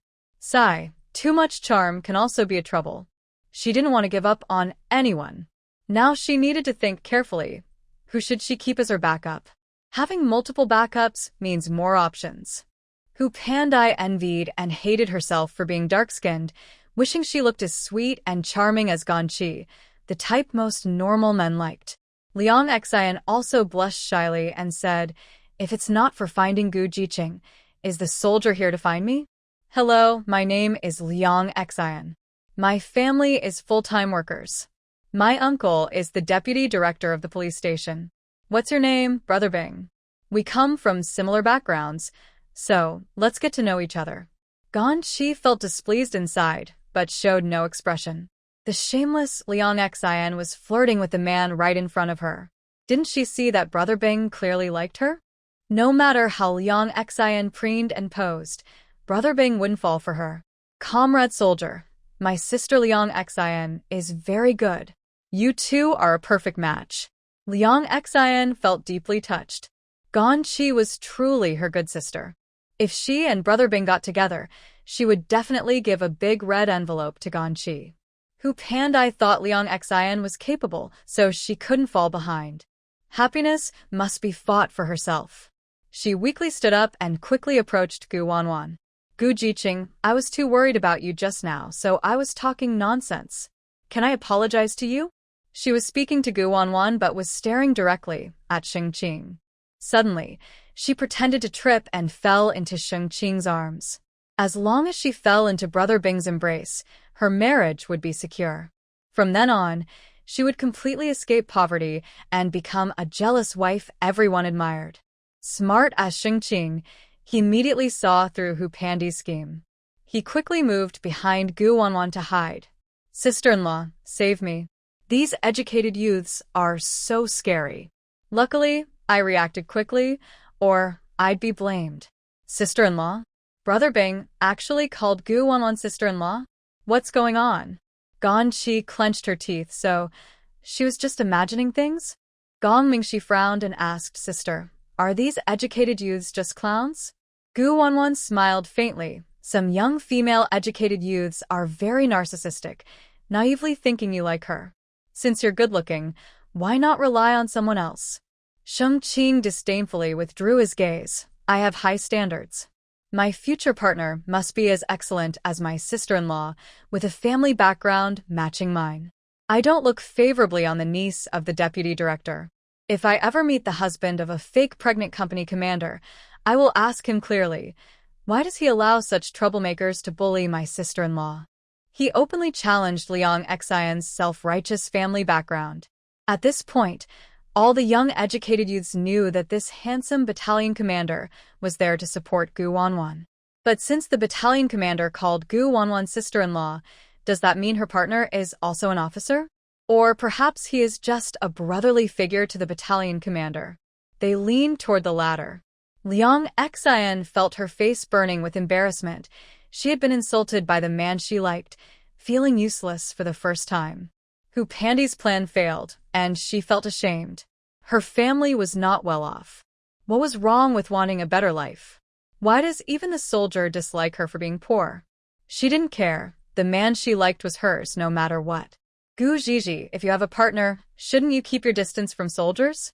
You were gone so long earlier. Was your soldier boyfriend with you? What would he think? Flirting with two men at once isn't good. The officer she liked was being ambiguous with Gu Wanwan right in front of her. What did she think of her? The official girlfriend. Is this person crazy? My sister-in-law did something amazing, but when it comes out of your mouth, it turns into me and my sister-in-law having an affair. Please stop looking at me with that unfaithful gaze. I don't even know your name, let alone be your partner. After speaking, Sheng Qing turned to Gu Wanwan, sister-in-law. Is daydreaming a sickness? Gu Wanwan paused her snack eating. Maybe I have love delusion syndrome. Gong Qiqiang forced a smile. What good deed did you do? We haven't heard about it. Liang Xian snorted. Probably some dirty thing. Soldiers shouldn't lie just because she's your sister-in-law. Why hasn't Gu Zhizhi come back in an hour and a half? Is it something shameful? Gong Mingxi held his head high. Because of me. He decided that since these young educated youths looked down on his sister, he and his parents would go to Yangyang Brigade to honor her with drums and gongs. The young educated youths looked doubtful. You little kid? It's not like she's kidnapping children, right? Liang Xian has always been blunt with her words. The more she thought about it, the more she believed there was a possibility. She guessed that Gu Wanwan, noticing the well-dressed little boy, wanted to flatter his parents by pretending to be friendly. Kid, I tell you, this Gu Jiqing is quite crazy. He probably likes your family background and wants to trick you. You need to be careful. Gong Mingxi couldn't stand Liang Xian's slander. That jealous woman is ugly and has an even uglier heart. Sister Wanwan is the kindest and most beautiful person in the world. Who are you to talk badly about her? After saying that, he patted Gu Wanwan's hand with an air of authority. Sister, people can be very mean. You must protect yourself. There are too many bad people in this world. Just by looking at the little boy's clothes, everyone could tell he came from a good family. Gong Qi, who believed she was good at comforting children, smiled kindly at him. Little brother, my name is Gong Qi. You can call me Sister Gong Qi. Liang Xian is straightforward and not meaning to offend. Can you forgive her and be friends with us? Sister, your smile looks so fake. Do you have a sore throat? Why are you talking so strangely? Gong Mingxi pretended to be innocent. Having been around the mayor's father for a long time, he was no longer a naive 5-year-old easily fooled. Being kidnapped was purely an accident. His parents trusted their relative caregiver too much. Gu Wanwan was very pleased with her son-in-law's fighting skills. Because she's pretending, and men like her flirtatious ways. Zheng Shirkin burst out laughing. Little brother, you're so funny. What's your name? Gong Mingxi introduced himself. emphasizing his future brother-in-law's identity. My name is Gong Mingxi. I am 5 years old and will be Sister Wanwan's brother-in-law in the future. We are a family. Anyone who bullies sister is messing with me. Your sister has her brother-in-law to protect her. You, a kidnapped little kid, don't need to worry. Sheng Qing patted the little boy's head. He cleared his throat and said, sister-in-law. Gu Wanwan was late because she helped the police catch human traffickers and rescue Gong Mingxi. On behalf of the organization, I thank Sister Wanwan.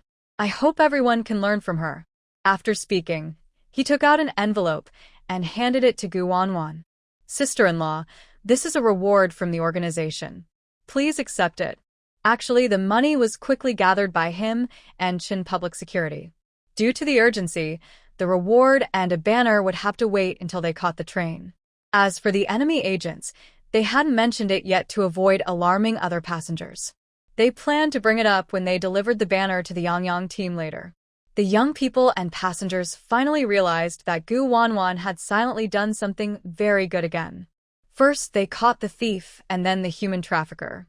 Gu Wanwan is incredibly lucky, isn't she? How come they never encounter such good luck? Otherwise, that generous reward would be theirs. That thick envelope must contain at least a few hundred yuan. People work hard all year to earn that much money. Why does Gu Wanwan just catch someone and suddenly wealth flows in? And it's all perfectly legitimate. They also don't think about how easy it is to catch human traffickers. Without Gu Wanwan's strength or her cleverness, going after traffickers alone would just be risking her life. Some people only realize later that Gu Wanwan's bag is full of money. Could it be earned from bad people? Earning money from the police explains her boldness and lack of fear of being reported. Zheng Jiliang and others never expected Gu Wanwan to be so daring. She really doesn't care about her life. To Gan Qi and Liang Xian, Gu Wanwan probably just got lucky and found a rare opportunity. Hu Pandai is very jealous, staring greedily at the envelope in Gu Wanwan's hand, wishing she could take it for herself. They are all young people sent to the countryside from the Sunward Brigade. Since they are part of the same group, Gu Wanwan's honor is also their honor. She took so much money and doesn't even think of sharing it. Selfish and unkind, not understanding friendship or social manners. Is it because she's poor that she doesn't deserve to share the money? Zheng Jiliang and Liang Xian guessed Gu Wanwan's background. They said she was originally a rural girl who moved to the city and pretended to be a city person. In terms of background, she finally outperformed Gu Wanwan, which made them feel a little better. And that clueless soldier, his marriage with her is already decided. Neither of them will voluntarily hand over their bank books, and they're not afraid of her suffering in the countryside. She just wants to be a wealthy official's wife. What's wrong with that? It's good that Gu Wanwan has money, but sometimes having too much is a problem.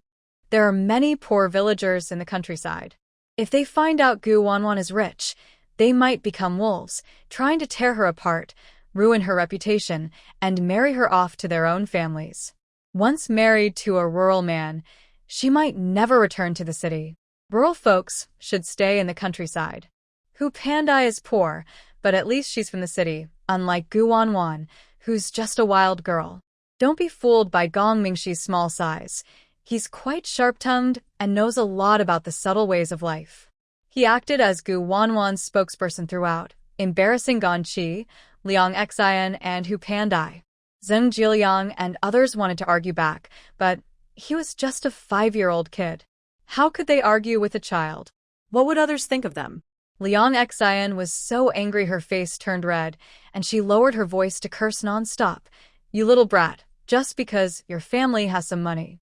I hope I never find out what your parents do, or I'll have my uncle ruin your family.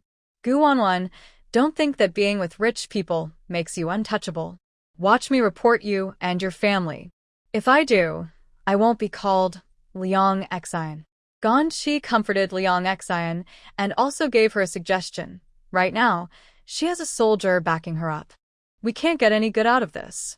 We're almost at our destination. Your uncle's friend is a deputy at the police station. It's easy to deal with Gu Wanwan. We can just accuse her of some minor crime, and it's done. Liang Xian's face twisted with madness as she kept imagining Gu Wanwan falling into trouble. Finally, the train arrived and the crowd started pushing and shoving.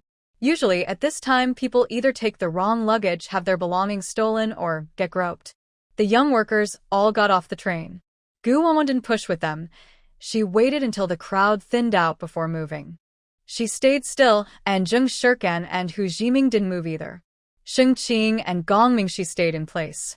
If they hadn't been there, Gu Wanwan planned to teleport away immediately. There were no cameras. Only after most people had left did Gu Wanwan start moving. Sheng Qing volunteered to help carry her luggage. The staff from the youth office were waiting outside the station with signs. Besides Gu Wanwan and her friends, everyone else had arrived. Seeing Sheng Qing happily following Gu Wanwan with her luggage, Hu Pandai was so jealous she almost went crazy. Her boyfriend was here, and the soldier had time to help Gu Wanwan carry her bag. She thought, the youth office director is so slow. We've been waiting for her forever. She has no sense of time. Earlier, Liang Xian had complained that the youth office staff weren't helping her with her luggage and deliberately slowed down, which got her scolded by the director. The director was known to have a bad temper, and since Gu Wanwan arrived later than Liang Xian, she probably didn't get a good reception. The youth office director had already called out a group, and only Gu Wanwan and her friends hadn't arrived yet. When she saw a group walking over, she recognized who they were. Gu Wanwan, Zheng Shirkan, Hu Jiming? They all answered together, yes. Hu Pandai was waiting to see Gu Wanwan get scolded, but unexpectedly, the youth office director approached Gu Wanwan with a very friendly and kind attitude. Her sister had mentioned on the phone that Gu Wanwan was the most beautiful among the young people in the youth group. She reached out and held Gu Wanwan's hand, lowering her voice to say, "Hello, I am the director of the youth office. I am Li Jie's younger sister from Fusher City Youth Office. You can call me Sister Lin. My sister mentioned you to me, and the police station in Fusher also called me. Since you are the child of a martyr, they asked me to take good care of you. If you need anything in the future, just come to me or talk to my husband. He is the deputy director of the Dovetail Society." Gu Wanwan didn't expect her friend from far away in Fusher to use her connections to help her. She then held her hand back and said, "Thank you, Sister Lin. You should know I am a sales clerk at a department store. If you need anything, just tell me." "I know, my sister mentioned it," Sister Lin replied. She immediately liked Gu Wanwan. She was calm and modest, unlike those spoiled youth who complained before even going to the countryside, acting as if the youth office forced them to do hard labor. "Let's take the shuttle bus first. We'll stay at the guest house tonight. Tomorrow, someone from the team will come to pick you up." Seeing Gu Wanwan and Director Lin chatting happily, Sheng Qing relaxed. He handed his luggage to Gu Wanwan and briefly mentioned her great achievement to Director Lin. Then he took Gong Mingxi's small hand and said goodbye. "Sister-in-law, I'll take the kid back first. See you next time. I'll go find your second brother to tell him about you. Be careful after going to the countryside. If you can't reach Lauda or me, you can call my brother. I'll give you his number. He's the police chief." "Oh, sister-in-law, if you're not busy, don't go near the Qingshan Brigade, next to Xiangyang Brigade. It's very strange." He handed Gu Wanwan a note with the military's phone number, Sheng family, and her brother's contact info. Gu Wanwan took the note and waved goodbye to them. Hu Pandai was anxious. Seeing Sheng Qing leave, she hurried to chase after him. But Gu Wanwan activated her supernatural power and tripped her. She fell awkwardly at Gu Wanwan's feet, crying out, "Soldier brother, how can you leave Pandai behind? You're my boyfriend." Sheng Qing's whole body shivered. "This crazy girl is a lunatic. I said I don't know her, yet she's acting like a pervert. So shameless. With your pathetic look, it's disgusting to look at." After saying this, he picked up the kid and ran away, afraid of being caught by the obsessed girl. Gu Wanwan looked down at her from above and said coldly, "Hu youth, what are you kneeling here for? No room for feudal nonsense." Liang Xian Ganqi also disliked the fanciful Hu Pandai and secretly cursed her as a troublemaker. Hu Pandai was publicly humiliated by someone she liked, which made her eyes turn red with anger. She blamed all the fault on Gu Wanwan. "Director Lin, Gu Wanwan has no sense of time. making you wait so long. Aren't you angry? After learning about Gu Wanwan's background, Director Lin couldn't help but feel admiration. She liked Gu Wanwan very much and looked down on Hu Pandai and other young villagers. What's there to be angry about? Gu Zhixian is calm, polite, and very thoughtful. Unlike you all, who are so delicate. You're here to work in the countryside, not on vacation. What's wrong with waiting a few more minutes for Gu Zhixian? If you had even a little bit of good in Gu Zhixian, would I need to criticize you? The other young villagers were speechless. It was too double standard. What was so great about Gu Wanwan?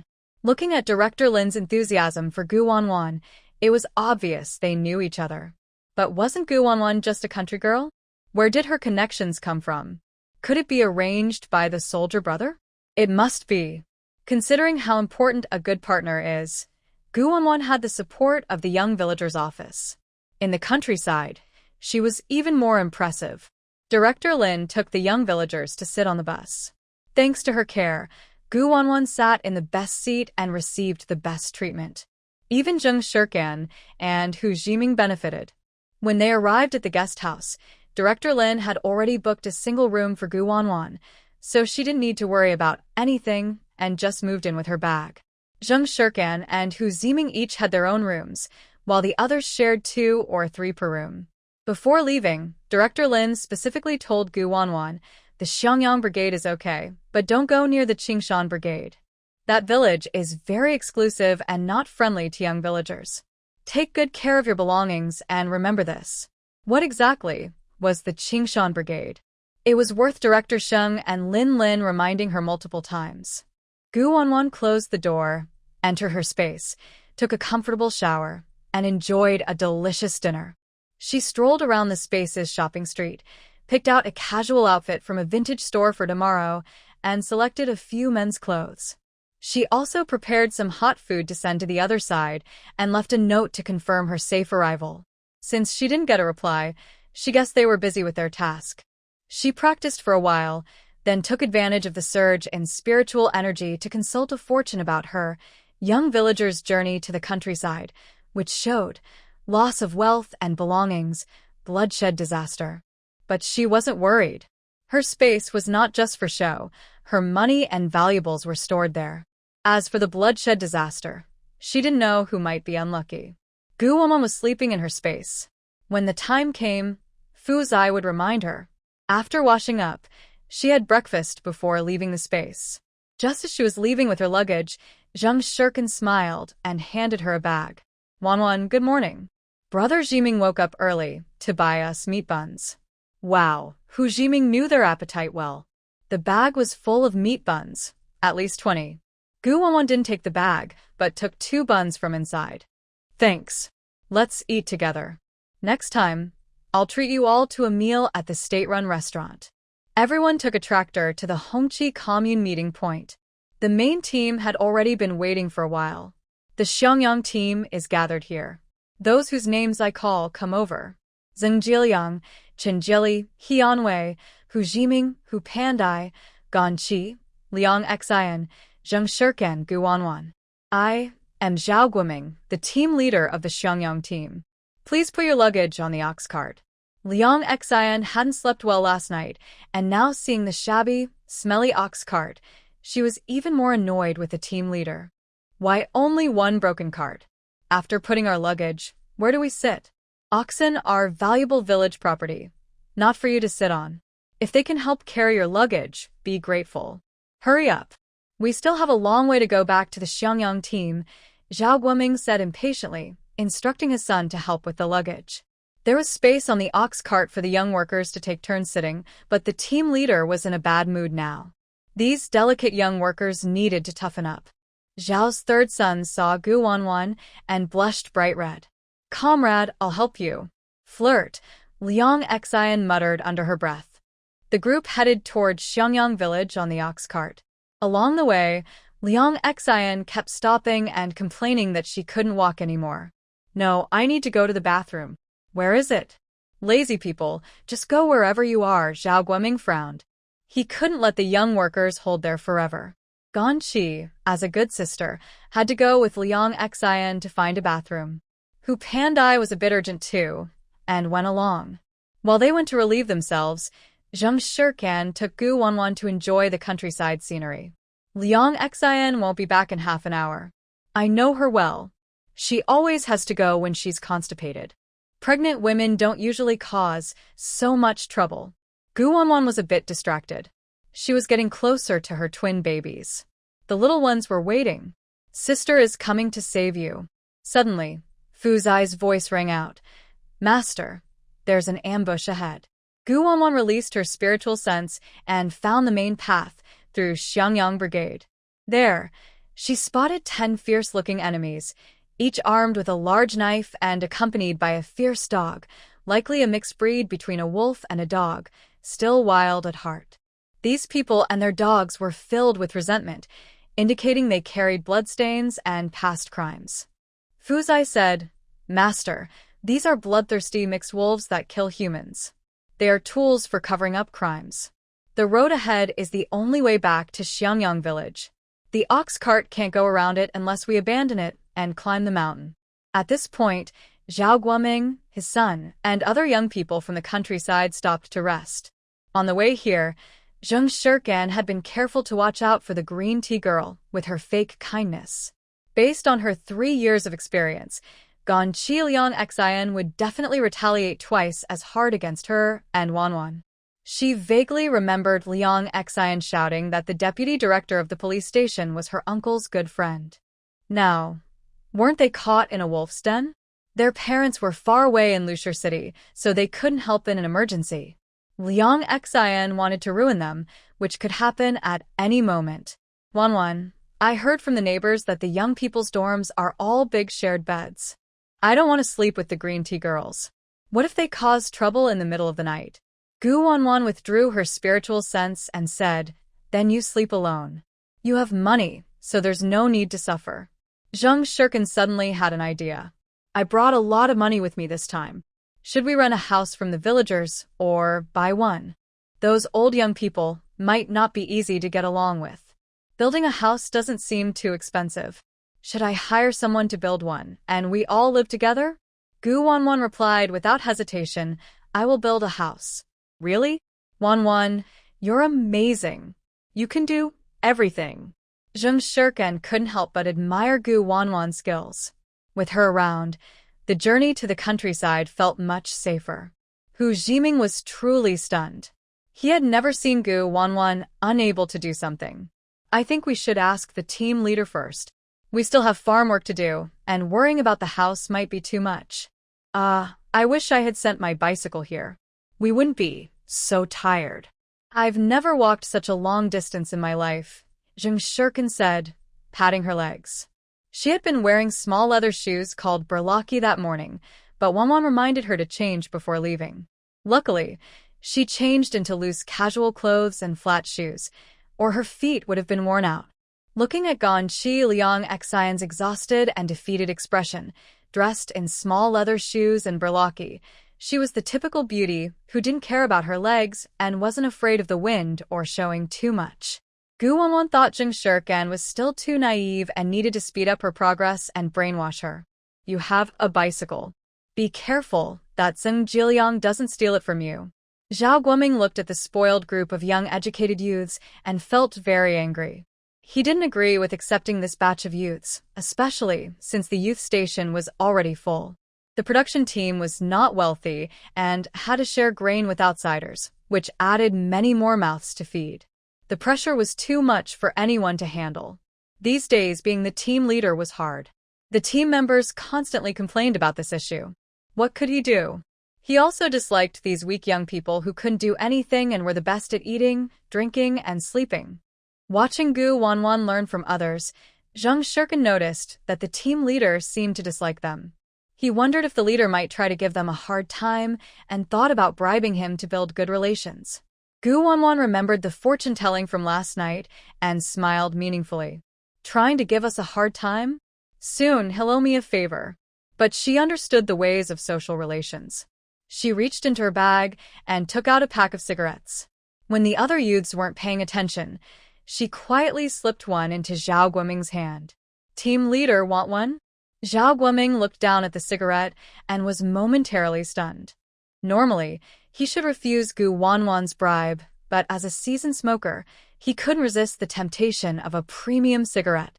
Usually, he smoked cheap 8-cent cigarettes, not such luxurious ones costing 3 Mao 6. These were usually used by the officials. This girl was clever. He couldn't wait to light one up but hesitated, so he tucked the cigarette behind his ear and sniffed the rich smell. It was very good.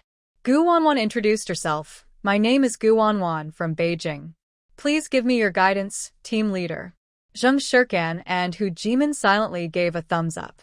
One cigarette helped build a better relationship. Zhao Guoming was sharp and knew the girl had a request. Since he had accepted the cigarette, he felt he should help her, within reason, of course, like not skipping work. He understood the principle that there was no free lunch. Gu Wanwan asked indirectly, I want to ask about something. Does Gao Lifeng's family in Xiangyang village have a 2- or 3-year-old twin boy and girl? Zhao Guoming was momentarily stunned, but then nodded. I've only seen the little girl once. I haven't seen the boy in several days. Gao Lifeng doesn't let him go out. That kid's quite miserable. It seems his parents are no longer around, so he's being fostered by Gao Lifeng. Why do you ask? Zhao Guoming's son suddenly spoke up to remind him, Gao Lifeng's husband is Du Yongtai. It's said they have relatives who hold official positions. Few villagers dare to offend them. Gu Jiqing, don't bother them if you're not in trouble. You'll regret it. Gao family? Du family? Could they be some distant relatives? Just a bunch of similar folks. Gu Wanwan's face remained calm and expressionless, showing no signs of anger or joy. If I ever have a conflict with the Du family, I hope the team leader won't favor them. Why? Zhao Guoming frowned.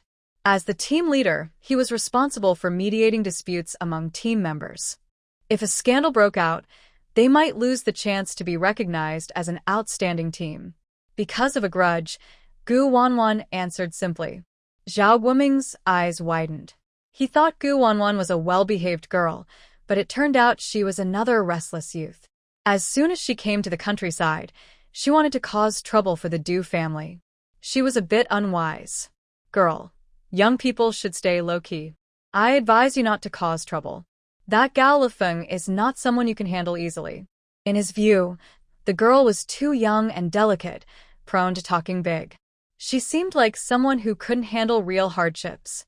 She had never faced the harsh realities of society. She was just waiting to be beaten. Besides, she had decent conditions. But good conditions weren't always a good thing. Gu Jiqing might not even withstand the many schemes of the village women. These days, many villagers wanted to find city brides, and youth from the city was a good choice. Half an hour later, Gongqi Liang Xian and Hu Pandai finally returned. Zhao Guoming raised his voice and shouted, Slowpoke, are you going to the bathroom? Liang Xian looked at him with big eyes, then finished her business and started walking a long way. Her stomach was already empty, so she insisted on eating first before continuing. We need to eat first, or I'll report you to the youth office for mistreating us. Eat, eat, eat. None of the previous youths were as slow as you. Zhao Guoming was so angry he lost his temper and gave up. I told you to hurry, because I care about you. If you don't appreciate it and lose your luggage, don't come crying to me.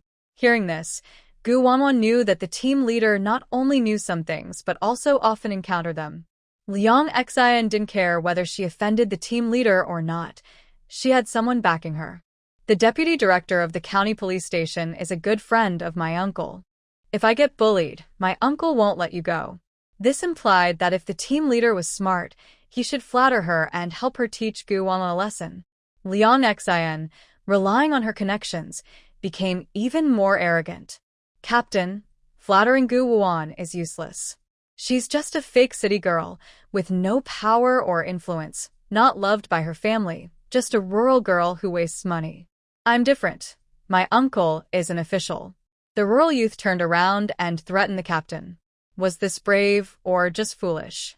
Do they understand that the higher-ups are far away? Some team leaders are like local despots. If they encounter petty-minded leaders, fools will eventually get into trouble. After hearing about the police station, Zhao Guoming's anger grew hotter. You are sent by poor farmers to the countryside, not enemies of the class. We are comrades in revolution. No division or conflict is allowed. Your deputy uncle is impressive, but I will write your evaluation. Do you believe I will record this in your file so you can't go back to the city? Gu Wuan walked up to Liang Xian and slapped her. Has your mouth been marinated in bad smell for years? So flavorful? Remember the punishment, and if you keep talking trash, I'll beat you. Liang Xian covered her reddening face, gnashing her teeth in hatred. I will call my uncle. Captain, look at this girl. She's quick to get angry and loves to hit people, seriously damaging unity. You just said she shouldn't cause conflicts, but she immediately attacked. She doesn't take you seriously. At this moment, Zhao Guoming felt extremely satisfied. Gu Jiqing is highly aware. It's right to educate youth who damage unity. The youth office shows double standards. Captain Yang Yang also shows double standards. Gan Chi couldn't understand Gu Wuan's mindset. Knowing Liang Xian had a deputy uncle backing her, she still dared to act recklessly. Does Gu Wuan not fear the word danger? Gu Jiqing, you'd better change your temper. This is the countryside, not the city. No one will spoil you. Gu Wuan still did as she pleased. Whoever annoyed her, she would give them a hard time. Everyone knows I have a bad temper. Shouldn't you reflect on yourselves? Why can others tolerate it, but you can't? Maybe you two sisters are narrow-minded. Her words once again silenced the youth. Narrow-minded? You crazy woman. Always resorting to violence. Zhao Guoming and his son couldn't believe it. Gu Jiqing seemed even more obnoxious than the village gossip. Liang Xian was furious and frantic. You wait for me. I'll kill you. Come on, try it. Come here. Dare to splash blood? Do you dare?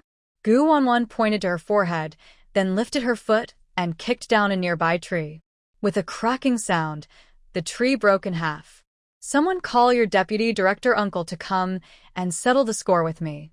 If I, Gu Wanwan, try to run away, then I lose. When a tiger doesn't show its strength, it's just a sick cat.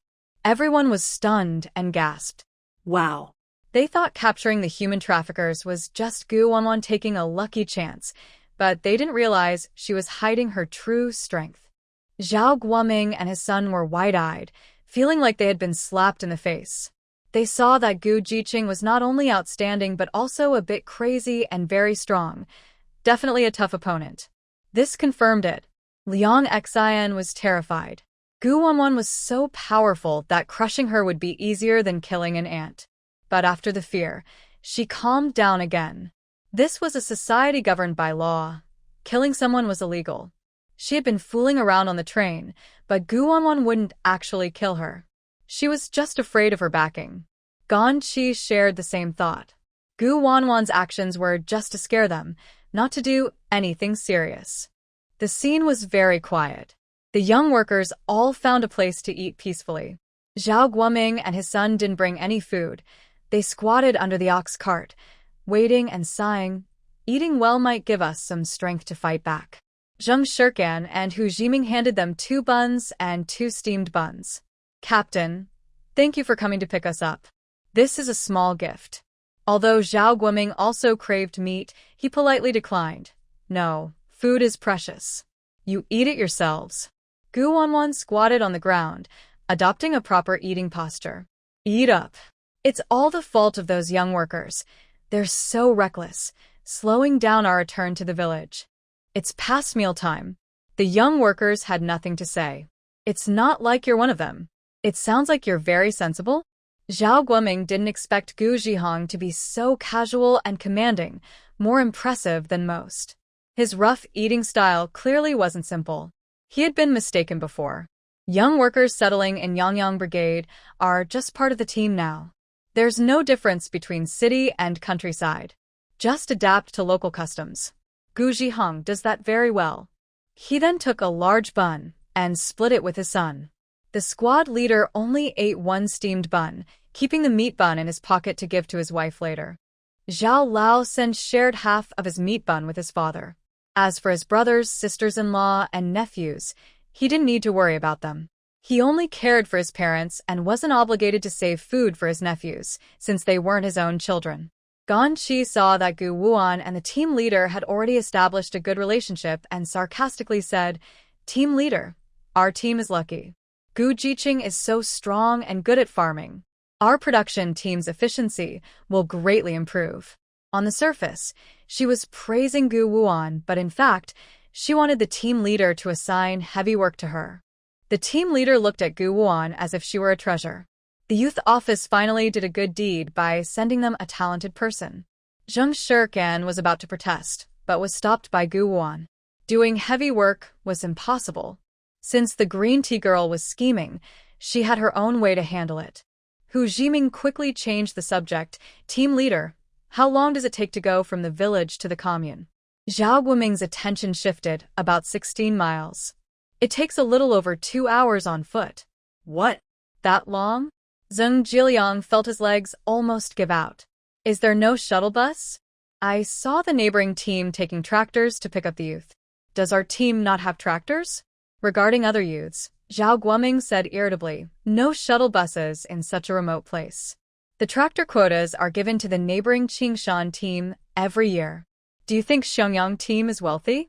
If we had a tractor, we wouldn't be coming by ox cart and listening to your complaints.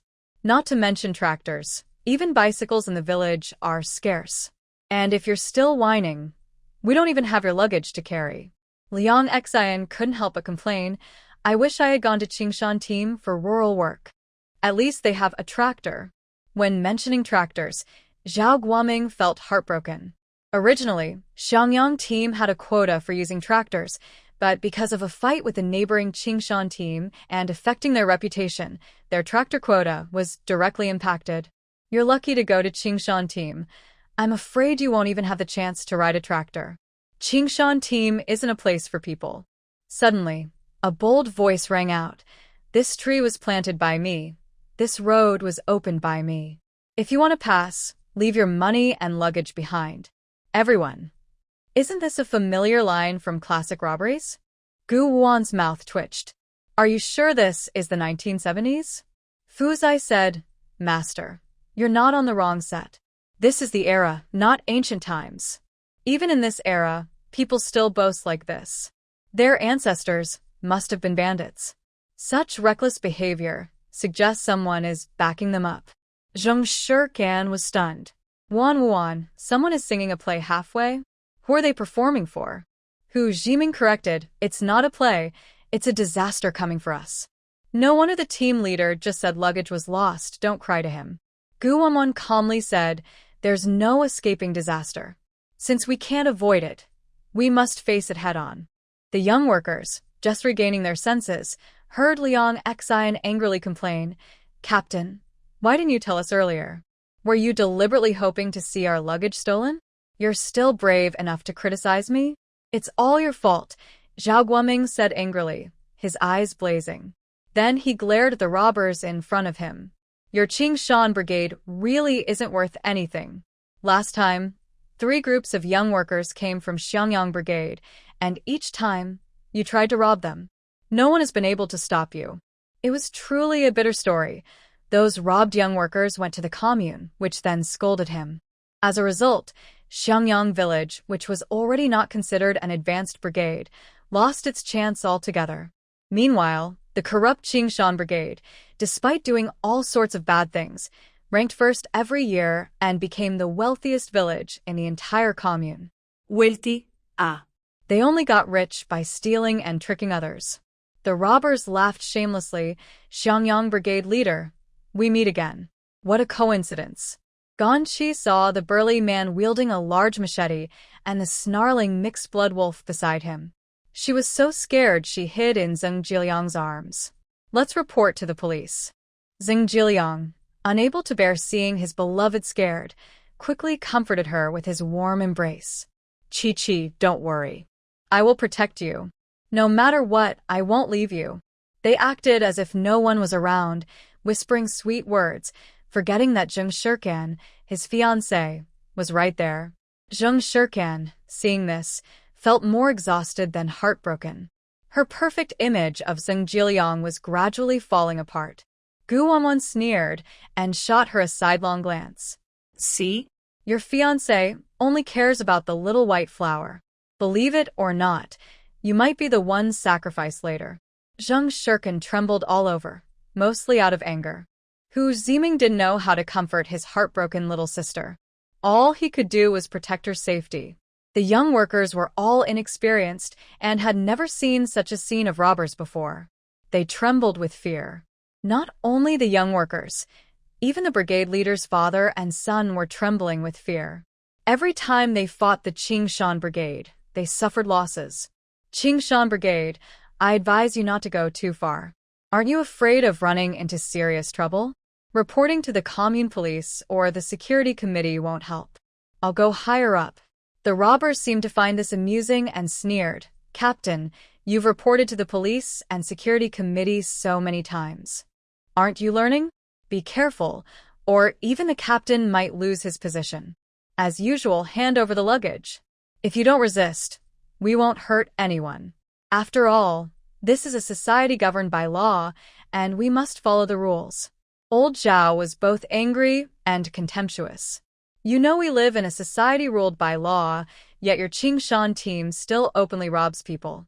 Truly, some things never change. The leader of the robbers was Wang Liuzi from Qingshan team. He looked at the group of educated youth with a mischievous gaze, stopping at the young woman. Wow, these young women are much prettier than the first three groups. I like them. Want to come back with me as my wife? Our Qingshan team has plenty to eat and is not tired from work. You just need to take care of my son. I don't mind having more than one wife. Brothers, those two girls in skirts are easier targets. I really want to lift their skirts. We're rich this year. The educated youth from Xiangyang team are well off, most coming with suitcases. Looks like their families are doing pretty well, so they're cheaper for us. Zheng Shirkan was once again glad he listened to advice. Otherwise, he might have been the one whose skirt was lifted. Don't look at me. I'm not the prettiest.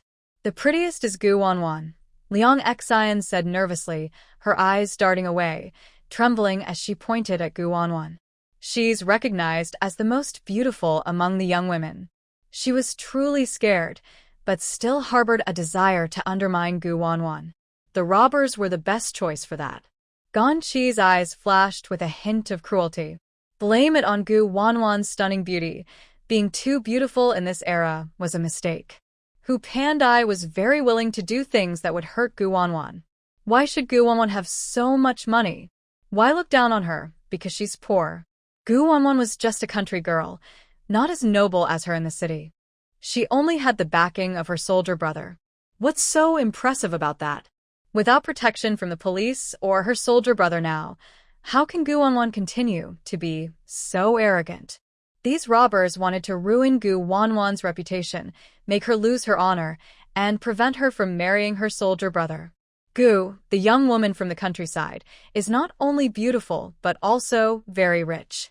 She has several thousand yuan. Just rob her.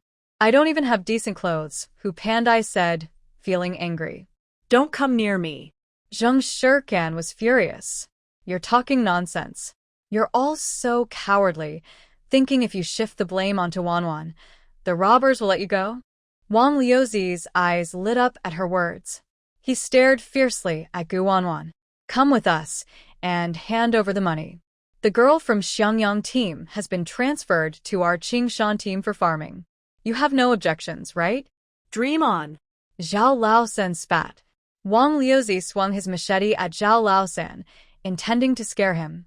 Since Zhao was the son of the team leader, he couldn't afford to cause a fatal injury. If it had been an ordinary villager or a young person, they wouldn't have such concerns. Who knew that old Zhao really meant business? During an argument with Wang Liuzi, he accidentally got cut on the arm, and blood started to flow heavily. Old 3. Zhao Guoming was angry. Wang Liuzi, the squad leader, am done with you. I won't stop until you're finished. Seeing the squad leader stand up to him bravely, Wang Liuzi waved his hand. Brothers, wealth depends on oneself. Go ahead and fight for it. Don't worry about the squad leader. He's reached the end of his position anyway. Gu Wanwan let out a small sound, as the danger of bloodshed became real. Now it was her turn to act. Seeing the chaos, Liang Xian frantically rummaged through her luggage, running and hiding while shouting, "Don't take my stuff." Zheng Jiliang quickly protected Ganqi and shouted at Gu Wanwan, "Gu Wanwan, the people they want to catch are you. Why are you just watching and hiding? We're the ones who will suffer because of you." Hu Pandai then continued, "Gu Jiqing, it's a shame you're still friends with Brother Bing. You should be selfless. You're not worthy of being his friend. Your fear brings shame to him. If it were me, I'd do everything alone, even if it means risking myself, and I wouldn't drag down the group." If Xing Qing were here, hearing her heartfelt words, he would probably be moved by her kindness and sincerity. Wang Liuzi looked like a fierce demon, rushing quickly toward Gu Wanwan.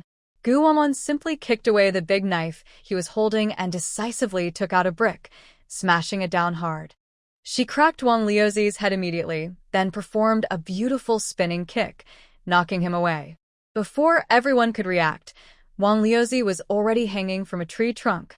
Gu Wanwan sneered coldly, "Who gave you the courage to think about my money? So fierce." With just one move, she quickly knocked out Wang Liuzi. The other villagers from Qingshan's squad didn't expect Gu Wanwan to be so brave. But it didn't end there. Gu Wanwan beckoned to them with a challenging and mocking look.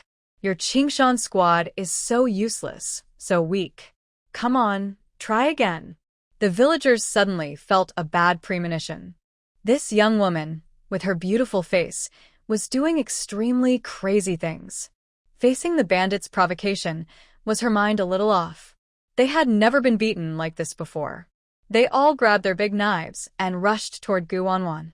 Gu Wanwan reached into her bag, pulled out a whip from her space, and cracked it several times, knocking the big knives out of their hands one after another. "Wanwan, I'll help you." Zheng Shirkin pulled a branch from the tree that Gu Wanwan had just kicked down. She gathered her courage and rushed forward. "If you dare hit my sister, I'll fight you all." Hu Ziming was surprised to see such a bold Zheng Shirkin. He was also very happy his childhood friend was finally standing up for herself. He grabbed a branch from the ground and joined the fight. Besides Zheng Jiliang, Chen Jili, and He Yanwei also started resisting. Fighting back was better than waiting to be defeated. Gu Wanwan was very pleased with Zheng Shirtsan's performance. The young girl was starting to become more fierce. "Just beat him until he's useless. I'll take responsibility if anything happens. As long as you don't kill him, I can save him." What she didn't say was that even if she accidentally killed him, she could still bring him back to life. It's not bragging, she really has the ability and the means. With Gu Wanwan's reassurance, Zheng Shirkin fought even harder. Maybe it was her imagination, or perhaps her body had become stronger recently, but she felt that the bandits moved sluggishly. Their legs seemed frozen, and they just let her hit them foolishly. Other young workers weren't as lucky as she and Hu Ziming. They had some injuries. Where there is one injury, there will be more. She gradually started to enjoy fighting. "Heroic helper Wu Zai, no need to thank me. It's what I should do." Hu Pandai saw the bandits losing ground. She knew they weren't Gu Wanwan's match, so she temporarily gave up her plans. But that didn't mean she would give up completely. There would be more chances later. Before that, she planned to first deal with Zheng Shirkin, who was simple-minded, so she would willingly become her purse. Thinking of this, she pretended to join Zheng Shirkin in fighting the bandits. Wang Liuzi climbed down from the tree, took out a dog whistle, and blew it. The mixed-breed wolves received the signal and rushed over to attack. Zhao Laosan, injured and unable to move well, was quickly surrounded by the vicious dogs, their lives hanging by a thread. Just when the dogs were only 10 centimeters from the two of them, Gu Wanwan threw 2 bricks. She hit and killed 2 of the wolves instantly. "Captain, quickly get your son up the tree." Zhao Guoming and his son narrowly escaped death. They were moved to tears by Gu Wanwan's bravery. The wild dogs of Qing Mountain Team were descendants of wolves and known for their ferocity. Confronting them directly was only asking to be eaten. If it weren't for Gu Wanwan's intervention, they wouldn't have survived. Especially the captain, who felt ashamed of his earlier prejudice against Gu Wanwan. Gu Jiqing, be careful.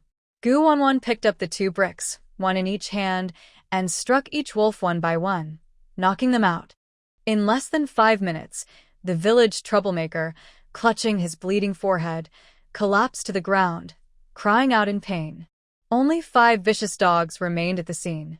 Gan Chi's eyes flashed with anger as he pushed Zheng Shirkan aside when no one was paying attention. Zheng Shirkan staggered and fell to the ground. Brother Jiliang, please help Shirkan. The dogs are going to bite her, and she might get sick. Gan Chi pretended to be worried. Her skin is tough, and a dog bite won't kill her. She has so much money on her, just a quick shot at the hospital will do. Why should I care? Zheng Jiliang, himself scared stiff, grabbed his and Gan Chi's luggage and pulled Gan Chi away to hide. He didn't bother about his fiancée's possible injury. He saw it as a lesson for Zheng Shirtsan's disobedience. She was careless, refused to give him her money, and hung out with a crazy woman all day, not taking her fiancé seriously anymore. Can't let them hurt her.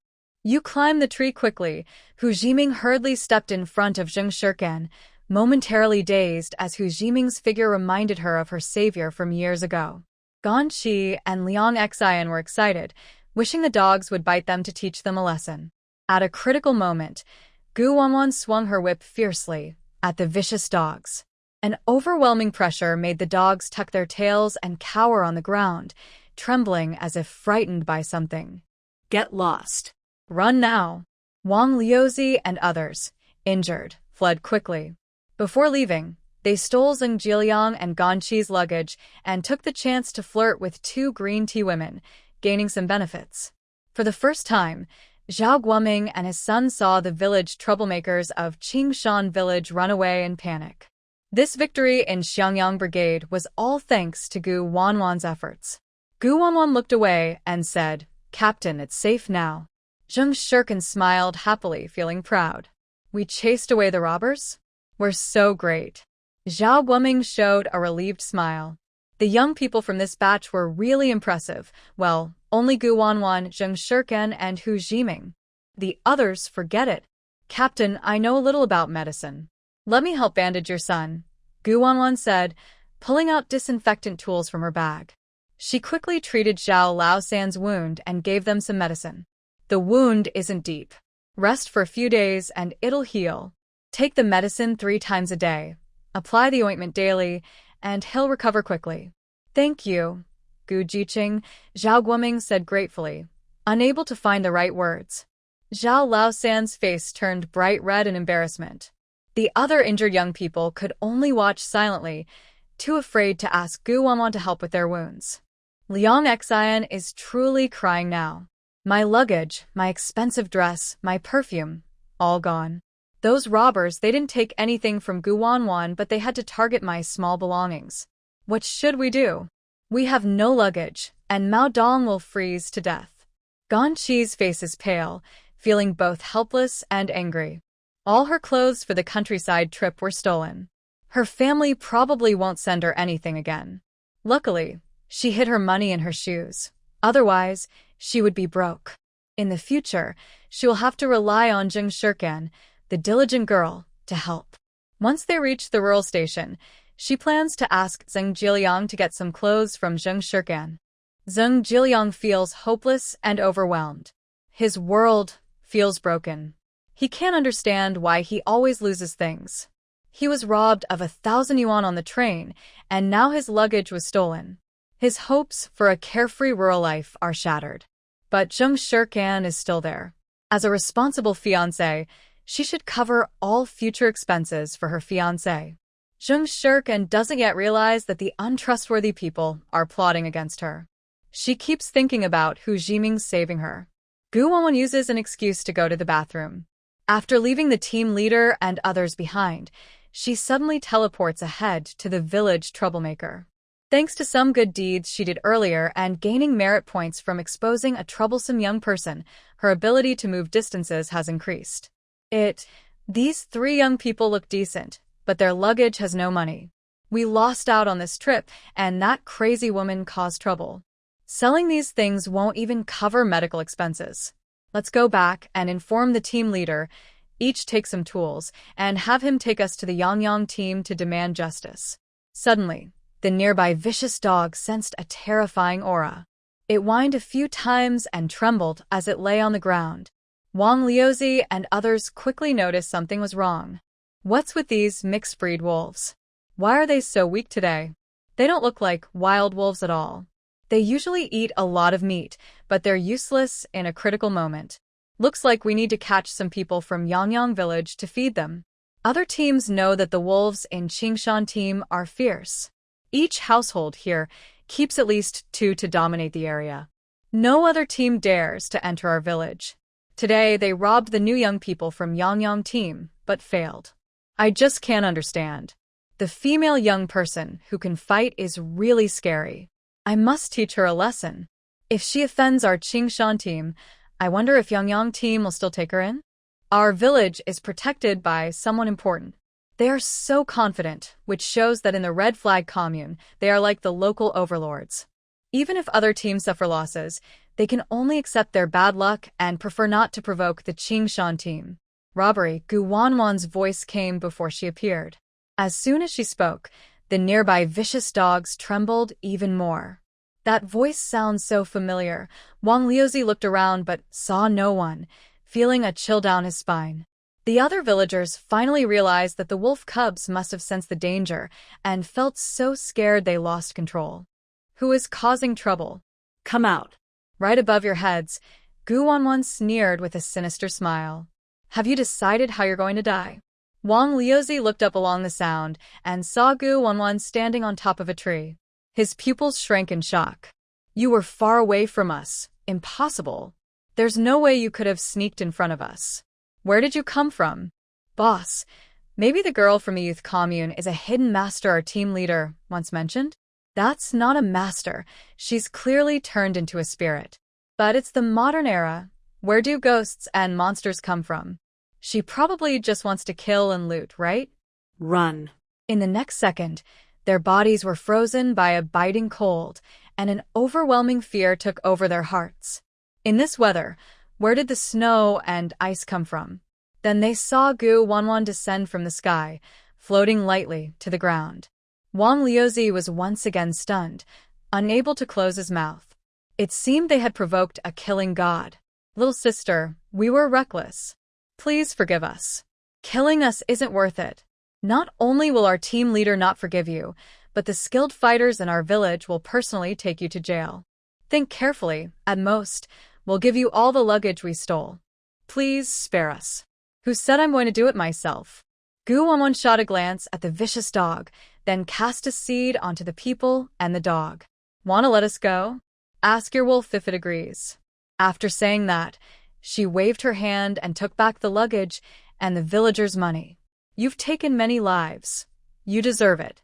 Wang Liuzi and the others were terrified to find they couldn't say anything about Gu Wanwan. When they saw the snarling, red-eyed mixed-breed wolf, they shivered fiercely. Dog thing, I am your master. Cut! Root out! Gu Wanwan ordered the vicious dog, instantly lifting the villagers' restrictions. Enjoy the taste of retribution. Previously, they used vicious dogs to hurt others. Now, their mixed-breed wolf is chasing them. Villagers desperately run toward Qingshan village, shouting, "Help! Help!" The villagers at the village gate happen to see the mixed wolf biting its owner. This incident alarmed the village captain, who hurried over and quickly shot the vicious dog with a gun. The villagers were used to the captain's quick action and cheered, saying, "That was brave." In the end, the villagers killed the mixed wolf, but unfortunately, they couldn't save Wang Liuzi and the other 10 people. The event was very serious and caused a lot of fear. Rumors say that 2/3 of the mixed wolves in the village disappeared overnight. Gu Wanwan pretended to come back conveniently and saw Hu Pandai begging Jing Shirken, "Shirken, I haven't eaten for 2 days. I can't hold on much longer." Zheng Shirken saw her looking sickly and thought that Hu Pandai fainted from hunger, which might delay their return to the village. Seeing the young people starving made him feel uneasy. After hesitating, he took out a meat bun and gave it to her. Hu Jiming didn't have time to stop her. He sighed, thinking that Kandan was too innocent and kind. It seems he needs to ask Gu Jiqing to help brainwash Kandan more. Hu Pandai happily took the meat bun, took a few bites to taste it, and decided to eat slowly. She didn't want to finish it all at once. Kandan, you're so good to me. Unlike some people, you're so rich and have so much delicious food, but you're too stingy to share.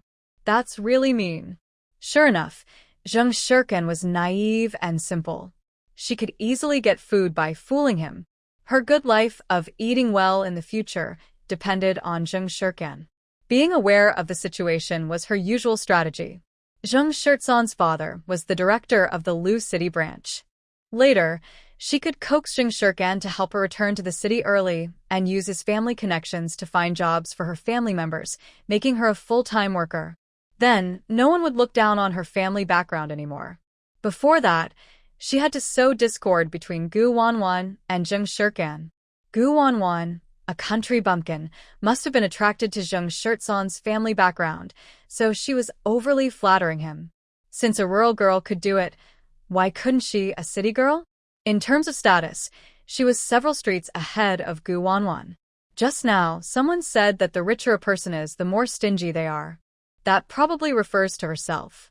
Shirkan, you are the most generous. If it weren't for you, I wouldn't even know what a meat bun tastes like. Luckily, the bun is yours. Otherwise, I definitely wouldn't share it. Since she couldn't get any benefits from Gu Wanwan, she saw no need to flatter her.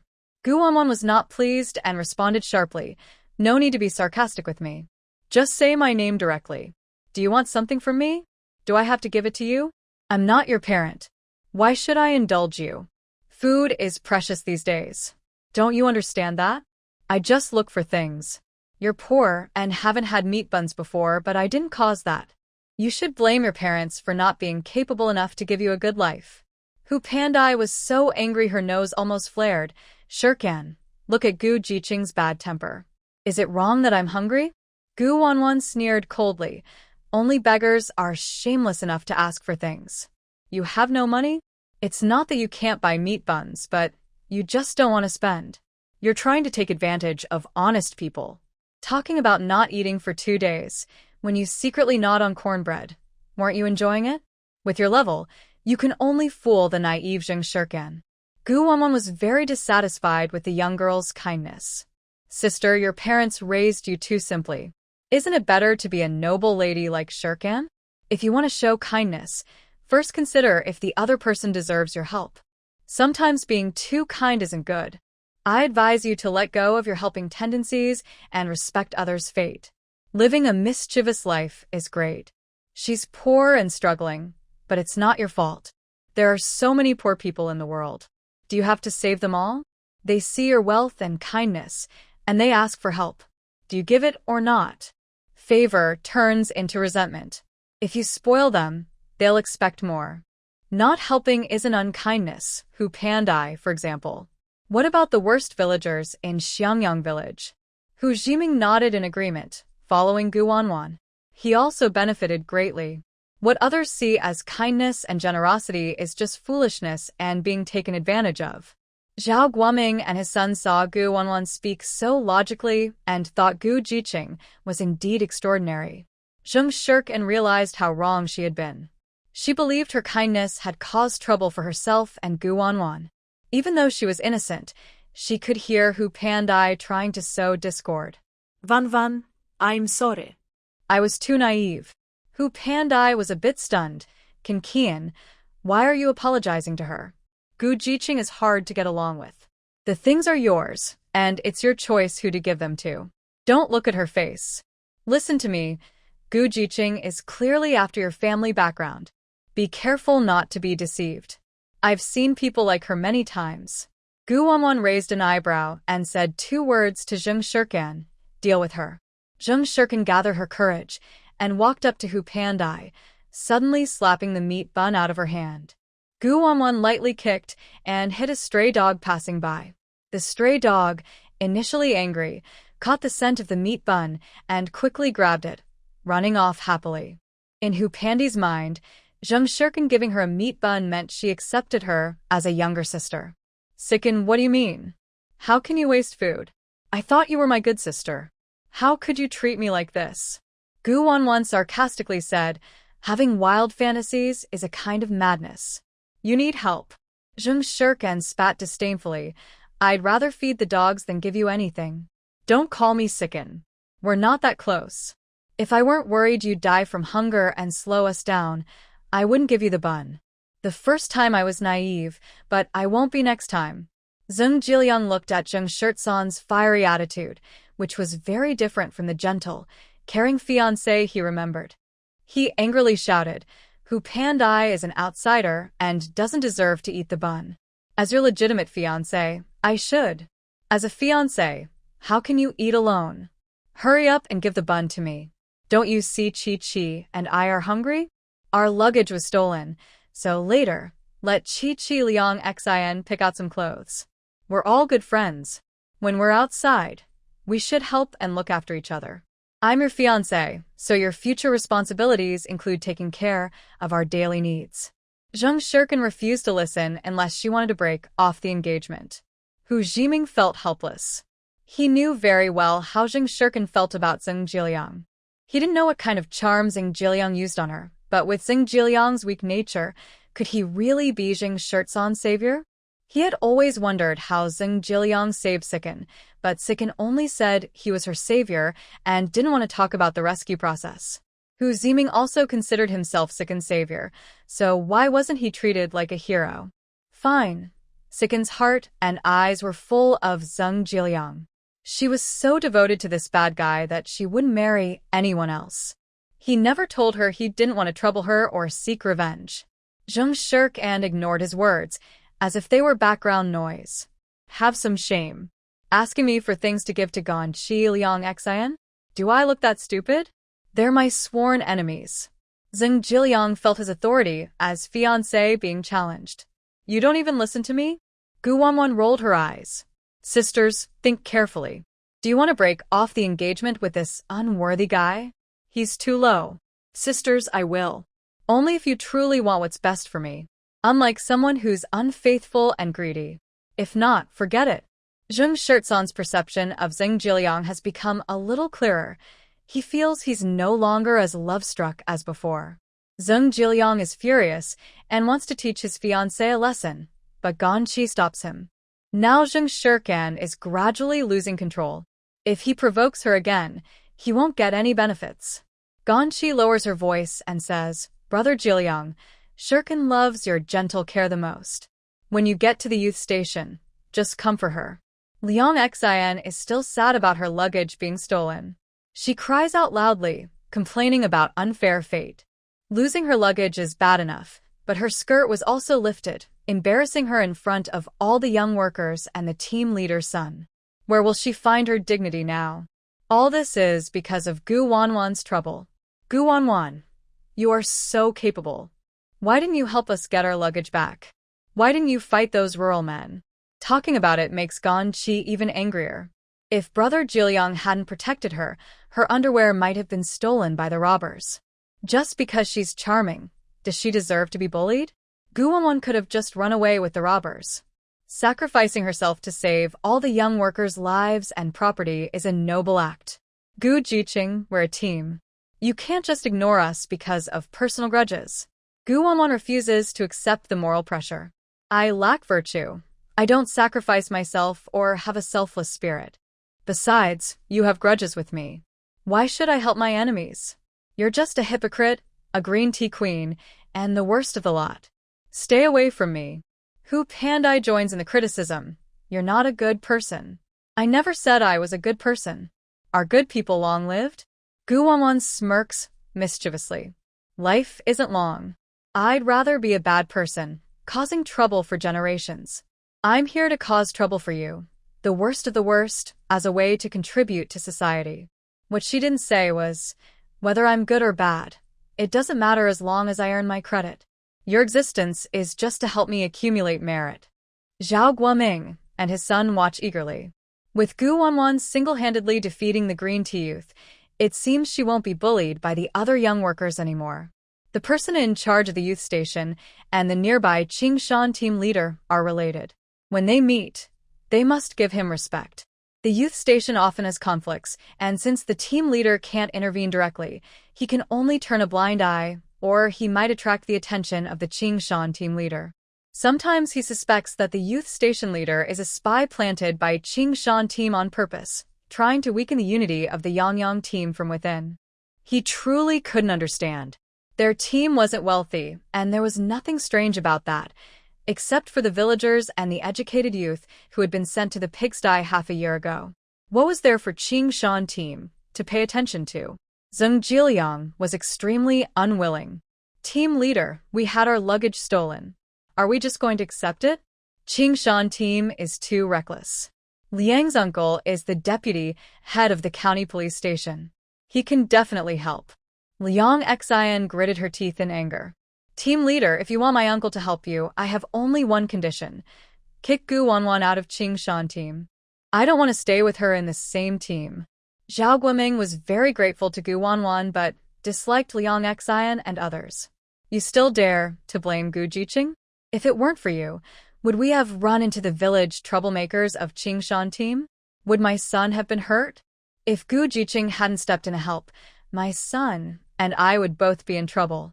Honestly, your luggage probably won't be returned. Qingshan team is a dangerous place. As soon as you entered the village, the wolves took it. Maybe your uncle is in cahoots with Qingshan team. Reporting to the police won't help. Do you think I haven't reported before? The 3 batches of educated youths who came before were all robbed. They went to the youth bureau and the commune to complain, but nothing changed. Nowadays, taking in educated youths was risky. He had experienced this 4 times, each time more dangerous and exciting than the last.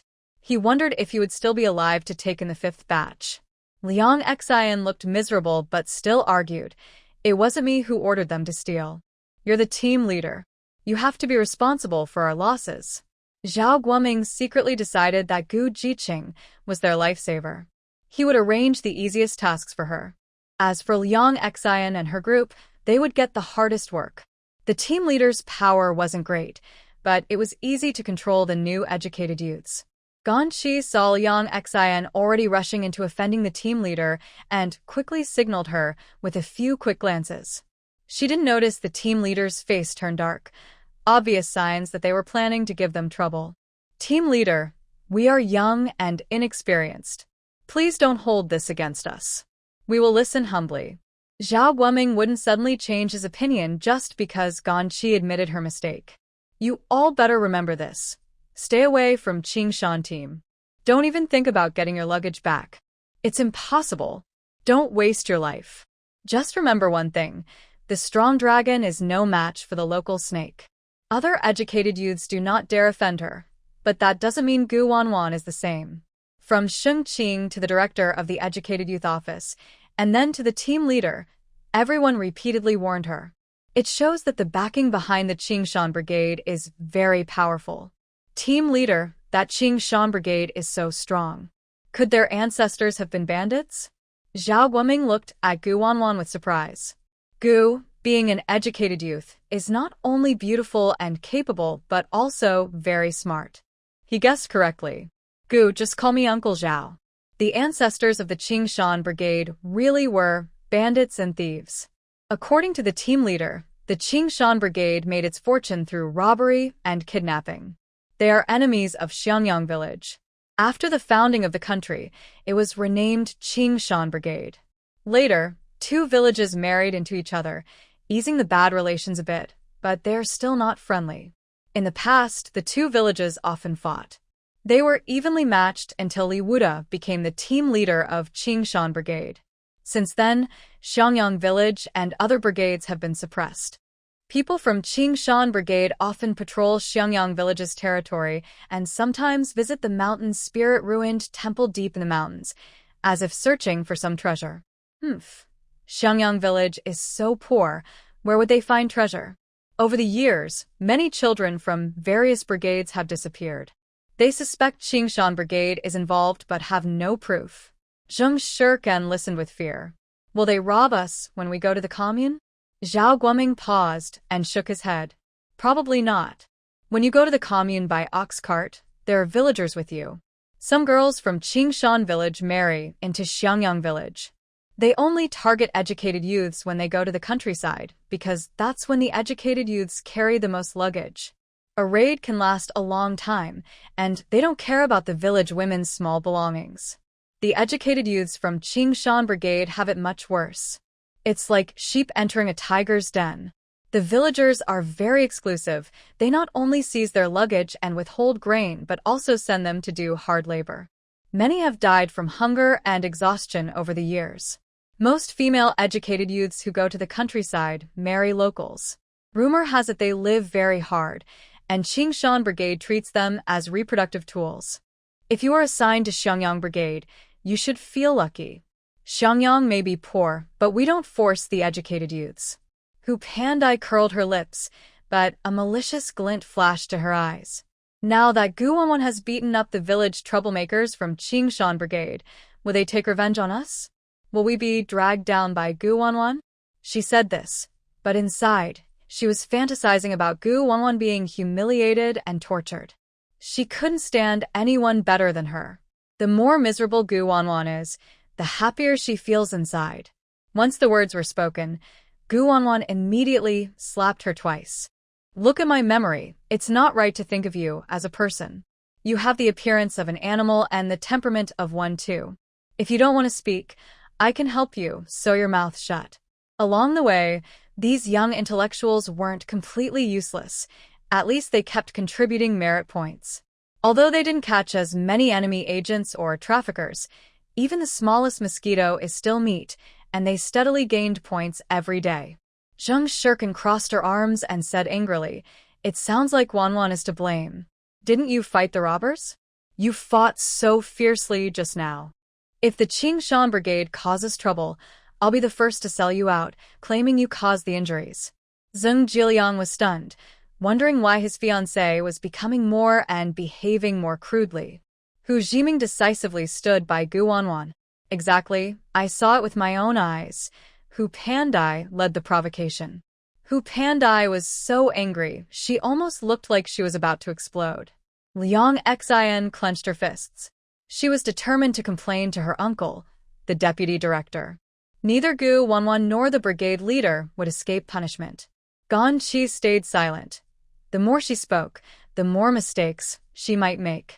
Since the Qingshan Brigade had many tough people, it might be better to secretly report to them. Let them handle Gu Wanwan, so no one would steal her title as the most beautiful young intellectual. This way, they could better control Zheng Shirkan. Zhao Guoming drove a ox cart and continued complaining to Gu Wanwan. "Maybe doing too many bad things has caught up with us. Ugh, I can't learn feudal ideas. Many people in the Qingshan Brigade can't have sons. The villagers have adopted children or taken in orphans. I went with other brigade leaders to report to the police and to the cutting tail meeting. When we tried to report, they dismissed us, saying we had no evidence and told us to settle things privately so it wouldn't affect the evaluation of the advanced brigades. Honestly, I've lost hope. Every year, the Qingshan Brigade wins, relying on smuggling and getting a better life than others." Gu Wanwan thought for a moment. She suspected that the police station and the cutting tail meeting had protection from the Qingshan Brigade. She needed to find a chance to uncover their secrets. She had a feeling that brigade leader Li Wuda was suspicious. Could he be connected to the Zhao, Xie, Gao Li, and Du families of the fifth generation? After many twists and turns, the ox cart finally arrived at Xiangyang Brigade village. This was the longest journey Zhao Guoming had taken with the young intellectuals. More than 2 hours of travel, but they had actually taken 6 hours, walking from dawn until the afternoon. Along the way, they only heard Liang Xian and others complaining and nagging. In fact, from the commune to Xiangyang Brigade is not far, and the men and women in their village can walk dozens of miles easily. As they got closer to their destination, Zhao Guoming quietly warned Gu Wanwan, "Gu Jiqing, there's something you should pay attention to, which is..." Fu Zai complained in the space. "The gate of the youth station is tightly closed, and the old youths are just standing behind the door, each with a basin of foot-washing water. It's a low-level prank. According to the novel's pattern, the old youths probably want to intimidate the new youths." Gu Wanwan smirked coldly. The old youths are not easy to deal with. Zhao Guoming was stunned for a few seconds and was once again surprised. He thought that Gu Jiqing's background was quite impressive and that she had some social experience. He didn't beat around the bush anymore and lowered his voice to remind her. The person in charge of the youth station, Yan Duong, is a relative of Captain Qingshan. He doesn't like youths challenging his authority. Even I don't take him seriously. Be careful yourself. If possible, avoid conflicts. Maybe Gu Jiqing thinks he's a coward as the brigade leader. He also feels quite helpless, but there's nothing he can do.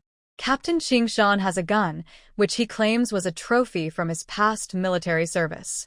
It has no bullets, just for intimidation. The police station doesn't interfere. In fact, the gun is loaded with real bullets, but he can't provoke trouble. He has to consider the safety of Xiangyang Brigade. Enmity between villages benefits no one. I'll try my best, Gu Wanan replied confidently, as long as she wasn't stupid enough to mess with her. No matter if he's related to Captain Qingshan, she would fight back if necessary. Zheng Shirkan had been following Gu Wanan and naturally heard the brigade leader's warning. Leader, can we buy a house and move out? Or rent one? I'm not used to living with others. You know, I don't get along well with Liang Xian Ganqi and the others. Zhao Guoming knew Zheng Shirkan was Gu Wanan's good friend and was very kind to her. He had seen how Zheng Shirkan and Hu Jiming reacted during the robbery. While other youths were scared and ran around hiding, only the two of them fought back with Gu Wanan. Actually, a while ago, the village built new single and double rooms for the youths behind the youth station, on an open space. But construction was stopped halfway. One reason is related to Yan Duong. He believes youths are a group and refuses to accept them living separately outside, claiming it would harm unity and friendship. His words sound noble, but it's just a way to protect his interests and try to take advantage of the new youths.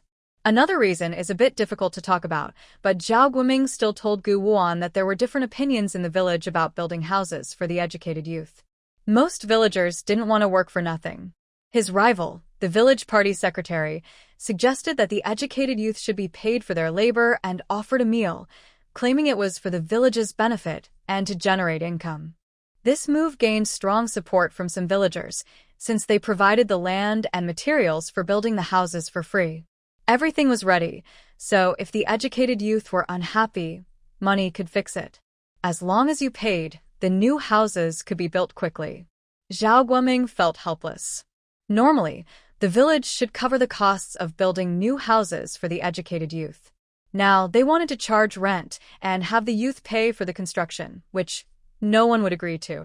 Adding to the problem, Yan Duong deliberately blocked the project, so the building of new houses had to be put on hold. If you ask someone to build the house, Yan Duong will sabotage it maliciously, and you'll suffer for it.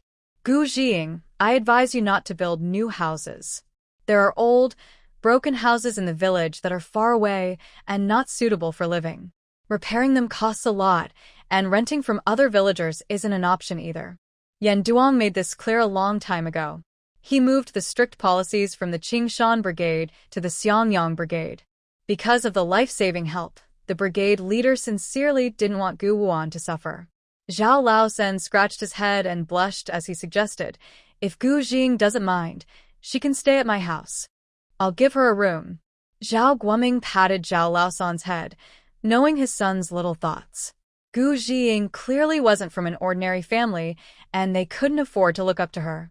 Staying at your house? How would the villagers see Gu Jing? He wanted her to stay at his home just to thank her, but thinking about his two troublesome daughters-in-law, who argued over every little thing, he decided it was better not to. If Gu Jing stayed at his house, she might get overwhelmed by their gossip. If his daughters-in-law saw she was wealthy and tried to introduce her to their troublesome brother, that would only cause more trouble. Gu Wuan straightforwardly said, I have a boyfriend now, so it's not very convenient. Having a boyfriend's title sounded pretty useful. As for building a new house, she had her own ideas. She wouldn't let anyone squeeze money out of her. Living with the educated youth was impossible. It was too inconvenient. Besides, she had her own space and two younger siblings to take care of. Fuzai, Master, I really don't understand. In so many novels, There's such a good space with a special power. Why do they just leave it unused after going to the countryside? They're afraid of being discovered or taken away for experiments.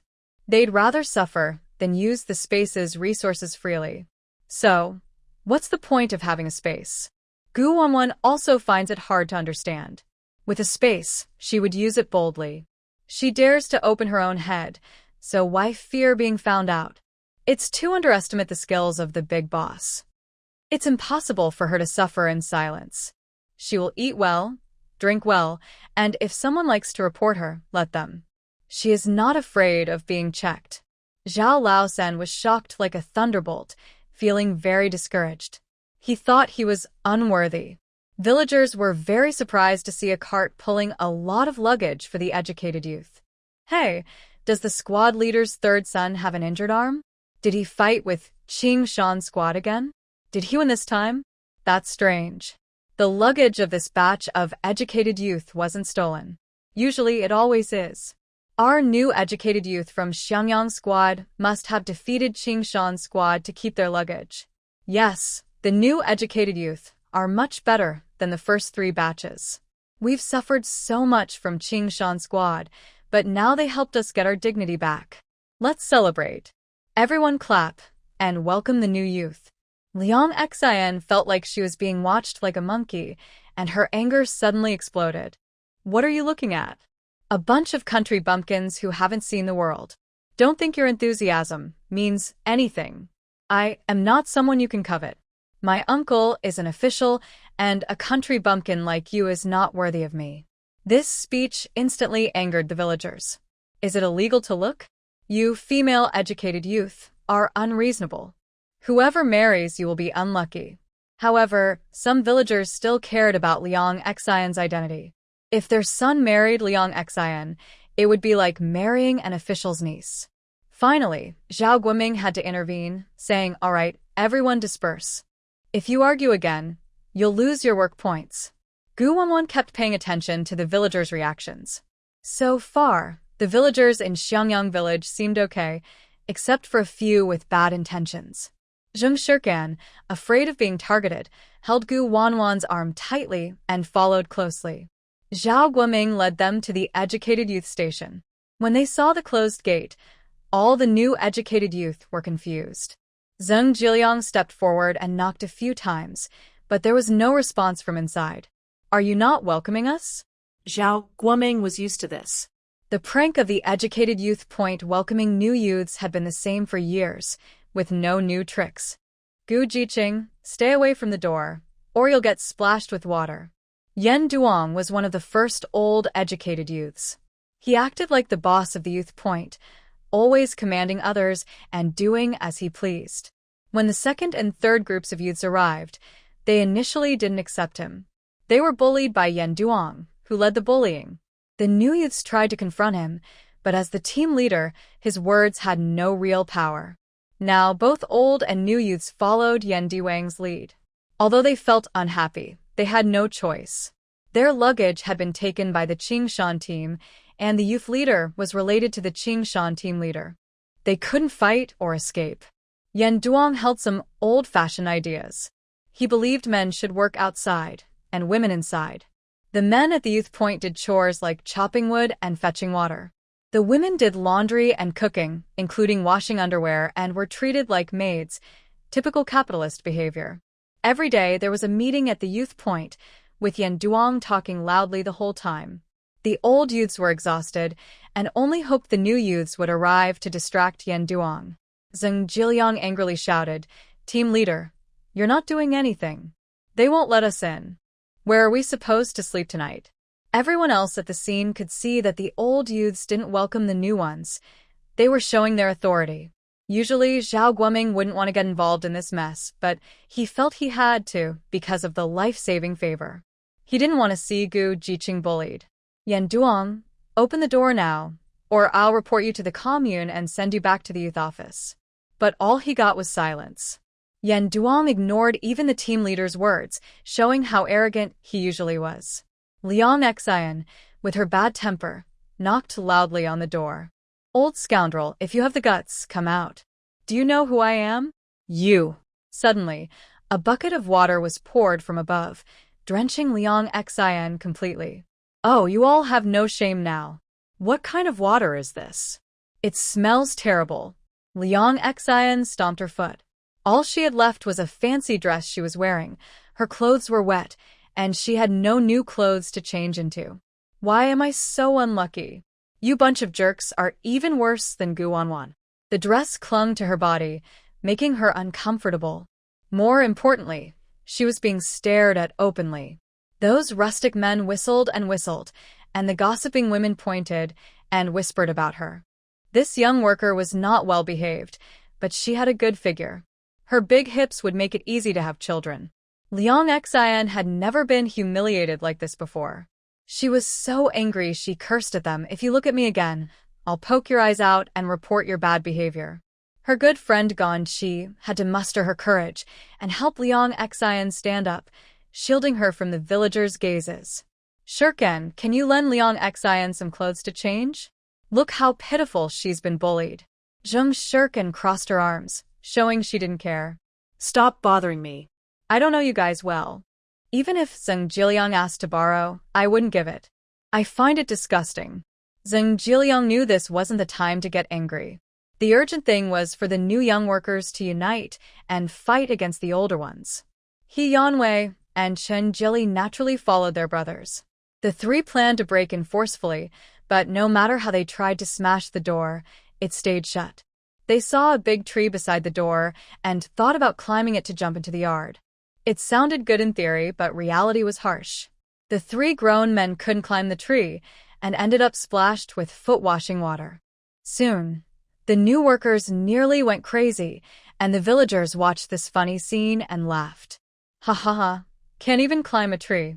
My grandson climbs better than him. Male young workers are so delicate. Female young workers are even more so. I really doubt they can beat the Qingshan team. Yan Duong is so arrogant. The relatives of the Qingshan team leader are different. Even our team leader can't control him. He's already forced many of the first 3 batches of young women workers to marry out. But it's better for them to marry local boys than stay in that wolf's den of a worker camp. Do you think these young women can escape Yan Diwang's torment? It's such a pity for such pretty girls to be mistreated. Why not let my son marry one? I'll send a matchmaker tomorrow to propose. Are you interested? I want that prettiest young woman worker. She doesn't say a word, probably scared to death. We're helping them escape that wolf's den, so she'll be grateful and won't forget us. The older women watched the scene like spectators, discussing choosing a bride and groom on the spot. Zhao Guoming didn't know how to criticize the talkative woman anymore. Their skills were still too shallow. She looked the prettiest and most delicate, but in fact, she was the strongest person present, often grabbing a brick and hitting people on the spot. On the other hand, those pretentious young men from the countryside were just show-offs and very timid. Zheng Jiliang and the others were furious and picked up stones from the ground to throw at the gate. Suddenly, a bucket of foul-smelling sewage fell from the sky. The villagers were disgusted and scolded. This is such a waste. Manure is good fertilizer. Crops rely on it. Only the young city folk would do such foolish things. It makes me so sad. Gu Wanwan chewed on sunflower seeds for a while, then clapped her hands and asked, Team leader, what will happen if this door is broken? Zhao Guoming guessed that Gu Wanwan was about to act and became a bit excited, saying if it breaks, so be it. Old things need to be replaced with new ones. The wooden door at the youth station is old and damaged. It should be replaced with a new one. There are plenty of trees on the mountain, and it won't cost much. All right then, Gu Wanwan said dismissively, glancing at Zheng Jiliang and the others. Big guys like you, besides eating, what else can you do? You're so useless. After speaking, she kicked the door with one foot. Her strength was so great that it knocked the old young man behind the door flying. There was a loud crashing sound, and the heavy door fell to the ground. From that moment, Gu Wanwan became famous. Wow. The villagers, who had been discussing how delicate Gu Wanwan was, were stunned with their jaws dropping. Hu Jiming, who had good eyesight, quickly ran into the yard, picked up a chair, and placed it in front of Gu Wanwan. Gu, the young woman, you've worked hard. Zheng Shirkan immediately took out a handkerchief to wipe the chair. Wan's sister, sit down. Since everything was prepared, they decided to sit. Under everyone's watchful eyes, Gu Wanwan sat straight on the chair, her hands naturally resting on the armrests, and she elegantly crossed her legs. Her natural commanding presence made her look like a true leader. It was as if she was the queen in control of the scene.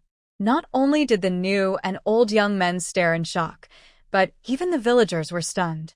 At first glance, this young woman seemed more imposing than Yan Duong, radiating a sense of authority, like a high-ranking official. Just look at her sitting posture. How could she seem like a delicate, easily bullied girl? So, had Yan Duong encountered a tough opponent? The villagers finally realized that this young woman was too strong, which explained why her luggage hadn't been robbed by the Qing Mountain Brigade. Zheng Shirkan and Hu Jiming stood behind Gu Wanwan, like subordinates sent by her. Everyone could see that these three were part of the same small group. Gan ki liang sin jadi li spok tok vitit Gu Wanwan. In their view, this group of old, educated youths just needed a lesson. Although Gu Wanwan was somewhat troublesome, she had done one good thing. Gu Wanwan calmly looked at the old, educated youth's awkward behavior. Nice to meet you all. The first time I meet old, educated youths, you give me such a big show. That's a bit too much. I didn't expect you to have such unique habits. Be careful in the future. I like to keep things clean. The old, educated youths complained loudly. They used to handle new educated youths easily and smoothly, so they didn't expect to stumble upon a female educated youth today. If the female educated youth was ugly, that would be fine. But she was beautiful, more stunning than a star. Yet her actions didn't match her appearance. People really shouldn't judge by looks. Looking at the full luggage on the ox cart, it was obvious that Qingshan Brigade's luggage had been stolen. Why was it that the new educated youth's luggage was safe, but the old educated youth's luggage was stolen? It would be fair if the new youth suffered the same fate as them. Yan Duong wanted to get angry, but when he saw Gu Wanwan's face, his amazement and greed couldn't be hidden. The girl standing behind her was also pretty. These female educated youths looked much better than the old ones. Suddenly, he had several beautiful maids to serve him. How could he not be in a bad mood? At this moment, he completely forgot the shame Gu Wanwan had caused him. His mind was full of fantasies about enjoying the good fortune together. But then, when he saw the full cart of luggage, he was instantly stunned. Had the Qingshan Brigade's robbery failed? Zheng Shirkan was impressive, a bit of a bully. Hey, Sister One asked you a question. Are you mute now? What do you mean, you new educated youths? By seniority, we are at least your elders, the old educated youths. It's normal for us to discipline you. How dare you show us a bad attitude? The speaker was Lao educated youth Neo Kairouei, who was appointed by Yan Duong as the female leader among the new educated youths. The old educated youths echoed her. The new educated youths don't know the rules. You should be afraid of us. It's all your fault for kicking the door and making it smell bad. Gu Wanwan cut them off with one sentence. My eyes aren't a dye vat. They can't hold all your faces. I always speak bluntly. If I hurt your feelings, you just have to endure it. If you can't, then learn from the new educated youths. The old educated youths, who were usually undefeated, now faced a real opponent. Their intimidating move failed, and instead, they were scolded, losing face in front of the villagers. All right, that's enough. Yenda Wang suppressed his displeasure and pretended to be kind. It's my fault for not managing the old educated youth well, making you suffer. Come in, I'll ask the old educated youth to help you carry your luggage. Captain, you can go back now. As the person in charge of the educated youth camp, I will take good care of them, so you don't need to worry. Right now, he needed to get the new educated youth into the camp first. Once inside, they could be controlled. Since Qingshan Brigade failed, he, as a relative of the brigade leader, would enjoy the benefits himself. Later, he would pick some good items to send as a gift to Uncle Li Wu-Te. Zhao Guoming sensed the threat in his words, clearly telling him not to interfere with the camp's affairs. Then, good luck to you. Gu Zhiqing was not someone who would suffer losses easily. The old educated youth couldn't beat her alone, and as long as no one was hurt, she wouldn't interfere. After today, the structure of the Qingyang Brigade's camp might change. Before leaving, Zhao Guoming specifically warned Gu Wanwan, Gu Zhiqing, the new houses built behind are close to the cattle sheds. Don't go near there if you're free. It's full of relocated workers. Gu Wanwan asked casually, where are they relocated from? Zhao Guoming told her without much thought, it seems from Beijing. They came to Qingyang village 6 months ago and are often bullied by Yenda Wang. Could it really be that? Is it really as she thought? Gu Wanwan released her awareness and looked toward the cattle shed, only to see dirty, messy bedding and debris, with no one in sight. Where are they? Zhao Guoming honestly replied, they were called to work at the farm a week ago. By now, they should be back.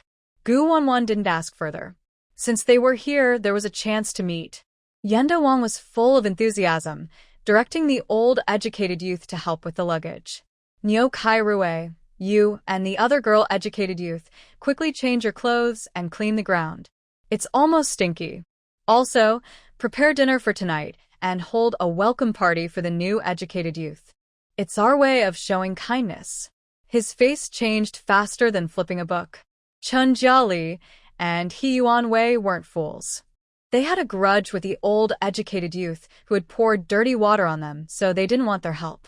They believed that flattery was usually for deceit or theft. They didn't dare eat the food made by the old educated youth, fearing they might spit or urinate in it. Isn't that disgusting? They had just heard from villagers that Yenda Wang was a relative of the Qingshan Brigade. They had escaped from bandits with the brigade and thought they were safe, but now they had fallen into another dangerous trap. The days ahead would probably be tough. Yenda Wang stepped forward to help Gu Wanwan carry her luggage, but Gu Wanwan casually lifted her bag and also helped Jing Shirkan carry a large package. She easily entered the courtyard. Hu Ziming also helped Jing Shirkan with a heavy load, holding her own suitcase with one hand and following Gu Wanwan. Gan Qi and Liang Xian, who had no luggage, rushed inside to grab beds. Hu Pandai had little luggage and was determined to get a good spot, insisting on claiming a good place no matter what. When Gu Wanwan and Jing Shirkan arrived at the female youth dormitory, all the good beds in the large shared bed area were taken. Originally, 5 girls could sleep there, and now there were 10, so only one spot was left. It was near the wall, but if they squeezed in, everyone could sleep there. The downside was that it wouldn't be very comfortable. Seeing that there were no beds left, Hu Pandai felt pleased. Too bad there's only one bed left. You two can fight over it. Wanwan, we have no place to stay. What should we do? Zheng Shirkan looked at Gan Qi and Liang Xian, who were happily gloating, then at the indifferent older youth, and frowned. Maybe we should go ask the team leader to buy us a new house. The older youth secretly muttered that buying a house was impossible because Yenda Wang didn't allow youth to live outside. Gan Qi paused, feeling uneasy. Shirkan, do you want to build a house and live with Ji Liangge? Can I also join? It's better to have more people for company, so the villagers won't gossip. Zheng Shirkan felt disgusted and looked down on her. Are we that close? Just because you have a big face and like to pretend? Even if I want to build a house, it's so my good sister, Wanwan, can live there. Gan Qi's face fell publicly, and a trace of shame and anger flashed in her eyes. Ji Liangge isn't your fiancé? You two will get married and spend your lives together, right? Zheng Shirkan really didn't want to mention Zheng Jiliang. Today, during the big fight at Qingshan Brigade, her fiancé didn't care whether she lived or died. He was fully protecting Gan Qi, and they were hugging and holding hands in front of everyone. People who didn't understand might think Gan Qi was his fiancé. What disappointed her most was that every time Gan Qi schemed against her, Zheng Jiliang chose to defend Gan Qi, even threatening to break off their engagement. She felt wronged, angry, and exhausted. She no longer wanted to tolerate it. Wanwan was right. She should enjoy her life without morals. Zheng Jiliang, relying on being her savior and his feelings for her, shamelessly trampled on her true heart, treating her as a fool to be exploited.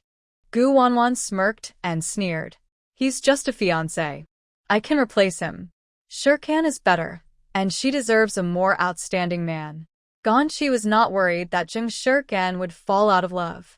Foolish as he was, his obsession with Zheng Jiliang had become hopeless. He would never give up just because Gu Wanwan said a few words to provoke him. Gu Jiqing, Jiliang, and Shirkan are truly in love. As an engaged couple, they will have some conflicts. After a period of adjustment, everything will be fine. They are trying to reconcile, not break up. I hope you won't ruin their marriage. Gu Wanwan looked serious. If people are compatible, they stay together. If not, they part ways. Women shouldn't hurt themselves. Marrying a man who is unfaithful and changes his mind easily isn't true love. That's just foolish. Zheng Shirkan listened carefully. She used to value the debt of saving her life too much, which is why she wanted to repay Zheng Jiliang with her marriage. To make this marriage happen, she was so naive she refused to eat and protested, forcing her parents to compromise. Of course, Zheng Jiliang had taught her this. Now, after Wanwan's explanation and thinking back on her foolish actions, she realized she was an idiot. If Zheng Jiliang truly cared about her, he wouldn't have hurt her parents' feelings. Wanwan, you're right. I think I don't like him that much anymore. The incident at Qingshan Brigade, where her luggage was snatched, helped her see many things clearly. She was abandoned by Zheng Jiliang, but only Wanwan and Hu Jiming stood up to protect her. Ganqi was startled and quickly spoke up for her beloved brother.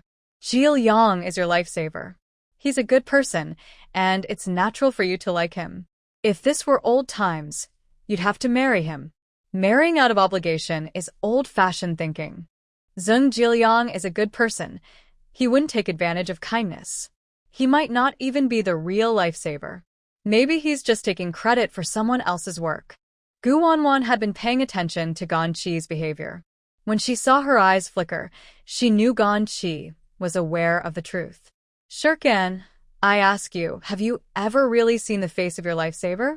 Thinking about it, Zheng Shirkan shook her head suddenly. The first thing I saw when I woke up was Zheng Jiliang. I didn't see anyone else.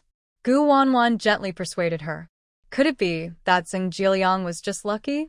He might be trying to get your attention. The real lifesaver could be someone else. If Hu Jiming had been there, he would have given a thumbs up and praised Gu Wanwan for her clever thinking. Zheng Shirkan suddenly felt cold all over. Her mind went blank. It took her several minutes to accept this fact. Wanwan's analysis was very accurate. Had she mistaken her real lifesaver? Over the past 3 years, Zheng Jiliang had been hinting that her parents should help Zheng's family. Her parents arranged everything carefully for her future.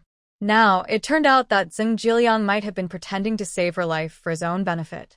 If that was true, he was truly disgusting. Zheng Jiliang, a young male-educated youth in the dormitory, was unaware that his perfect image of Zheng Shirkan had completely fallen apart. Now, the two of them were just an ordinary engaged couple. The strained relationship among the new educated youths pleased the older ones. It seemed that the youth camp would become more lively, and Yan Diwang's focus would shift to the new youths. When that happens, he wouldn't oppress them anymore. They would finally be free, no longer humiliated by washing Yan Diwang's underwear, serving tea, or washing his feet. Seeing these flower-like young women being mistreated by Yan Duang, their resentment in their hearts eased a little. Being beautiful was considered a mistake. Given Yan Diwang's character, these new youths would probably have to sleep with him too. The older youths were lucky because they looked average and avoided this fate. Of course, they didn't bother to remind the new youths. Less trouble was better. In short, the hardships faced by the older youths would be experienced by the new ones as well. Both groups were sent to the countryside, and no one was treated differently. Things gradually got out of Genki's control. If Zheng Shirkan found out the truth, wouldn't this golden hen fly away completely? Liang Xian, being pampered and spoiled, naturally couldn't get used to sleeping on a long shared bed. Genki, let's just buy a house too. I'm not used to sleeping with rough people. This single remark offended all the older youths. Neo Kairue and the others snorted coldly. Once they considered moving out, Yan Duang would definitely cause trouble. Over the years, Yan Duong had destroyed many new houses. Most of the buildings were half-finished. He would give some hope at first, then tear them down, crushing everyone's dreams. This way, the village secretary and others profited, while the youths lost money. It discouraged them from living elsewhere. Now, it all depended on how much the new youths could endure financially. Genki wanted to, but money was a problem. "I don't have enough money," she said. Liang Xian usually didn't think much about money. "Tomorrow, we'll go to the commune. I'll ask my family to send money and have some more luggage sent over. I don't want to be like some rural girl without parents' care, pitiful and alone." Gu Wanwan coldly retorted, "You lost 1,800 yuan and don't care at all? Truly a capital girl, with money to burn." The older youths listened to this, with both envy and jealousy. Nyo Kairue's first thought was to report the new youth situation to Yan Duong. There was only one bed left, and the dorm's cabinet was almost fully occupied by the older youths. Hu Pandai had little luggage, so her belongings fit perfectly on the bedside table. However, Gu Wanwan and Jing Shirkan had no place to put their luggage, only able to leave it in the corner. Jing Shirkan looked very upset. She knew that the older educated youths were difficult to get along with, but she didn't expect them to exclude the new educated youths to this extent.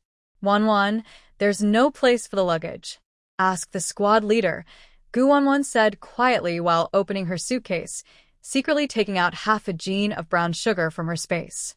When asking someone to do a favor, manners are important. Brown sugar is a valuable commodity. Half a jean is enough to show status. Zheng Shirkan simply grabbed a can of fruit. Gu Wanwan glanced at the older educated youths and said calmly, "1 penny, who will watch my luggage?" Liang Xian rolled her eyes. "You're so stingy. It's not like I or Ganqi would steal your stuff. Honestly, I don't care for your broken things. If it were her, she would at least give $1. Village girls are just village girls, with no sense of style, who would do work for just a penny."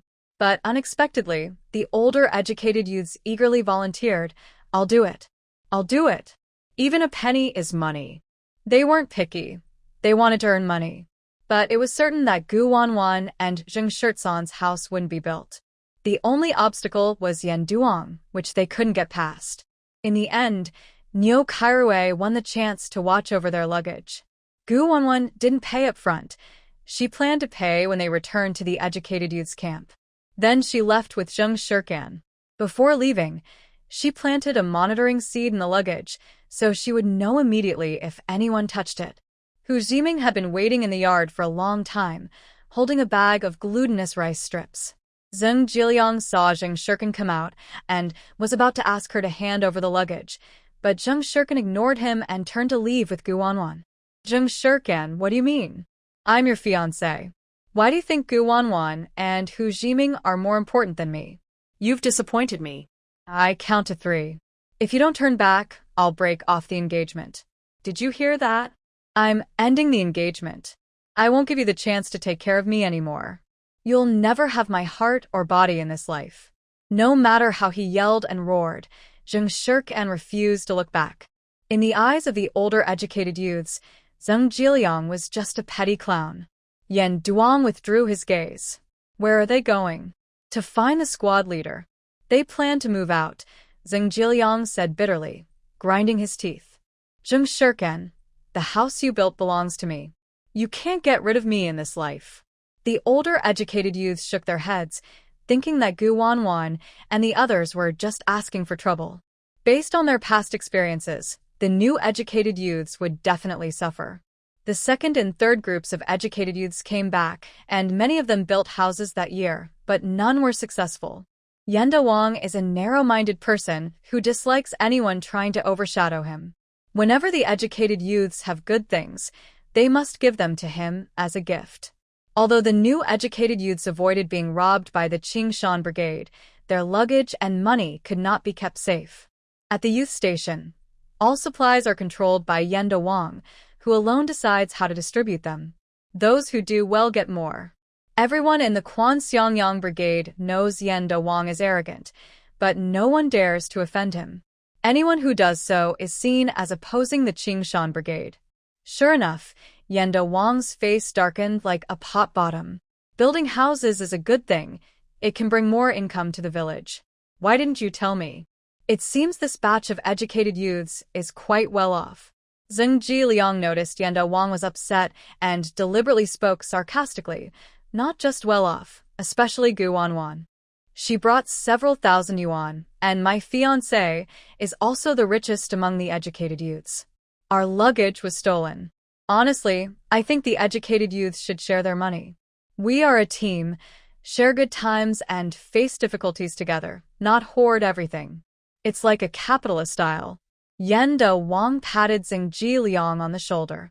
Zheng, educated youth, your awareness is good. On behalf of the youth station, I welcome you to join our big family. Does he have permission to live alone? Trying to find the brigade leader is useless. Zheng Jiliang shook hands with him. As long as he maintains good relations with the youth leader, life with Ganqi will be easier.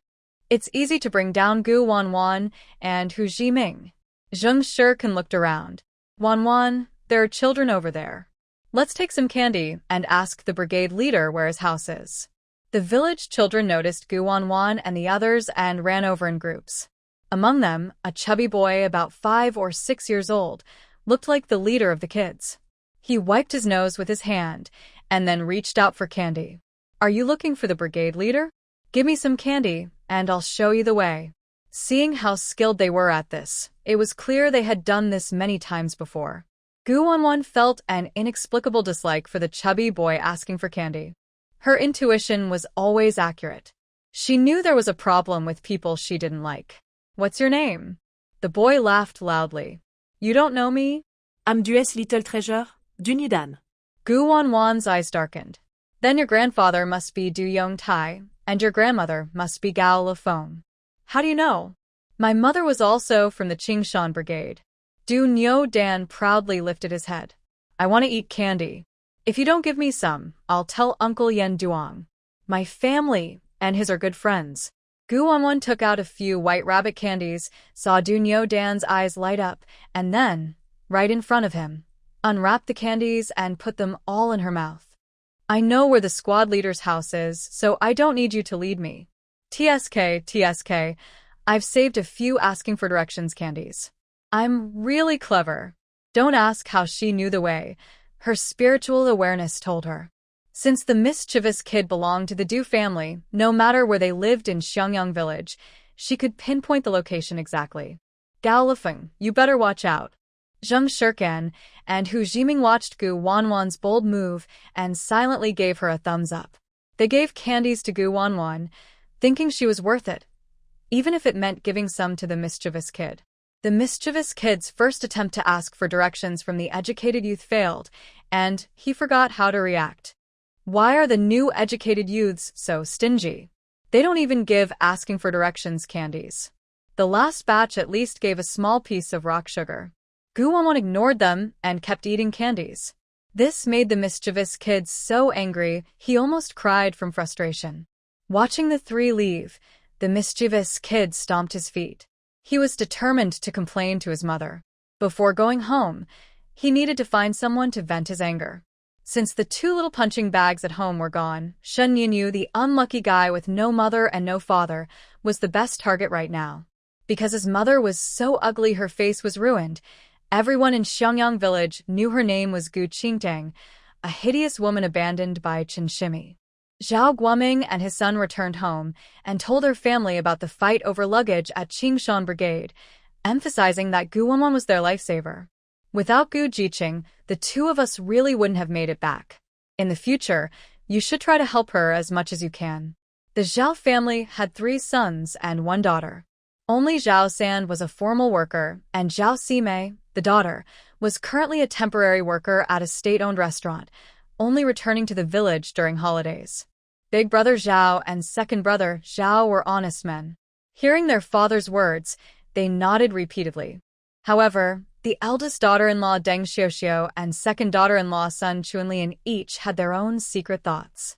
One thought that if their father-in-law hadn't gone to pick up the educated youth, there wouldn't be any injuries or deaths. The other wanted to repay kindness, but on the condition that they couldn't use family resources to support Gu Jiqing. The squad leader's wife was called Lu Fengying, known as Aunt Lu. She had always looked down on the old, educated youth, but this time, she genuinely appreciated Gu Wanwan. Old man, you need to take good care of the educated youth. Yen Duong and those old educated youths aren't good people. We need to find a way to keep Gu Jiqing away from trouble. I even saw a girl-educated youth sewing a pair of pants for Yen Duong last time. Deng Xiaoyunu thought her father-in-law wanted the educated youth to live at their home, so she quickly dispelled his idea. Dad, do you really want Gu Jiqing to stay with us? We don't really know her character, and our house isn't big enough. Sun Chunlian frowned and then said, Does Yen Duong know that if we take in Ziking, he might bring the Qingshan Brigade to damage our house? Dad, we shouldn't clash directly with the Qingshan Brigade. We can't win a fight, especially since their leader has powerful connections. Many women from our village married into the Qingshan Brigade and support Yen Duong. Even the village secretary secretly sides with him. They're trying to remove our brigade leader, and the Qingshan village has caused chaos in Xiangyang village. It feels like Xiangyang is becoming a second Qingshan brigade. If they find something good, those outsiders will try to take it. Zhao Guoming also worried. As brigade leader, he lacked the connections and protection that Qingshan brigade had.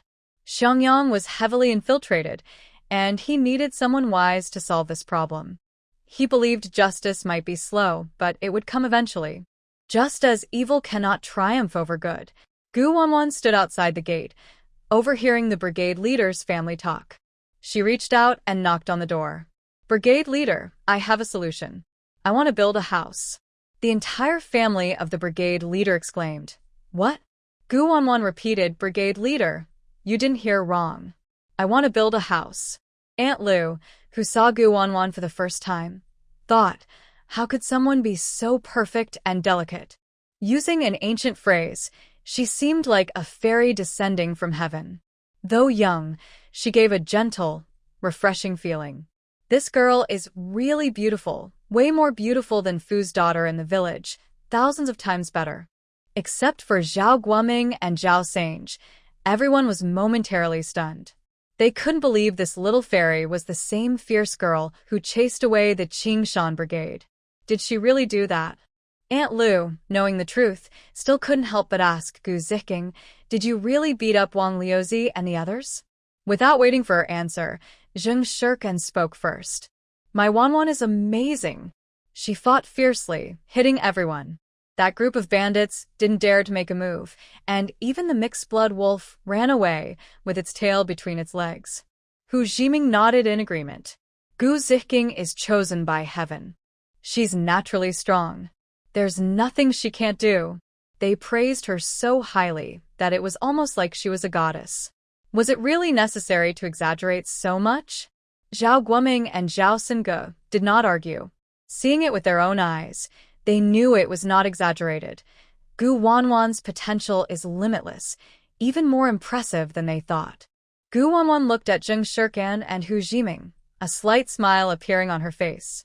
Actually, it's everyone's teamwork in fighting the bandits that saved the luggage, she said. Our Yangyang Brigade managed to keep the belongings. Gu Jiqing, you're amazing. Thanks to you saving their father and son, our family wouldn't fall apart, Aunt Lu said gratefully, giving her husband a sharp look. Husband, I warn you, don't give her heavy work just because Gu Jiqing is strong. Zhao Guoming nodded repeatedly, promising, am I that kind of person? No need for you to tell me. I've already arranged it. She'll be cutting pig grass, 4 baskets a day. With Gu Jiqing's ability, she can finish it in the morning, and the rest of the time is free. Is that okay? What does Gu Jiqing think? Cutting pig grass is considered a light and lazy task, usually done by village children. If Gu Jiqing isn't satisfied, he would think of other ways. Anyway, making her do heavy work is impossible. His conscience wouldn't allow it, and his wife would scold him too. After all, he and his third son are like 2 different lives. Gu Wanwan was very satisfied with this arrangement. Thanks, Brigade Leader. For work points for cutting pig grass. Gu Jiqing, can you support yourself? Food is precious these days. My family barely has enough to eat, said Deng Ziyunu, but what she really wanted to ask was whether her parents-in-law would secretly give Gu Wanwan some support. Concerned about her own interests, Sun Chunlian quickly listened attentively but wouldn't be so foolish as to speak openly like her sister-in-law, which might upset her parents-in-law. Knowing the family doesn't have enough to eat, and still moving to your parents' house, Aunt Lu glared at her eldest daughter-in-law.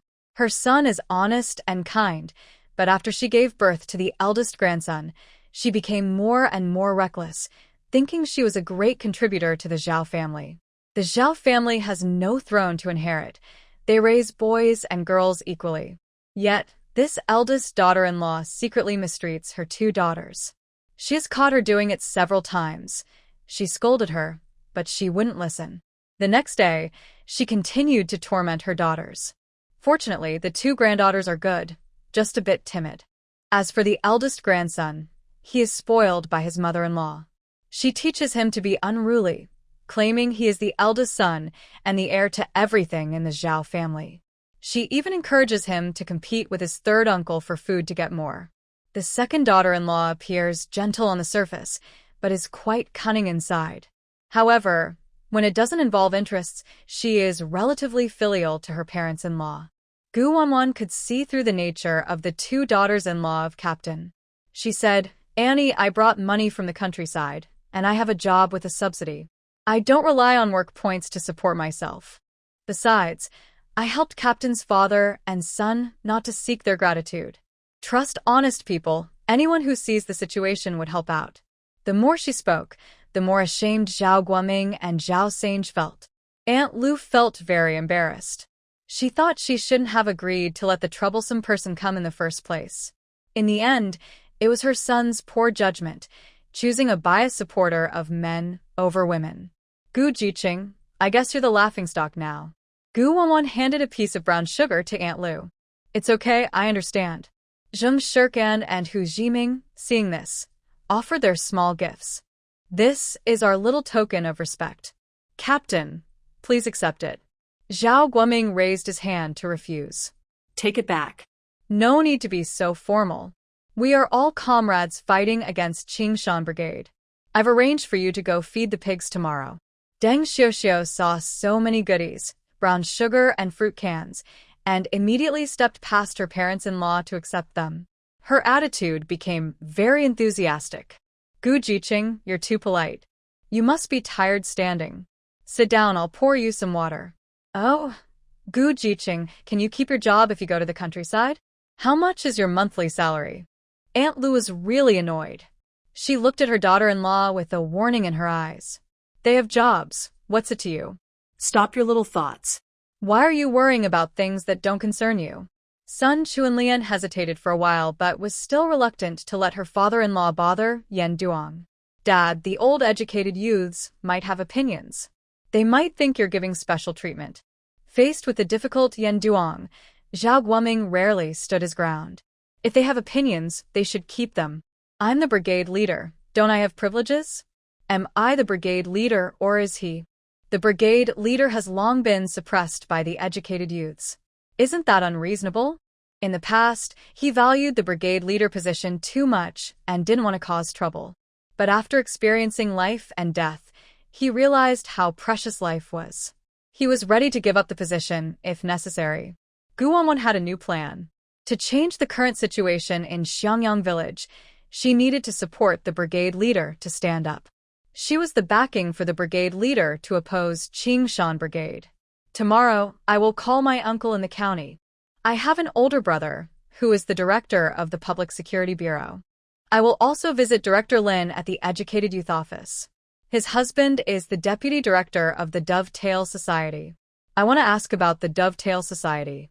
Zheng Shirkan confidently patted his chest and said, "Captain, if I need to fight the Qingshan team, count me in. I've been fighting a lot lately to protect the safety and peace of Yangxiang village. Every villager has a duty. My dad is the director of the Pigeon Tail Association in Lu City. I'll ask him if he has any connections." Hu Jiming seriously and firmly said, "We all support the captain. If you need help, just ask and we'll be there. Unless it's absolutely necessary, He doesn't want to use his mother's family's influence. Zhao Guoming looked at Gu Wuan and others, seeing hope. He didn't expect the new young villagers to be so capable. It seems Yangxiang village might have a chance. Deng Ziyunu was very curious and asked, Gu young villager, what does your eldest uncle do? Lu Auntie angrily shouted, Old second and old third, take your wives back inside. Stop asking about other people's affairs. It's getting out of hand. Brother Zhao and Brother Zhao Sen touched their noses and took their wives back inside. Deng Ziyunu felt very upset. Why? Because she had given birth to the eldest son and grandson, but her in-laws not only didn't treat her well, but also yelled at her. She just wanted to ask about Gu young villager's family background and introduce her to her brother. Was that wrong? Now that the troublemaker is gone, the air feels much fresher. Gu Wuan didn't hide anything and said, My eldest uncle is the commander of the island troops. Zhao Guoming, his wife, and Zhao Sen were all shocked. They were stunned. Liang Xian's so-called deputy director's uncle was instantly dismissed by Gu Wuan. Even Zheng Shirkan and Hu Jiming were surprised. Sister Wuan is still Sister Wuan, the most mysterious one, always bringing surprises. Zhao San's eyes gradually lost their light, and he was filled with disappointment. He was even less worthy now. Lu Auntie opened her mouth. Gu young villager, don't worry. We keep our mouths shut and won't tell others. If those gossiping women knew how good Gu Wuan's family was, they would be fighting to propose marriage. Zhao Guoming was smart. He understood Gu Wuan's intention in revealing her identity. This girl is going to be his support. Haha, today is his lucky day. The era of relying on a strong supporter has arrived. Gu Wuan is a natural game changer. Everyone has paved the way for him, supporting him to rise. So shouldn't he stand up? Starting today, he decided to team up with Gu Wuan. If it weren't for the age gap, he'd even call her big sister. Forget that, he'd call her mom if he could. He was just that shameless. I was just thinking. Boss you. Cough cough, Gu Jiqing, what kind of house do you want to build? Fu Zai chuckled happily. Master, the Yangli Brigade seems to have gone crazy because of you. Zheng Shirkan and Hu Jiming couldn't hold back their laughter and almost burst out laughing. Aunt Lu didn't think anything was wrong. She called him very affectionately, Sister Wan. Just call Zhao Guoming Lao Zhao. My 3 sons will help you build the house. They are tough and suitable for rough work. Let them take turns guarding the house at night. I don't believe they would dare to damage it. Gu Wanwan raised an eyebrow and shared her plan with them. No need to make it complicated. I don't plan to hire anyone. We will build it ourselves. Besides, the 2 daughters-in-law of the brigade leader's family definitely wouldn't want their husbands to bother Yan Duong. Relying on others is not as good as relying on oneself. Zhao Guoming just understood Gu Wanwan's plan. All the building materials are stacked behind the Jiqing site. Building it yourself can save money, but can you do it? It takes about 10 days to quickly build a simple earthen house, and the new house needs a few days to dry before moving in. Is building a house difficult? I think it's quite simple. Gu Wanwan smiled mysteriously. Why not? If it weren't for the times we live in, she could build a house in minutes. I didn't hire anyone to build the house, and I helped the village build 5 dormitories at the Jiqing site. We put in labor, 3 people doing the work of 10 or more. Shouldn't the village pay us wages?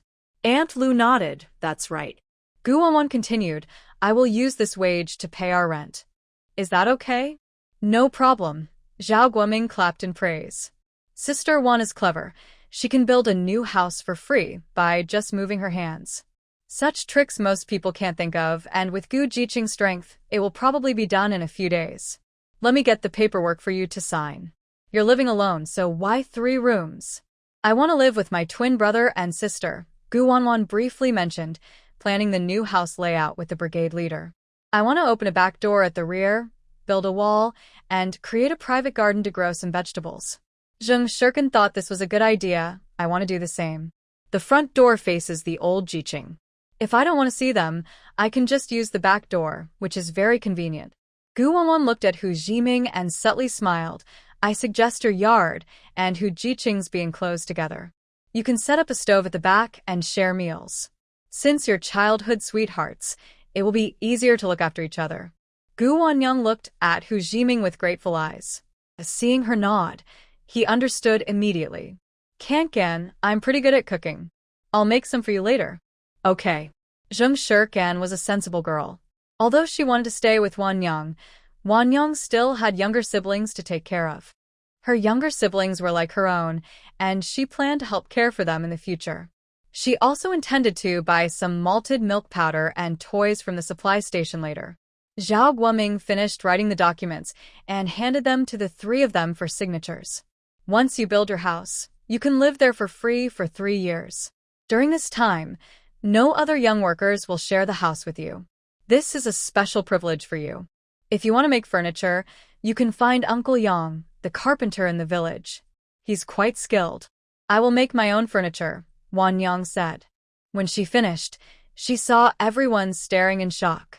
Ahem, it seems my money isn't easy to earn. Never mind, there's no need to do everything yourself. Let others earn some money too. We can ask Uncle Yang to make 5 doors for us. For other furniture, we can go to the scrap yard and get some ready-made pieces. Aunt Lu took them to find Uncle Yang and ordered 5 wooden doors.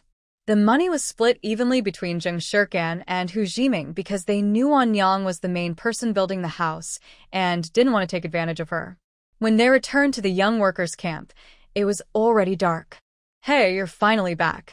The other new and old workers are busy cooking and working, but you 3 are slacking off and coming back during mealtime. Are you trying to avoid work? Neo Kairue's sarcastic voice rang out. Wanyang walked over and handed her a coin. Neo Kairue wanted to scold her further, but suddenly shut up. Everyone sit down and eat.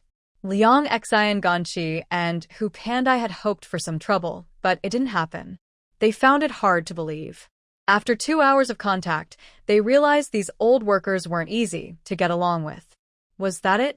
Shouldn't their eyelids be a little less shallow? Just a coin, and she shut them up. An older worker shamelessly reminded them, He Yanwei and Chen Jili brought canned food to add to the dishes. Even Hu Pandai brought pickled vegetables. What about you? Wanyang only took 2 slices of sausage. Zheng Shirkan chose the smallest piece of cured meat, copying Wanyang. Hu Jiming took a jar of hawthorn fruit. Yan Duang was quite satisfied. He smiled broadly and sent the young women to cook. Thank you all for adding dishes. Welcome to join our big family. Let's give a round of applause. The old workers quickly prepared 2 meat dishes.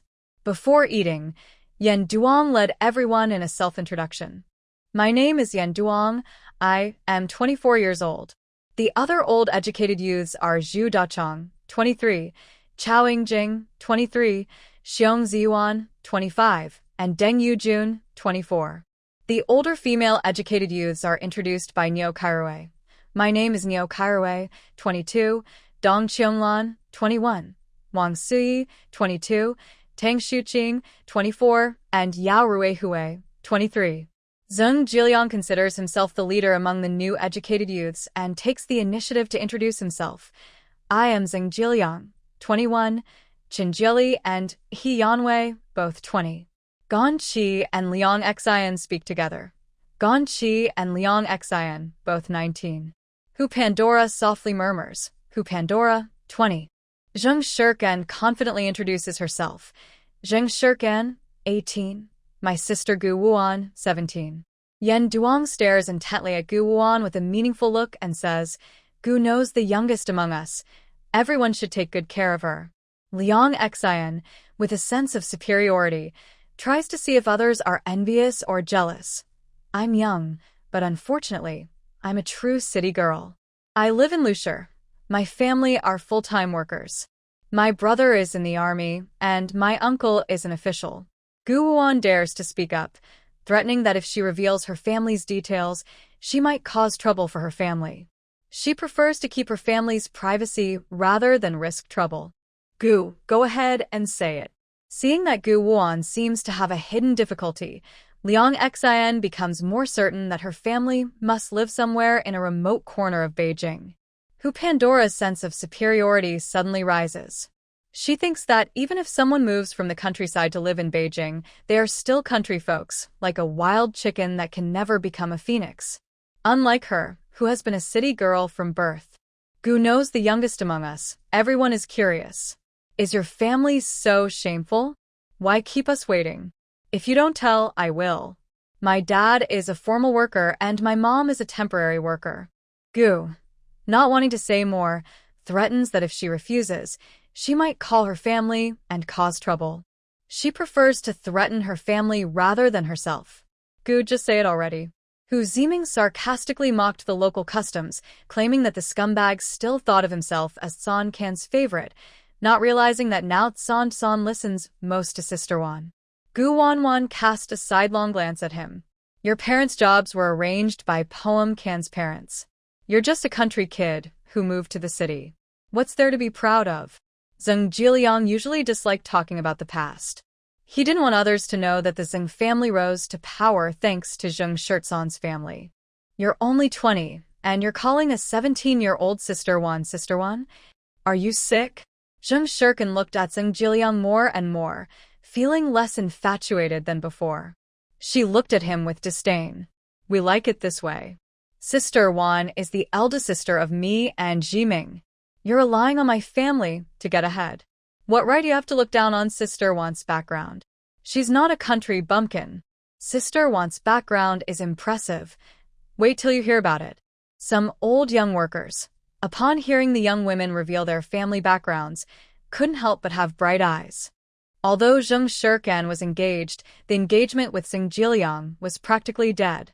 Liang Xinjiao, spoiled and bratty, was a wealthy young lady who had never seen the harsh side of the world, so she was easier to handle.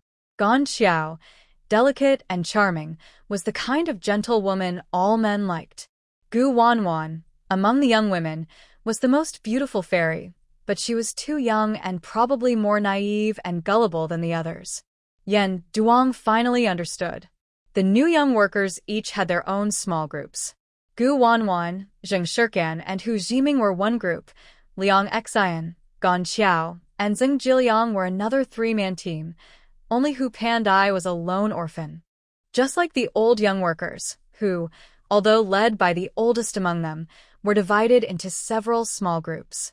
The new young workers weren't united, which was actually good for management. They could check and balance each other.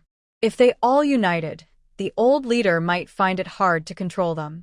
After all, this group had even managed to beat the village troublemakers from Qingshan Brigade. But he underestimated the explosive power of the crazy woman. Gu Wanwan could guess Yan Diwang's thoughts with her toes. It was the 1970s, yet he still played kingly tricks. Did the young workers' camp have a throne to inherit? He glanced around at the circle of old young workers, finally settling his gaze on Liang Xian, who looked dirty and tired. TSK, Liang young worker really keeps it real. Gan Xiao genuinely thought Gu Wanwan's mouth was too sharp. She always brought up sensitive topics. Liang Xian nitpicked and criticized everything, offending all the young women workers. The older workers excluded the new ones, refusing to lend their clothes. In the end, she had to spend 50 cents to borrow an old patched-up outfit from Hu Pandai. Originally, she wanted to provoke Liang Xian to search Zheng Shirtsan's luggage. However, Niu Kairue, in order to earn that little bit of money, kept a close watch on Gu Wanwan and her friend's luggage, making it impossible for them to act. The old woman had a bad attitude and still claimed to have principles. Liang Xian looked down at her dirty, torn clothes, almost going crazy. Her face was red and purple. Gu Wanwan, are you afraid I'll cause trouble for your family? Your home is in a remote corner. Does that make you feel so ashamed? Except for Zheng Shirkan and Hu Jiming, everyone else held their breath, waiting for Gu Wanwan's reply. Military, district, large, courtyard.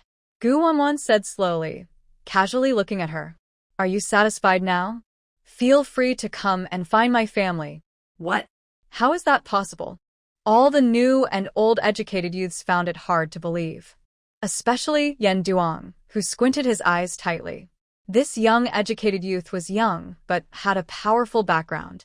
The military courtyard in Beijing was not a place where ordinary military families could live. But so what? Her family was in the army, but she wasn't. Once she entered the educated youth camp, she was subject to his rules and discipline. Liang Xian's face turned pale and then purple. Your family is in the army? Aren't you a rural girl? Her family lived in the military courtyard. How could she come to cause trouble? She was turned away before even entering. His uncle was a deputy director with some connections, but he didn't have the power to reach into the military courtyard. No, she didn't believe it. Gu Wanwan's family was probably just a battalion commander or something similar. Gan Qi's eyes widened with disbelief, but more than that, she was jealous and resentful. Gu Wanwan was silent for a moment, then suddenly made a big impact. Xing Jiliang felt a strange sense of being severely slapped in the face. They had been mocking Gu Wanwan as a country bumpkin, trying to climb up to Zheng Shirkan, but it turned out she was from a military courtyard. Maybe her family background was even better than Zheng Shirzan's. No wonder she was so skilled, able to take on 10 people and defeat the Qingshan team. While they were mocking Gu Wanwan, she was probably mocking them in return. Her father, Go Wei, was just a petty official in front of Gu Wanwan, completely a joke. But the real question was, how high was the rank of the military officer in Gu Wanwan's family? Was he a battalion commander or a regimental commander? The person who found it hardest to accept the truth was Hu Pandai herself. Her self-righteous sense of superiority and proud urban identity were instantly shattered by Gu Wanwan. What was most infuriating was that Gu Wanwan and Xing Qing came from the same background, yet she was far ahead of her. Coming from such a family, how could she be an unloved daughter? Since she was a military family member, Gu Wanwan's partner must also be an officer. Why was Gu Wanwan so lucky? Are you born just to work hard for your family and end up losing money? Since Gu Jiqing has family members in official positions, why does he never mention it? Is he just trying to make us look foolish? Zheng Shirkan snorted. Sister One has never said she's from the countryside. It's you people looking down on others. Not only the older young workers, but even He Yanwei and Chen Jili felt a bit moved. Back then, they followed Xing Jiliang, mainly because his father was an official in the Tail-Cutting Association. If they dated Gu Wanwan, wouldn't their future be bright? I have a partner. My partner will come to see me in a few days. Gu Wanwan sat there confidently, giving off a strong boss vibe, even though she hadn't done anything. Before dinner, I will speak on behalf of the team leader to tell you something. Yen Duong was momentarily stunned, clearly feeling that his authority was being challenged. Someone else took his lines, so does that mean they want to replace him as the leader? This young worker's ambition is really big. Do the new young workers still see him as the leader? If she doesn't show her colors, she won't know her limits. He learned a set of tricks from the leader of Qingshan Brigade and decided to target Gu Wanwan and the others first. The older workers were all stunned. Are the current young workers so brave? Or is it just a 17-year-old girl who just arrived and already wants to challenge Di Wang's position? Is she fearless because she's young and naive? Or should they criticize her for being too young and foolish? Thinking this way, none of the older workers dared to remind Gu Wanwan to hold back. They remembered that they had also once rebelled and refused to obey, only to face harsher treatment from Duong. They had all been passionate, wanting to contribute to the country, but reality told them that going to the countryside meant suffering. They could almost imagine Gu Wanwan and the others' future outcomes. Zhu Dacheng, who had been heavily influenced by Di Wang's brainwashing, stepped forward first as a leader. Gu Jiqing, do you understand respect for your elders? Is this how you talk to Duong?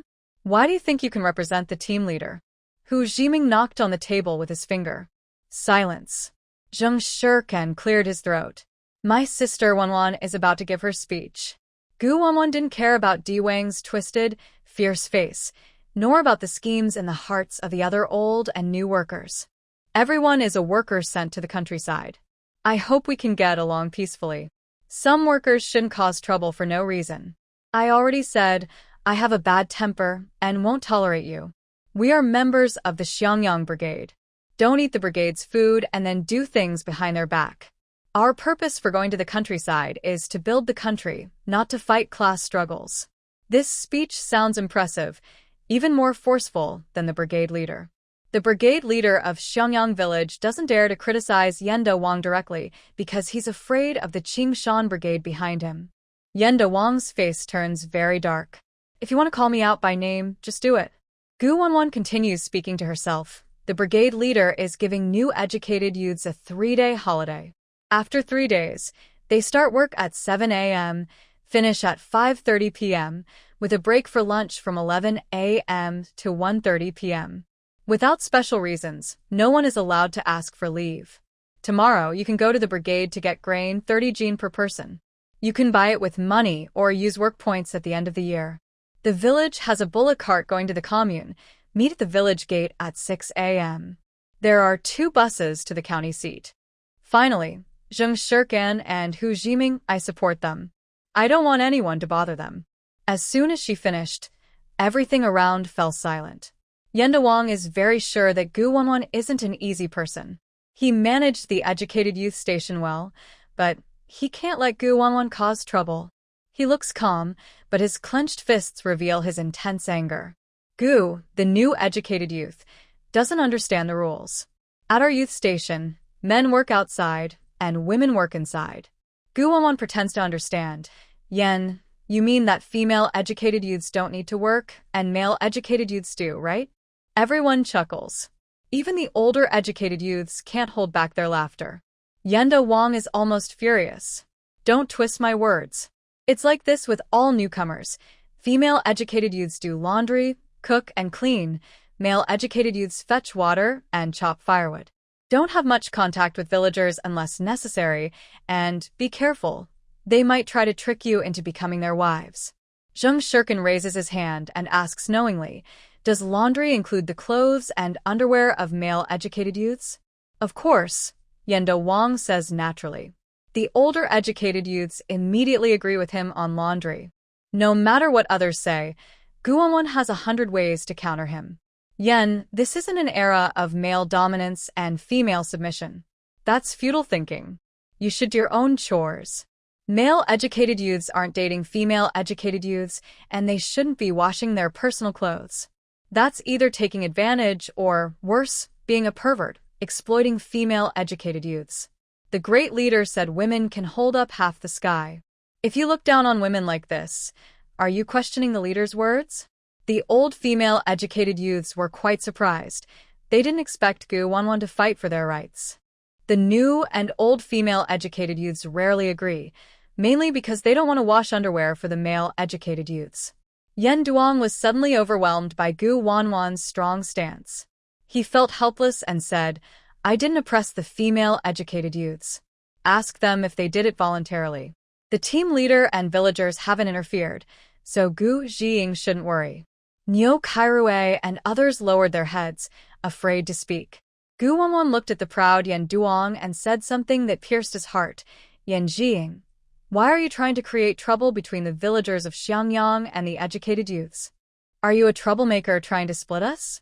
Nowadays, every educated youth group tries to build good relations with the team. If people don't know better, they might think you're an outsider sent to cause trouble in Xiangyang. The old educated youth's pupils shrank. The new female educated youth seemed a bit crazy. She dared to say anything. Yen Di Wang's anger was stuck in his throat, making him feel uncomfortable and almost suffocated. I'm not a troublemaker. Stop slandering me. How to manage the educated youths is my business. If you disagree, report me. Even though Gu Wanwan was from Beijing, she couldn't overpower the local power figures. No one had ever dared to threaten her before. She was determined to teach Gu Wanwan a lesson. She was so beautiful. How could she be so annoying? At first, he enjoyed her beauty, but now? Sorry, all he could think about was how to ruin her. Anyway, I'll say this, educated youths are a group. They're not allowed to live alone outside. Everything you bring must be shared. Otherwise, you're not part of the group. Gu Wanwan coldly replied, you say what you want, but I won't listen. Yen Duong patted his chest, feeling his blood pressure spike. He was about to lose control. Zhu De Chong hurried to support him and helped him breathe easier. Yan Jing, you've already talked to the villagers. No one will help them build good houses. If they have money, they should use it to improve the lives of the educated youths. That's always been the rule. Everyone contributes. Who doesn't? Unless they want to be expelled from the group. Yen Duong felt relieved. He had already discussed with the village secretary, and both sides got what they wanted. The money for the educated youths was there, but the houses wouldn't be built. As long as the houses weren't finished, the new educated youths would have to keep paying wages. Even if the houses were built, he would secretly sabotage them. Thanks to his powerful backer, the team leader wouldn't dare offend him. But he was too confident too early. Gu Wanwan didn't get angry, but smiled mysteriously. Her smile was deep and unreadable. I never said I would hire someone to build the house. I want to build it myself by hand to be self-sufficient. As soon as he finished speaking, everyone was stunned. Yen Duong had considered many possible outcomes, including the idea that the team leader's family might help Gu Wanwan build a new house. But no one expected Gu Wanwan to build the house herself. The young educated youths had never seen such an unusual move from a girl. They shook their heads, thinking it was impossible to complete without villagers' help.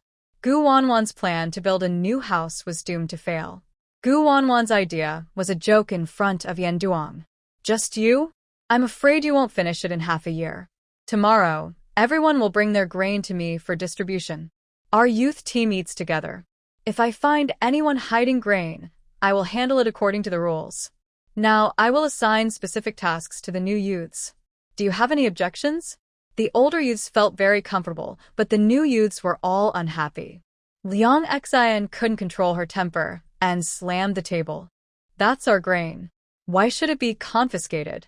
Yao Ruihui disliked these stubborn and spoiled young women. They caused trouble as soon as they arrived. If they angered Yen Duong, even they would be affected.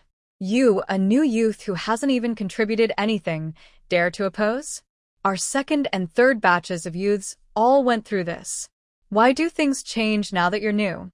The youth team has always been fair. No one has special privileges.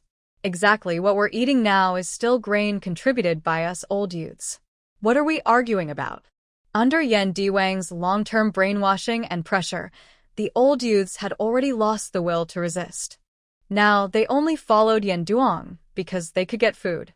Especially the third batch of youths, who had finally become old youths themselves, felt completely free. The heavy burden they once carried was passed on to the new youths. Now they could command the new youths, couldn't they? What if the new youths had strong family backgrounds? Isn't Yen Diwang's backing strong enough? The police station and the local association in the county favored Qingshan team. How could the small Xiangyang team compete? Because Yen Duong protected them, even the old youths no longer took the team leader seriously. They heard secretly that Yen Duong and the village secretary had agreed to replace team leader Zhao Guoming and support the secretary's son as the new team leader. Both team leaders had almost no real power anymore. The new youths couldn't get help from him either. Even Gan Chi wanted to pretend to be kind and generous, but at this moment, she couldn't keep up the act. The team leader previously said that Xiangyang village wouldn't force us new youths, right? These days, food is life. They have already lost their luggage, and now they want to give away the food too. With the old, educated youth's character, how much of it will actually be handed over to them? Hu Pandai complained unhappily. Did the team leader lie to us? Her parents had told her before she went to the countryside that she needed to save some of her food to send home, or else her parents wouldn't accept her as their daughter. Are you stupid? The team leader was talking about the villagers from Xiangyang, not Yen Duong. He's a traitor, Gu Wuan said bluntly, then smiled mischievously. Yen Jiqing, I always speak like this. You'll get used to it. Look, the new educated youth are accepting it well. You're broad-minded, so you probably won't mind me being new here, right? As soon as she finished, everything fell silent. Yen Diwang's previously simmering anger flared up again.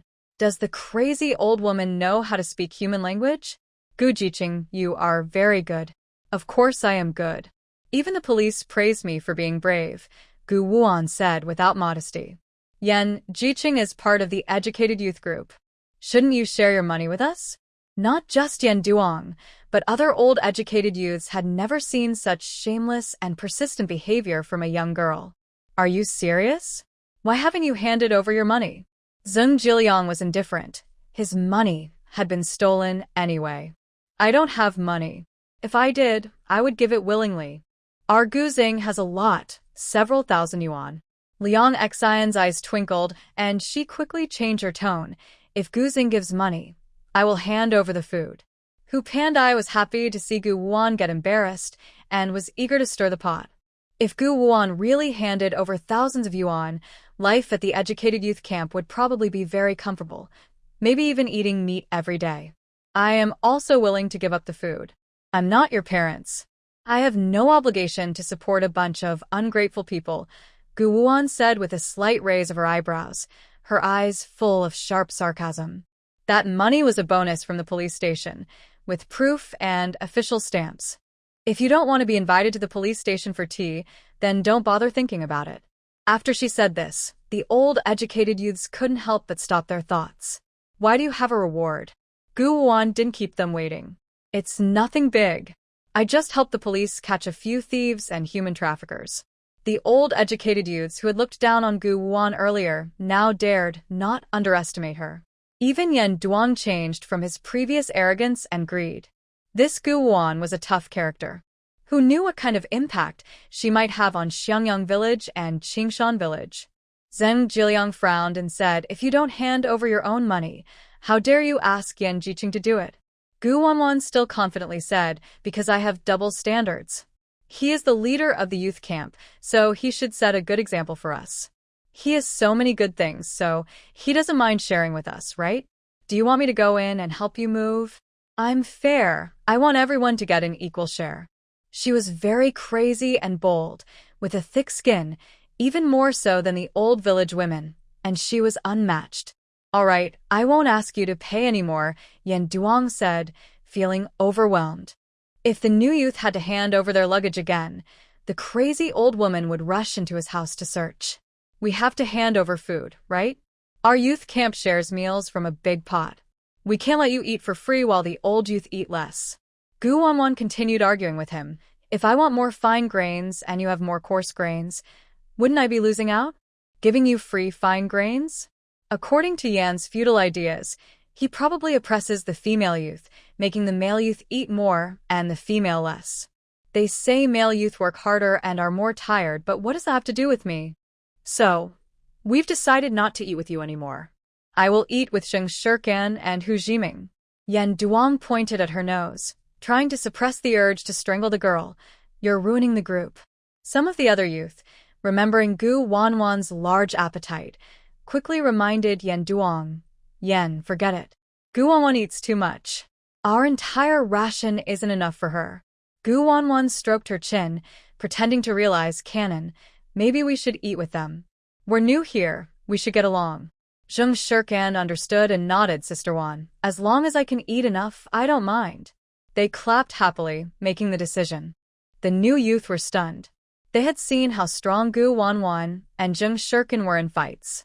Eating with them meant fighting for food. The old youth saw that Gu Wanwan and Zheng Shirkan agreed, feeling proud.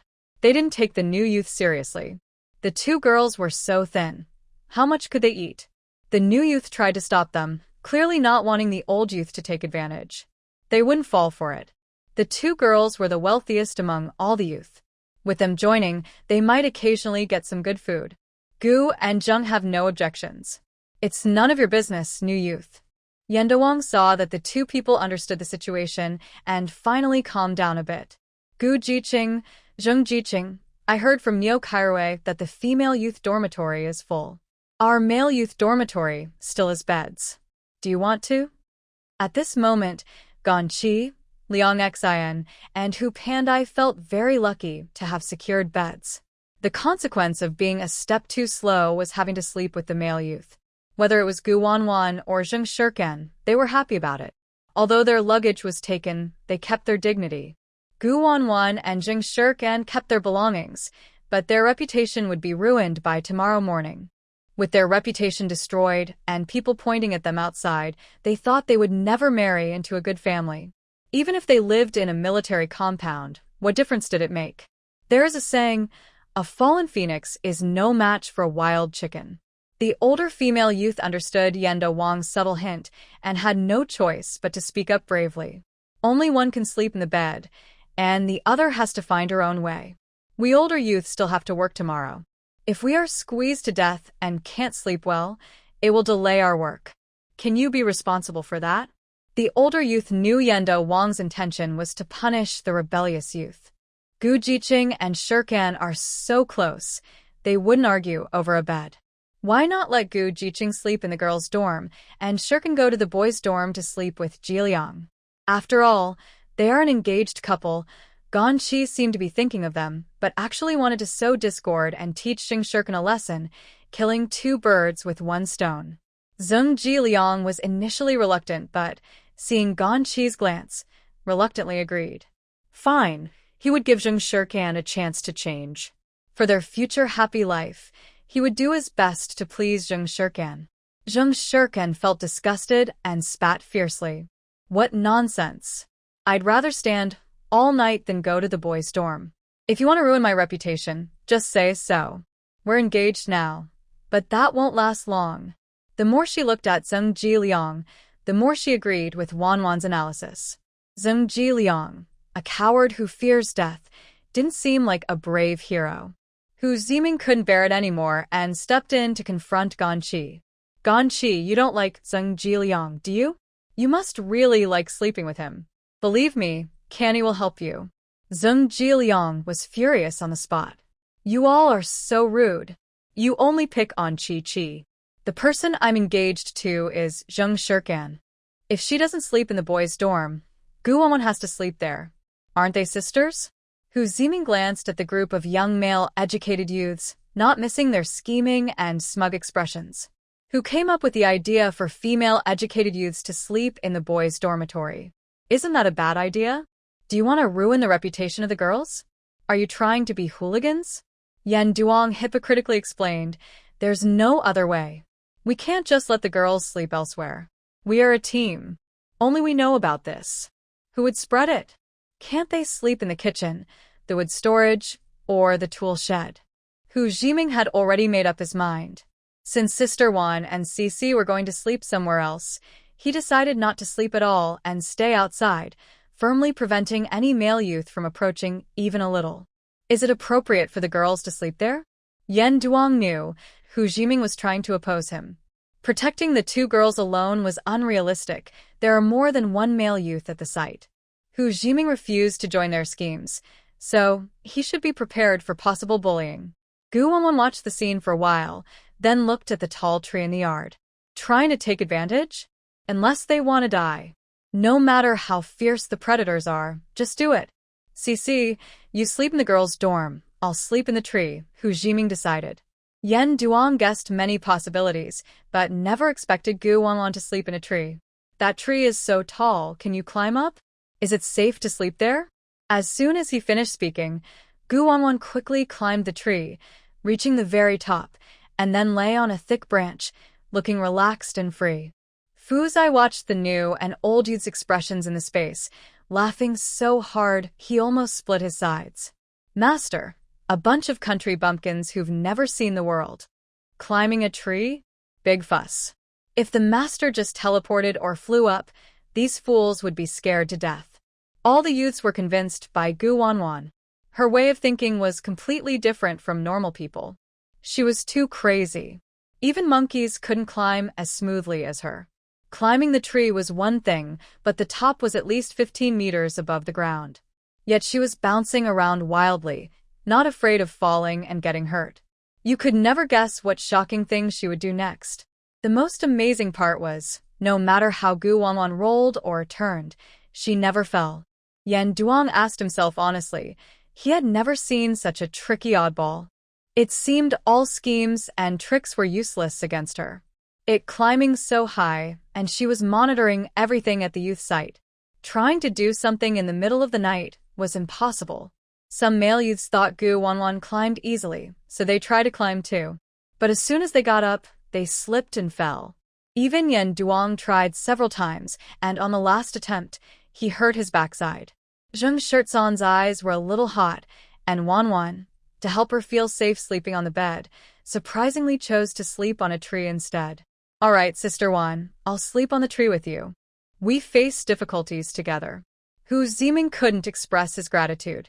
With Sister Wan watching over them from the tree, Kenan felt a strong sense of security in the girls' dormitory.